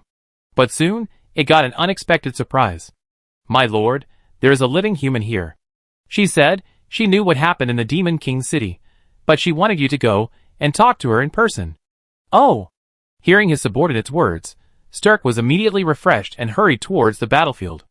"I didn't expect there would be an unexpected surprise. If I could catch a living person and torture him, I might know where these humans came from and why they became like this." Thinking of this, Sturk also hurried over. After arriving at the battlefield, he saw a woman sitting next to the corpse of her companion, holding a knife in her hand, staring at them coldly. Sturk always felt something was wrong when he noticed the woman's eyes. Generally, human women would be very scared and even collapse when surrounded by so many orcs. However, the woman's eyes staring at them were full of the enthusiasm of a bloodthirsty beast, just like a beast seeing countless prey.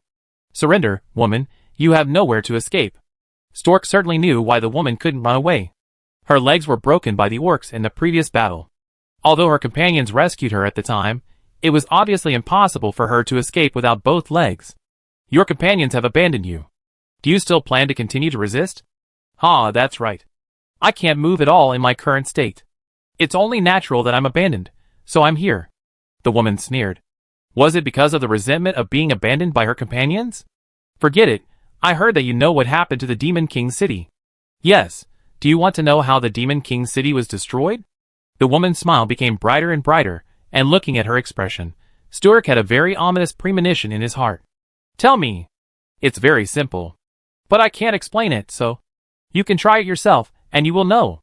As she spoke, the woman's right hand suddenly grabbed something. "Stop her."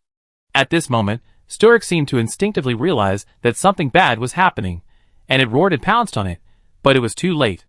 The shining fire appeared in front of Sturk, and then it only felt the scorching heat and flashes that even its skin was burned. At that moment, Sturk's body and soul seemed to be burned and swallowed by this terrifying flame. Then, its consciousness completely disappeared. Boom! The explosion rose to the sky. Everyone stopped, turned their heads, and silently watched the pillar of light and the shining fire in the distance, then raised their hands and saluted. "May her soul return to the tribunal and be with us." Another man whispered, and then gave an order. "Let's move on." For Lizzie.ie, this was an impressive adventure, but in her opinion, the devil had been defeated, so it should be over. However, "What do you mean it's not over yet?" "That's nonsense." Duanmu Huai ignored the goddess, who was panting and following behind him, and walked forward on his own. "Do you think that even if the Demon King is eliminated, the humans in this world can defeat the Demon King's army now?" This, Lizzie.ie had nothing to say. Indeed, even if the Demon King was defeated, the world was still occupied by the orcs.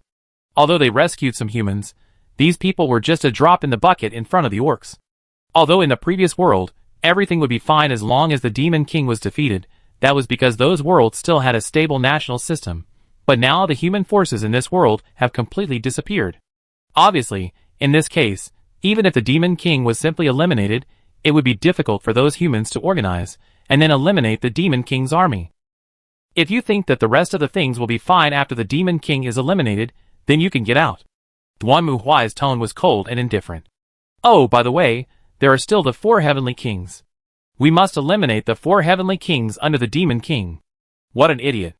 Duanmu Huai interrupted Lizzie.ie again. "It is said that people with long hair have short knowledge, but I have never seen such an idiot as you, who is as stupid as a paramecium. You can actually be a goddess. It seems that the gods of the unified divine world are really easy to get into." What do you mean?" "Then what is going on? If you don't understand, think about it yourself. I still have a lot of things to do. I don't want to bother with you on these boring things." Duanmu Huai is really fed up with this idiot. If you don't understand, don't pretend to understand. Can this kind of goddess save the world? What a waste of feelings. It seems that he must take this matter into consideration in the future.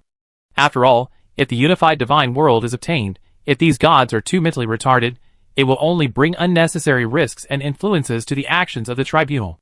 Chapter 1798. With the defeat of the Demon King's army fell into complete chaos, and the first thing to bear the brunt was the fight for the Demon King's throne. The reason why the Demon King's army was able to unify was because the Demon King ruled the entire orcs with his tyrannical power. But now the Demon King is dead, and he and the Demon King's city have been reduced to ashes, leaving nothing behind. So naturally, other people began to fight for the Demon King's throne. But how to choose a new Demon King? Everyone's ideas are not clear. I think we should find the murderer who killed the Demon King and kill him. A tiger-headed orc roared and clenched his fists. Only those who avenge the Demon King are qualified to become the new Demon King. Are you kidding? Another eagle-headed orc was dismissive. The other party has even killed the Demon King. Let's not talk about whether we can find them. Even if we find them, who can kill him? Besides, how can you prove that the one you killed was the murderer of the Demon King, not a slave picked up from somewhere on the roadside? What? Do you think I will deliberately forge it? Who knows? You bastard. The Demon King's army's high-level officials are arguing fiercely. Everyone has different ideas. Some people think that whoever kills the murderer of the Demon King is qualified to become the Demon King. Some people think that this is not the end at all, so they might as well use strength to decide the winner. Whoever is more powerful will be the Demon King. Anyway, the previous Demon Kings also suppressed them through combat power. Some people even think that the Demon King is finished, and they will not get any good if they continue to do it. The other party can even kill the Demon King. What if they come to their doorstep one day? Just hide. In the end, the top leaders of the Demon King's army were completely divided into several small groups. And this was naturally within Duanmu Huai's expectations. That's why he didn't eliminate the 4 heavenly kings first, and then kill the Demon King as he did before. Or he could just kill the 4 heavenly kings and the Demon King together. The reason is that humans in this world are too disadvantaged. Even if the Demon King is eliminated, it doesn't mean that the Demon King's army will collapse. But as long as the 4 heavenly kings are left, they will definitely fight to the death for the position of the Demon King. At that time, Duanmu Huai doesn't need to do it, they will kill each other to death, at least saving Duanmu Huai's energy. But this doesn't mean that Duanmu Huai has nothing to do. After returning to the temporary camp, Duanmu Huai also waited for Kurikawa Akane, who was responsible for reconnaissance, Mary who was guerrilla in the rear, and the combat troops returning from the execution ground. But the news they brought was not good news. First, Mary, her original mission was to pull the Beast King, and then take the opportunity to rescue more human slaves, but in the process of saving human slaves, we encountered a lot of resistance. Resistance? When he heard this word, Duanmu Huai did not react, but Lizzie Dadae was confused, as if she was wondering if she had heard it wrong. We are trying to save those humans from suffering. Why would they resist? They think that the beasts have already ruled the world, and human resistance is meaningless. What we do will not only bring disaster to ourselves, but also to them. They even tried to attack us in return, so as to establish their position in the hearts of the beast masters. Lizzie Dadae's jaw was almost open, and she felt like she was listening to a fairy tale. Duanmu Huai was quite calm. So how did you deal with it? I have purified all the resistors, and I hope their souls can find peace. Impossible, just burn them slowly in the furnace of the tribunal. Duanmu Huai showed a hideous smile.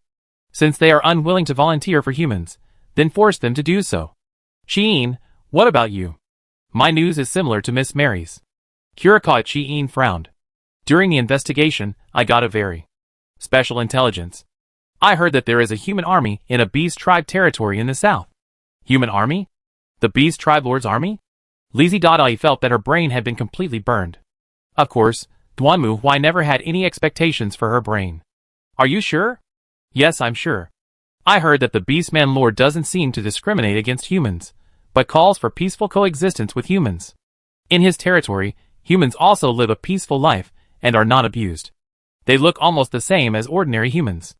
Except that they can't leave the territory, they don't seem to have any other problems. There is such a Beastman Lord. Lycidad's eyes lit up and clenched her fists. That's great, brave man. We should go there immediately. Maybe we can convince him to fight with us to save humanity. Well, you're right. We must go there as soon as possible. Duanmu Huai nodded to what Lizzie Dadae said. The heretics must be eliminated. This danger is much greater than the devil. Huh? Lizzie Dadae stared at Duanmu Huai blankly, as if she couldn't believe her ears. What did you say? Heresy? That's right. Whether it was made up by the Beast Lord or it really thought so, it's all heresy. What's more dangerous is that this heresy has polluted the humans there. Now it seems that we must eliminate all the heretics, leaving no one behind. Whether orcs or humans, they must die. No, why is that? Hearing this, Lizzie Dada didn't understand Duanmu Huai's meaning at all, and waved her hands vigorously to stop him loudly. It would be fine if the other party was just pretending, but what if it really wants to treat humans well? They can live in peace, but they want to destroy them completely. I think this idea is very good. You think it's good, which means it's not good at all. Duanmu Huai looked at Lizzie Dada like an idiot and turned his head. Qing, you know where that territory is, right? Of course, Mr. Duanmu. Very good, call everyone. Get ready, we set off immediately. After destroying the Demon King, the barrier covering the Demon King's territory disappeared, and Lizzie Dada's use as a portal was once again demonstrated. However, this time, facing Duanmu Huai's order, she shook her head firmly. I will never help open the portal to that territory. It's so hard to find orcs willing to live in peace with humans. What's wrong with this? I will never allow you to destroy their lives. Standing in front of Duanmu Huai, Lizzie Dada shook her head vigorously. She was a goddess after all, and she had her own dignity and persistence. What's wrong with humans and orcs working together and moving forward hand in hand? Such a beautiful thing. Why did Duanmu Huai regard it as a snake and scorpion? He had to kill it as soon as possible? I'm not interested in answering questions to idiots. Since you don't plan to send us there, let's just walk there. Duanmu Huai didn't even look at Lizzie Dada, who was throwing a tantrum. He picked up the map directly, and then confirmed the location of the territory with Kurikawa Akane. Well, we will pass another territory on the way. It just so happens that we will clean up that place first. Will the Demon King's army not target us? That group of aliens can't take care of themselves now. Who doesn't want to sit in the position of the Demon King? Let them fight each other. Duanmu Huai determined the route, and then waved his hand. Okay, let's go. Wait, you can't. Listarte rushed forward to try to stop them, but Duanmu Huai didn't even look at her and knocked her out. When Listarte rolled on the ground with a dusty face, the combat troops led by Duanmu Huai had already walked into the depths of the forest, and Listarte collapsed on the ground in a daze, watching their backs going away. No, why? Why is this? Listarte racked her brains and thought hard, but she couldn't understand why Duanmu Huai would regard this as a threat more dangerous than the devil, and even couldn't wait to set out immediately to eliminate it. Although along the way, Listarte also guessed that Duanmu Huai must have his own reasons, but can't he be trusted more? The question now is, what should I do? For a moment, Lizzie Dada wanted to impulsively open the portal and run to the orc territory to warn them, but she calmed down the next moment. Lizzie Dada knew the consequences of doing so. Duanmu Huai would definitely kill her without any hesitation, because in this way, it means that she is also a heretic. The Inquisition will not show mercy to heretics. Duanmu Huai will kill her without hesitation. Thinking of this, Lizzie Dada trembled for a moment, and then she stood up. Then she gritted her teeth and ran with the team. No matter what, she had to figure out why all this happened. Duanmu Huai could not get an answer, but Miss Mary. Maybe she could communicate with her. At least after the previous contact, Lizzie Dada felt that Miss Mary was still very polite and gentle. At least she was not like Duanmu Huai, and it was impossible to tell what was in her mind. Lizzie Dada quickened her pace and ran forward. She also made a decision. If she couldn't accept Duanmu Huai's reason this time, she planned to return to the god realm and then let other gods take care of him. Listarte felt that she didn't have the ability to do that. Chapter 1799. During the break, Listarte found Mary. As a member of the tribunal, Mary gave Listarte a completely different feeling from Duanmu Huai. It was not simply a difference in personality, but compared to Duanmu Huai, Mary seemed to love life more. Duanmu Huai had almost no interest in the hobbies of ordinary people, whether it was eating, drinking, writing, or painting. What he was most interested in was destroying those alien creatures and listening to their sweet screams before they died. Well, a complete devil's behavior. In contrast, Mary's hobbies were closer to normal people. For example, she liked music, novels, and, just like now, when Listarte found her, the latter was on a hillside enjoying the surrounding scenery with Kurikawa Akane and drinking afternoon tea. I understand what you mean, Miss Listarte. Mary put down the teacup in her hand and stared at Listarte, but I'm sorry, I don't think there is anything wrong with Mr. Duanmu's idea. Such dangerous ideas will indeed bring disaster to mankind. Is it wrong to think of coexisting peacefully with other races? No. Listarte was not surprised to hear this answer from Duanmu Huai, but it was very surprising to hear this answer from Mary. Why? I have been to many worlds with Mr. Duanmu and witnessed several crises of mankind. Many of them were caused by aliens. Mary said while drinking a sip of tea. And this situation is inevitable. Is it really inevitable? Of course. Faced with Lestart's unwilling questioning, Mary's answer was equally firm. Why? The reason is simple, Miss Lestarte. If humans and aliens encounter a disaster that will destroy them at the same time, what do you think they will do? This. Everyone works together to overcome the difficulties. No. Mary shook her head. They will first ensure that they can survive. This is a matter of course. Any race will give priority to its own continuation. Humans will not fight for aliens at the cost of their own extinction. Similarly, aliens will not fight for the survival of humans at the cost of their lives, right? This. Lestate was speechless, but Mary continued. Mr. Duanmu and I once experienced a human crisis.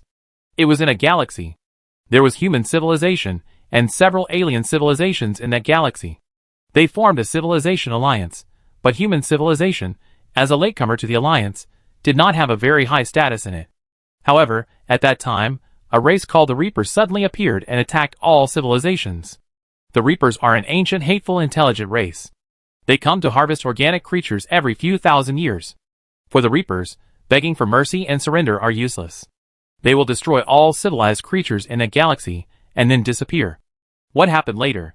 Hearing this, Kurikawa Akane immediately became interested. If this were a novel, then the next thing would be that all races fought together to resist the Reapers and eventually repel the enemy. However, this is not the case. The Reapers are much more powerful than those civilized races at the time, and they are no match for the Reapers at all. Therefore, the alliance soon fell apart, and each civilized race began to find ways to protect its home planet. What about human civilization? At that time, Mr. Duanmu discovered the secret of the Reapers and blew up their mass effect repeaters that could travel at will, making it impossible for the Reapers to harvest human civilization like they did with other civilizations. Then we held on to the edge of the human civilization territory in that galaxy and finally completely wiped out the invading Reaper army.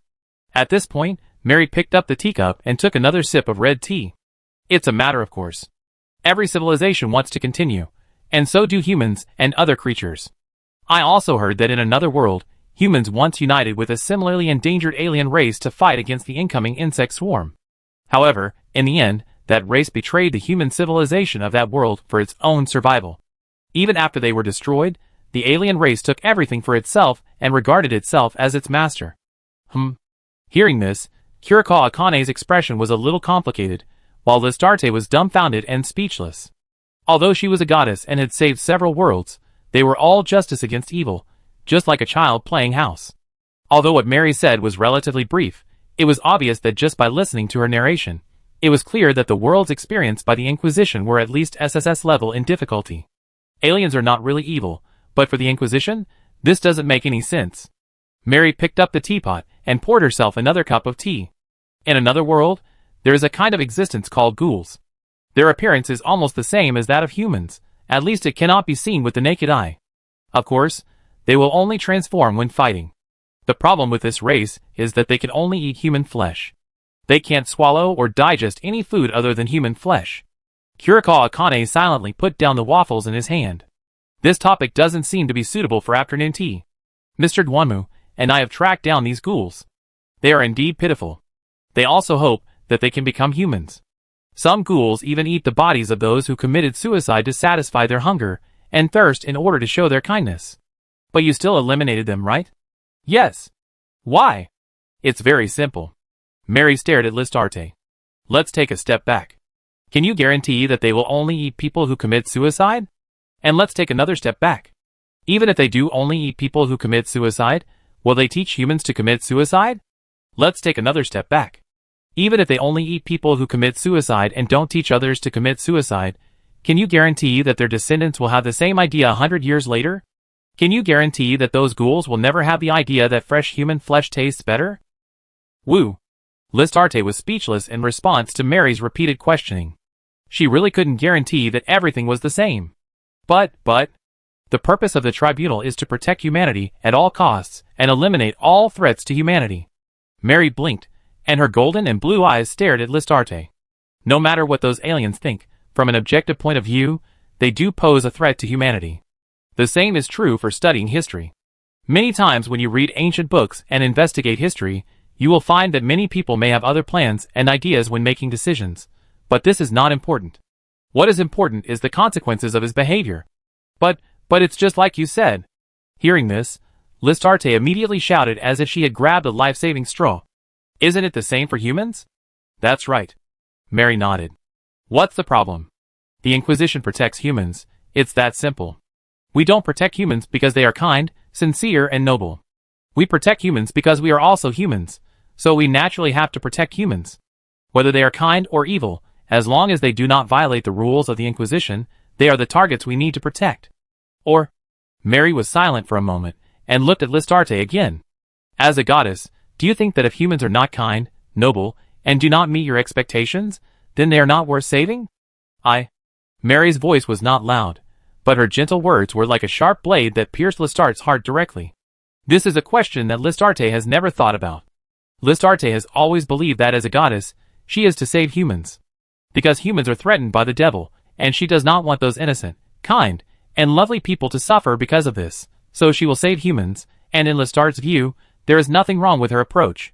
However, the tribunal's approach is completely different. Mary said that the tribunal does not care whether humans are evil or kind. The tribunal saves humans because they are humans and are of the same race. This question has never occurred to Lizzie Dadae. If humans are not what she expects, will she still save them? Lizzie Dadae has no answer. She now finally understands the difference between herself and Duan Muhui. She also understands why the tribunal treats humans differently from herself. Lizzie Dadae has always been very friendly to humans because she believes that most humans are good people, so she naturally treats them well. But on the other hand, if the other party is unwilling to accept her kindness, then Lizzie Dadae will feel very painful. But the tribunal is different. The tribunal does not care whether humans are good or bad. They only focus on the duty of protecting humans. If it is beneficial to protecting humans, then stay. If it is harmful, then eliminate it. Just like now, Duan Muhui believes that the idea of coexistence of different races in that territory is harmful to the survival of humans, so he wants to completely eliminate it. It's that simple. As for whether the people in that place are kind and peace-loving, these are meaningless to Duan Muhui. He has seen countless human civilizations destroyed because of their friendliness towards foreign races. This is an objective fact, and it cannot be changed by saying that you are friendly and peace-loving. Duan Muhui thinks so then. What about himself? Lizzie Dadae couldn't find the answer. Could it be that she really did something wrong? Chapter 1800. Through the conversation with Mary, Listarte had to admit that she had indeed thought too simply. At least for now, this matter is far more complicated than she thought. She also understood the action guidelines and purpose of the tribunal. Of course, whether she could accept it was another matter. But before that, Listarte had another question. Why did Duan Muhui pretend to want to slaughter all the people in that territory, but did not launch an attack immediately? Because our manpower alone is not enough to completely eliminate the people in that territory. Mary gave an answer. For Mr. Duanmu, he needs more people to fight for the ideals of the tribunal, and that heretical territory just happens to be a very good existence. Very good? Listade even suspected that there was something wrong with her ears. Mary had clearly said before that the ideas of that territory were heretical and unacceptable, but now why did she say it was very good? There is a saying that goes, there is no harm without comparison. Mary spread her hands and made a gesture. I have heard from Miss Kurikawa Akane that although that territory follows the principle of peaceful coexistence between humans and aliens, the fate of humans in other territories has not changed. They are still regarded as slaves and food, and are exploited by aliens. Then Miss Listarte, please put yourself in their shoes and think about it. They live a precarious life, oppressed and killed by aliens, and live in fear. However, in the territory next to them, those humans can live a peaceful and tranquil life. If you were those people, what would you think? Listate opened her mouth, and then she immediately understood what Mary meant. I will hate them very much. Yes, that's it. Mary closed her eyes and crossed her fingers. If everyone is suffering, then it's fine, but when one party is suffering and the other party is living a good life, that's another matter. Jealousy brings hatred, hatred brings killing. They will be more determined than the tribunal, and are eager to destroy all that is beautiful. They wish to use their own hands to drag those who enjoy a peaceful life into the quagmire, and let them taste everything they have encountered. This. Hearing Mary's answer, Lizzie Dade was stunned. She opened her mouth in surprise, and could hardly speak. To do this is to. No matter what the motive is, the tribunal only looks at the result. Mary stared at Lizzie Dade. Whether they are jealous or hateful, Their motivation can motivate them to help the Inquisition achieve the goal of eliminating heresy, which is enough. Woo woo. Just then, the trumpet sounded, and Mary and Kurikawa Akane stood up, and the former made a gesture. With a flash of magic, the tables, chairs, and teapots placed on the ground disappeared. Get ready, we are about to launch an attack.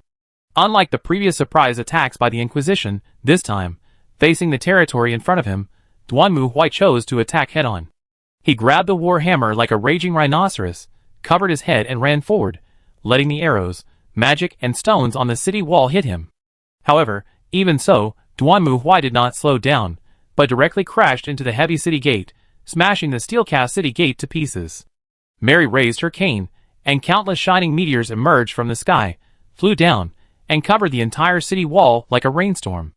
The enemy's further offensive was stopped, and the soldiers of the Death Legion also began to move forward. They gathered in formation, covered each other's charge, and rushed into the city along the passage that Duanmu Huai had crashed into. Then began a melee. Before, Duanmu Huai would not have done this, because under the rule of the Demon King, all territories were interconnected. As long as one side was attacked, the other side would quickly send reinforcements. But now that the Demon King is dead, the entire Demon King's army is leaderless and completely in chaos. The communication and contact between the territories were also interrupted. After all, they were companions before, but it doesn't mean they are still companions now. Every lord is worried that his former colleagues will stab him in the back. Therefore, even if the neighboring territories are attacked at the moment, other lords will not send troops to help.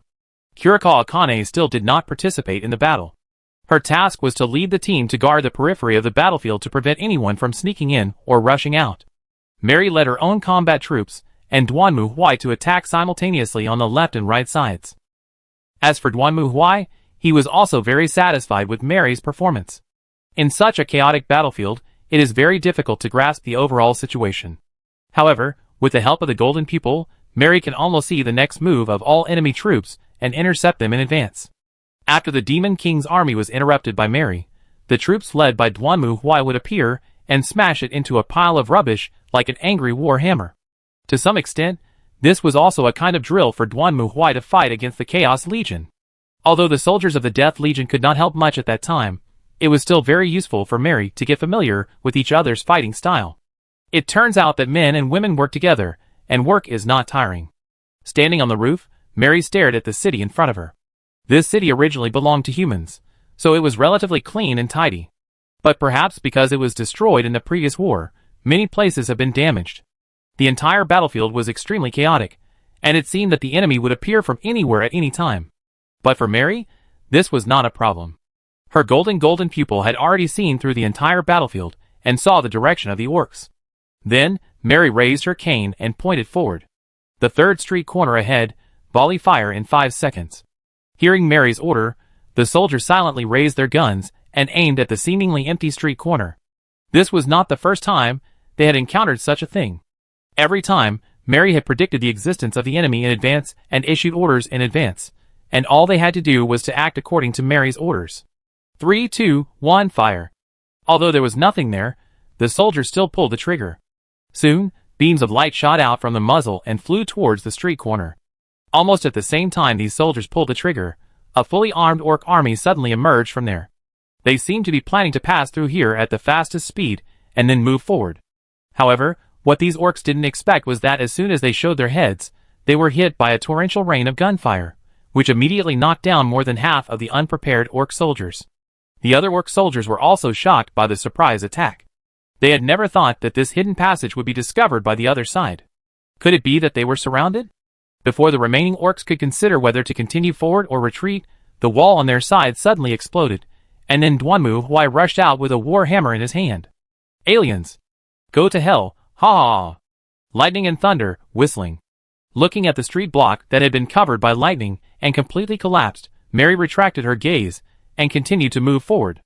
Keep going, the next target, Mary said, and at the same time tilted her head slightly. An arrow almost brushed her hair and flashed from the side. At the same time, Mary also raised the revolver in her left hand and pulled the trigger. With the sound of a gunshot, an orc soldier holding a longbow, hiding in the shadows, fell from the elevated platform next to him and disappeared in the chaotic street debris. Left, park area, covering fire, 3 seconds. The battle continued. In the dim dungeon, there was only a dim firelight. The girl curled up in the prison without any expression. She curled up in the corner. Only the cold and hard wall behind her could bring a sense of security to the girl. But this would not last long. The girl knew her fate. Today, she would be eaten as food for the Lord. Not only her, but others as well. Thinking of this, the girl moved her eyes and looked at the others next to her. They were also the same, numb and expressionless. Some people even showed a sense of relief on their faces. Indeed, from a certain perspective, isn't this a relief? At least, starting from tomorrow, she won't have to get up early and work late, nor will she have to endure hunger, and she won't have to endure the beatings of the orcs. Thinking of this, the girl even felt that her originally heavy mood was somewhat relieved. She was even a little impatient to wait for that time to come. I don't know how my mother is doing.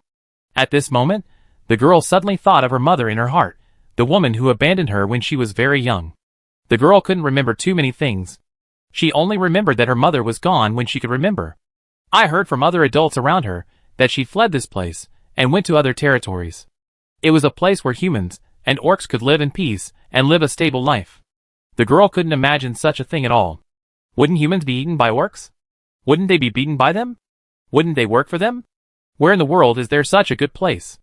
If there is such a place, isn't it the paradise where gods live? Besides, why didn't her mother take her with her? If she went there, why did she abandon herself? Of course, some adults also told her that her mother must have disappeared and died in the forest. This kind of thing is very common. From time to time, humans want to escape, but they are either caught or die. Few people can leave here alive and go to that paradise. I heard that paradise is the place where people go after death. If she is eaten, will she be able to see her mother in paradise? Thinking of this, the girl closed her eyes. However, at this moment, suddenly, a dull explosion sounded. Boom! The ground was shaking, and the whole prison was shaking constantly. People raised their heads and looked around uneasily. No one knew what happened. Then, they heard heavy footsteps. Boom, boom, boom. That was not the usual footsteps of the orcs, but a heavier, colder, more terrifying footsteps. The girl covered her mouth, stared at the front with her eyes wide open. Then, in her eyes, a dark steel demon walked out from the shadows. Chapter 1801. Huh? Old Jimmy looked up, looked at the farmland in front of him, and wiped the sweat from his forehead. It was already evening, and the light of the setting sun shone on the farmland, reflecting the golden light. It seems that this year will be another good harvest. Nodding with satisfaction, old Jimmy left the farmland. They have lived here for generations, even before the orcs defeated humans. Unlike people in other places, people here do not feel disgusted with the rule of orcs. You know, before this, when this place belonged to the human kingdom, the lords here have been exploiting them. Old Jimmy still remembers that he was still a child at that time, living a life of hunger every day. However, the hateful lord ate fish and meat every meal, enjoyed beauties and wine in the castle, and any woman he liked was caught in the castle to play with. And most of those women did not come back alive. The days at that time were like nightmares for old Jimmy. Because of this, when the orcs broke through the city and killed the lord, everyone felt relieved. Although there are many terrible legends about orcs, compared with their own lord, those terrible legends are not so terrible. After that, the orcs replaced the humans and ruled this territory. And old Jimmy also felt that his life was getting better. The orc lords here advocated the coexistence of humans and orcs. Although they occupied this place, the orcs did not use violence against humans. On the contrary, they helped themselves and others rebuild the houses that were originally destroyed by the battle, and said that as long as they were willing to be obedient, they would not hurt themselves and others. These orc soldiers looked more decent than the private soldiers of the lords before. Old Jimmy enjoys this kind of life. Although people here are not allowed to leave, and will be sentenced to death if caught, everyone thinks that no one will be stupid enough to leave here. After all, for them now, there is no place more suitable for living than this territory, and even some people from other territories have fled here. From their mouths, old Jimmy also learned that the lives of humans in those places are terrible. It is common to be abused as slaves and killed or eaten at will. However, he does not think this has anything to do with the orcs, because the previous lords did more excessive things than those orcs except not eating people. Therefore, no matter what those who fled here say, old Jimmy just thinks that they are unlucky and have not encountered orc lords like this one. It's just like the human kingdom before. There are good lords and bad lords, nothing strange. I was unlucky before, and now they are unlucky, it's that simple. After a day's work, old Jimmy came to the tavern, ordered a glass of beer and drank happily while listening to the conversation next to him. Everyone here is a local, and is more familiar with each other. If there is any news, it will spread quickly. However, the atmosphere here is a bit solemn today, and it is not good news. Recently, the Lord's guards took over our duties, and began to block the entire outer city. Hey! Why? I heard that there was a war in the neighboring territory, and humans and orcs fought. What does this have to do with us? The Lord is probably afraid that we will help those humans. After all, we are responsible for guarding the city gate. Therefore, if there is an enemy attack, as long as we open the city gate, we can let the enemy in directly. A guard said while drinking. Hearing his answer, the guest next to him frowned. How is it possible? Everyone likes the current life very much. It is impossible to do such a thing. Even if it is human, what help can it provide to us? Who can guarantee that those humans will not be as cruel as the previous lord? We definitely won't, but those outsiders are not sure. The guard lowered his voice. In fact, I have heard that many refugees from other places are privately alert to the Lord. They say that orcs will never coexist peacefully with humans. Orcs are so good to humans. They must be planning some conspiracy or other nonsense. Humph, really stupid. The guests in the tavern also snorted coldly. I think we shouldn't let these refugees in. After they came here, everything became a mess. Didn't someone try to attack the Lord's private soldiers before? I really can't understand why the Lord doesn't just keep all those people out. This is also the difference between locals and outsiders. Most of the locals, who have lived here for generations, don't think there is anything wrong with letting orcs rule humans. But those outsiders are different. They not only hate orcs, but even want to completely eliminate them. After these outsiders came here, the originally peaceful life also had problems at every turn. Some even tried to attack the Lord's guards, thus provoking a full-scale war between humans and orcs. Of course, this evil plot was quickly stopped. The Lord was also far-sighted, and was not angered by them. But this also made these locals hate outsiders more and more. In their opinion, being able to live a peaceful life here is already satisfying.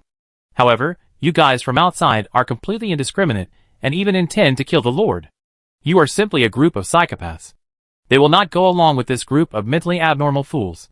Fortunately, the Lord also knows this, so the soldiers in the human army in this territory are basically composed of local children who grew up here. As for those outsiders, they can only do some rough work. Unless they can prove their loyalty to the Lord or are willing to contribute to the city, they can only do hard labor. But for most refugees, this is already good. But there are always some people. I hope those guys don't come here. Another guest said with emotion. We have such a good life here. We don't want these guys to mess it up again. We just want to live in peace. Isn't it the same who rules us? Yes, yes. I really don't understand what those people want to do. We don't need them to save us. And what if they go too far and make the Lord suspicious of us? That's right. Not all humans will fight against orcs. At this point, everyone nodded. They actually don't like those attackers, because as one orc territory after another is attacked, the orcs are keeping stricter control over humans.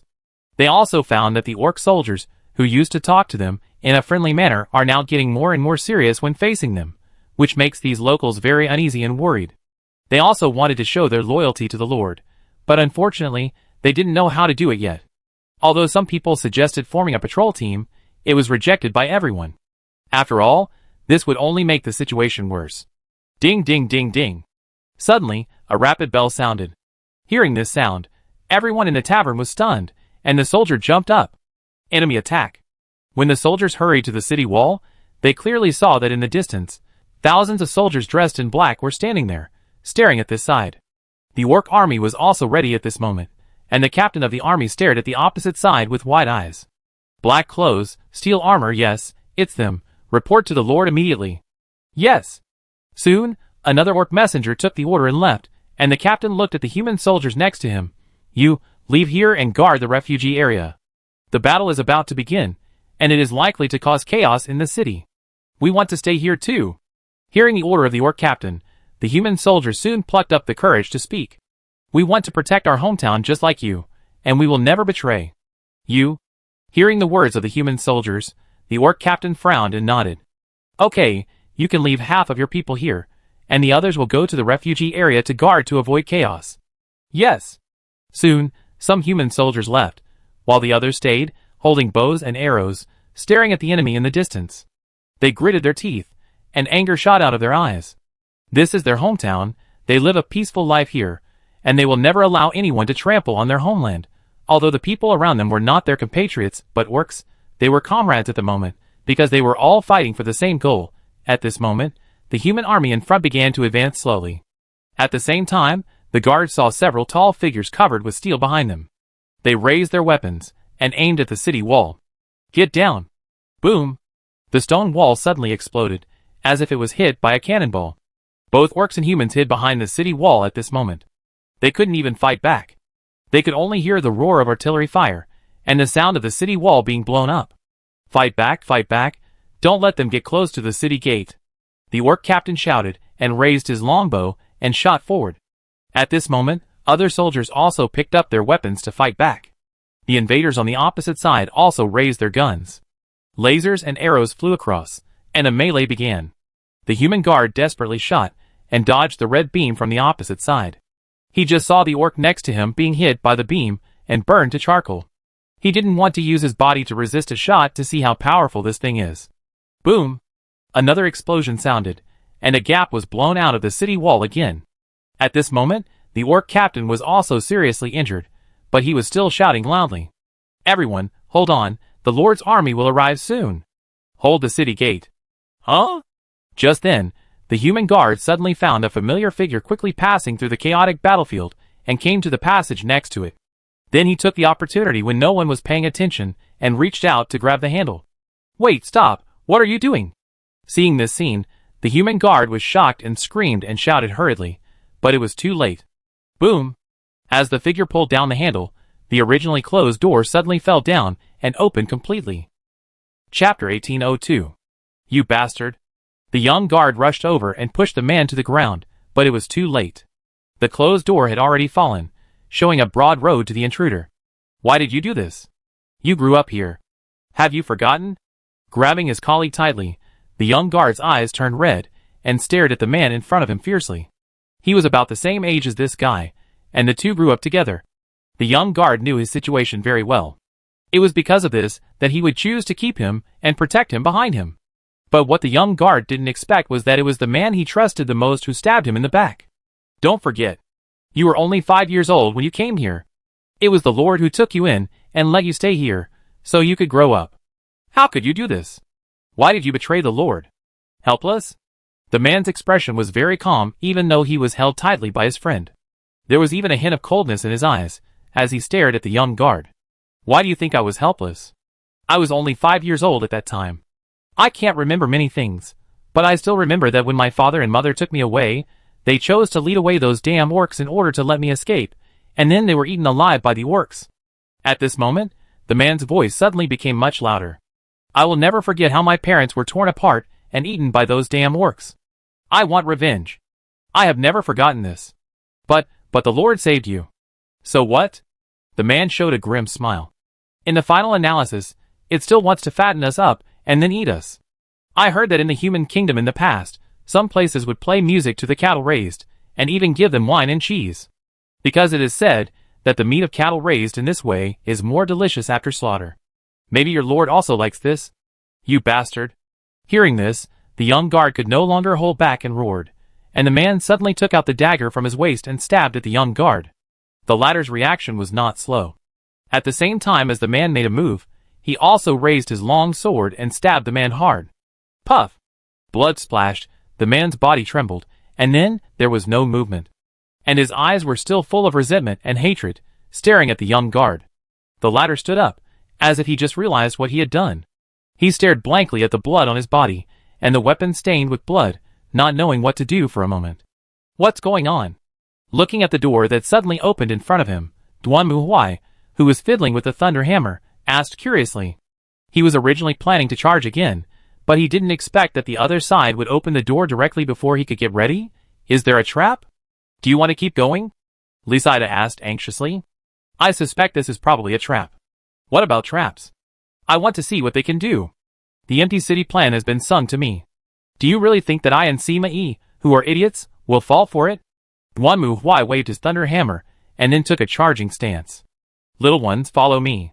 When the city gate was opened, the defense on the city wall had completely collapsed. Even so, The orc soldiers and human guards still insisted on trying to block the attack.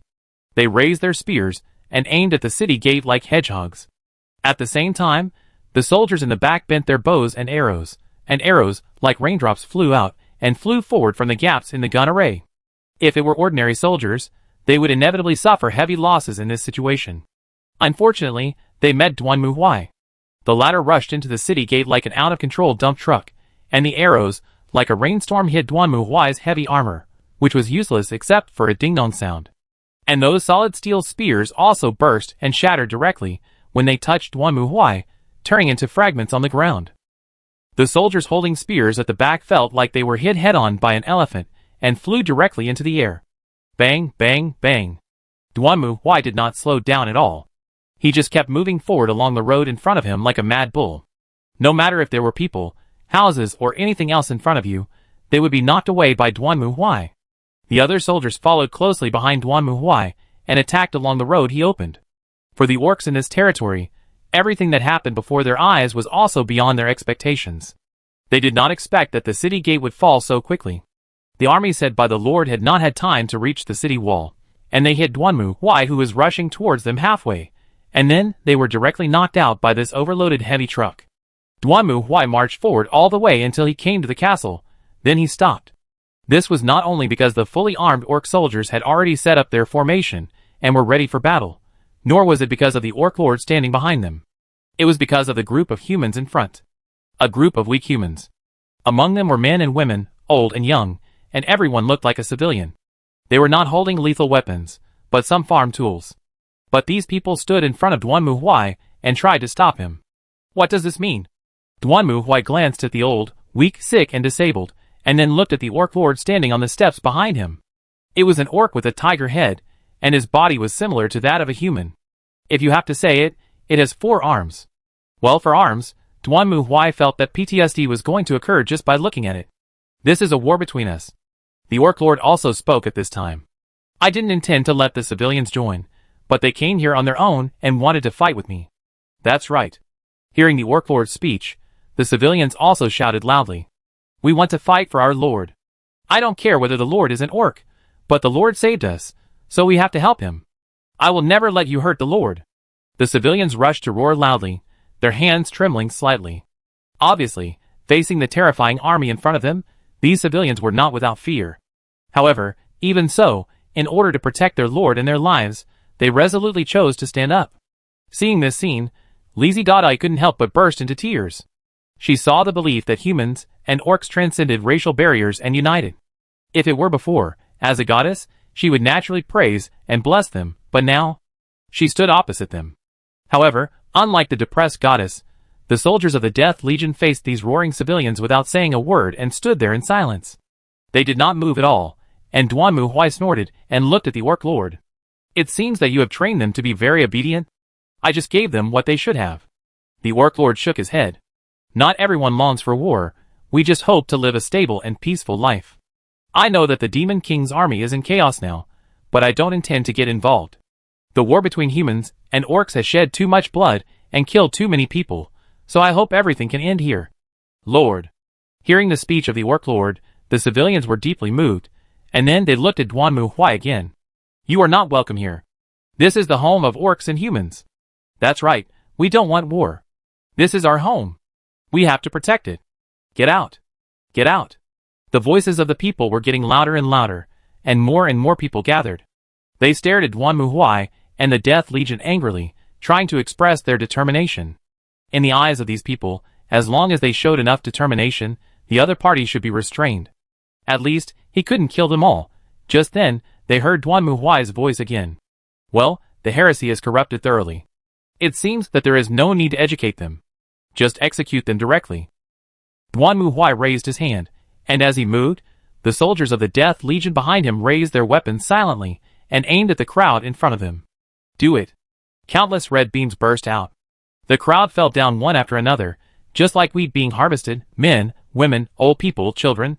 No one could escape the scythe swung by the god of death, and in just a moment, the roar of common hatred turned into wailing and screaming. The soldiers stared at the front indifferently, and there was no intention of stopping the shooting in their hands. One by one, the civilians screamed and fell down, turning into charcoal. Then came the orcs who rushed up. They had never expected that this group of invaders would be so cruel that they would not even let their compatriots go. Duanmu Huai just stood there, looking at the battlefield in front of him coldly. Whether it was civilians or orcs, his expression did not waver in the slightest. Finally, only the orc lord was left on the battlefield, and everyone else had turned into corpses. Why did you do this? Staring at Duanmu Huai, the orc lord looked surprised. Why? The reason is very simple. You are aliens that endanger humans. Aliens must be purified. And heretics who sympathize with aliens cannot survive. It's that simple. You are crazy. I have no interest in explaining to aliens. Duanmu Huai shrugged his shoulders and turned around to leave. At this moment, the orc lord flashed and rushed behind Duanmu Huai with almost lightning speed. He raised the long knife in his hand and chopped it hard at Duanmu Huai's head. Boom! At this moment, a meteor streaked across the sky, passed through the battlefield and hit the orc lord, punching a hole in his body, and the orc lord's tall body shook, and then fell to the ground. Duanmu Huai didn't even look at the orc lord, and gave an order casually. The heretics need to be completely purified. Burn this place thoroughly for me. Yes. Chapter 1803. Then, they killed everyone there, without exception. Looking at the great goddess Isistata in front of her, Lestart's face turned pale. Even now, she still felt a lingering fear when she recalled the scene at that time. After that, Duanmu Huai did not stay in that world for long. He fanned the flames, and let the 4 heavenly kings fight for the throne of the Demon King. At the same time, he took the opportunity to gather those human slaves and educate them to be loyal believers of the tribunal.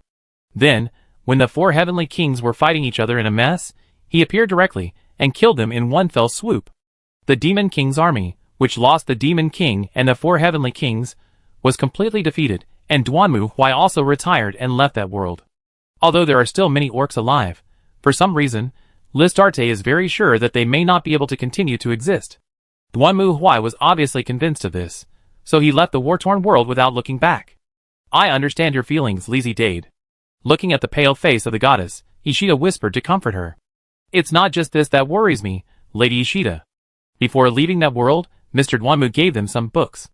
According to him, those books are the doctrines of the Inquisition and the technical manuals for identifying heretics and aliens. What exactly do they want to do? What will the future of humans in that world look like? Yes, this is what Lizzie Dade is most worried about. In the past, when she summoned heroes to save the world, the other party mostly just destroyed the Demon King, and then it was over. But Duanmu Huai is different. He not only destroyed the Demon King and saved mankind, but also brought the new ideas and concepts. When Listarte left that world, she saw with her own eyes that the people in that world had begun to worship skulls and war hammers, and they would even keep the skulls of the dead as a memorial. Although she left that world, Listarte still couldn't help wondering what such a world would become in the future. What would the Inquisition do? Do we really have to cooperate with the Inquisition, Lady Isister? Although Lestart's brain was not very good, she also knew what this would bring. The Inquisition might save every world, but they would also bring the ideas of the Inquisition to every world, teach the humans there to abide by the dogmas and ideals of the Inquisition, and ruthlessly and cruelly eliminate all heretical ideas that dared to resist the Inquisition. Is this really right? I don't know, Listarte. However, Isister's answer made Lestart's heart sink to the bottom. I understand your thoughts, but we can't do anything and, strictly speaking, this may be a bad thing in your eyes, but not for us. Huh? It must be said that when the old man who was always considered kind and tolerant said such words, Listarte was shocked. Summoning heroes to save humanity is indeed our mission. But you also know that this is not an easy task. Saving the world requires patience, perseverance and courage. There are countless human worlds in crisis, but as gods, we cannot directly intervene in them. Even if we choose to go to those worlds ourselves, our divine power will be sealed, and we can only act like ordinary people. Saving humanity is a glorious mission, but in fact, it has nothing but glory. Huh? Why do you think we should give power to those heroes who travel through time? Because it is a thankless job, dangerous, and has no real benefits except glory. Of course, in many heroic stories, the dragon-slaying hero will be favored by the princess and get the throne. This is the reward he deserves, but for the heroes who travel through time, they can't get these. This, faced with Ishistar's confession, Listarte was speechless. After thinking about it carefully, it was true.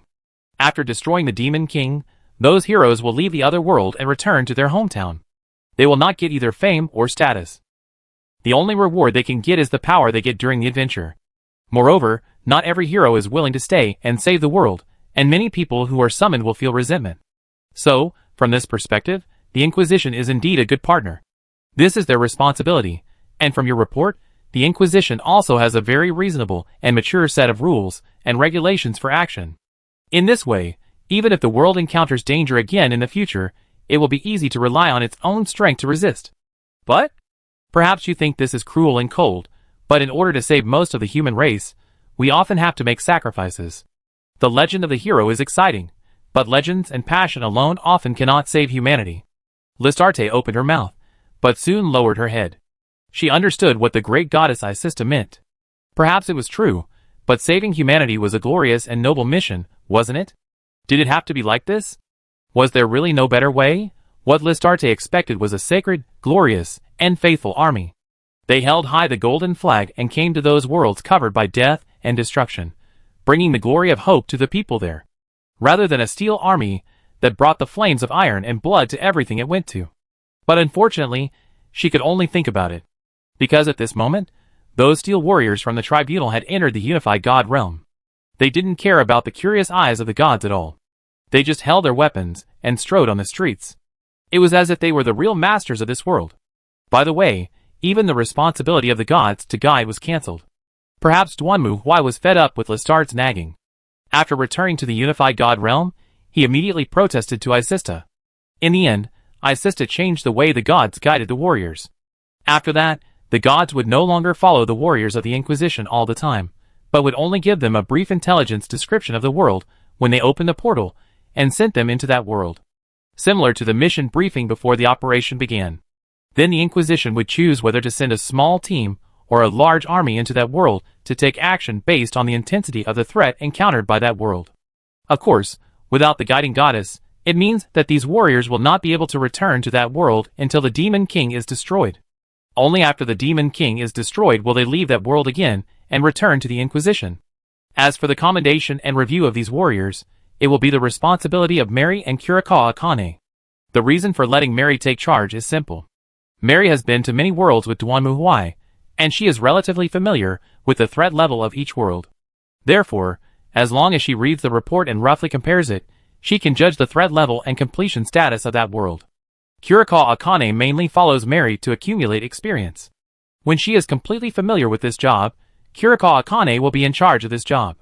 As for Duanmu Huai, he had to go back to his desk and watch the progress bar to kill time. After all, it takes time to replenish supplies and build warships. It's not as simple as blinking an eye and getting it done in a second.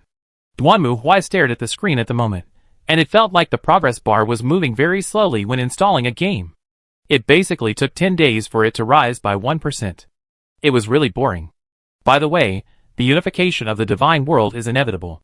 Duanmu Huai has already inserted an eye there with the statue of the tribunal. This means that everything there will be under the jurisdiction of the tribunal in the future. If the gods are obedient and help, it's fine. If they don't listen, well, at least for now, most of them are still obedient. Anyway, for the tribunal, if they don't listen, it's just turning the cooperative units into directly administered units. It's just an extra layer of procedures, no big deal. And the reason why Duanmu Huai is interested in unifying the divine world is not just to save the human world. You know, the Milky Way is very, very, very big. The tribunal is just one of the forces, and Duanmu Huai can't lock the location of every human civilization in the Milky Way. By unifying the divine world, Duanmu Huai can lock the location of these humans and determine their location. Well, to put it bluntly, it's just lighting a light on the map. Apart from anything else, at least the achievements of the tribunal during this period are still brilliant. Watching the lights representing the survival of human civilization being lit one by one on the Dark Star map, this sense of accomplishment is still very strong. Not only that, this also brought Duanmu Huai an unexpected surprise. Especially when Duanmu Huai saw the bright spot in the Eye of Terror on the star map, he almost jumped up with excitement. This thing is really useful. It can actually enter the Eye of Terror? No, more importantly. In the Eye of Terror, there is still human civilization. That is the Eye of Terror, the base camp of chaos. The largest and most notorious toilet in the Milky Way. How can humans survive in it until now? Even Carta doesn't dare to be so fierce. After learning this news, Duanmu Huai made a decisive decision. I want to find out what the situation is in that world. Chapter 1804. Duanmu Huai was surprised to find a human world in the Eye of Terror, but he was even more surprised when he learned about the situation inside. It was a complete church world. Even for the people on that planet, their biggest problem at present was not the attack of the demons, but the riots from within. As for why the unified God realm chose to save this world, according to Ishishida, she saw through the power of prophecy that there was a volcano under the residence here that was about to erupt, and once it erupted, it would completely destroy their small world. Therefore, she hoped that the tribunal could send someone to escort them away from the local area and live in a new gathering place. This was not a battle against the devil, so the tribunal initially sent only a reconnaissance team. If the Night Guard had not set up the tribunal's anchor point as planned and made it appear in Duanmu Huai's star map, this hour would indeed be worthless. But now the situation is different. Standing on the ground, Duanmu Huai narrowed his eyes and stared at everything around him vigilantly and carefully. He naturally didn't dare to go to the Eye of Terror in person. After all, with Duanmu Huai's size as a true god, if he entered the Eye of Terror, the 4 vendors entrenched in it would definitely welcome him warmly. In the real world, Duanmu Huai could still fight with them, but in the subspace. Duanmu Huai felt that a strong dragon could not defeat a local snake, and he could never compare with these things that had been rolling around in this big garbage dump since birth. Of course, if you only see the scenery in front of you, no one would have thought that this would be a huge garbage dump. The land was barren, and the purple-red starry sky flickered overhead. This was the scene Duanmu Huai saw when he walked out of the portal. He still chose to use his clone to investigate, instead of foolishly opening the final battlefield directly. Duanmu Huai was wearing the same clothes as when he was in Kurikawa Akane's world before, with a black power armor, and a double-headed eagle logo, and a chainsaw sword on his back. The closed helmet coldly isolated all the influences from the outside world. In the subspace, the fantasy of hundreds of thousands of people once again turned into real armor, wrapped around Duanmu Huai's body. Duanmu Huai walked up the hillside, and on the other side was a blood-red ocean. This was the Eye of Terror, a place where reality was distorted. The laws that once became laws in the real world have all lost their meaning here. It should have been like this, but even so, Duanmu Huai could still feel that there seemed to be some kind of order here. They were like a thin barrier that curbed the erosion of the subspace on this planet. Is it Blackrock Tower? But it doesn't feel like it. The technology of the Necrons is used to fix reality, but at the moment, Duanmu Huai feels that it is more like a seal. Duanmu Huai retracted his gaze and looked at the Night Guard standing in front of him. Report the situation. Yes, sir. One of the Night Guards spoke quickly. We came to this world 3 hours ago and set an anchor point. Then we started searching with this as the center. After about 20 minutes, we found the city of residents in the northeast. We talked to them, and they said they wanted to find a safer place, but not here. And the dangers along the way make it difficult for them to trek. At present, the chances of these people surviving are not very high. Have you found any threats? No threats have been found so far. Duanmu Huai thought for a moment, then looked at the Night Guard. Stay on the spot and guard the portal. Yes. To be on the safe side, when Duanmu Huai sent his clone over, he had already mobilized hundreds of Night Guards from the unified God realm to completely block the portal leading to this world. No one except him could pass through. Duanmu Huai continued to move forward and found the human settlement according to what the Night Guard said. To Duanmu Huai's surprise, the situation here was much better than he thought. Although the whole city looked a little shabby, it was still intact. The churches and spires erected in the city seemed to still verify the city's past glory, and everything looked in order. This made Duanmu Huai feel that his hair was about to stand up. He narrowed his eyes and tightened the hilt of the chainsaw sword. You know, in a world where the distorted reality is the mission and any normal concept is overturned, a normal world itself is abnormal. However, when Duanmu Huai touched the hot melt bomb on his waist, his heart was relieved. What could happen? At most, one explosion can solve all worries. When Duanmu Huai walked to the city gate, he saw 2 soldiers in PDF uniforms. They were holding standard Imperial weapons, and behaved like a genuine Imperial soldier. It must be said that this was really weird for Duanmu Huai. Seeing Duanmu Huai appear, the soldiers also became nervous and stared at him. Duanmu Huai ignored the gazes of the 2, and walked straight in front of them. I am Duanmu Huai, the chief judge of the tribunal. I want your person in charge to come out to greet me within 10 minutes. Yes, sir. We will report immediately. The guards looked at the armor on Duanmu Huai with fear and trepidation, and saluted him quickly. Obviously, they knew what the tribunal was and what the judge was. This made Duanmu Huai feel somewhat relieved. After all, It has been so long since he came here, and there are not many people who can correct their attitudes when they hear about the tribunal. For most people, it is tribunal. What the hell is that? Then Duanmu Huai had to use blood and death to tell them what the tribunal is. This is the attitude that others should have when facing the tribunal. Duanmu Huai waited for 5 minutes, and then saw an armored vehicle speeding over, and then a bald, fat man dressed like an aristocrat got out of the car panting. He might be wearing his original military uniform, but judging from the almost broken buttons and the badges hanging on his chest, this once brave and warlike imperial official has now become a fat pig. Ah, welcome to this place, Your Excellency the Judge. The fat man wiped the sweat from his forehead, and then saluted Duanmu Huai in a funny way. I am the current governor here, check. Temporary? Duanmu Huai raised his eyebrows. What about the previous governor? Dead, he suffered too much and finally chose to dedicate his soul to the emperor. May his tortured soul rest in peace. The temporary governor took a breath, as if just saying this sentence took him a lot of energy. It is my honor to meet you, Judge. We know that the empire will not give up its people. Hearing this, Duanmu Huai's mouth twitched slightly. Let's go. On the way, I want to know all the situations here. Okay, Judge, please follow me. On the way to the governor's mansion in the armored vehicle, Duanmu Huai listened to the governor's description of the situation here. To Duanmu Huai's surprise, they did not know that they were in the Eye of Terror. According to the current governor, they were just an ordinary colony planet of the empire, and he could not tell what they were responsible for. In short, according to the governor, one day they woke up and suddenly found that the contact with the empire was interrupted. At first, they thought it might be some kind of subspace interference. But gradually they found that on the day of tax payment, the empire's tax collectors did not come, which surprised them. After all, the empire would never give up paying taxes at any time. Although everyone knew that the situation was a bit strange, no one knew what happened. The planet itself had no armed forces or warships. So they could only live like this day by day, and in the blink of an eye, nearly 50 years had passed. Although this strange celestial phenomenon was a bit strange, everyone gradually got used to the life here. At least in this city, self-sufficiency was not a problem. Along the way, the fat governor boasted to Duanmu Huai how he still maintained a passionate heart and believed in the emperor even though he lost contact with the empire. And after taking over the position of the previous governor, he calmed down the dispute and united everyone to overcome the difficulties.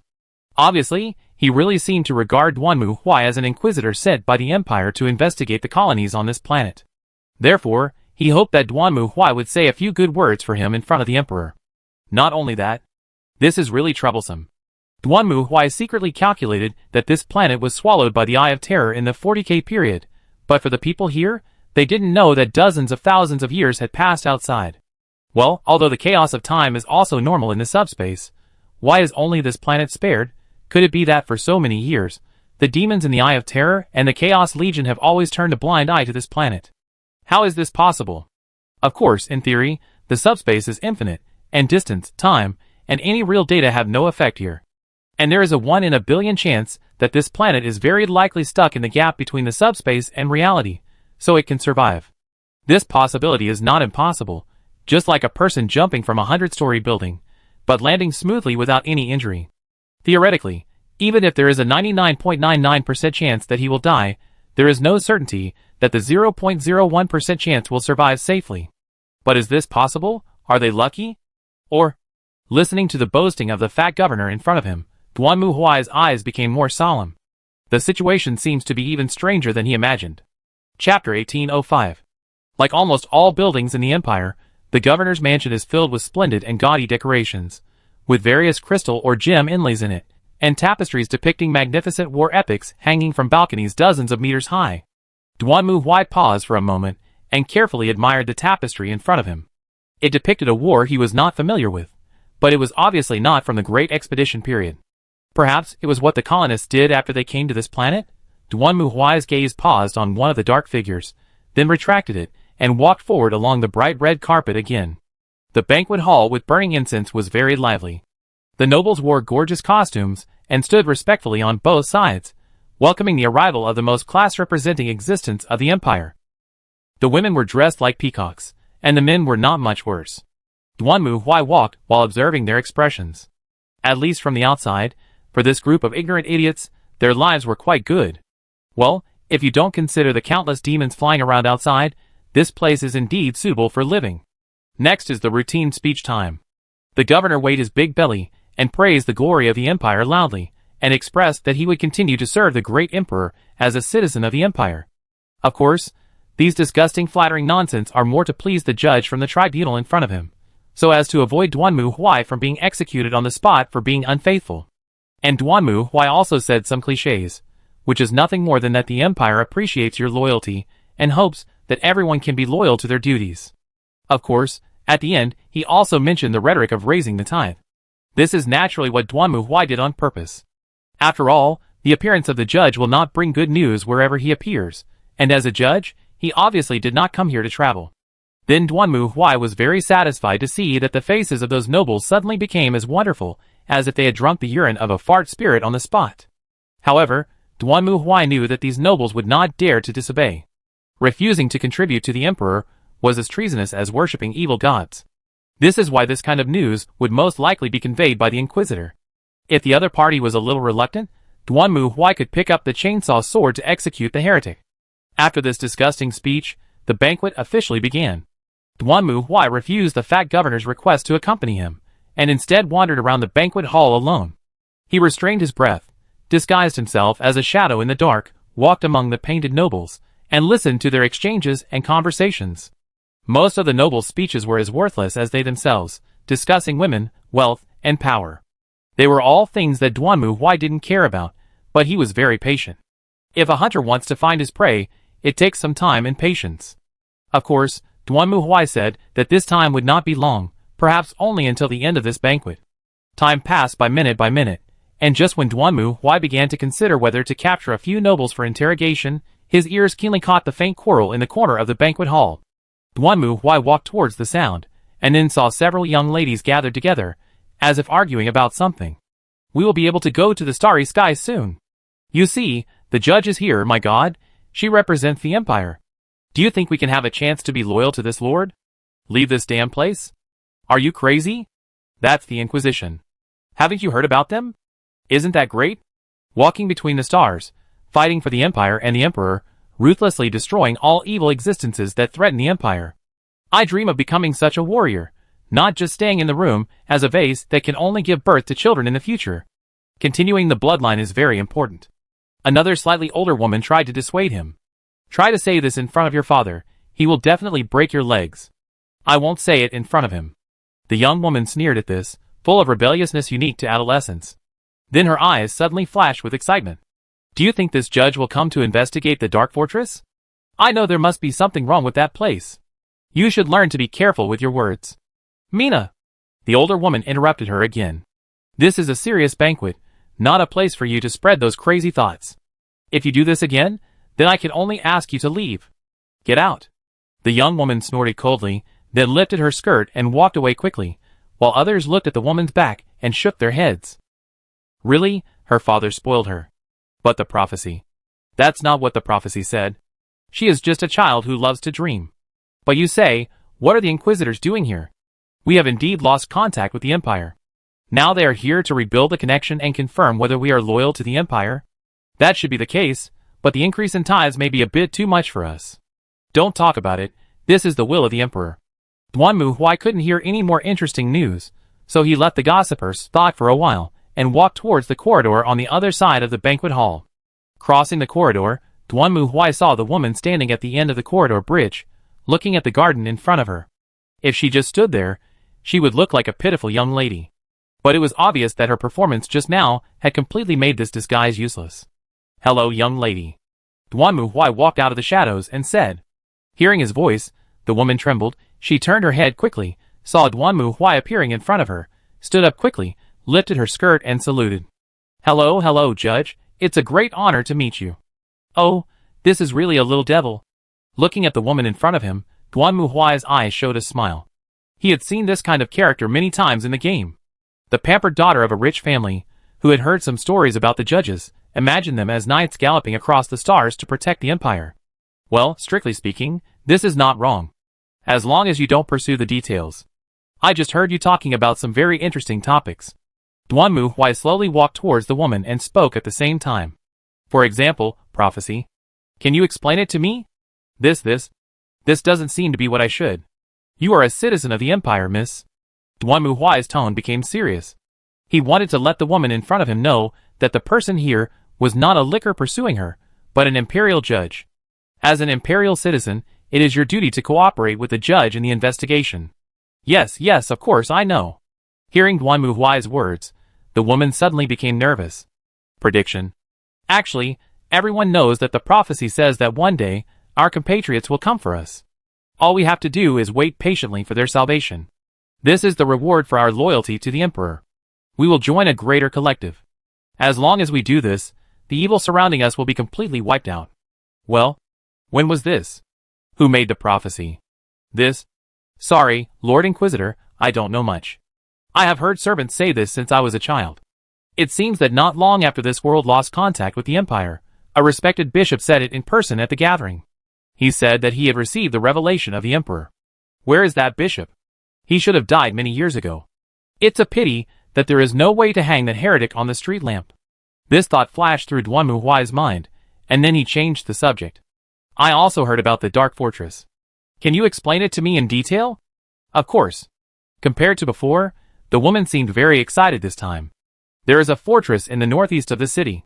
We don't know what it is called, but everyone calls it the Dark Fortress. We are all strictly forbidden to go there. There was a servant who escaped to that place before, and then the governor sent an exploration team to investigate. As a result, only one soldier came back. When he appeared at the city gate, he was covered in blood and his whole body was horrible. He only left a sentence, "Don't get close to it," and then he died. After that, everyone thought that the Dark Fortress was some kind of evil existence, so no one was allowed to get close. Dark Fortress? Duan Muhuai asked some more questions, and when he was sure that the woman had nothing to say, he nodded to the woman. Thank you for your cooperation, young lady. What is your name? Really? My name is Mina Joan Rice. My father is the clerk Meridoc Joan Rice. Okay, Miss Mina, the Inquisition will remember your contribution. What a naive and stupid woman, but very useful, so it's not bad. Duan Muhuai nodded to the woman, then turned and left. Next, he would go to the governor to ask about the situation here. Especially regarding the Dark Fortress, Duan Muhuai always had a bad feeling. As for the specific situation, we will have to wait and see. Chapter 1806. Prophecy? Hearing Duan Muhuai's question, the fat governor's face was full of smiles. Ah, I did hear about the prophecy. But I don't think there is any problem. Everyone believed in the prophecy, so they were able to persist even after losing contact with the Empire. Because we believe that the Empire will come back one day, all we have to do is believe in the Emperor of God and the Empire. For the top leaders, this is indeed not a problem. An illusory prophecy can make their work much easier, at least there will be no riots or even worse things. But in Duan Muhuai's view, things are not that simple. Where is the person who issued the prophecy? I heard that he is dead. I remember that the former governor held a grand funeral for this, and there should be records of this in the library. I want to check this part of the record. Duan Muhuai's voice was very calm. The Empire will not ignore the efforts of those loyal people. Similarly, the Empire will not ignore the foolishness of those who betrayed. But Duan Muhuai felt that this sentence did not need to be said, and the other party should be able to understand it. Or it doesn't matter if he doesn't understand it. Of course, I will immediately send someone to the library to check this part of the report, and you will receive the original record before dinner. The fat governor made a promise with a smile. Perhaps in his eyes, this is an opportunity to rise to prominence. A world that has lost contact still maintains the loyalty of the Empire and the Emperor, and it continues to this day. Perhaps he is still hoping that this will allow him to be promoted and go further. Well, that's good. There's nothing wrong with dreaming. By the way, what about the Dark Fortress? I heard an interesting story before. After asking about the prophecy, Duan Muhuai thought of another question, and this time, the fat governor's reaction was unexpectedly calm. Oh, that's just a stupid rumor. I don't know how it got out. The so-called Dark Fortress is actually the colony ship that the first batch of colonists arrived on this planet took. It seems that there was a malfunction on the warship, so it was forced to land there. Malfunction? It could be poison gas, or an explosion or something like that. The fat governor waved his hand. Anyway, after that, the other colonists left that place and built our new city here. Then no one went back there. As for the story you told, it did happen. At that time, the doctor also dissected and examined the soldier's body. At least according to the analysis results, he seemed to have died of some kind of poison. So after that, Everyone believed that the area was covered by poisonous fog, so it was strictly forbidden for others to go there. In other words, you don't have any specific information about that place? This is very difficult. It seemed that the evacuation was very chaotic. There are no records left. But if you want to see the Dark Fortress itself, it is not difficult. Please follow me. As he spoke, the fat governor struggled to move his fat body to stand up from the chair, and then came to the balcony, and Duanmu Huai also walked to his side. Then he saw the fat governor stretched out his hand, and pointed forward. Look right there. Duanmu Huai raised his head, and looked at a blurry black shadow at the end of the distant horizon. The sensor in his helmet began to work, and quickly presented the pattern that was originally far away in the sky to his eyes. He saw the wreckage of a battleship dumped in the wilderness desert. The wind and sand covered its mottled body, but Duanmu Huai could still easily identify the ship. It was not an imperial transport ship or armed cargo ship, but a battleship. To be precise, it was a Retribution-class battleship. Has the Empire ever sent people to investigate there? This report, I don't know, but I think there should be. This group of people are not ordinary colonists. Duanmu Huai retracted his gaze again, at least, their ancestors were not. But unfortunately, it has been too long now, so Duanmu Huai can't even find anyone to ask for relevant information at that time. He didn't want to use his divine power here casually. After all, this was the Eye of Terror, the lair of the Chaos God. Using the power of the God of Destruction here was like lighting a lamp in a dark cave. Apart from anything else, the demons would definitely flock here. I need to evaluate your current production situation. Duanmu Huai thought for a moment, and then made a decision. You should not mind if I go to the production area to check the situation. Hearing Duanmu Huai's question, the fat governor's expression stiffened slightly, as if he was tasting delicious champagne, and found that he was stuffed with excrement. Of course, Judge, you are here on behalf of the Empire, and I believe the workers will be very happy to see you. There is no doubt that this is just polite nonsense. Duanmu Huai knew very well that this was not the case at all. This was also the fact. Not counting the grain-producing planets, the production area of almost any planet could be regarded as a large slum. A corrupt quagmire, a dirty and smelly smell, and workers in greasy clothes. A large garbage dump. And of course, pests will breed in the garbage dump. Aliens, heretics, and cult members who believe in evil gods. Duanmu Huai stood silently on the flat-bottomed boat, and the fat governor next to him seemed a little uneasy. With his pampered status, the fat governor actually did not want to come to such a dirty place. What's more, he had not taken off his dress, and had not brushed his teeth. The stench in the processing area, which was like a substance, made the fat governor feel suffocated, as if these corrupt and smelly breaths turned into a big hand like a substance, drilled into his body through his nostrils, and then grabbed his stomach, trying to pull it out of his throat.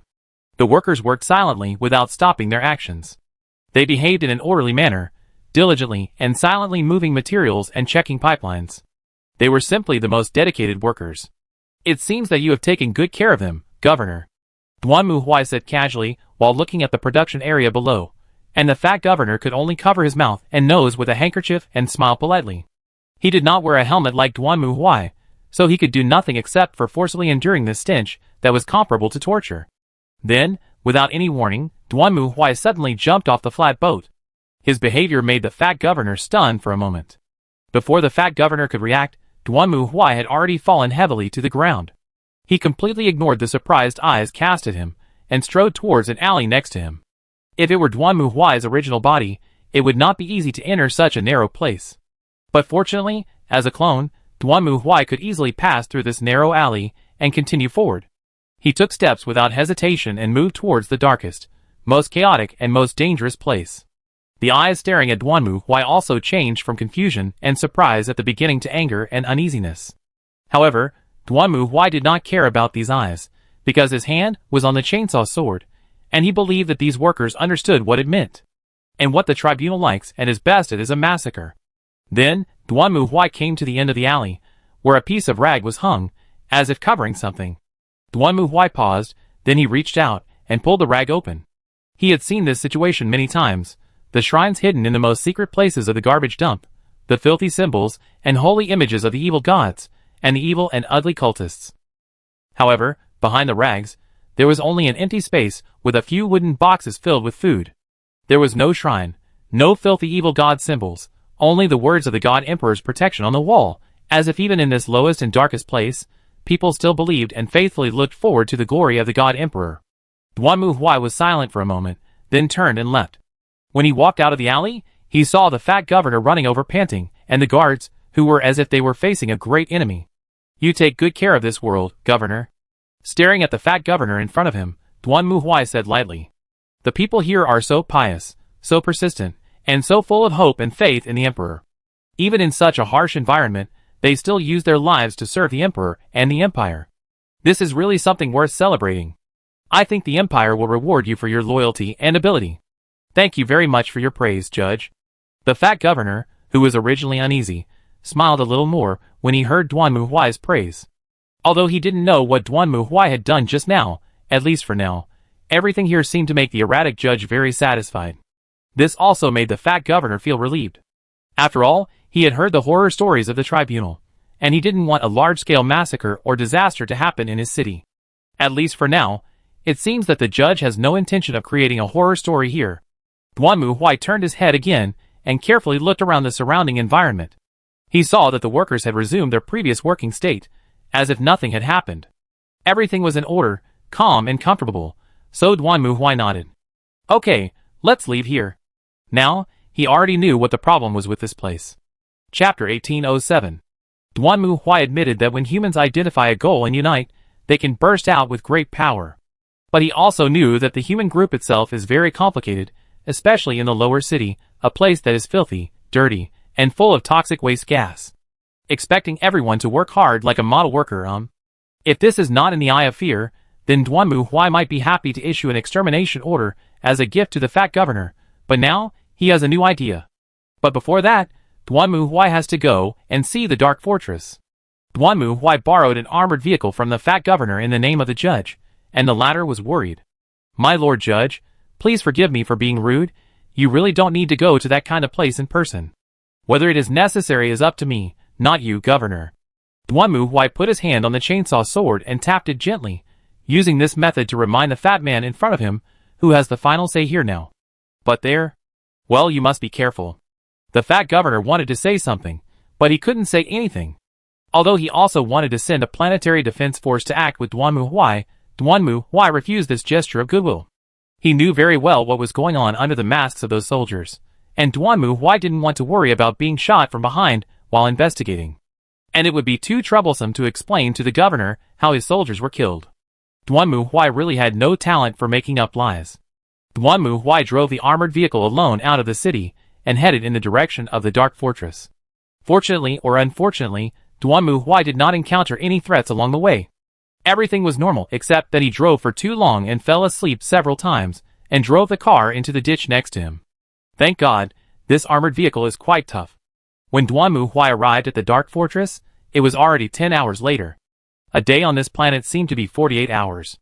Therefore, even if the time now shows that it should be the time for the good baby to go to bed, the shining purple light in the sky still illuminates the whole world, bringing a psychedelic and weird illusion.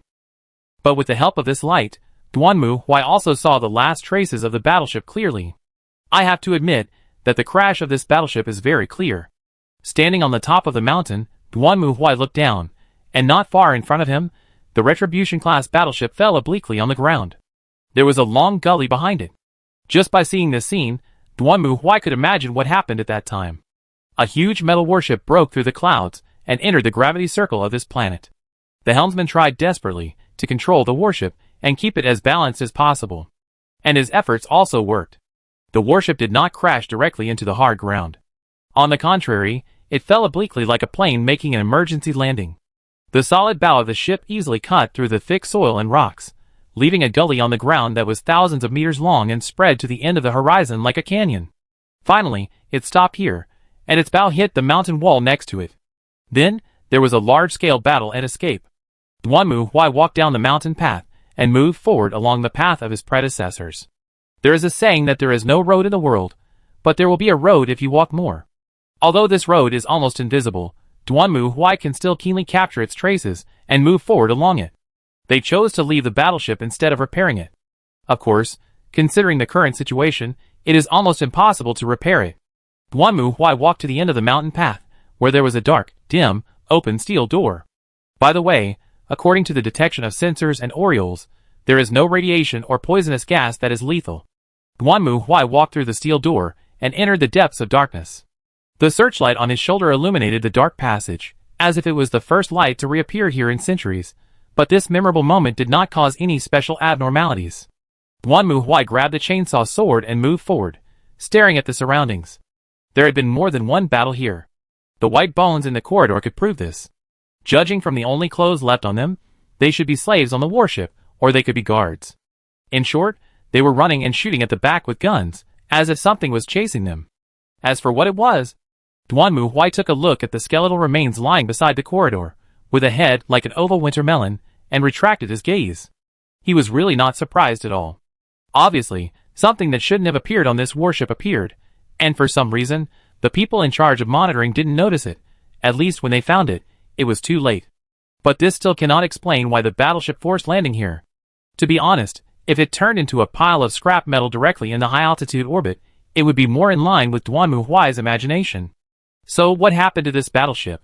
Which legion does it belong to? Along the way, Duanmu Huai did not find what he wanted in it. The battleship was already rusty, and looked like a pile of rotten bones. Duanmu Huai even doubted whether he would step on it and make a hole. He really hoped that there would be some monsters hidden in it like those science fiction horror movies, so that he could kill some boring time. Unfortunately, the bird divination instrument showed that there was no other live signal except Duanmu Huai, not even a bug. But when Duanmu Huai walked to the middle of the battleship, he found what he wanted. A large group of corpses. Judging from the skulls, most of them were aliens. They died suddenly, and judging from the pile of bones, they did not seem to be poisoned or killed by grenades. And it was torn apart by a powerful, sudden burst of force. Well, although Duanmu Huai wanted to say that psychics have this power, but if psychics really have this power, then I'm afraid this ship would have been lost long ago. What destroyed these aliens? Duanmu Huai reached out, pressed the wall, closed his eyes, and began to read the ancient and primitive memories that remained here. Soon, the flashing lights of guns tore through the darkness. Duanmu Huai could see that two teams of soldiers dressed the same were fighting each other in the corridor. There was no difference between the two sides, and it looked more like an internal fight or civil strife. Soon, one side was beaten back step by step, while the other side pressed forward directly, pouring its firepower completely into this not-so-white corridor. The firepower network was so tight that even a mosquito could not fly in. However, at this moment, ding! A dull bell sound pierced through the tense air and echoed in the corridor. The sound it made was full of an indescribable anger and sadness. At this moment, the sound seemed to have turned into some kind of powerful force that actually existed, slapping the soldiers against the wall, and even the solid metal wall was torn apart by the sound of the bell. Ding! The ground began to collapse, and the two groups of people who were originally fighting each other did not care about giving each other the final blow. They barely attacked in the corridor or relying on supports.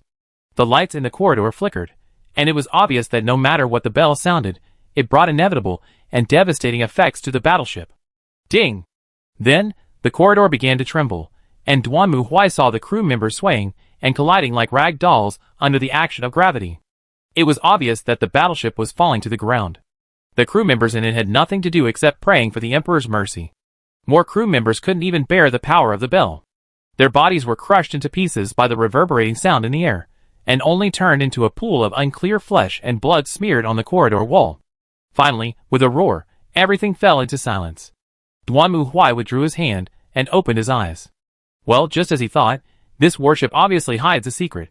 As for where the secret is, this is what Duanmu Huai needs to find. So he continued to move forward. To be honest, this journey was very boring for Duanmu Huai. He liked to stroll in the wreckage and kill some aliens hidden in it, or blind space bandits, and evil god believers hiding in it. However, there were none of these things on this ship. It was as clean as if it had been sterilized from beginning to end. Duanmu Huai suspected that he couldn't even find a bacterium that could be an opponent. Oh, it can still be found. Duanmu Huai stopped. What appeared in front of him was no longer a skeleton, but a rotten corpse. He was wearing a worn-out protective suit and a mask. Duanmu Huai had seen this outfit in the downtown area of the city before. Combined with the arguments he had heard before, it was obvious that the identity of this corpse was about to be revealed. Duanmu Huai squatted down and looked at the corpse carefully. There was no external injury. It was as if an ultrasonic hammer had smashed all the parts that made up its flesh and blood into meat paste from the inside, and even the bones were not spared. At the moment, this corpse was more like a sausage in a human-shaped skin. As long as the skin was torn, the flesh and bones inside, which were already in a fluid form, could flow out. This was obviously not a weapon. It could only be the effect of spiritual energy. Duan Mu Huai stood up. What he was looking for was right in front of him. Bang! Passing through the tattered metal door, Duan Mu Huai crashed into the cabin in front of him. This was a cargo hold, and the goods inside were scattered around. There were some precious jewelry and metals, but Duan Mu Huai didn't care about them. His eyes were straight at the shelf in the center of the cargo hold. There was a huge clock hanging on it. It was bigger than the clock of the Mechanicus, and it was engraved with emblems and patterns from the Empire State Church. It looked simple and sacred. Even in this dim cargo hold, it seemed to be the only shining bright spot. Duan Mu Huai raised the corners of his mouth slightly, and a strange smile emerged. Then he walked forward, stretched out his hand and placed it on the surface of the clock, and closed his eyes. Then, a blurry but extremely clear figure appeared in front of Duan Mu Huai. To be honest, I'm not surprised at all. Duan Mu Huai looked at the figure in front of him and grinned. But isn't it a little too demeaning for you to live in a sacred object of the state religion that you once regarded as a scourge, old man? Chapter 1808. Looking at the human-shaped illusion in front of him, Duan Mu Huai folded his arms and looked at him leisurely. For the Emperor, players have many comments on him, some good and some bad, of course. Most of them are negative. For example, his act of creating the pre-march is considered unnecessary, and unnecessary by many players. Some players also said that if this idiot had not been so arrogant as to take the initiative to make a deal with the Chaos Evil God, and felt that he could backscam the other party, perhaps humans would not have been noticed by the Chaos Evil God so early. Moreover, almost all the choices made by the Emperor were later proved to be wrong. Whenever he thought something was in his plan, it turned out that nothing was in his plan. The pre-march plan and the webway are a good example. So unlike people in this world, who can't walk when they see the Emperor, players look at the Emperor as if they are looking at an idiot with the word failure written all over his body. There is even a joke that if the Emperor wants you to do something, you just need to do the opposite, and you will succeed. But now, he only has this small piece left. Should I say long time no see? It's amazing that you can hide here for so long, and even hide under the noses of the creditors. You are really good. I think if the creditors knew that the old debtor they have been chasing for money was hiding under their noses, and eating, and drinking for free, they would be furious. I knew you would come. Yes, yes, say less prophecy, I've heard enough of those boring things. Duan Mu Huai interrupted the Emperor's unique muttering. I just came to investigate what's left on this planet that has been occupied by aliens. I didn't expect to find such a pleasant surprise. This is really great. Of course, don't expect me to take you out with tears, and let this world be illuminated by the Emperor again. It's almost an idiot. I think it's better for you to stay here and continue counting your sheep. It's very dangerous for you to come here. Strictly speaking, I didn't come here in person, it doesn't matter. Duan Mu Huai waved his hand. And I brought a lot of hot melt bombs, enough to blow this planet up. But after seeing you, I have a plan. Plan? Yes, we have always wanted to deal with the Eye of Terror, but it is too difficult. The largest toilet in the galaxy is spewing feces all the time, and no civilized person is willing to do this kind of sewer work. Strictly speaking, I don't want to do it either. Fortunately, I thought of a group of guys who are willing to work hard and do this kind of work. You mean those aliens? The Emperor certainly knew what Duan Mu Huai was talking about. He was not on this battleship for nothing. Duan Mu Huai even suspected that the Emperor often used psychic power to spy on the women in the Hive City taking a bath to relieve boredom. It seems that you know a lot. In fact, the Zerg fleet fought a battle nearby before, but later. I still killed them. They won't get close to here. The Emperor shook his head. As you said, for those alien swarms, they need energy that can be devoured, digested, and converted. And this place cannot provide them with what they need. I'm not an idiot. Of course I know this basic knowledge. Duan Mu Huai rolled his eyes. How to do it specifically? Well, after seeing you, I suddenly thought of an interesting plan. The wonderful encounter on this planet made Duan Mu Huai immediately start thinking. Of course, strictly speaking, he didn't like to think that much. Duan Mu Huai's tactics have always been simple, and he has no interest in complex tactics. This time is the same. Before making the final preparations, Duan Mu Huai hopes to let the hive mind fight for him. The hive mind is like a cold and heavy wall in the subspace. It is one of the very few existences that can fight with the Chaos Evil God in the subspace. If there is a hive mind to take the blame for him in front, Duanmu Huai will be much more comfortable in the back. But this is not an easy thing. The swarm does not distinguish between enemies and friends. Everything they see is only digestible and indigestible. And they know very well that demons and chaos are not digestible. These subspace creatures are very few things that will cause diarrhea when the swarm eats hot food instead of being converted into biomass. So if Duanmu Huai uses this method to lure the hive mind, then there is a high probability that he will be beaten by the demons and the swarm in the end. Therefore, Duanmu Huai needs a guy who can meet the hive mind's need to devour biomass, and will not be defeated by the hive in a short time to help. Coincidentally, there is such a thing in this galaxy. The only problem is how to lure the other party here. Fortunately, when he saw the Emperor, Duanmu Huai finally thought of a way. He didn't want to use the Emperor's almost non-existent divine will to cause trouble, but simply saw the Emperor, or saw the golden and brilliant thing on his bald Mediterranean forehead. Duanmu Huai suddenly thought of such a thing. In that case, I have one more thing to do. That's it, let's talk later. Duanmu Huai took back his hand without hesitation and cut off the communication with the other party. Anyway, for Duanmu Huai, he didn't believe anything the Emperor said. Based on Duanmu Huai's understanding of the Emperor, if this old guy wanted others to do something, it would definitely be a big trap. Whoever believes it is stupid. And I have important things to do now, so I don't have time to do this. After that, Duanmu Huai dismissed the clone and returned to the main body. Then, he pressed the communicator. And go and call Alicia and the others. When Alicia, Eden and Pagophilas came to Duanmu Huai, the expressions of the three were different. Alicia stared at Duanmu Huai curiously, while Eden was as calm as ever. Only Pagophilas' eyes wandered around, looking anxious. What do you want to do with us? Judge? Yes, I will lead you to carry out a mission next. This mission is very important. Duanmu Huai nodded, and then looked at the cat-eared girl. Pagophilas? Hey! Here! Hearing Duanmu Huai calling her name, Pagophilas straightened her body and responded loudly. Your mission this time is very important.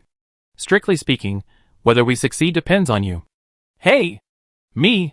What do you want me to do? Of course, do what you are best at. Duanmu Huai narrowed his eyes, stared at the cat-eared girl, and smiled. I want you to steal something. Steal something? Hearing this answer, not only Pagophilas was stunned, but even Alicia and Eden were somewhat surprised. After all, when they followed the tribunal all the way, the most profound impression of the tribunal was that the tribunal usually robbed whatever it wanted. As for stealing, this doesn't seem to fit the style of the tribunal. I tell you what to steal when the time comes. Duanmu Huai waved his hand. Then I went with Eden to protect Pagophilas. Yes, I will create opportunities and conditions for you. All you have to do is find a way to find what I want, and bring it out. Of course, it doesn't matter if you can't bring it out, you just need to make sure where the thing is. How about it? Is it okay, Pagophilas? This won't be dangerous? According to the standards of the tribunal, it's not dangerous, but it will be a little troublesome. What is the standard of the tribunal? Just when Pagophilas was speechless, Duanmu Huai continued to speak. Also, this mission can only succeed and not fail. Everything you do is related to the fate of the entire galaxy and the human world, so I will not accept failure. Moreover, you cannot refuse this mission. You should understand what I mean. Of course. Alicia nodded. The Inquisition helped her world resolve the threat of collapse, and she became a member of the Inquisition as a reward, so Alicia was mentally prepared for this day. But can I ask, what exactly are you going to steal? Well, actually, it doesn't matter if I tell you. Duanmu Huai changed his position on the chair. You are going to steal a crown. Huh? What Duanmu Huai asked them to steal was not an ordinary crown, but something called an orc crown. The origin of this thing can be traced back to the 40th millennium, when the human empire and the Leviathan swarm launched a battle known as the Third Hive War. Because the Leviathan swarm was more aggressive than the previous two, the human empire also had a hard time resisting. At that time, the Inquisitor Cape Man, who was responsible for leading the resistance against the Zerg offensive, issued extermination orders to more than 50 imperial planets in order to ease the Zerg offensive, turning them into worthless wasteland. Trillions of people died in this brutal fortification and clearing the wild, and although Cape Man's move effectively slowed down the speed of the Zerg invasion, his cruel practice was also labeled as heresy, and he became a member who needed to be wanted and hunted. However, Cape Man did not stop there. In order to save the human empire, he thought of a way. He found a group of collaborators who were loyal to him, and then used the stasis field to capture a group of gene stealers and threw them on the planet of the Orc Empire. Capeman's logic was clear. The Zerg was going after biomass, and the only creatures in the galaxy that were more resilient than the corrupted stain and could never die were the Orcs. So he simply guided the Zerg to fight the Orcs.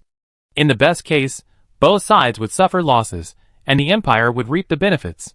At first, things were just as Caveman had thought. After discovering the Orcs, the Zerg immediately launched a large-scale attack on them. Unlike other creatures, the Orcs reproduced completely in the form of spores, so it didn't take long for Caveman to find that the situation had changed. By killing the Orcs, the swarms gained a lot of biomass to grow stronger, and the growing swarms attracted the attention of the Orcs. They happily regarded the swarms as targets that needed to be WAGH. Moreover, the proliferation of Orcs was unreasonable. Not only that, the characteristic of Orcs was that the more intense the battle, the stronger their reproduction. So soon, there were more and more Orcs, and the swarms that ate the Orcs also increased. What's more, because the Orcs had the characteristic of being smarter as they grew in number, their civilization development also increased exponentially. Today, they might still be using flintlock rifles, but tomorrow they will use plasma. Today, they can't even build a ship, but tomorrow they will go to the war moon. As a result, the Orcs killed more and more, and the swarms also increased by devouring the Orcs. Both sides completely formed a nearly infinite growth spiral. So at this time, Caveman finally realized that he had played too much. He originally hoped that both sides would lose, or at least end up with a residual victory. As a result, both sides are getting more and more excited as if they were taking drugs, and Caveman is terrified. If this continues, no matter which side wins, it will be a major concern for the Empire. Okay, the above is just the background. The next part is the key point. After that, humans sent troops to sneak into the Orc Empire, and then they found that among the Orcs fighting the Zerg, there was an Orc wearing something like a crown with electric current wrapped around his head. Not only that, this thing can also interfere with the Zerg command unit. It is precisely because of the existence of this thing that the Orcs were able to repel the Zerg's attacks several times. The humans, who were excited about the prey, naturally did not want to let go of such a good thing. They took advantage of the battle between the two sides to suddenly intervene, kill the Orc wearing the crown, and snatch the crown. Then Caveman took the crown to other planets, intending to study the structure of the Orc crown. Unfortunately, no matter how Caveman studied it, it was useless. This thing can only be effective when worn on the head of an Orc. Not only that, the Orc crown can also attract other Orcs. Just when Caveman was studying the crown, the Orc fleet followed, obviously intending to take back the crown. The two sides fought a big battle, Caveman could not escape, and the Orc crown disappeared. At least that's what the history recorded at the time. However, it happened that the whereabouts of the Orc crown was not a secret for players. In fact, because of the monster-attracting feature of the Orc crown, it is often used by players in large-scale guild battles. The guild that once held the crown secretly brought the crown to the enemy guild's territory, and then attracted the Orc fleet to attack the enemy guild's territory. When the enemy guild was beaten to a pulp, they suddenly dispatched and cleaned up the enemy guild and the Orc fleet. Of course, the crown was later stolen by another guild, and it changed hands several times, which had a miraculous effect in the guild war. So much so that later, whenever a guild found that an Orc fleet had appeared inexplicably on its border, the first thing it did was to search its territory and catch the guy holding the Orc crown. For a lone wolf like Duan Muhuai, the story of a large-scale guild war was just a joke, but the location of this Orc crown, well, he really knew where it was. And now, as a judge, Duan Muhuai planned to replicate the tactics of his predecessors. Chapter 1809. For Alicia and the others, this was their first mission after joining the Inquisition. Before this, they had witnessed many actions of the Inquisition and participated in some of them. For Alicia, the work of the Inquisition seemed to be not much different from that of the Fire Moth, except that one was against the collapse and the other was against the threat of humanity.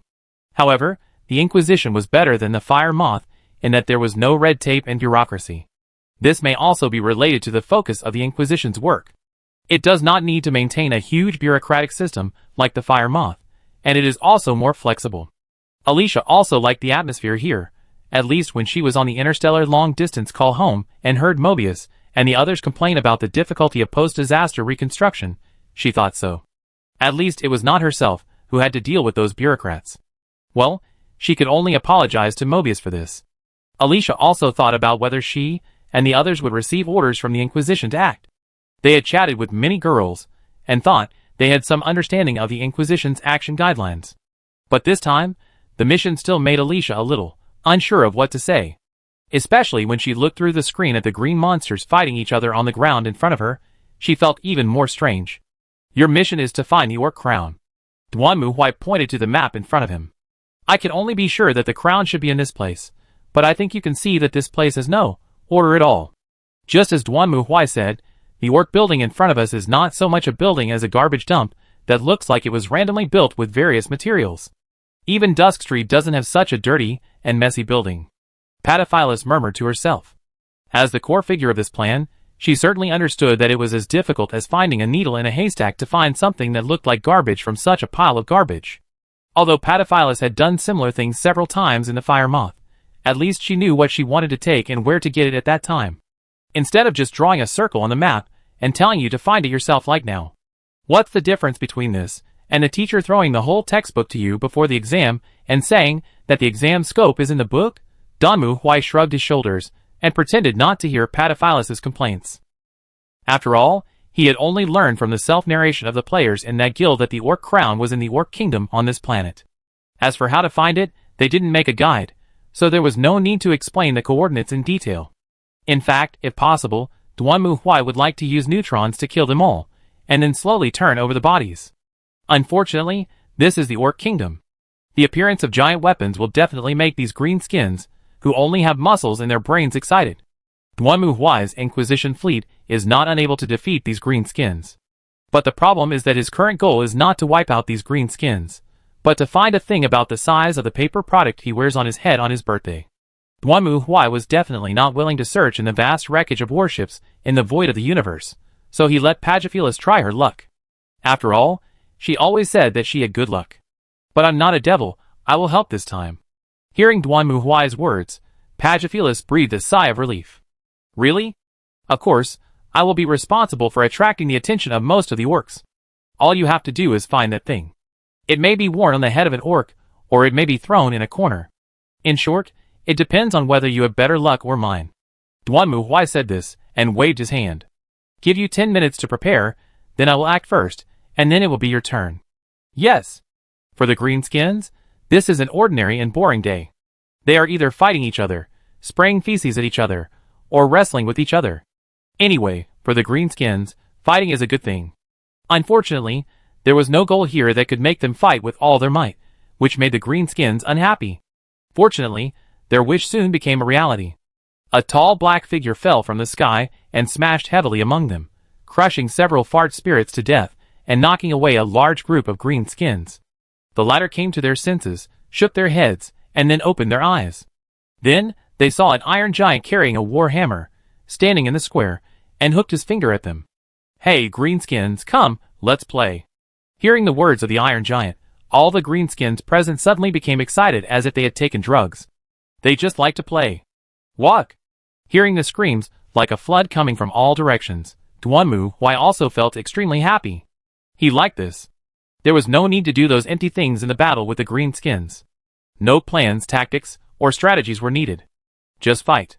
If you can win, you are awesome. If you can't win, you are an idiot. It's that simple. Come on. Let's fight to our heart's content.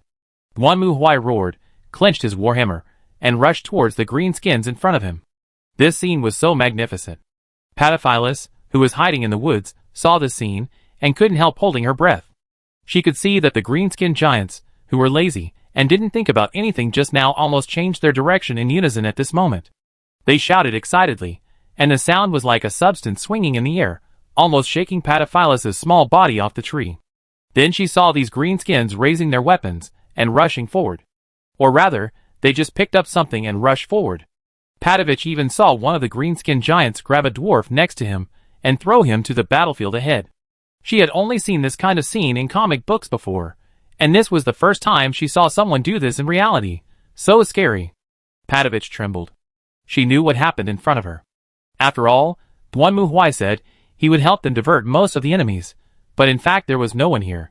Both the greenskins and the dwarfs were the same. They turned into some kind of incomprehensible torrent and rushed forward. If I get caught in it, I'm afraid I won't even have a hair left on my tail. Sister Ellie, Sister Eden, please protect me. At this moment, Patavich was about to cry, but she still prayed in a low voice then quietly slipped down the tree trunk and rushed towards the large garbage dump not far away. To be fair, Patovich didn't like this large garbage dump at all, although she liked to collect those interesting things that she liked. But at the first glance at this large garbage dump, Patovich felt that there was nothing in it that she needed to collect. They looked like all kinds of broken things randomly spliced together, and Patovich didn't even know what many of them were used for. The battle in front was still going on, with roars and wagh sounds coming one after another, shaking the entire garbage dump. Patovich crouched down, restrained her breath like a kitten, and quietly walked through the corridor. According to Patophelis's experience, any place like this should have a storage room dedicated to collecting treasures. Maybe I can find such a storage room and go to see if the orc crown is in it. There was no one in the entire corridor, not even the soldiers responsible for guarding. Patophelis felt strange. She always felt that this was different from the infiltration she had expected. She originally thought that even if most of the enemies were attracted away, there would always be someone left to guard, but the monsters here seemed to have no such idea at all. Not only that, there was an unpleasant and disgusting stench spreading throughout the building. In Patophelis's opinion, Dusk Street was already a civilized sewer. But compared with this completely garbage building, even Dusk Street, which was full of sewage, became a high-end civilized place. Boom, boom, boom. At this moment, a burst of hurried footsteps suddenly came from the front. Patophelis' ears trembled, and then she crouched and hid in the shadows beside her. Then she saw a group of green monsters carrying weapons and rushing over in a mess. Is there a battle ahead? Who is it? I don't know. It's a big steel guy, a very fierce shrimp. Then we can't fall behind. If we kill him, I will be a more powerful green skin, and then I will be the boss of the broken head boss. The greenskins chatted and rushed through the corridor at a faster pace. At this time, Patophelis covered her mouth and nose and poked her head out of the shadows. The disgusting smell of the greenskins just now made Patophelis almost vomit directly. Fortunately, her reaction was fast enough, so she covered her mouth and nose in the end, and did not let the stinky chemical weapons kill her. They said king? Could it be that the leader of this group of monsters is inside? Padoculus looked at the corridor, where the group of greenskins were before, thought for a moment, and then decided to move on. According to her experience, the most valuable things are always within the reach of the leader. And in the game, players can only get the treasure hidden in the leader's room after destroying the boss. According to this logic, this place is no exception. It should be. Chapter 1810. If there is any battle in this world that can be fought to the fullest without any worries, then the battle with the greenskins must be ranked first. You don't need to think about life, you don't need to consider any strategies and tactics, all you have to do is walk. The deafening roar echoed in Duanmu Huai's ears, and the ugly face of the greenskin opened its bloody mouth and rushed in front of him. The axe held high in his hand chopped down hard, hitting Duanmu Huai's armor and bouncing off. Then Duanmu Huai turned around and hammered out, smashing its body into pieces. At the same time, his thunder hammer circled around Duanmu Huai's body, and everything it touched was smashed into pieces. Duanmu Huai could feel the strong bodies of the greenskins being smashed under the bombardment of his hammer. That feeling was like winning the golden egg, which brought a pleasant feedback. Every roar of the greenskins was like cheering, and every splash of flesh and blood was like an exploding firework. Duanmu Huai even felt that he was not fighting, but smashing Easter eggs. Every time he swung his hammer, a piece of fireworks would be smashed, and the greenskins around him seemed to be celebrating themselves, cheering and praising their own strength and power. All these sounds penetrated the armor, and vibrated Duanmu Huai's muscles, making him feel like he was doing a comprehensive sonic massage. He even heard the music from his ears, which was wonderful, intense, and beautiful. I have a lovely baby, I like her the most. You can't find a girl like her anywhere. Oh my god, she has everything, but she is never calm. Like a small atomic bomb. Atom bomb, baby, small atomic bomb. I want to put her in my house. She is what I dream of. Tens of millions of times more popular than TNT. Boom! A giant as tall as a titan dispersed the orcs and strode to Duanmu Huai. It was an orc titan. Its appearance looked like the buildings here, like a product that some useless handmade inventor barely assembled with messy scrap metal from the garbage dump. However, its combat power was enough to be compared with the Empire Titan, but for Duanmu Huai, this big iron guy was not big enough or good enough. Huh? The big iron guy stepped on Duanmu Huai. Duanmu Huai's body was not even as big as one of its toes. It could crush Duanmu Huai into a meat paste with one foot. However, facing the attack of the big iron guy, Duanmu Huai just clenched the war hammer with both hands and swung it upwards to meet the big iron foot that stepped on him. The warhammer shining with lightning collided with the big iron foot that stepped down, and then directly turned the latter into a pile of garbage in the physical sense. The scrap metal that formed the legs and feet of the big Iron Man burst and exploded, and the huge body that lost its balance fell to the side. Walk! If it were any other race, even the Necrons would probably want to temporarily avoid the edge and seek other solutions in the face of this extraordinary battle. However, these greenskins did not retreat. On the contrary, they became more and more fanatical. The way of thinking of these greenskins is very simple. This big Iron Man killed that big Iron Man, which means he is the most powerful big Iron Man here. So as long as he kills him, they will be the best, the strongest greenskins. So, they cheered and screamed again, and then, like the little girls who chased the stars, they rushed to Duan Mu Huai again. Come again! And Duan Mu Huai did not try to dodge. He liked this kind of fist-to-flesh fight. There was no conspiracy, no trick, no tactics, no strategy. Just do it. Either you kill me, or I kill you. This is fighting. This is war. This is WAAGH. The blood in his body was boiling. Duan Mu Huai felt like he had drunk a large bottle of ergotu. He felt comfortable all over. The only thing running in his brain was the burning blood. He looked at these green skins, and felt that they gradually became handsome and cute. The orcs rushed up one after another, hugged Duan Mu Huai's body from front, back, left and right, grabbed his legs and arms, and tried to pry open the heavy armor on Duan Mu Huai's body. But facing this scene, Duan Mu Huai just laughed, and turned on the switch of the hot melt bomb in his left hand. At the same time, the singing in Duan Mu Huai's ears became more and more cheerful. Atomic bomb, baby, she can start it. Countless chain reactions in my mind. Big explosion, big and loud. The mushroom cloud pushed me into the sky. Boom! Wow! The deafening roar and explosion from afar scared Pagafil so much that she almost jumped up from the ground. Her tail stood straight up, and her ears stood up high. What happened? The judge seemed to self-destruct? Alicia was a little undecided for a while. She and Eden were responsible for support and observation of the battlefield environment in the rear, and naturally saw the scene of Duan Mu Huai fighting with the orcs in front. To be honest, the orcs' fearless fanaticism really shocked the two. And Duan Mu Huai's crazy killing also made them feel thrilling, especially at the end when the orcs rushed up and buried Duan Mu Huai, and then the latter actually exploded directly. Is this possible? The judge blew himself up? Is he okay? Do we still need to continue the mission? Before Alicia could answer Patafela's question, she saw a piece of iron with black smoke falling from the sky and hitting the ground heavily, even making a huge hole in the ground. But the next moment, Duan Mu Huai climbed out again. Come again! I haven't had enough fun yet. Duan Mu Huai's roar resounded through the sky, and even Alicia heard the echo from Patafela's on the other side of the communication terminal. It seems that he is fine. Then I will continue. Hurry up, there are more and more orcs. Alicia was not exaggerating. Duan Mu Huai did kill a lot of orcs, but there were more orcs coming from all directions, which made Alicia and Eden, who were hiding in the high place, terrified. Fortunately, those orcs seemed to only have Duan Mu Huai in their eyes, and did not notice their existence. Otherwise, if they were discovered by the orcs in this situation, Alicia was not sure whether she and Eden could escape. Patafelis was even less hopeful.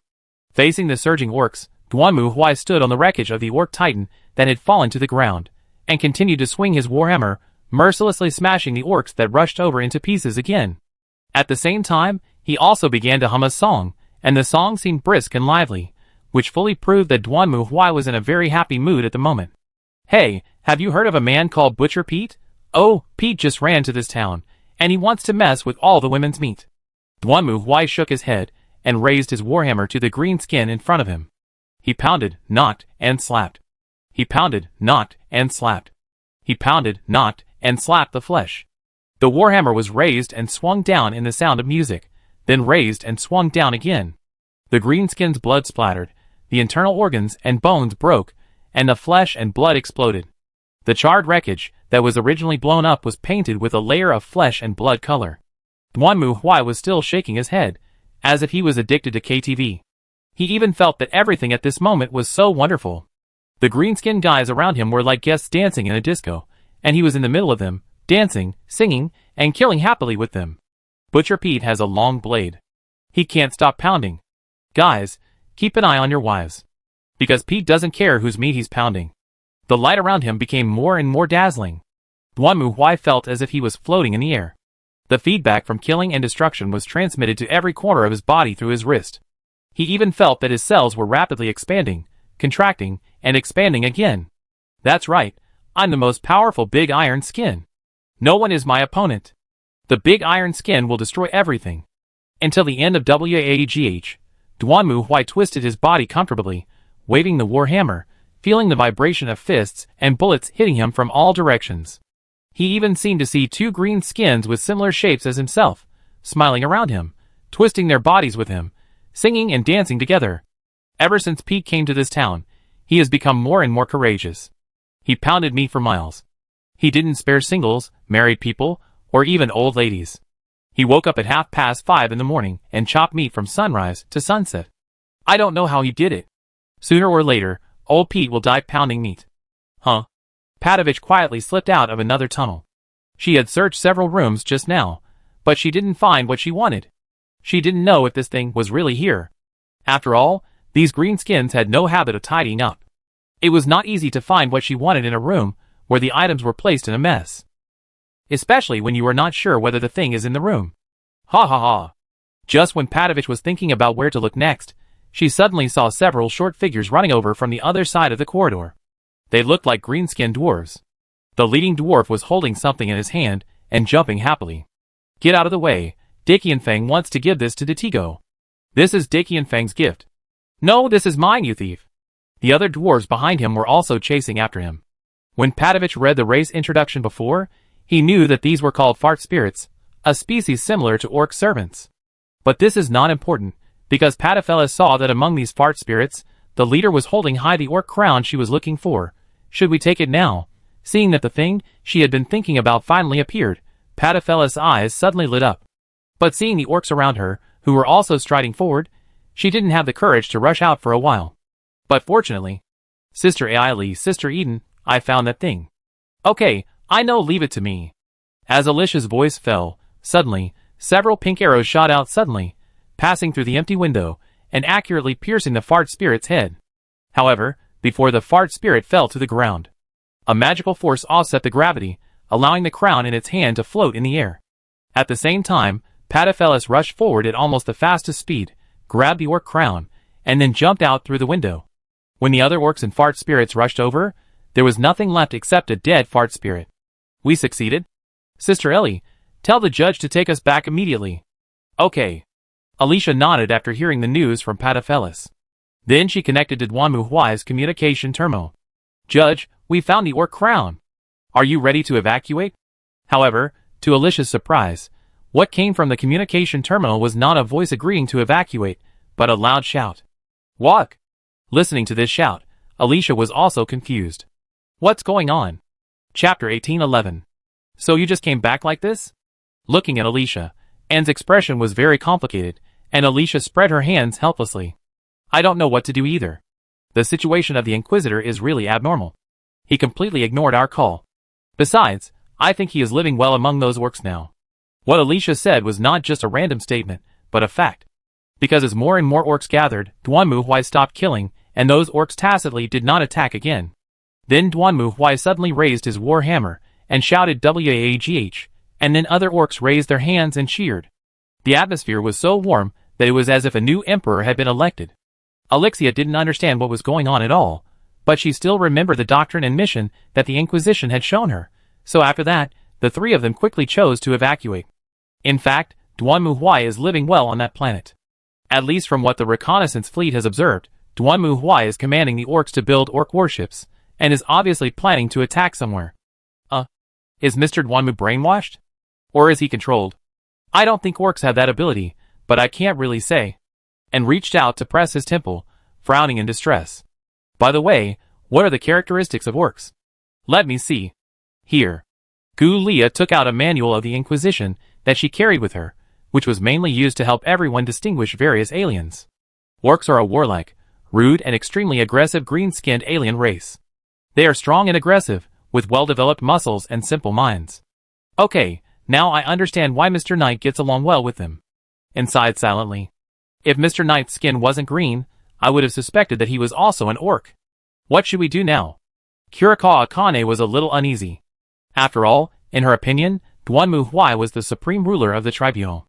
If something happened to him, what should she and others do? Kurikawa Akane really couldn't imagine it.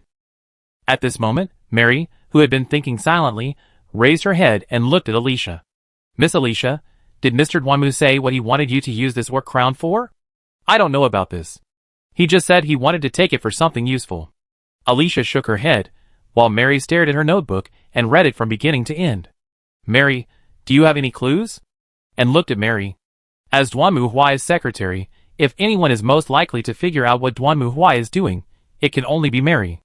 According to my records, Mr. Duanmu went to a world through the unified divine world before, and then he came back and asked Miss Alicia to find the orc crown. Well, I think Mr. Duanmu's search for the orc crown is likely to be prepared for that world. Mary said this and looked at Ogus, who was sitting next to her. Ms. Ogus, can you contact Mr. Duanmu? Ogus shook her head expressionlessly. The master did not respond. He was very excited and confused. Duanmu Huai could communicate with his soul card creatures through the mind connection. Even if Duanmu Huai could not explain it directly in words at that time, he could contact Ogus or through the mind connection. But now it seems that Duanmu Huai did not do so, and the reason is unknown. Can we send a fleet to that planet to rescue Sir Knight? Lorena said with some uneasiness. I don't recommend doing this. And shook her head. If this is a plan of Mr. Knight, then sending a fleet there will only do harm. And if Mr. Knight really mixed with those green skins for some reason, then our sending a fleet will only cause unnecessary losses.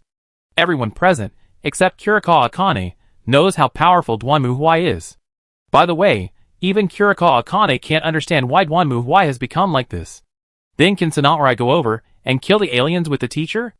At this time, Mind-Me Sanaorai raised her hand with a smile and asked a question, but was immediately suppressed by an of course not.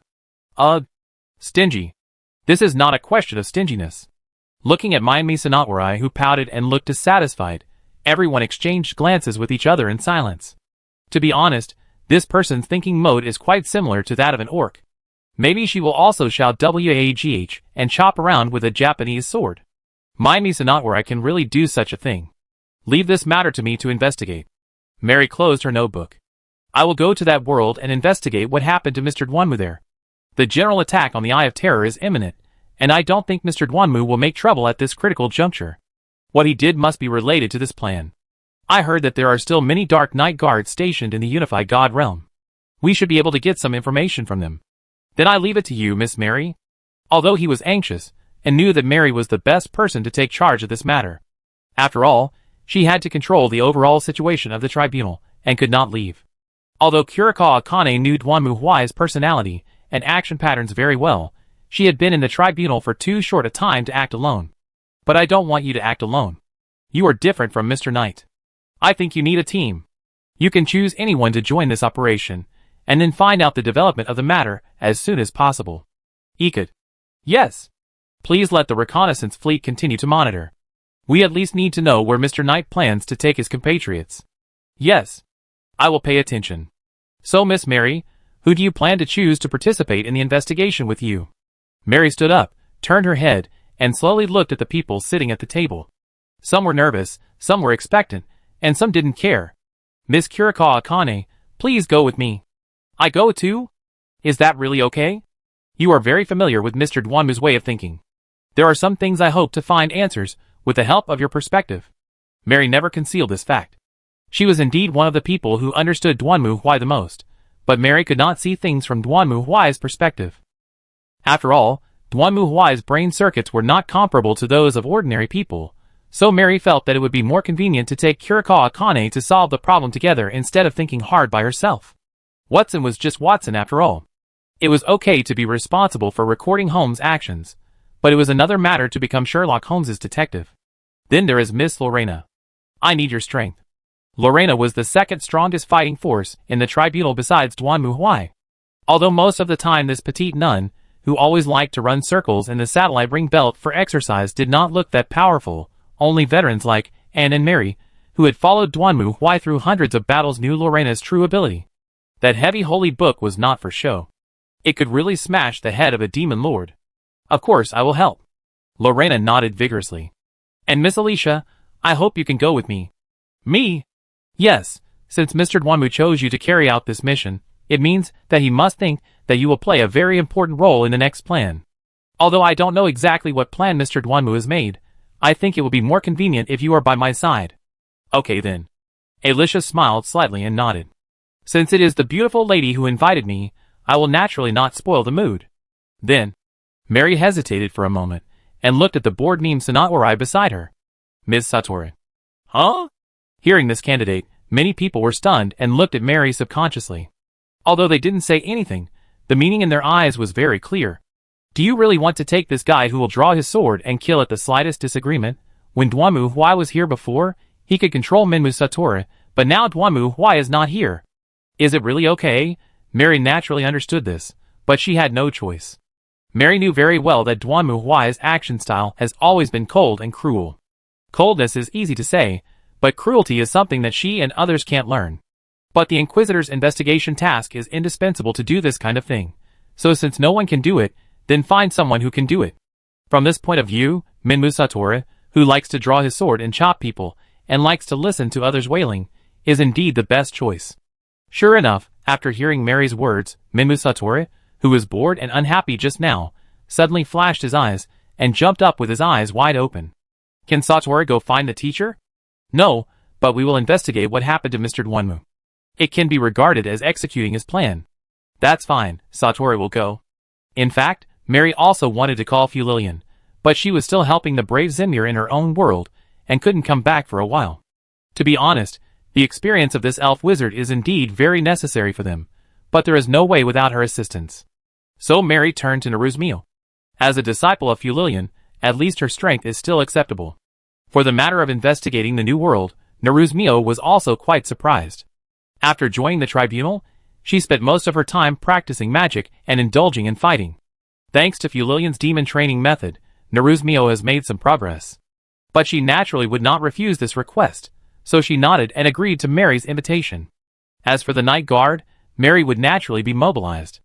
As the deputy of the Inquisitor, she also had the authority to do so. And Mary also knew that her ability was not as strong as Dwanmu Huai, and it was impossible for her to sneak in alone. So what should we do with the plan?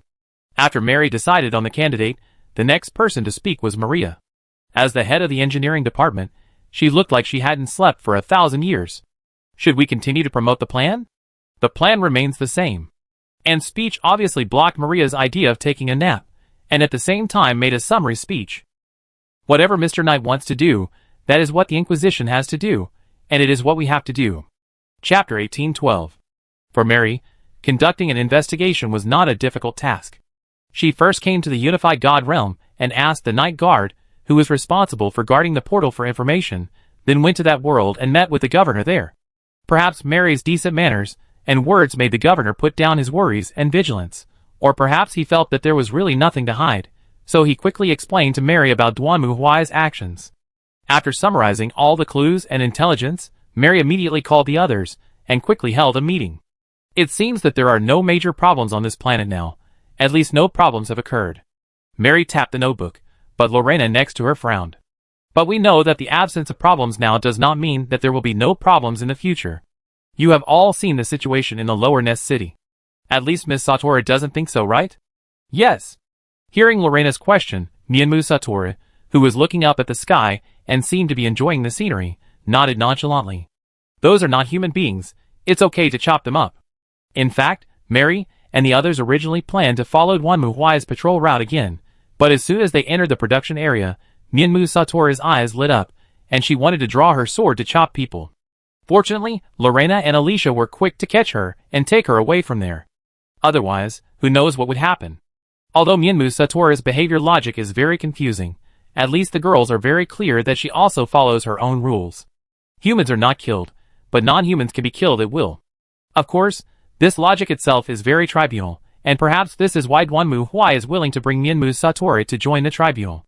But the most important thing is that Minmu Satori can tell who is human and who is not at a glance. For her, you can tell just by looking at them. Of course, other people cannot understand this, and can only attribute it to some trait of Minmu Satori. But anyway, since Minmu Satori said that those workers are not human, then they are indeed very likely not human. Mr. Dwanmu can't fail to see it. To be honest, I think with his personality, his first reaction is to blow up the city without saying anything. Mary obviously knows Dwanmu Huai very well, and Lorena also nodded. Yes, I heard from the night guard that he also brought a lot of hot melt bombs. At this point, the two looked at each other and exchanged helpless eyes. After all, Dwanmu Huai really likes to use this thing, and they have been running away for it more than once or twice. But according to the governor, he said that the teacher praised his governance, and said that such an orderly and vibrant community is very worthy of praise. Naruzmio's expression was a little speechless. I think the teacher is mocking him. If Miss Satori is right, the entire production area is full of aliens, then it is indeed a mockery. Mary also thought it was quite ironic. As the supreme ruler of the city, the governor knew nothing about what happened under his own hands. It was just like, there are rats everywhere under the floor of a house, but the people standing on the floor know nothing about it. Hearing Naruzmio's analogy, the faces of others changed slightly. This metaphor is really apt and really scary. First, we need to figure out what species these aliens are.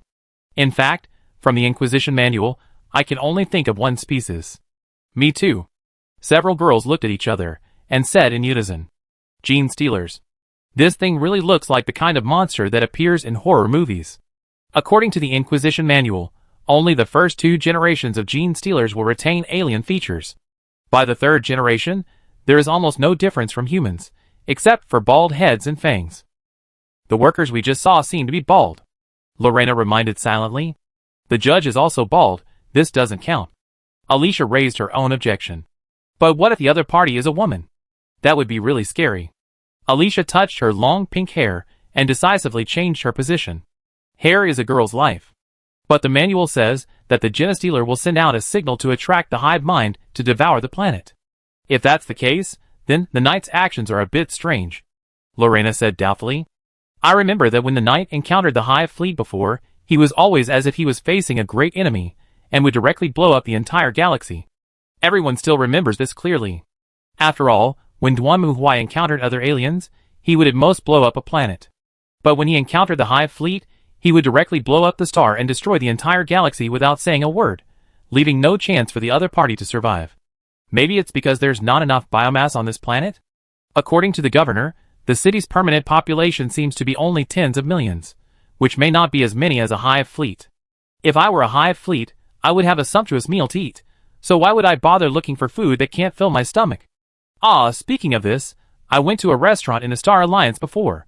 I saw that the advertisement said it was nutritious food, but I spent a lot of effort and took a battleship for several days to get there. In the end, I was served a small plate of pudding in front of me, and it was artificially synthesized. Can I complain? Is this considered interstellar fraud? Internet celebrity food is like this. Off topic, both of you. Mary coughed silently and pulled back Alicia and Naruzmio, who had already diverted the topic to a faraway place. Anyway, we know that the aliens on this planet are gene stealers. There shouldn't be any green skins, right? No, the governor also said there are no green-skinned orcs on this planet. Then what does Mr. Dwanmu want the orc crown for? Faced with this question raised by Mary, the other girls also fell silent. Only Mianmu Sanaorai was humming a song out of boredom as usual.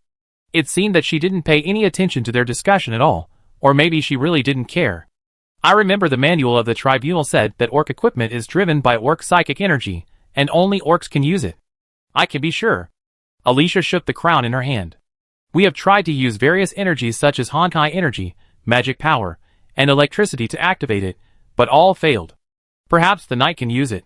Lorena made a rare complaint, and she was responded with a chuckle. After all, his temper is quite similar to those orcs. They look similar? If the skin is dyed green, maybe they will look exactly the same? Several girls made a little joke, which made the serious meeting atmosphere more relaxed.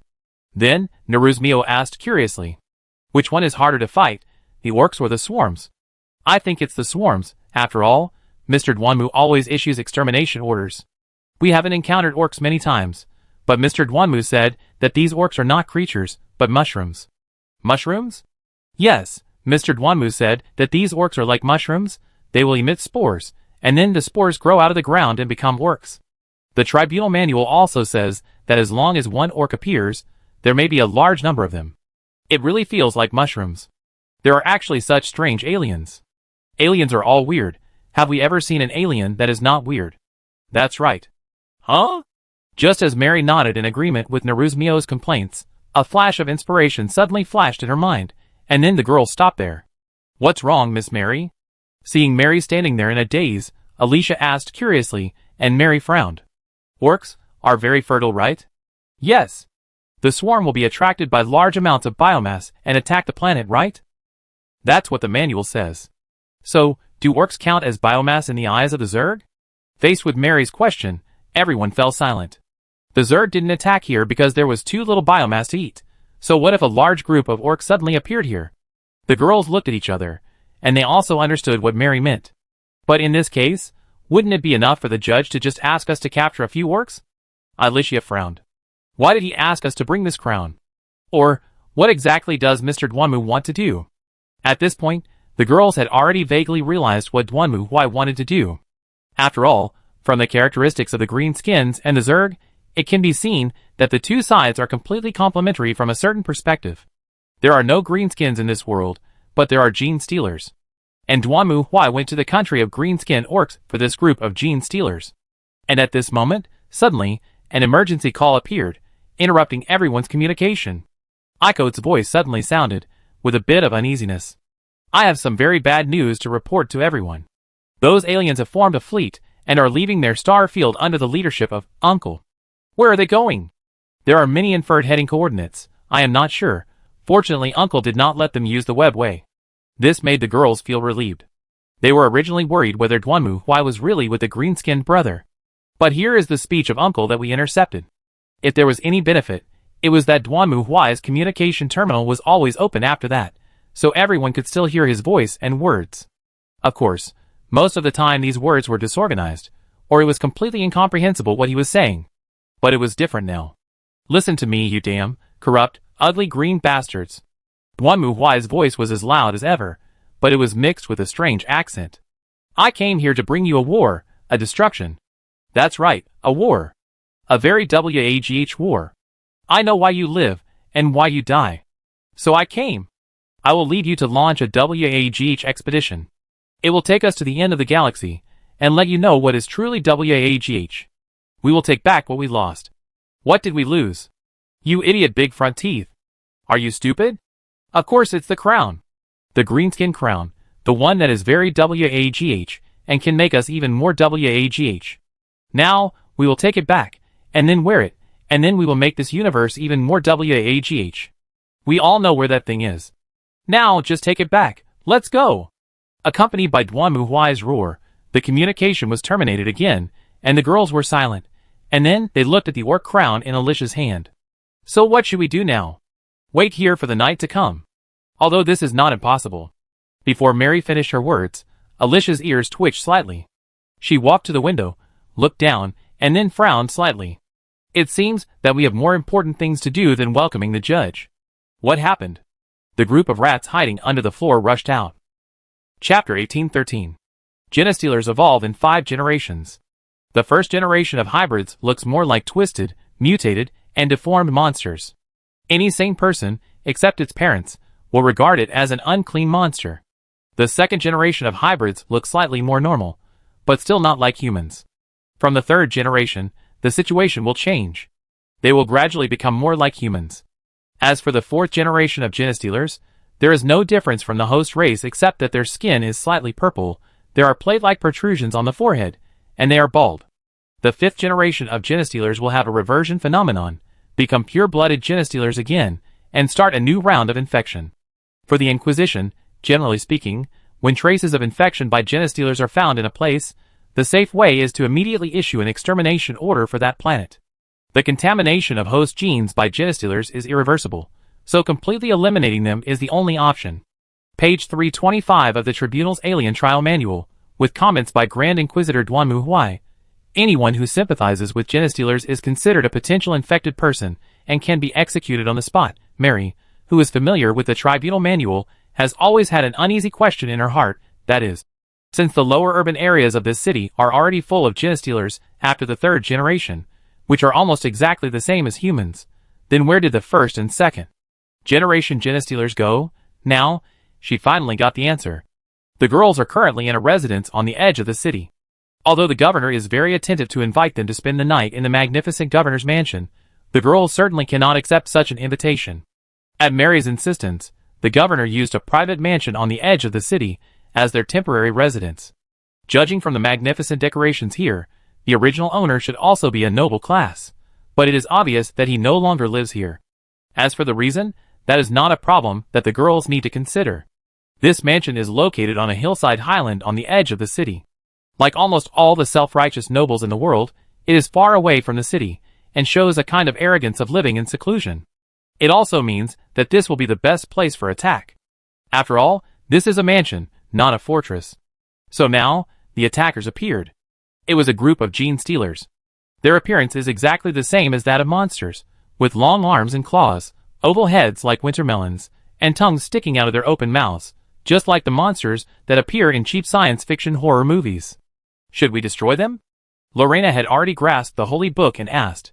Mary frowned and looked at Kurikawa Akane, who shook his head. We'd better leave here before they find us. Huh? Why?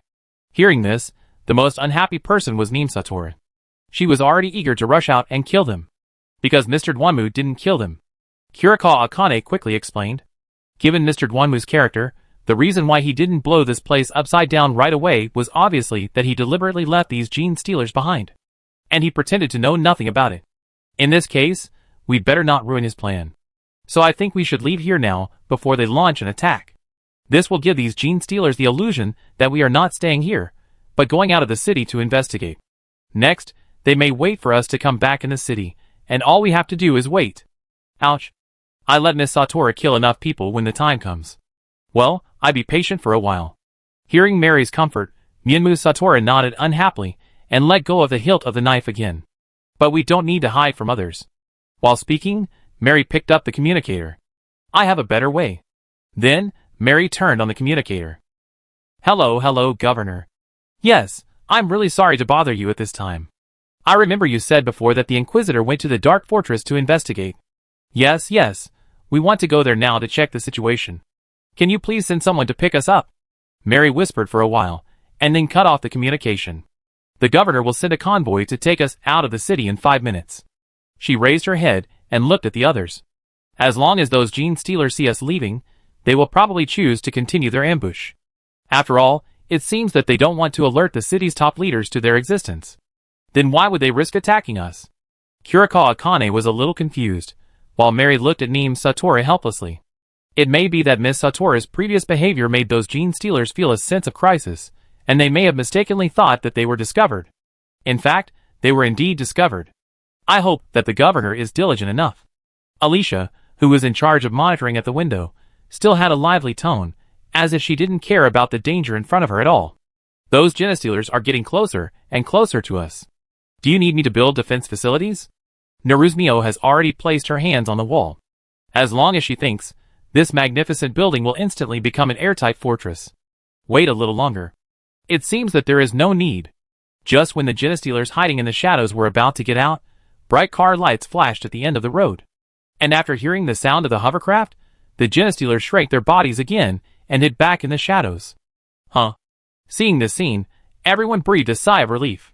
If this group of genestealers wanted to attack directly regardless of the consequences, then they had no choice but to fight. Of course, this does not mean that the girls cannot defeat this group of genestealers, but in this way, they must explain to the governor why aliens appeared in the place where the Inquisition judged that everything was normal. Well, although it is not impossible to fool around, it will obviously shake the governor's trust in the Inquisition. 3 minutes, faster than you said. Alexia looked at the time and joked to Mary with a smile. It seems that the governor likes you very much.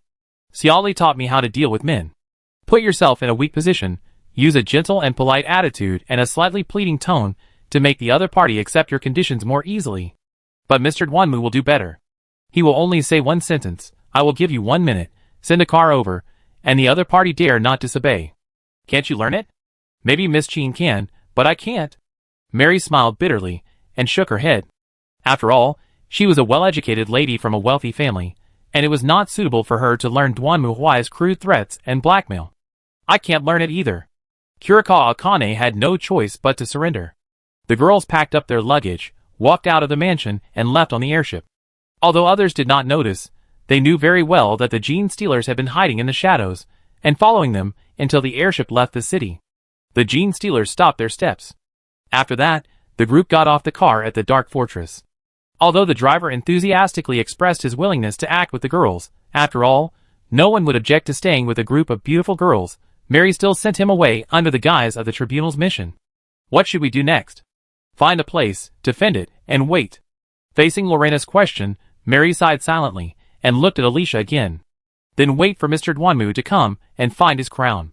Hearing this, the girls fell silent. Then what? I will try to find out what is wrong with Mr. Duanmu. Maybe I can help him get out of that state. Mary can only rely on her own golden eyes now.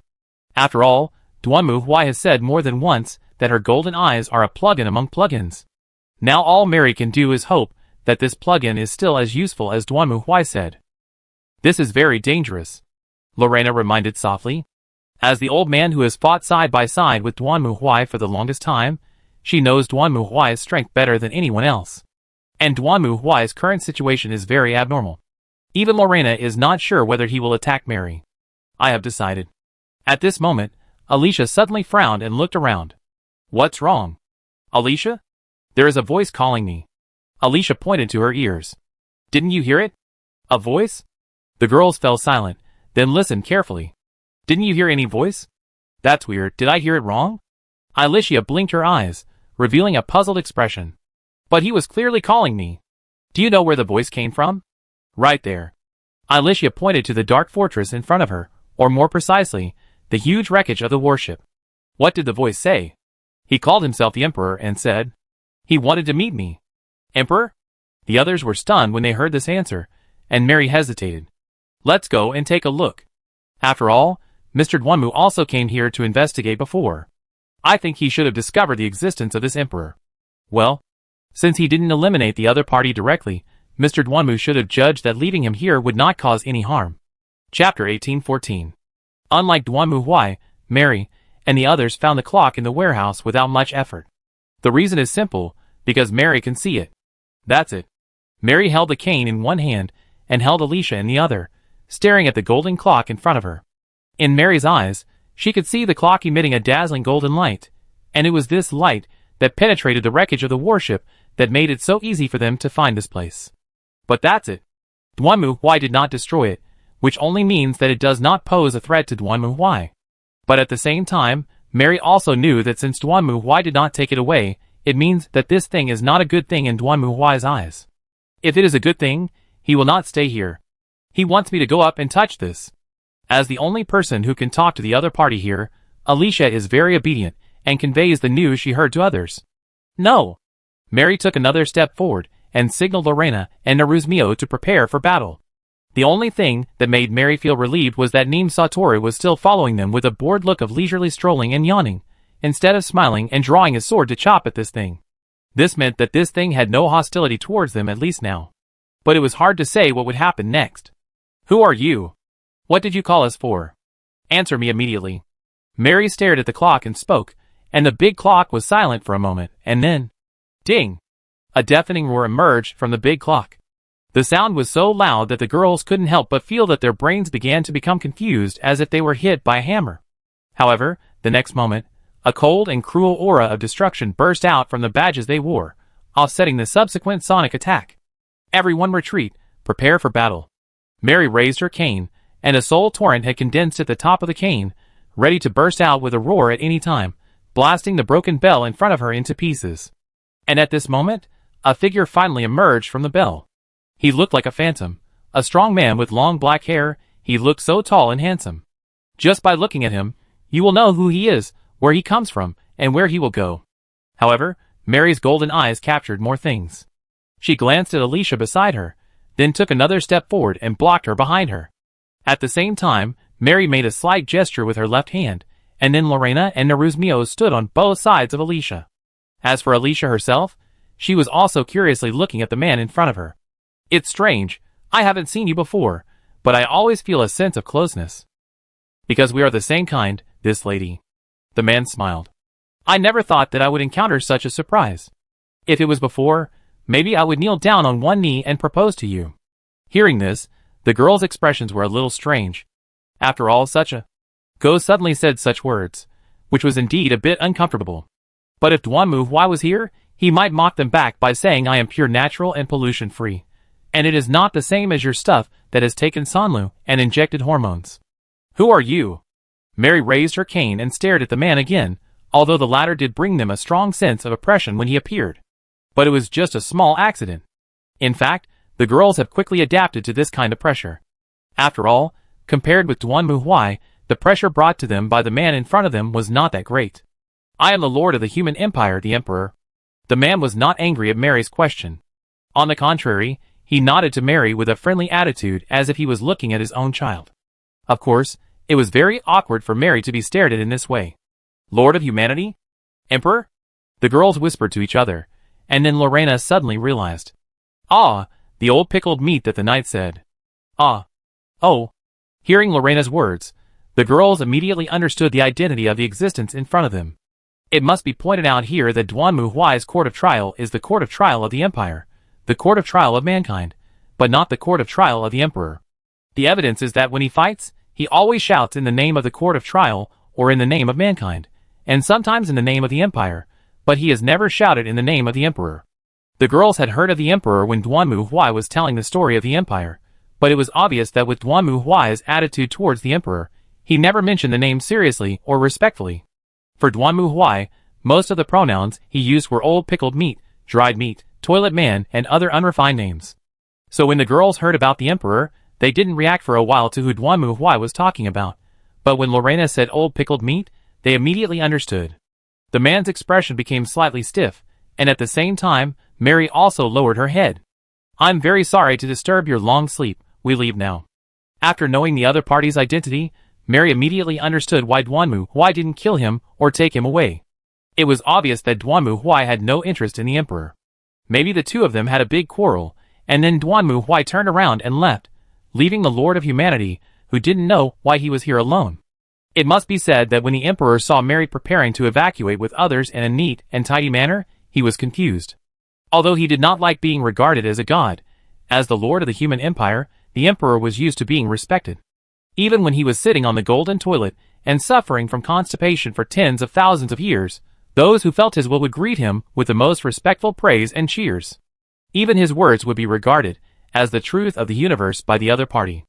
Although the emperor didn't like it very much, he was somewhat hurt when he saw Mary's cold attitude of sorry, we went to the wrong room. Even if you don't bow down to my name, at least you should maintain a certain degree of courtesy. My heart is made of flesh. Oh, I have no heart now. You seem to have encountered some troubles. The man had to change the subject because the girl's reaction was really beyond his expectations. Of course, considering that they were subordinates of that annoying guy, it can be imagined that they obviously didn't have a good impression of him. Or that the tribunal has always been like this.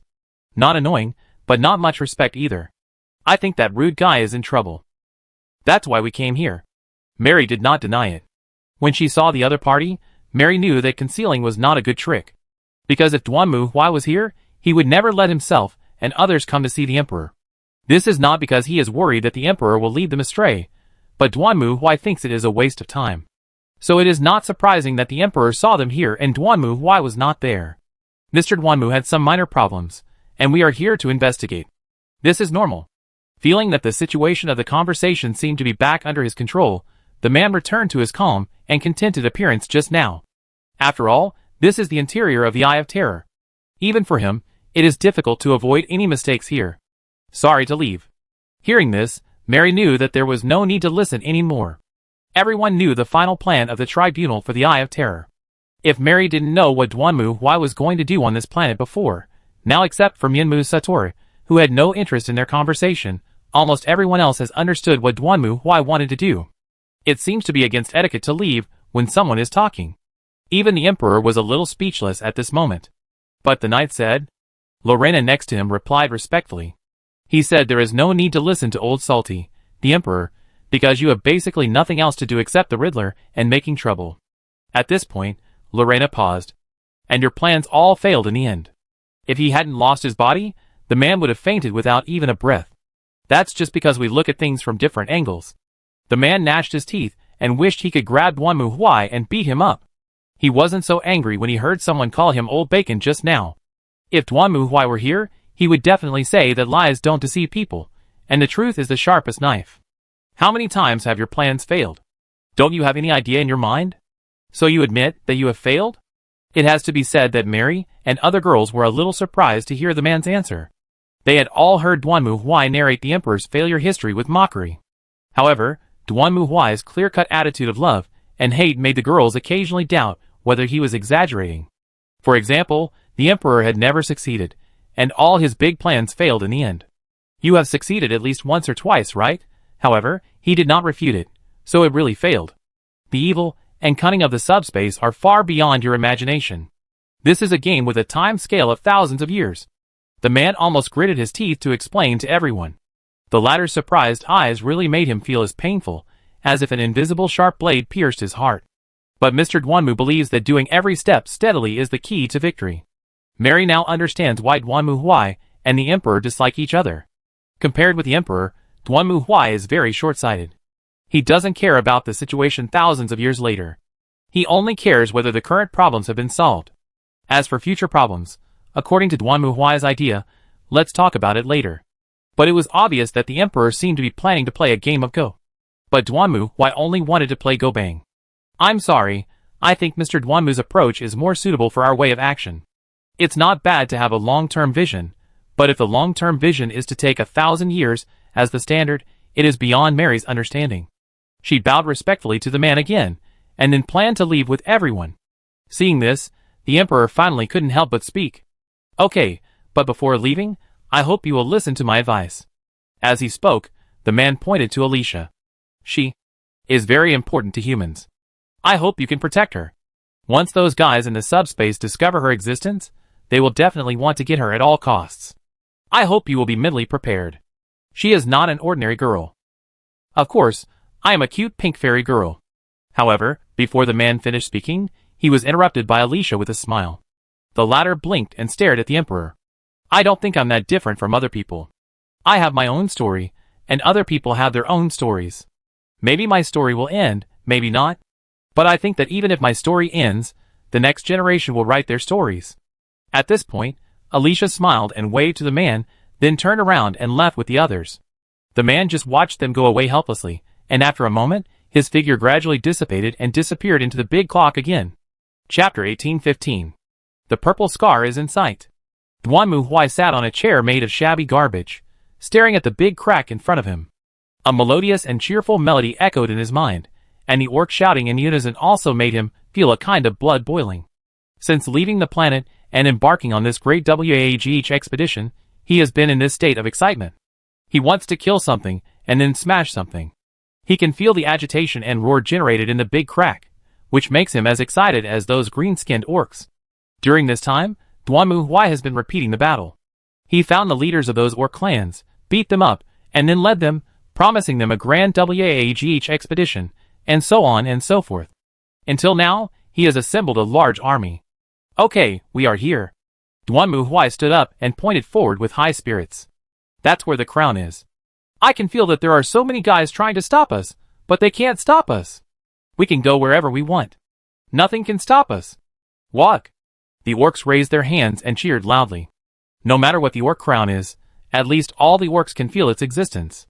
In the past, they would fight for the crown. But now, they just follow the big iron guy and want to see him wear the crown. Smash those who stop us. Walk. Knock down all those who stand in our way. Walk. What if the boss doesn't stop us? An orc asked curiously with his tongue sticking out, and Duanmu Huai responded by slapping him. Knock down all of them too. Walk. Remember, knock down whatever you see. No exceptions. Walk. Now let's go. Duanmu Huai shouted with satisfaction, watching the orc fleet marching towards the big crack under his leadership. In his memory, this big crack seemed very important. But it didn't matter, because two ugly and weird orcs were standing beside him, arm in arm with him. He had never seen these two orcs before, or maybe he had. After all, he felt very familiar with them the first time he saw them, as if they were the half of each other's souls. They hugged each other's shoulders, laughed, sang, and looked forward to a real, wug battle. He had a feeling that as long as he put on the crown, he would become closer to these guys. Duanmu Huai didn't hate this. Just as the endless orc fleet rushed into the largest toilet in the galaxy, Mary also received a report that surprised her on that lonely planet. After Duanmu Huai had problems, other people in the court immediately began to conduct various investigations and research. In the end, Alice and Medea brought them a shocking conclusion. Origin? Yes. Alice nodded and explained. In my world, there is a saying that things cannot appear out of thin air. As long as you keep tracing, you will definitely find the cause of their origin, which we call the origin. Once there is an origin, it will remain no matter how many generations have passed, and the properties of the origin will determine people's actions. Everything has an origin. I don't quite understand. Can you explain it more concisely? For example, Iris thought for a while. If someone's origin is eating, then when he awakens this origin, he is likely to be unable to control his desire to eat. He will want to eat everything, even humans and inorganic matter. If someone's origin is taboo, then he will be easily attracted to various taboo behaviors. And if someone's origin is forever, then he may not be able to tolerate those things that are about to end. So, Miss Ailey, you mean that Mr. Duanmu is likely to have awakened his origin? Yes, after learning about this, I investigated the green-skinned orcs. According to the information about them described in the Tribunal Manual, there is a very strange one. That is, the orcs have a power called I think. According to the Master, the specific manifestation of this power is I think what I think is what I think. It sounds a bit similar to the basic concept of human magic.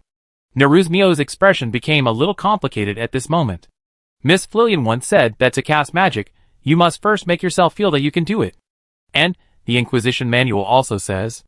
Iris will flip through the manual. This power will become stronger as the number of orcs increases. Therefore, based on the research of Medea and I, we suspect that it is very likely that the orc's power of I think awakened the Master's origin. Because Miss Alicia wrote in her post-event report that at the beginning, the Master's performance was still normal. But gradually, the number of orcs increased, and then his situation changed. That's right. Alicia nodded.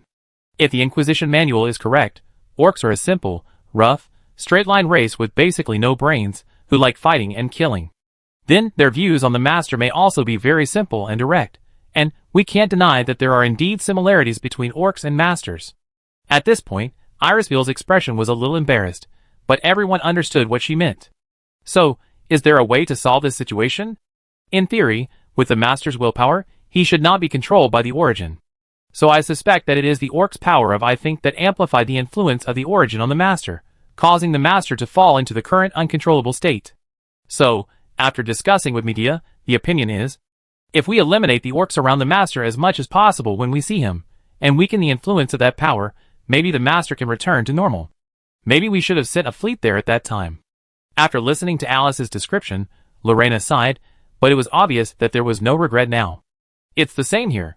Mary shook her head, staring at the notebook at hand and fiddling with the pen. So what we have to do next is very simple.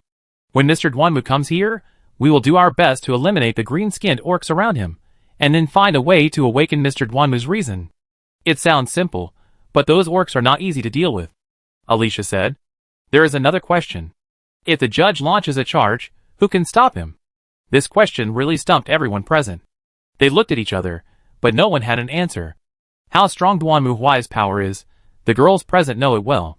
And it would be even more difficult to find another existence in their memory that can stop Duanmu Huai. After all, except for Duanmu Huai, most of the people in the tribunal are offensive and have no defense. I do it. However, at this moment, a petite and unexpected figure came out. Miss Otis? Are you really okay? Of course. Otis looked at everyone and nodded. I will definitely stop the Master. Then it's decided. Mary gave the order decisively. Mr. Duanmu's problem will be solved by Miss Otis. Mio, I hope you can find a place to build defense facilities as soon as possible. Those orcs are not easy to deal with. We can't fight them in that city. The reason is very simple. No one wants to be backstabbed by a group of gene stealers when fighting orcs. Not to mention that there are still quite a few gene stealers in that city. If you really go in, it is hard to say who can come out alive. Okay, I will start immediately. Neruzmio's love for the work of ash removal seems to far exceed her scope of responsibility. Perhaps in Neruzmio's view, it is just like a child playing with plasticine and then shaping them into shapes. It is a fun game. Especially after professional learning, at least she can solve most problems by herself. I also need to apply for at least one regiment of night guard support. This may be difficult. and on the other side of the communication channel seemed a little embarrassed. You should know that all the troops have been deployed to the planetary fortresses, and we don't have more night guards to mobilize in a short time. The plan for the Eye of Terror is the largest plan of the Inquisition. This war machine is now fully operational. Except for a few people like Jin Jilling who are responsible for diplomatic propaganda, everyone else is involved to varying degrees. The mobilization of a large number of troops and the assembly of fleets are both very costly tasks. If we can't bring back Mr. Duanmu, then there is no need to implement the plan. No one except him knows how to start the ether phase engine. This is true. Maria is only responsible for assembly. It depends on Duanmu Huai to really start this thing. If he keeps dancing with the green skins in the universe while holding an axe and WAGH, then no matter how much preparation others make, it will be in vain. I will dispatch 2 regiments of the Night Guard. What about the weapons? Prepare according to the standards for fighting against orcs in the Inquisition manual. Unfortunately, we have no air superiority and cannot summon warships. This made Mary a little worried. Summoning a fleet in the Eye of Terror was almost a clear act of suicide, but the supplies that could be sent through the portal were also very limited. In the end, they might only rely on the advantages of terrain to hinder the attacks of the green-skinned orcs as much as possible, and find a way to make Duanmu Huai sober again. Sorry to interrupt you. At this time, Alicia raised her hand and showed everyone the crown in her hand. This thing seems to be getting a little hot. Staring at the crown, everyone was silent for a moment. Before, it looked like a piece of rags picked up from a scrapyard, but now it has begun to slowly emit faint electric light. It seems that we have to speed up. Mary gritted her teeth. Mr. Duanmu will probably arrive here soon. Chapter 1816. Since I joined the tribunal, I have experienced several battles, many of which can be regarded as saving the world, but never once have I been so nervous and uneasy. I know the reason very well. In previous battles, Mr. Duanmu was either beside us or behind us. This makes us feel very at ease. At least when we encounter something that we can't solve, we know that someone can solve it. But now, he is standing opposite us. Everyone is a little uneasy and nervous. In fact, I wonder if this is also a plan of Mr. Duanmu, because according to my experience, he always makes some strange moves without any explanation, and we will know what he made the decision based on afterwards. I talked to several other people, and they also have similar optimistic expectations. It's as if Mr. Duanmu will immediately turn around and become our companion when he sees us. But I also know that this is just an optimistic expectation, and it will not become a reality to a large extent. Mr. Duanmu has said more than once that no expectation, no waiting, no hurt, which seems to me not to expect things to change, but to focus on what is in front of you. I don't know if this explanation is correct, but I have to admit that I have benefited a lot from this statement at the moment. Considering that some readers have written to me to ask why I rarely describe the romantic relationship between me and Mr. Duanmu in my novels, my answer is, it's not that I conceal these relationships for some reason, but from the perspective of ordinary people, getting along with Mr. Duanmu is actually not romantic at all. To use a certain adjective, Mr. Duanmu's way of thinking is very straight. He will consider what problems you have encountered, and then find ways to solve your problems. But that's it, he doesn't care about the kind of romance that girls expect. Even when having afternoon tea with me, Mr. Duanmu thinks that it's more like having a casual meal than chatting with girls. He is obviously more interested in desserts on the table than in girls. Miss N once described such an incident to me with a little complaint. She felt that Mr. Duanmu spent too little time with her, which made Miss N feel lonely. So she went to Mr. Duanmu to complain, or maybe she was acting like a spoiled child, but according to my understanding of Mr. Duanmu, he would generally regard it as a complaint. And Mr. Duanmu's method of solving this trouble was very simple. The next day, he called Miss N to his office and asked her to handle official business with him. When Miss N, who was confused by work, began to complain, Mr. Duanmu's answer was, I have too much work to do, and I don't have time to spend with you, so I just let you work with me, so that I can meet your requirements. I don't know what Miss N's expression was at the time, maybe it was similar to my expression when I heard this sentence. By the way, I can be sure that Mr. Duanmu must be complacent about his wit, and think this is a good way to have the best of both worlds. As for whether this is a good way, I believe readers should have their own judgment. Some readers also said that they find it difficult to understand how such a person can be favored by so many women. I do think this is understandable. Perhaps many of us have a more or less first impression of Mr. Duanmu, as a product of the suspension bridge effect. After all, you have to admit that when you encounter a desperate and almost irresistible danger, a figure that falls from the sky and blocks you does bring a certain sense of security that cannot be expressed in words. But things are not that simple, or it can be said that feelings themselves are very complicated. Mr. Dwanmu once specifically asked me about my views on love. But in fact, it is difficult for me to explain this issue. I am afraid that everyone is the same. Each of us has a very complicated feeling for Mr. Dwanmu, and it is not as simple as love. Many times, there are more feelings of dependence or trust. Of course, there are some people whose situations are more special and strange, such as Miss Gulea and Miss Satori. But no matter what, Mr. Dwanmu is indeed the bond that connects us. Perhaps it is because of this that we have not had any conflicts and frictions with each other. Generally speaking, love is selfish, but we feel like companions fighting side by side in a trench. We rely on and trust each other more than we are opponents to fight for. Of course, who are we fighting against? This question is a bit difficult to answer. But now, the target of our battle is very clear: to find a way to trap Mr. Dwanmu and then make him sober. This mission is very much in Mr. Dwanmu's style. There is no complicated plan, only a clear goal, and the rest will be solved automatically on the battlefield. I suspect this is because we have followed him for too long, so we have almost no idea about complicated plans. But no matter what, we still did everything we should do. We set up a camp at the foot of a nearby mountain. Miss Mio used her magic to dig a huge maze hole inside the mountain. Considering the fighting style of the green-skinned orcs, we all agreed that it would be safer to confine them in a narrow passage than on a wide ground. 2 regiments of the Night Guard have been stationed there. I have explained the plan and goal of this operation to them. Although they were a little confused, they still executed the order neatly. The next thing we have to do is wait. This is the most difficult time. Most people feel nervous and uneasy. Only Miss Satori is bored and practicing swordsmanship next to her. Frankly speaking, it does make people relax a lot when they see her like this. Everything is ready. Now we are just waiting for what we are waiting for. If some readers are indignant about our abandonment of that city, I think that is understandable. But strictly speaking, according to Miss Satori's feelings and my observations, there are probably only a few thousand humans in that city who have not been corrupted, most of whom are nobles from the upper class and their servants. And tens of thousands of people in that city have been corrupted into aliens.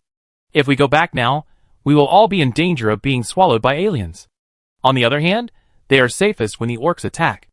After all, the orcs do not distinguish between aliens and humans, so whether for self-protection or not, the aliens will spontaneously form a line of defense to resist the orcs. This may bring a glimmer of life to those humans, of course, just maybe. In fact, I can't explain why we continue to carry out this dangerous mission. It seems that this is a self-evident thing for all of us. It is not simply out of emotional or profit calculations. It seems that doing this is what we should do. Just like people have to eat and sleep every day, it is an instinctive behavior that does not need a reason. Even Miss Jean, who had just joined us, did not show the slightest doubt about this matter. She was more worried about the feasibility of the plan and the instability on the battlefield. But I think this should be the least worrying issue. Because Mr. Dwanmu's battlefield has never been stable. Interlude of Battlefield of Fear. Dwanmu Huai arrived later than the girls expected. The reason was certainly not the traffic jam on the road, but it was not far off. It can be imagined that when a large group of orc warships rushed into the Eye of Fear with great momentum, the Chaos War group living inside would naturally appear to see clearly who entered their yard without knocking. So the two sides started a war. Dwanmu Huai led the orcs to blow up all the cursed betrayer fleets into pieces, like cutting melons and vegetables, and then continued to move towards the destination. The orcs' wide shouts echoed in the subspace, and even the demons trembled. After the remaining chaos fleets cried and went home to complain to their mothers, the orc fleet continued to move forward. In fact, these chaos fleets did not expect that it was because of their fearless resistance that the people of the Inquisition had enough time to build and prepare the battlefield. Otherwise, with the speed of the orcs running wildly, the girls might still be busy digging holes when those big green elves unexpectedly fell from the sky like Santa Claus gifts. However, considering that most of them are war groups that believe in tyrannical wrath, this does not seem to be an incredible thing in itself. After all, from a certain perspective, they have always been loyal. Loyalty cannot be expressed. When the green-skinned orcs roared and fell from the sky, they soon found themselves in a big trouble. Mary chose a heavy and huge mountain as a fortress. Naruzmio used her already extremely skilled civil engineering magic to quickly dig holes in the mountain, creating an underground base that looked like a maze. Of course, the girls took risks in doing this. After all, according to their usual impression of Dwanmu Huai, he usually used hot melt bombs when facing a maze. No one can guarantee that he won't use it this time. Only Alicia said that he probably won't. After all, Duanmu Huai's goal this time was to retrieve the orc crown. Considering whether to dig like a needle in a haystack from the soil buried by hundreds of meters of rubble, or rush into the battlefield to grab it directly, most girls tended to think that Duanmu Huai would choose the latter. After all, he hated trouble the most. The fact proved that the girl knew Duanmu Huai very well. Soon, the orcs abandoned their vehicles and rushed into the open tunnel entrance waving their weapons. Their shouts were so loud that Mary, who was deep underground, could hear them. But for Mary, the most worrying problem at the moment was not this. Oh my God! Staring at the screen, Mary blinked, even wondering if she had seen it wrong. She could see that there was a green beam of light on the top of each green-skinned orc's head. These beams stretched out from their heads like cables, and then gathered together in the distance. Countless green beams gathered in the same place, staining it with a dark green color. Even Duanmu Huai's tall body seemed to be there, and not there under the cover of this green mass, quite illusory. Not only that, Mary seemed to see the shadows of two orcs standing behind Duanmu Huai, but it looked more like a reflection of the light, although she knew it was definitely not. It seems that Miss Alice's judgment is correct. Mary had to sigh. There is a line on the heads of those orcs connected to Mr. Duanmu, and now Mr. Duanmu is glowing green all over. I can't even see if he is green. So our plan is still going as expected? Lorena asked, and Mary nodded and looked at Naruse Mio. I leave it to you this time, Miss Mio. I will try my best. Naruse Mio's expression was quite serious and nervous. It was no wonder that the plan this time was all based on Alice's conjecture. In other words, since Duanmu Huai became unconscious due to the influence of the orcs, what they had to do was to keep Duanmu Huai away from the orcs, and then kill as many of them as possible to reduce their influence on Duanmu Huai, and then, leave it to fate. What else could they do? The girls didn't believe in fairy tales that a kiss could awaken the Prince Charming.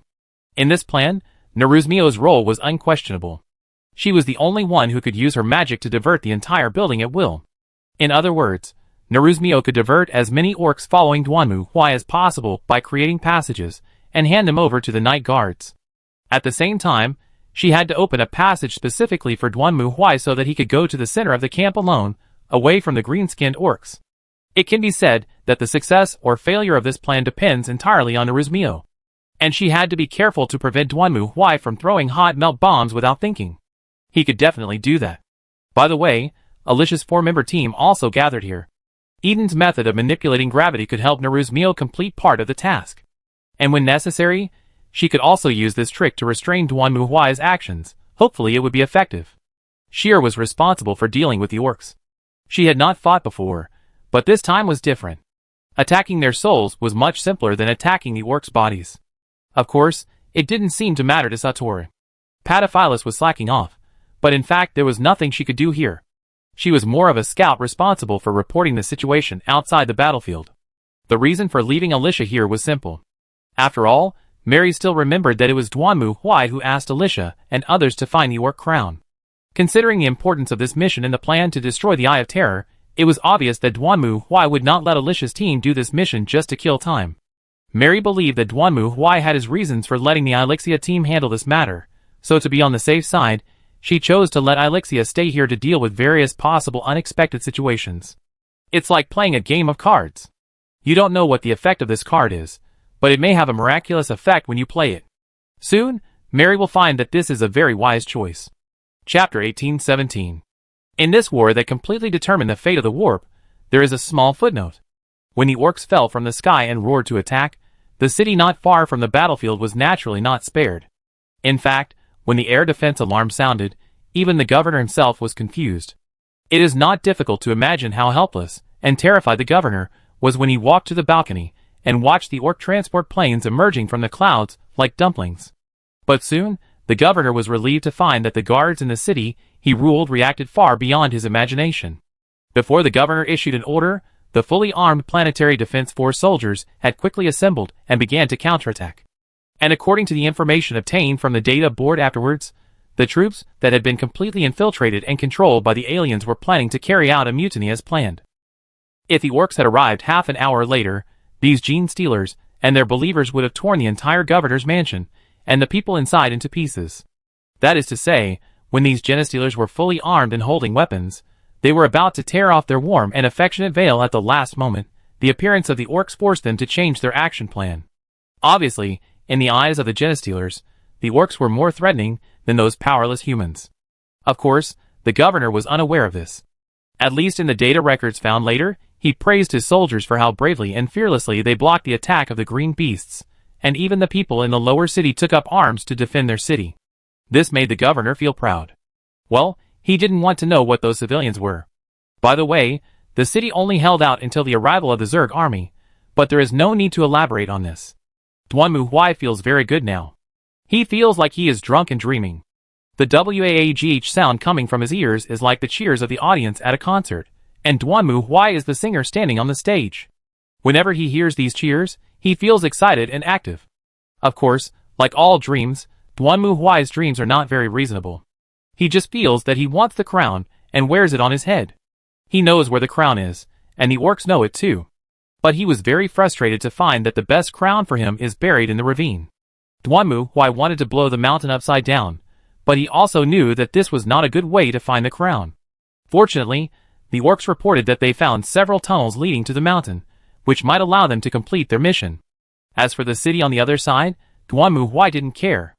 Although he felt that the place seemed a little familiar, in this waagh battle, he only cared about the crown, and other things were not important to Duanmu Huai. Those orcs wanted to fight, so they could fight. It was none of his business. Because I am not an orc.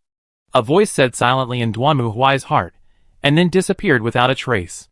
However, the stupidity of the orcs was beyond Duanmu Huai's tolerance. They attacked again and again, but to no avail, and each attack was quickly repelled. And Duanmu Huai heard news that this guy was killed, and that guy was beaten into pieces, which made his already impatient mood even more unhappy. I've had enough of these stupid reports. Duanmu Huai stood up and slapped the fart spirit that brought bad news again against the wall next to him, turning it into a pile of meat paste. A bunch of trash, a real good for nothing. Can't you even do this kind of thing? Duanmu Huai was furious, and then made a decisive decision. I go myself. It has to be admitted that when Duanmu Huai, the boss, appeared on the battlefield, the morale of the orcs was once again raised to an unprecedented level. But this was of little help in solving the problem at hand. The tunnels were not narrow, and could barely accommodate two orcs passing side by side. The inside was already full of corpses, and the orcs now felt like they were swimming in the corpses of their companions while moving forward. Some people even enjoyed it. Get out of the way, trash, make way for me. Duanmu Huai strode forward, venting his anger and dissatisfaction with every foot, just like a child who would stomp his feet hard to vent his anger when he was angry. Only by feeling the orc's thick muscles and hard bones shattered and broken under his feet could Duanmu Huai's mood, which was delayed in reaching his destination, become slightly better. But soon, Duanmu Huai fell into the edge of even more irritability and rage. He could feel that the crown was in front of him, but he kept taking a detour. It was like when you were playing a video game. You clearly saw the task icon in front of you with a wall in between, but you just couldn't find a place to get in. Of course, in this case, as long as the player is patient, he will always find a secret entrance nearby. But for Duanmu Huai, the act of looking for a secret entrance itself has made him extremely irritable. Perhaps because of this, Duanmu Huai did not realize that the number of orcs around him was gradually decreasing. At the beginning, when he led a large group of orcs into the tunnel, Duanmu Huai walked in front, and the other orcs quarreled and even fought over who followed closely. However, at this time, they would accidentally find that two other tunnels appeared on both sides of the wall at some point, so these orcs scattered and rushed into these two new tunnels. Soon they would find that they were on a road of no return, but this was not a problem that others needed to consider. Gradually, the number of orcs following Duanmu Huai also decreased, because after Duanmu Huai passed by, the floor would suddenly open a hole or a wall would fall, diverting the orcs following behind to other places. Faced with this magic work of nature, even orcs have no way to deal with it. However, Duanmu Huai still didn't notice these.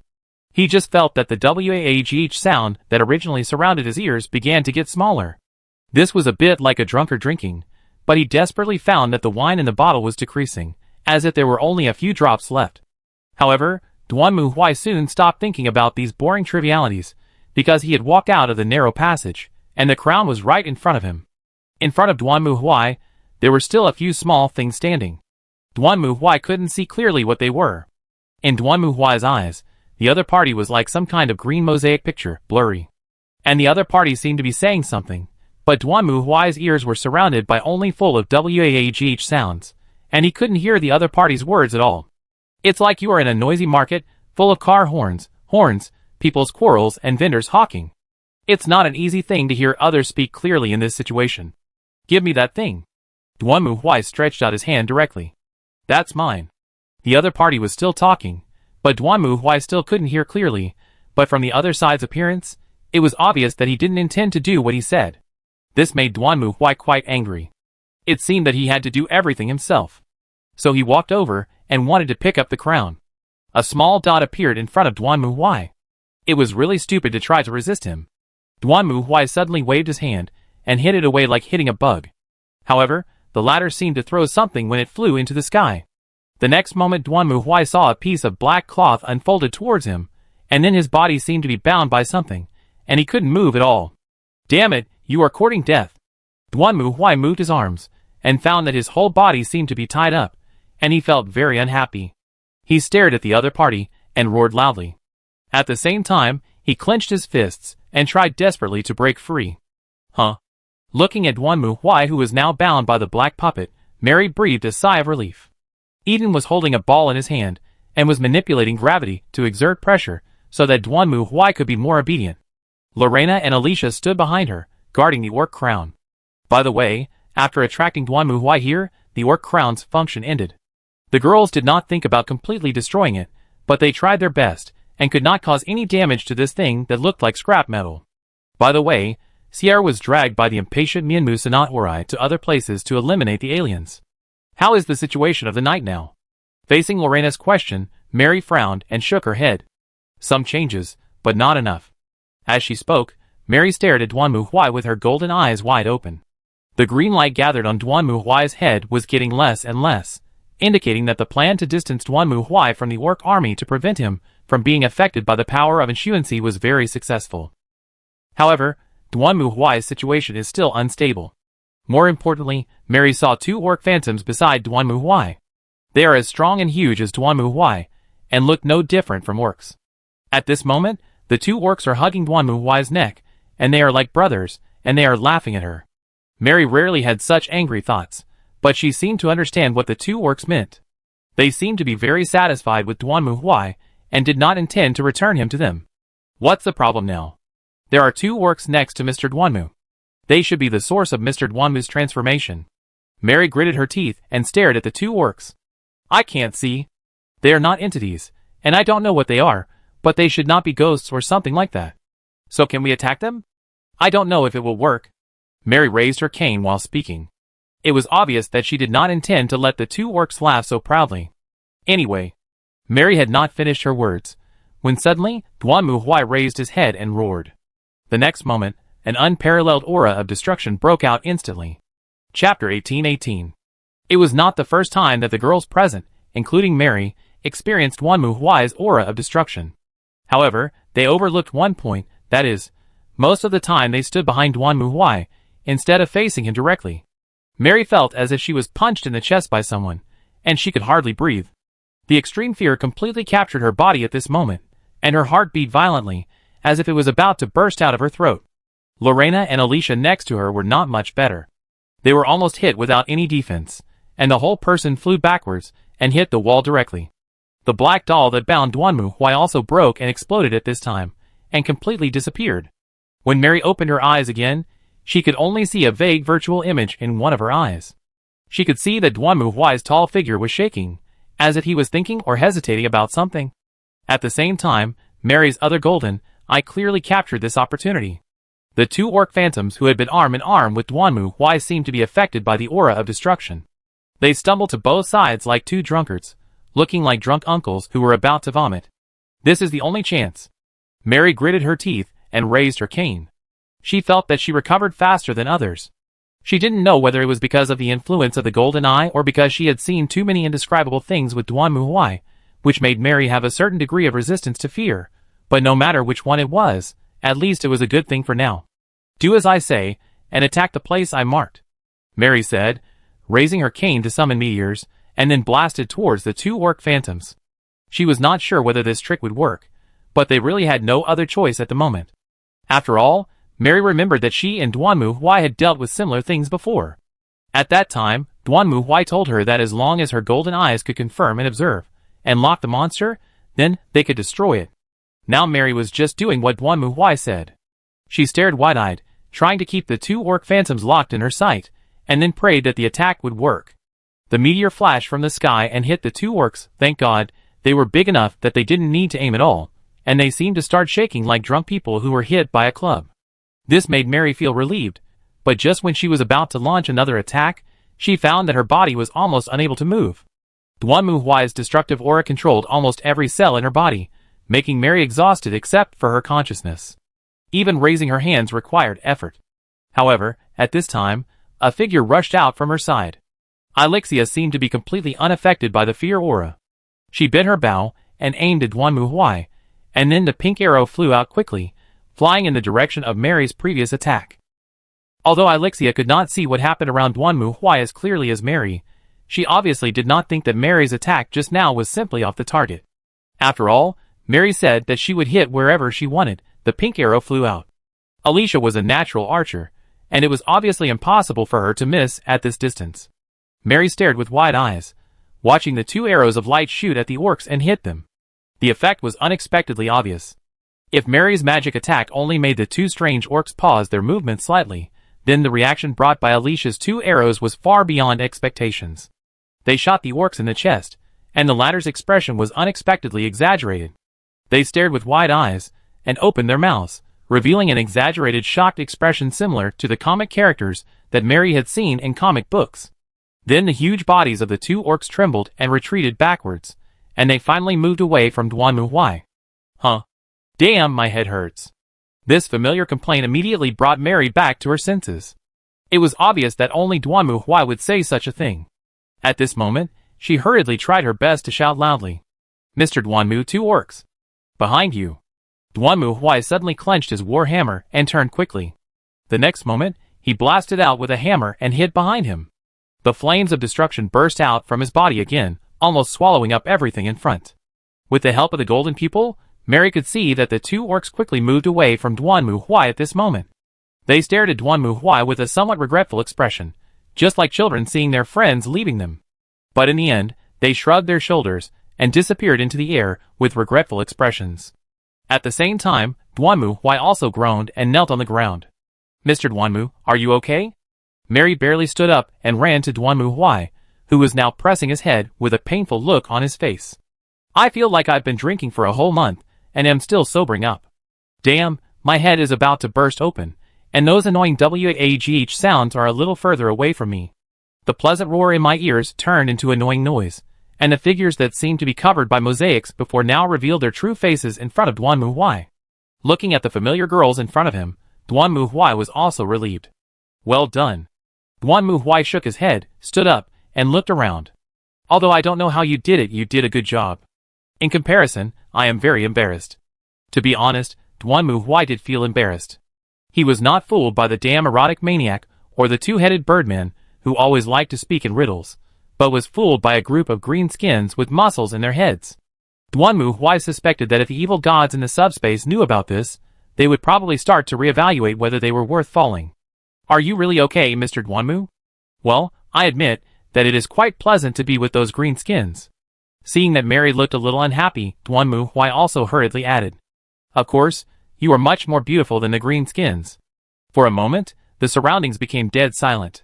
Except for Ojus, the other girls stared at Duanmu Huai with some rather cold eyes, as if he had said something wrong. After a moment, Mary sighed helplessly again.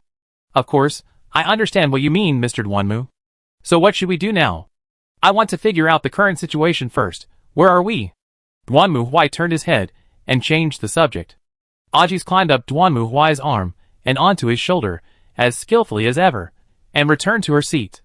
As for the fact that Duanmu Huai destroyed her doll before, Ajis seemed to be completely unconcerned.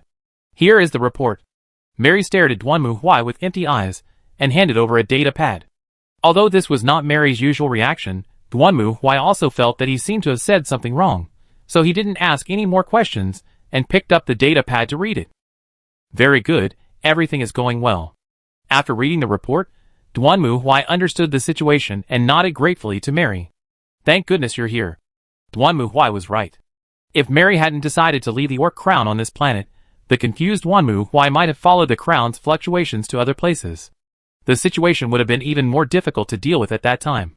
Now it seems that although he didn't make his plan clear, the girls who followed him understood his ideas. You're welcome. This is what I should do. Mary still had that indifferent expression. Wanmu Huai felt that he should have said nothing wrong just now, but looking at the looks of the girls nearby, he knew that they were very unhappy now. He turned his mind around and found the problem. I said the wrong thing just now. He coughed and continued to speak. You are not prettier than the greenskins. You are prettier than the greenskins. Even Kurikawa Akane closed his eyes and pressed his forehead at this time. Lorena beside him said nothing, and Alicia stared at him with a look of disappointment. Judge, I think you should read more books after you go back to improve your literary literacy. Well, I will if I have time. Wanmu Huai said vaguely while quietly looking at Mary. The latter noticed Wanmu Huai's gaze, and finally shook her head helplessly. So what should we do next, Mr. Wanmu? The plan continues. Wanmu Huai breathed a sigh of relief and decided to guide the situation in a direction he was familiar with as soon as possible. Since the orcs are here, the swarm of insects won't be far away. However, before Wanmu Huai finished speaking, the voice of Pagophilis came from the communicator. She was not hiding in the cave, but hiding outside to observe the battlefield environment. Obviously, Pagophilis' report now represented very important news. Insects are falling from the sky, and they seem to be fighting with the orcs.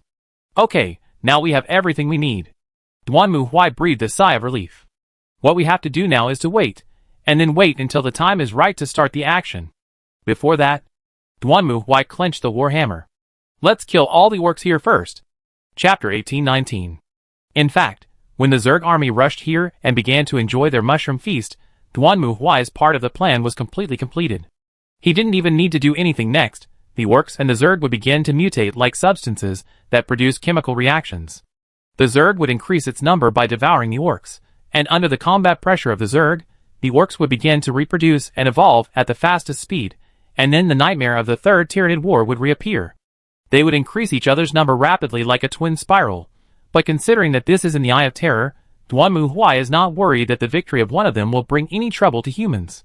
At least for now, the demons are more troublesome.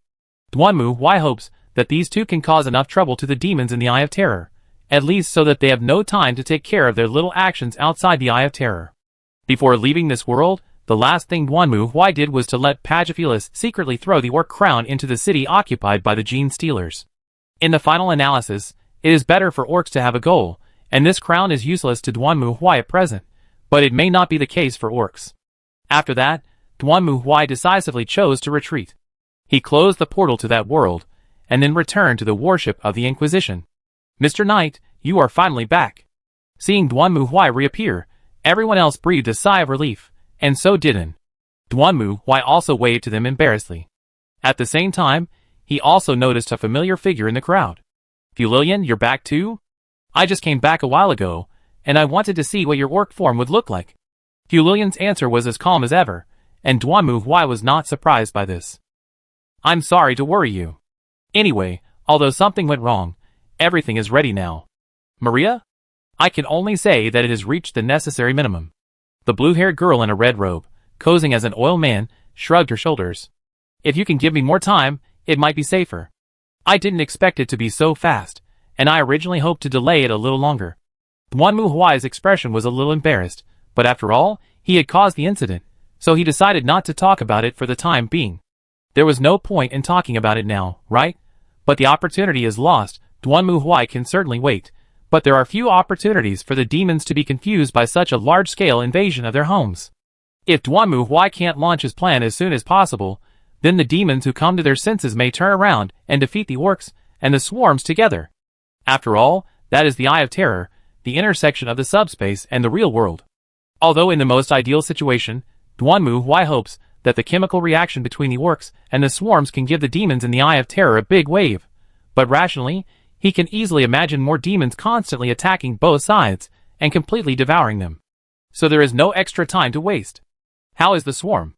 Wanmu Huai turned to Ikit, who made a gesture, and soon the image of the reconnaissance fleet appeared in front of Wanmu Huai. Most of the Zerg have entered the Eye of Terror, but there are still some responsible for guarding outside. Although the Zerg and the orcs give people the impression of bravery and fearlessness, they are very mature and experienced in war. Obviously, The purpose of this alert fleet is to prevent someone from encircling from behind. As long as they are attacked, the Zerg fleet will immediately turn around to eliminate the threat from the rear. Start the action. Duanmu Huai thought for a moment, and decided not to wait for the opportunity.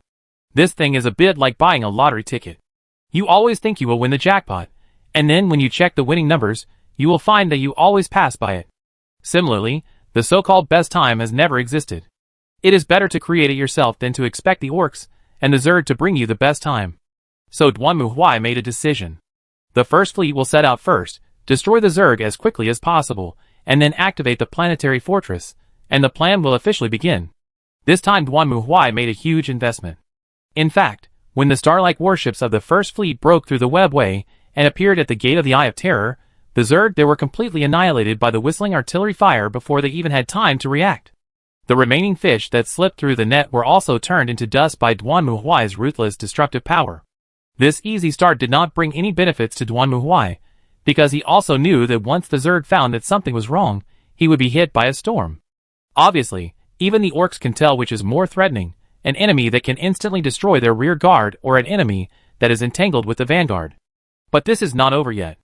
Following closely behind the first fleet are 3 glittering planetary fortresses.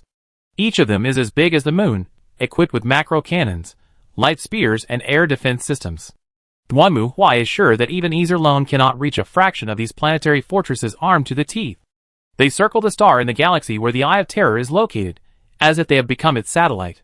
At the same time, a large number of construction ships began to be dispatched to build the framework of the ether phase engine on the star. Construction has begun, and everything is normal so far. Maria glanced at the progress bar in front of her, and then began to report to Duanmu Huai, who sat in a chair silent, staring at the Eye of Terror not far away without saying a word. He is sure that the evil gods may have discovered his tricks now, but they don't know what they are doing yet.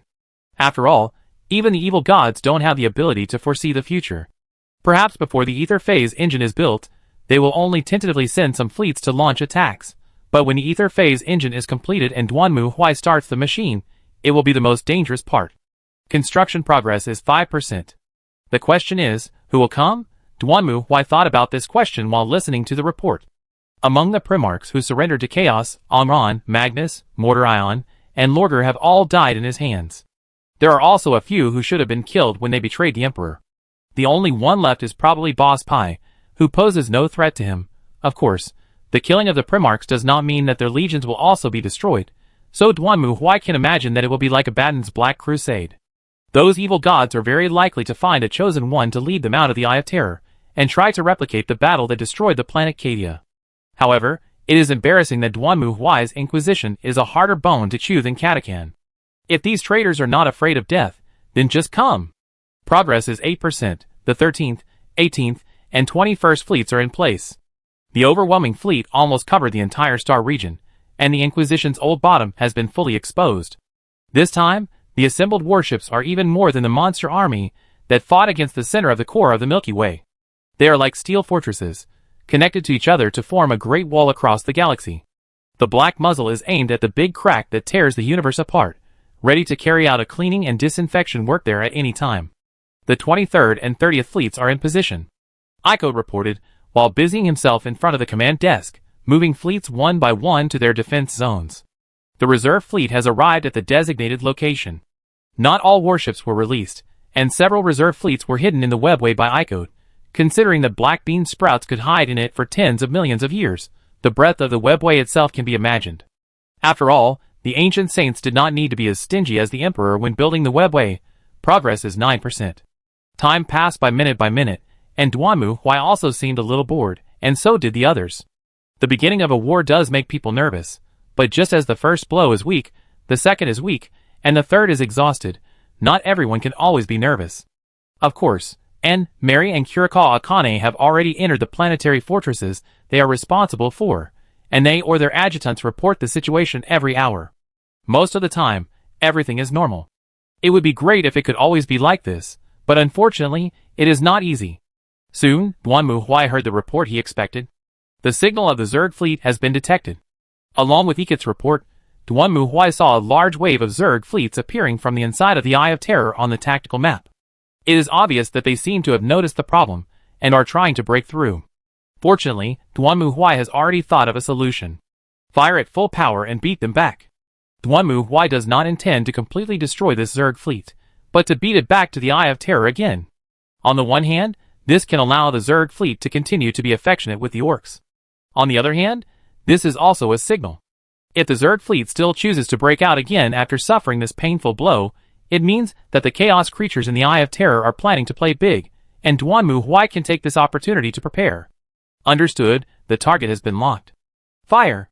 Hearing Duanmu Huai's order, Aiko chose to execute it without hesitation. Then, countless artillery fire turned into a star-like light in the sky, whistling towards the Zerg fleet in front of them.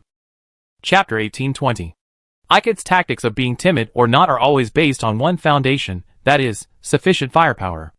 There is no influence of gravity and wind direction in the universe, so strictly speaking, when a shell flies 10,000 meters away, as long as it does not hit anything, it will still maintain its original path. And this is the source of Aiko's tactics. When she determined that the large-scale subspace shadow of the Zerg appeared, she decisively found the coordinates of the Zerg fleet, and then issued an attack order at a super long distance without hesitation. Accompanied by the roar of artillery fire, the whistling macro cannon shells burst out from the muzzle. After 15 seconds, the first wave of shells arrived at the door of the gap of the Eye of Terror. Almost at the same time, the first wave of Zerg poked its head out, and was hit by the oncoming shells. It was like a person was hit on the head by a flying basketball as soon as he opened the door. The first wave of bombardment consumed about 80,000 shells, but of course, it was not over. Rows of artillery fire continued to blast out. Although the Zerg was defeated and scattered, it was built on the astronomical consumption of ammunition. Fortunately, the base behind the tribunal was still working overtime to produce ammunition stocks to supply the front line as much as possible. Watching this scene, Duanmu Huai couldn't help but think of the line of guns in World War I that he had seen in the movie before. A group of soldiers lay on the ground, the next group knelt on the ground, and the last group stood on the ground. At the same time, they held muskets and fired at the front. The first row fired and loaded ammunition, and the second row fired. The second row fired and loaded ammunition, and the third row fired. Ikit is now using the same tactics, but the musketeers have become battleships, and the muskets have become macro cannons. The Zerg did not try to break through, but Aiko had a very clever grasp of the timing of the battlefield. You can imagine that when basketballs are continuously hitting you in the face without giving you any time to react, it must be a bad feeling. Therefore, the initial Zerg quickly collapsed and retracted into the Eye of Terror again. And Aiko also stopped attacking in time, began to rest and reload shells, and waited for a new round of attacks. It would be best if the opponent could be trapped in the largest garbage can in the galaxy, although Duanmu Huai didn't know that this was unlikely. Soon, the Zerg launched another attack. This time, the giant worm that rushed to the front was even larger than the Emperor-class battleship. It was the ancient ship of the Tyranid Zerg, and they even existed longer than some civilizations. It was like a huge whale swimming in the sea of stars. Beside it, countless Tyranid warships danced with it like schools of fish in the sea.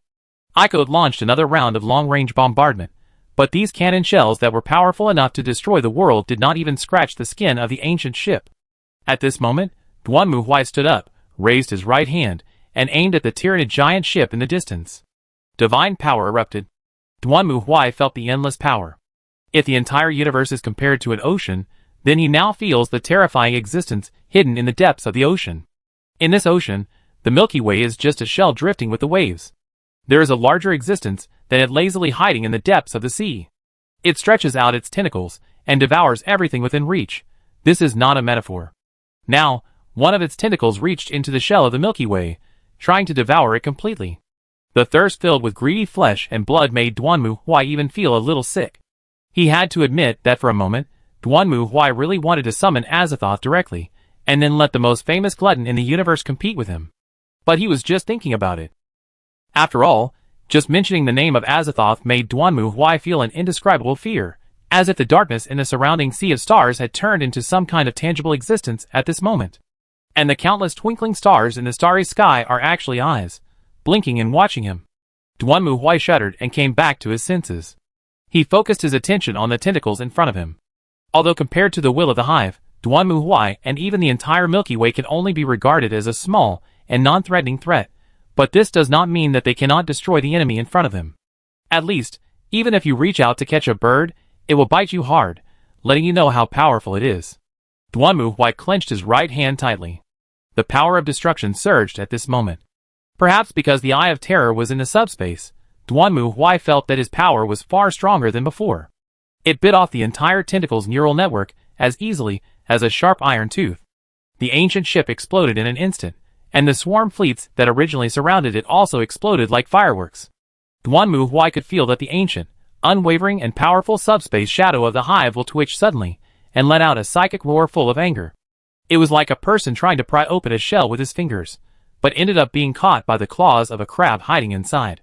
Obviously, the hive mind was very angry about this. Although Duanmu Huai's destructive power destroyed one of its tentacles, it also made the hive mind remember this annoying guy thoroughly. Duanmu Huai could imagine that maybe it would not be long before the hive mind would return to the Milky Way with a large army. By the way, that time should be at least a few hundred years. So this is not a problem that he needs to worry about now. With the collapse of the ancient ship, the swarm quickly scattered and fled back to the subspace again.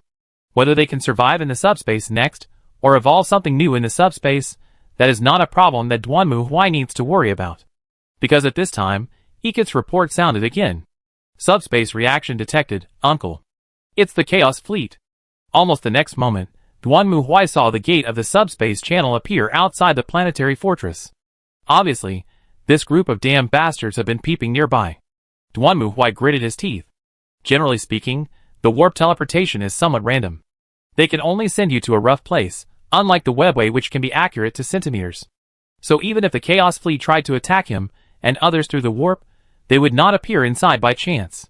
Therefore, it is certain that the evil gods, who can manipulate the warp, played this trick.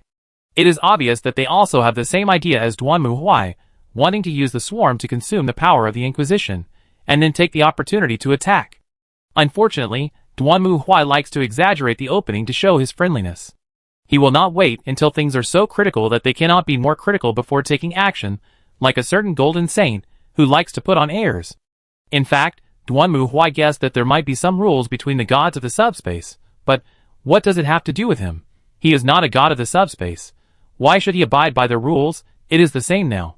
You want me to play under your rules, but I prefer to play under my rules. So Duanmu Huai decisively gave the order.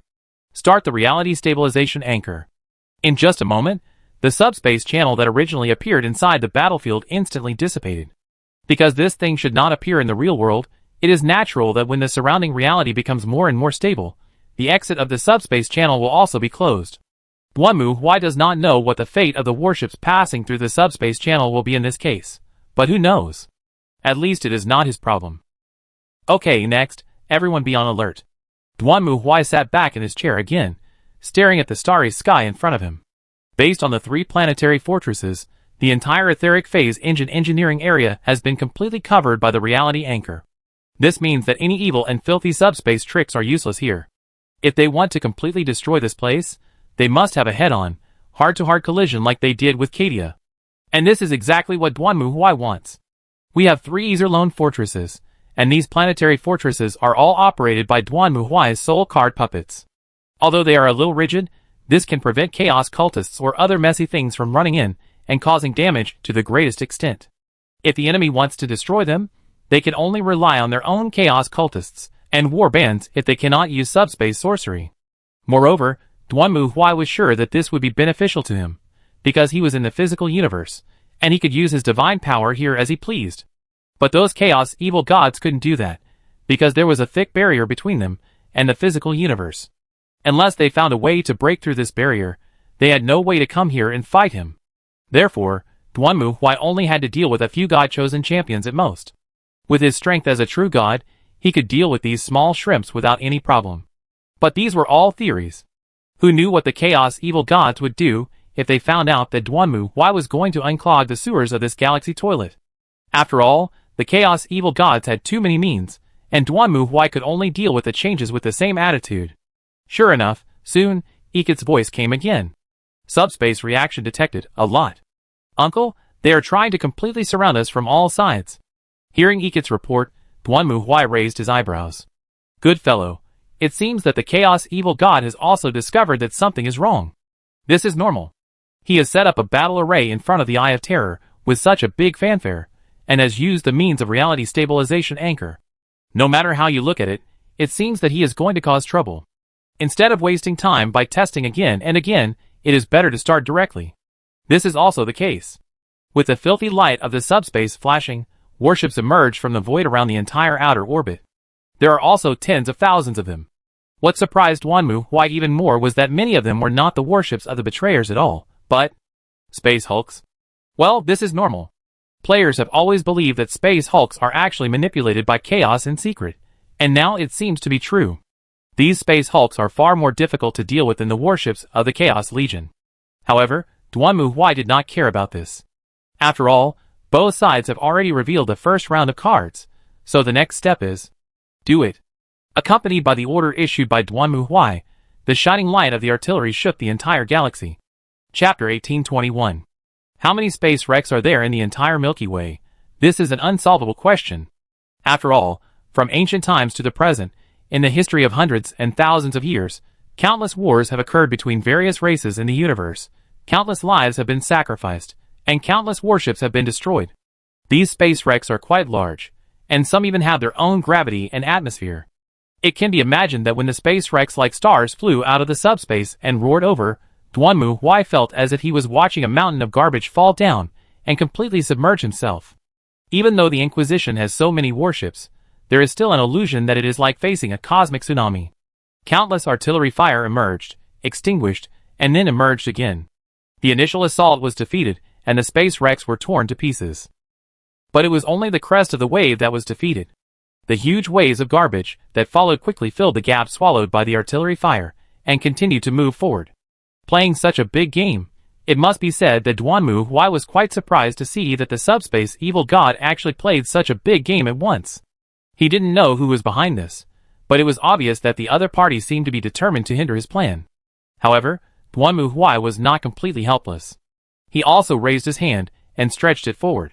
The surging waves formed by the wreckage of the space trembled suddenly, and then scattered and exploded as if hitting a huge hard reef. Duanmu Huai clenched his fists tightly, and the destructive power roared in the void, like an out-of-control dump truck, smashing everything that dared to stand in front of him. Generally speaking, Duanmu Huai should not have taken action so early. He is also a god. There are 4 opponents, but Duanmu Huai only has 1. Every part of his divine power will weaken Duanmu Huai's advantage in the next battlefield. Especially if those chaos evil gods intend to run out and fight him in a round-robin battle. But fortunately, Duanmu Huai had the foresight to choose his priesthood. God of Destruction. As we all know, the believers of the God of Tyranny will gain strength from conflicts, wars, and riots. The more intense the battles in the field of these heretics, the stronger the power of the God of Tyranny will be. Because it absorbs the emotions and souls of fighting and war. And Duanmu Huai is similar. As the God of Destruction, and the God of Destruction who is limited to destroying the enemies of mankind, every destruction and destruction can enhance rather than weaken Duanmu Huai's power. So in fact, Duanmu Huai is actually robbing power from tyrannical fury. After all, there is only one power, and you have it, and I don't. As the God of Destruction, Duanmu Huai has the highest priority in the rule of destruction. Therefore, the power of the destroyed party in the battle will naturally be taken away by Duanmu Huai first, leaving no trace for tyrannical wrath. Because of this, the army of space wrecks brought by the Chaos Evil God was completely destroyed by Duanmu Huai's power of destruction in almost no time, and successfully devoured them completely, making them part of Duanmu Huai's power source. In other words, Duanmu Huai used 100 MP of divine power to bombard, and at least half of it could be recovered. Although this is not a perpetual motion machine, it is still quite good. After all, Duanmu Huai didn't believe that these space wrecks could be endless. Although most of the space wrecks were destroyed by Duanmu Huai's divine power, some Chaos Legion warships still took the opportunity to break through the direction and rush to the planetary fortress. After all, Chaos Space Marines are also Space Marines. After discovering that fleet battles can't get any benefits at all, they also decisively chose to board with torpedoes. Soon, Duanmu Huai received news from the planetary fortress that Chaos Space Marines had broken into it, but he was not worried. After all, his red-letter warriors. No, the Night Guards are not vegetarians either.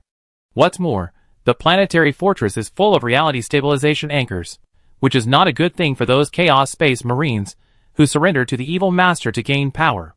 Their evil and filthy subspace abilities will basically be suppressed, and only the guns in their hands can barely pose some threats.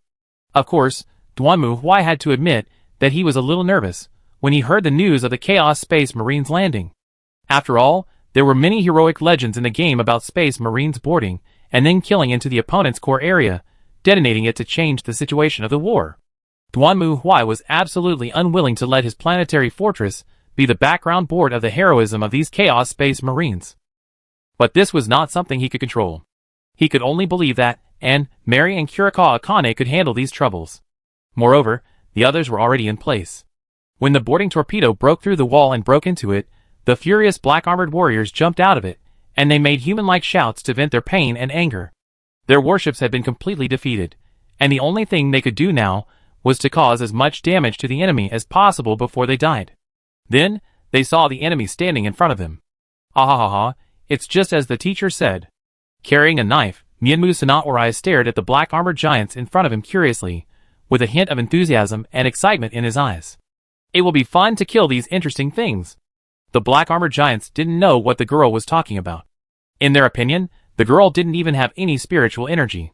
She looked like a mortal, as fragile, helpless, and insignificant as the mortals they had met before.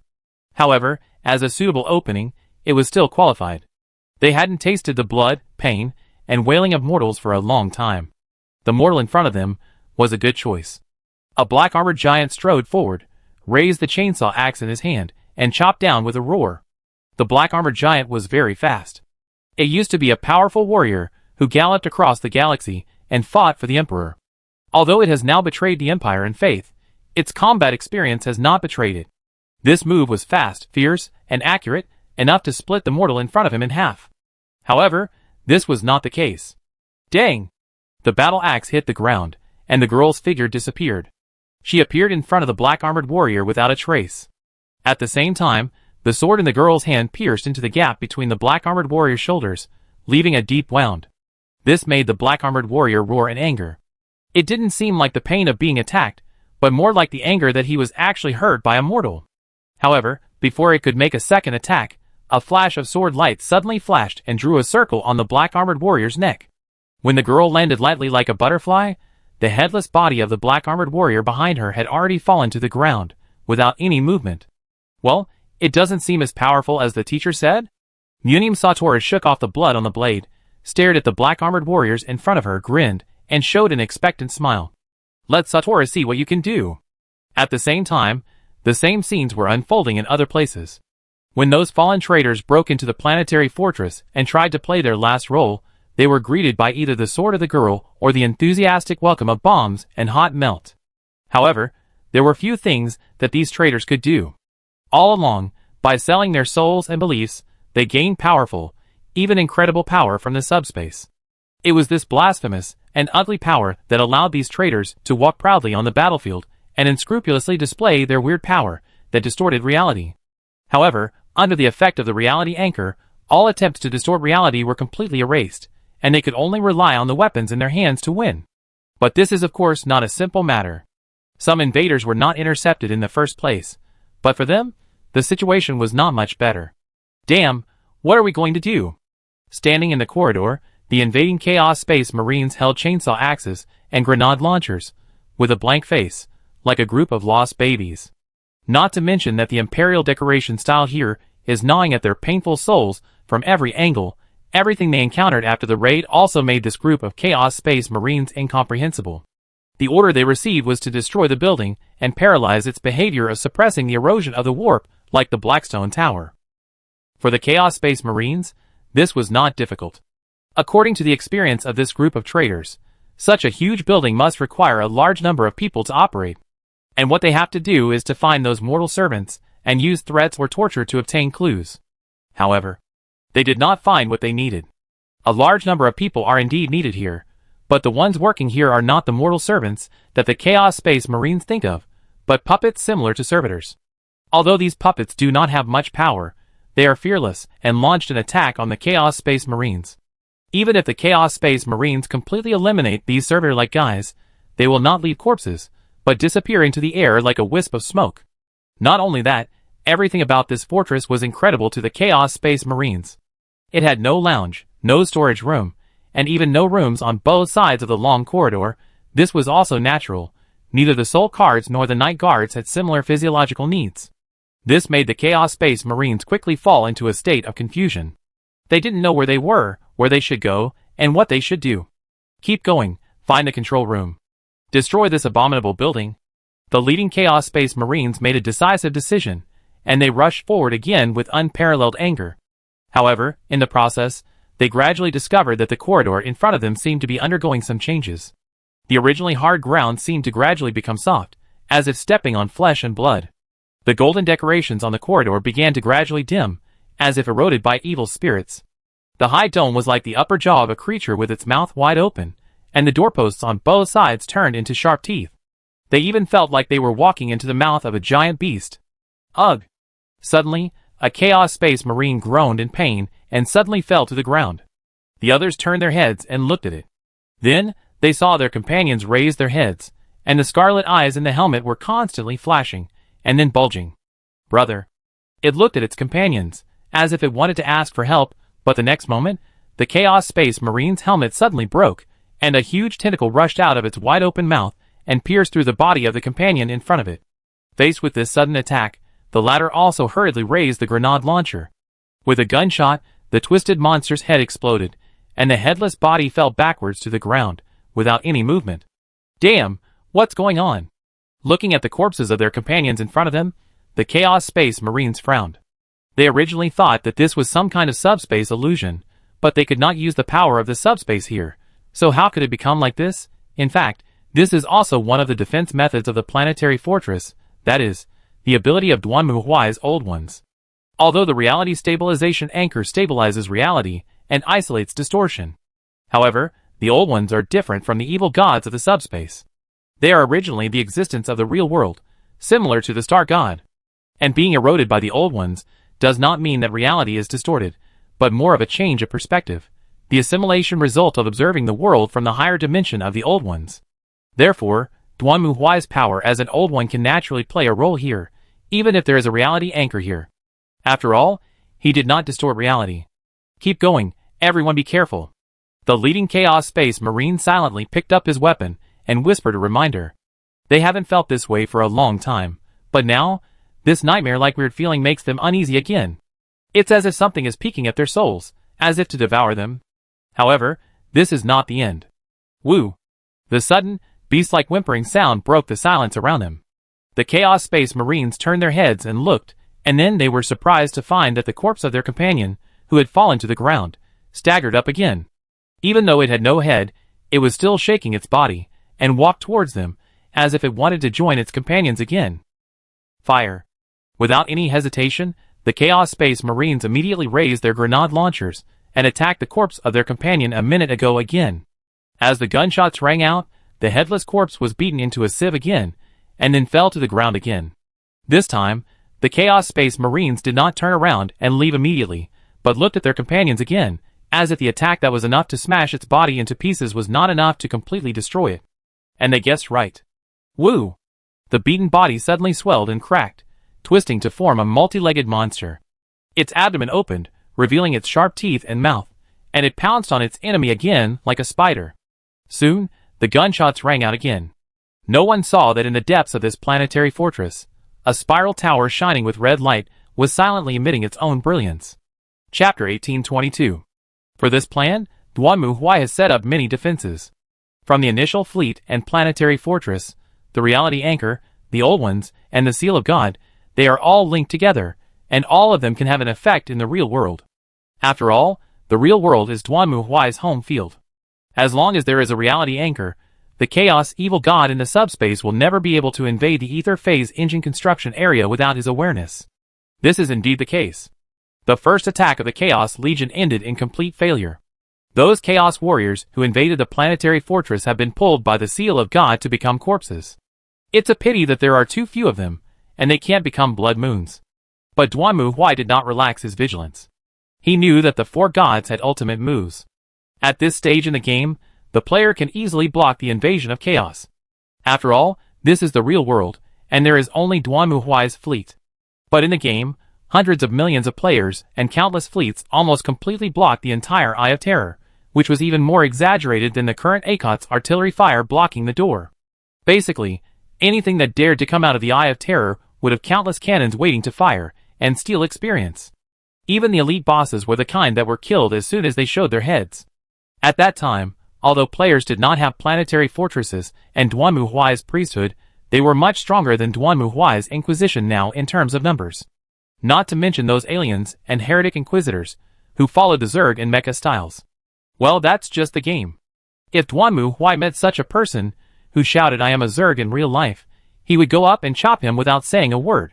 So for Duanmu Huai, it was not unexpected that he could block this level of attack. In the game, the attack during the construction phase was not very strong. It was not until the Ether phase engine was started that the Chaos Evil God finally showed his trump card. Now Duanmu Huai hoped that the evil gods in reality also had the same trump cards as in the game, otherwise things would be a bit troublesome. Maria, progress? Currently 45% progress, no delay, no advance, everything is going on normally. Huh? Hearing Maria's report, Duanmu Huai breathed a sigh of relief. His mood was very contradictory, a bit like before the college entrance examination. He wanted to start the exam quickly and finish it early, but he also wanted to start later, so that he could be more mentally prepared. In short, his mood was really complicated. Master, drink water. Oh, thank you. Duanmu Huai took the cup of water handed to him by Ojas, drank it all, and then spit it out. Ahem, what is this? Duanmu Huai stared at the cup in his hand. Judging from the color inside, it should be coffee. Is it coffee? Mary said you like coffee? Aw, is it okay? So I made a cup of the strongest coffee. The strongest? How strong is it? 10 bags instant. Ajis proudly made a V sign to Duanmu Huai. I think the master will like this very much. The thoughtful little cotton jacket made her favorite coffee. The two loves overlapped, which should have brought the happiest happiness, but why? Why did it happen like this? Is it not tasty, master? I brew 1 bag next time. Duanmu Huai sighed silently. If you grind your own coffee, I think you've worked hard. But if you use instant coffee, and put 10 bags in, Duanmu Huai has to wonder if his little cotton padded jacket is leaking again. Although for the little cotton padded jacket, this seems to be a common thing. Duanmu Huai took another sip of the deadly strong coffee, while staring at the screen in front of him. After that, the Chaos Fleet did not appear again. After the wave of attacks from the Space Rex, they seemed to find that it was unlikely to bite this hard bone head-on. So what are these guys thinking now? Or are they busy dealing with the Orcs and Zerg in the Eye of Terror? This is not impossible. Unfortunately, Duanmu Huai can't see the situation in the Eye of Terror now, and doesn't know how far the Orcs and Zerg have progressed.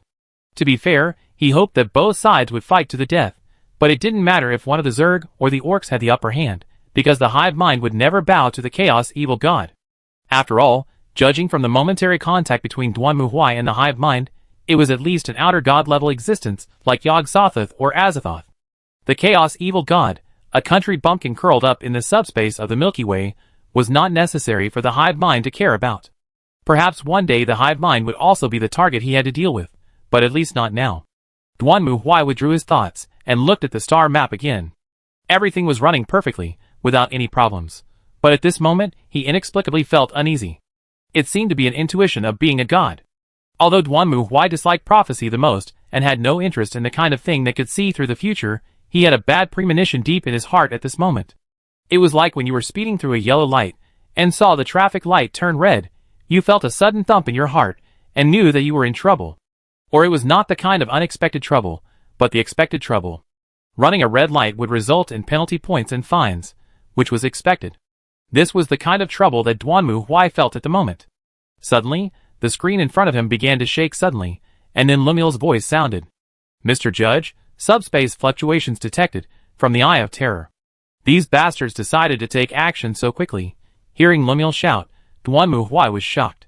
He almost instantly understood what the other party was going to do, so he also hurriedly started the communication. Everyone pay attention, prepare for the impact. As soon as Duanmu Huai finished speaking, an unimaginable horror scene appeared in front of everyone without any warning. The entire Eye of Terror instantly expanded, exploded, and then cracked at this moment. It seemed to have completely torn the entire galaxy apart, extending to both sides. At the same time, the dark darkness mixed with scarlet light gushed out, and attacked directly in the direction of Duanmu Huai. These bastards actually did it. Although he was cursing, Duanmu Huai was completely relieved at this moment. Just like the bell for the college entrance examination finally rang, and no matter how much you think, it is useless, and you can only bury your head and work hard on the test paper. Yes, this is the ultimate trick used by the evil gods. They will tear open the Eye of Terror and forcibly throw part of the subspace into the real world like garbage dumped in a garbage dump. In the game, players suffered a great loss because they did not expect this. The battlefield that originally had an advantage immediately became chaotic after being pulled into the subspace. This forced the players to turn to fighting against the erosion and melee of the subspace. After all, after the warships entered the subspace, it was difficult to protect against erosion even with the Geller force field, not to mention the four gods taking action personally. At that time, a large number of demons appeared in the player's fleet, causing the players to panic. Duanmu Huai was also afraid of the rope after being bitten by a snake once, and he was afraid of the four gods' tricks. Therefore, no matter how many fleets Duanmu Huai had deployed before, he firmly controlled them within the range of the reality stabilization anchor. After all, there were only some soul puppet cards with a combat power of less than 5, literally, which were really the kind that would break if touched. They could not last long in front of the demon army. The dark raging waves swallowed up the entire galaxy in an instant, and the surroundings became dark for a while, and it was almost pitch black. Only the light of the star outside the window was as bright as ever, like the only guiding light in this dark raging wave. The reality anchor blocked the subspace garbage pouring out of the Eye of Terror, firmly fixing the entire reality here. Duanmu Huai stared at the Hume index meter in front of him, which was swinging wildly like an epileptic patient. It was swinging desperately between extremely low and extremely high reality indexes, and the amplitude was so large that Duanmu Huai even doubted whether it would break through the meter and fly out.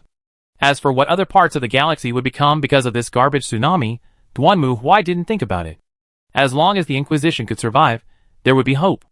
If the Inquisition could not survive, it would return to the old state. I hope the creator of this broken system can find another unlucky guy like me to come through and die. When the most intense part was over, the entire galaxy was completely wrapped in darkness. Of course, sight was not the most important thing. Another thing was important.